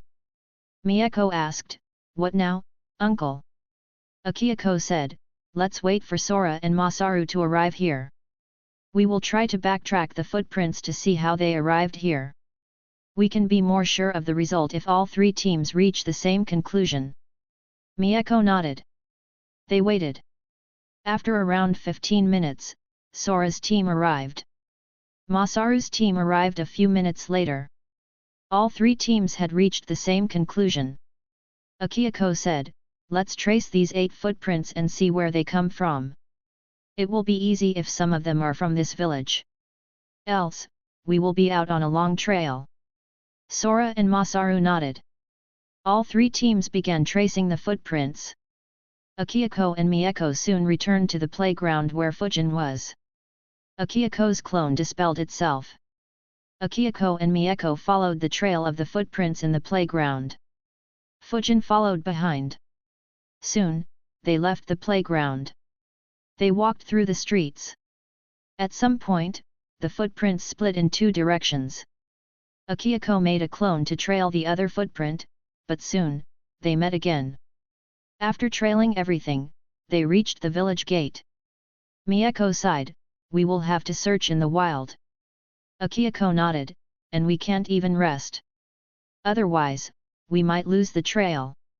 Fujin thought, "Wow, I never thought that I would be the slacker in the team. That said, it doesn't feel bad. To just relax and even eat while others do all the hard work, haha. And they can't even complain." Masaru and Sora's teams also reached the gate. They too sighed at the amount of work they would have to do. Akihiko looked at the officials and said, "We found a trail, so we will investigate it. See to it that no one in the village damages the trails that we saw." They nodded. The Konoha ninjas left the village. All of them ate a soldier pill. The Uchihas ate it as using the Sharingan continuously was eating up their chakra. While Fujin ate it as they won't be waiting for any breaks. As they were moving, Shunko complained, "It is very difficult keeping a track of the trail in this grassland." Masaru replied, "Yes. And finding a new trail is even more difficult. We couldn't find any proper trail to backtrack in the previous location. That is why, once you find a proper trail, don't let it go to waste." Shunko nodded helplessly. The task was already difficult due to the grassland. It was made even more difficult by the use of wind and earth elements to hide the footprints. And all other clues were eliminated by the kidnappers. There was no scent to use, just microscopic footprints that were difficult even for the Sharingan to see. The group trailed the footprints for over 14 hours. Finally, they reached the end. The footprints went towards a mountain. There was a small village being built on one side of the mountain. It looked to be built very recently. Additionally, the mountain had a huge cave. The mouth of the cave was 10 meters wide and 15 meters high. The Sharingan observed the chakra signatures inside the cave. Fujin too saw them. Masaru said, "That's one big cave." Shunko wondered, "Who are these people? And are the kidnapped children here?" Akihiko answered, "Most likely. I'm guessing that they are imprisoned somewhere inside the cave. Don't engage in combat and stay hidden until we find the kids." As they were speaking, a group of people exited the cave. The Konoha ninjas stopped talking and observed. They were already hidden properly and hence weren't worried that they would be noticed. However, Fujin's eyes widened as he saw those people. Chapter 175, Chapter 172, Jashin. 7 people exited the cave. All had weird symbols on their faces and wore robes. One of them said, "We need to find around 175 children to complete the ritual. If we don't bring them here in time, then Zankoku-sama will skin us alive." Another said, "But how can we do that? All villages in this country are on high alert. It's impossible to kidnap more of them." The man standing in the center said, "In that case, we just need to go to the neighboring countries and kidnap 175 children before they become alert." However, the other members weren't entirely convinced. They said, "But reverse summoning over long distances will need a lot more chakra. It will be very difficult." However, the man insisted, "There is no other way. We will kidnap children from the land of waterfall. We will focus on the villages close to the border area. So the distance won't be much larger." As they were discussing, Fujin's mind was busy analyzing as well. "Though I don't recall Haiden's tattoos well, their tattoos make me think of the marks that would appear on Haiden after he licked someone's blood. Safe to say that these guys are followers of Jashin. But, what the heck are they doing here? Wasn't Haiden from the land of hot water? Also, why do they already have those marks? Aren't they useless unless they stand in that diagram made from blood? No, I don't think these guys are as strong as Haiden. Otherwise, their group would be too strong. I guess that they have just made the tattoos manually and they don't have the same mastery of whatever this craft is as Haiden. Still, why are there so many Jashin followers? I thought Haiden was the only one. Or perhaps one of very few. That said, except for the one in the center, their chakra seems quite low. So I guess they just got wiped out before Haiden completed his ritual. Perhaps in this mission itself. Another point to consider is, wasn't Konoha completely unaware of the existence of Jashin? Shouldn't this mission have made them aware of the existence of Jashin or at least his followers and their rituals? So did they not report this mission accurately, or will Konoha be aware of them? Fujin thought for a bit and concluded, no, a religion that engages in kidnapping and sacrificing staying secret for so long in a world full of ninjas is unlikely. It's more probable that all 5 villages are aware of them. Just that either they didn't consider Jashin to be much of a threat or Jashinists managed to hide or escape from them. There is also the matter of Orochimaru. He is exploring ways to attain immortality. So did he also experiment with Jashin? That's one research I'd like to see. After all, though Haiden was weak, there wouldn't be any ninja who wouldn't want his survivability. Though Orochimaru left the Akatsuki before Haiden joined it, he should still be aware of Jashins. At the very least, he should become aware of them after Haiden joins the Akatsuki. Oh well, I will consider this later. There is no point in thinking about this for now. As he was analyzing, Fujin saw them talk. Unfortunately, the distance between them was too high. So he couldn't hear anything. However, the same wasn't the case with his teammates.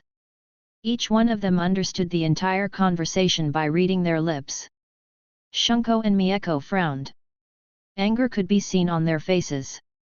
Shunko asked softly, "Can we kill them, uncle?" Akihiko replied, "Not yet. The kids should be alive. Our main mission is to ensure that the kidnapped kids are safe. Don't attack anyone impulsively." Shunko nodded unwillingly. Akihiko said, "The tents have 17 people. They are probably from this group. In addition to these 7, there are 20 more patrolling around the village and the mountain. However, my Sharingans can't observe any chakra inside the mountain. It looks like they have a seal master." Sora said, "Unless this group is backed by one of the 5 villages, their mastery of Fuinjutsu shouldn't be too high. I'll deal with the seals. But, I will need some time. And my actions could be noticed by the ones outside that cave." Fujin looked at Sora and thought, is he a seal master? Or do those broken eyes also neutralize Fuinjutsu? Akihiko began analyzing a plan. Fujin said, "I could assassinate the ones under elite Chunin levels silently." However, Akihiko shook his head and said, "No, there is no guarantee of assassinating silently when dealing with ninjas. Just one miscalculation will blow up our cover." He looked at Sora and said, "Sora, you take a look at the seals and begin neutralizing it. Haru and Genji would go with you. For now, move under the ground so that your cover isn't blown." They nodded and made a few hand signs and disappeared under the ground. Akihiko said, "The guy in the center of the group is at Jounin level. And there is another Jounin level opponent in the central tent. Fujin, how confident are you in assassinating at a quick speed?" Fujin replied, "I can launch a dozen air bullets at the same time and accurately. Unless the enemy's reaction speed is very fast, they will die." Akihiko said, "That's good." He observed the Jashin worshippers entering the central tent. Inside the tent, there was a big circular table. And there were 6 people, one of whom was the Jounin level ninja that Akihiko had talked about. The others were at Chunin levels. As they entered the tent, the Jounin level ninja in the tent asked, "Datsuran, is there any command from the Grand Priest?" Datsuran was the Jounin from the 7 kidnappers who had left the cave. He stood on the other side of the table, nodded and said, "Yes. We have to kidnap 175 more kids between the ages of 2 and 6, Yasuhiro. Yasuhiro frowned. He understood the difficulty of the task. He looked at his followers in the tent. His followers understood that he needed some privacy to discuss something important. All but 2 left the tent. Datsuran too did the same. His followers also left the tent. So only Yasuhiro, Datsuran, and 4 Chunins were in the tent. Yasuhiro said, "We need to discuss from which villages we should kidnap more children. And also need to consider how many people we will need to successfully reverse summon from that distance." Datsuran nodded. He was about to speak when suddenly he felt something. He quickly turned around and looked behind. A minute ago, when the majority of the Chunins left the tent, Akihiko decisively said, "We will move through the ground and enter the tent from below. Fujin, use your air bullets on the 4 Chunins in the tent. Leave the Jounins to me and Masaru. Mieko and Shunko, you two follow as well. If Fujin fails to kill his opponents, you two would step in. Don't allow them to make a lot of noise and alert others." Everyone nodded and moved through the ground. Chakra glowed in Fujin's eyes as he noticed that the Chunins were standing on opposite sides behind the Jounins. He thought, "I could target them all with air bullets, but the ones who are away from me will have more time to see and dodge. If they do dodge it, my air bullets will pierce through the walls of the tent and alert others. So I will have to aim such that my bullets pass through the roof of the tent instead. That way, no one will be alerted." He made a shadow clone. Fujin's clone got in position under the 2 Chunins standing behind Yasuhiro while Fujin got in position under the Chunins behind Datsuran. Masaru stayed next to Fujin's clone while Akihiko stayed next to Fujin. At the same time, both used air bullet jutsu. The Chunins never saw the attack coming. All 4 were hit successfully. The air bullets pierced through their body and went through the roof of the tent. At the same time, Masaru and Akihiko also made their moves. They left the ground and attacked Yasuhiro and Datsuran respectively. Yasuhiro and Datsuran both turned around quickly. However, they were disturbed by the sight of their followers being killed so suddenly. They saw Akihiko and Masaru and became ready to fight. However, their eyes met with the 3 Tomo Sharingans. Both instantly fell into genjutsu. They stopped struggling and stood still. Fujin observed that and thought, "I always knew how strong the Sharingan is. But seeing 2 Jounins fall under the genjutsu so easily with just 3 Tomo Sharingans is still so shocking." Meanwhile, Akihiko and Masaru looked at Fujin and thought, despite all the praises she had, Mieko probably still underestimated this kid. Killing 4 Chunins in an instant at the mere age of 11. Very few could claim to have such an ability at that age. Mieko and Shunko left the ground. Shunko was shocked at how efficient Fujin was. Akihiko said, "Good work, Fujin." He looked at Masaru, who nodded and made a hand sign. The ground in the tent began moving. The bodies of the dead Chunins and any blood in the tent began moving inside the ground and new soil was excavated out. Soon, all signs of them were buried under the ground. Akihiko looked around and said, "There are still some blood drops on the tent. We won't be able to use this tent." Masaru nodded.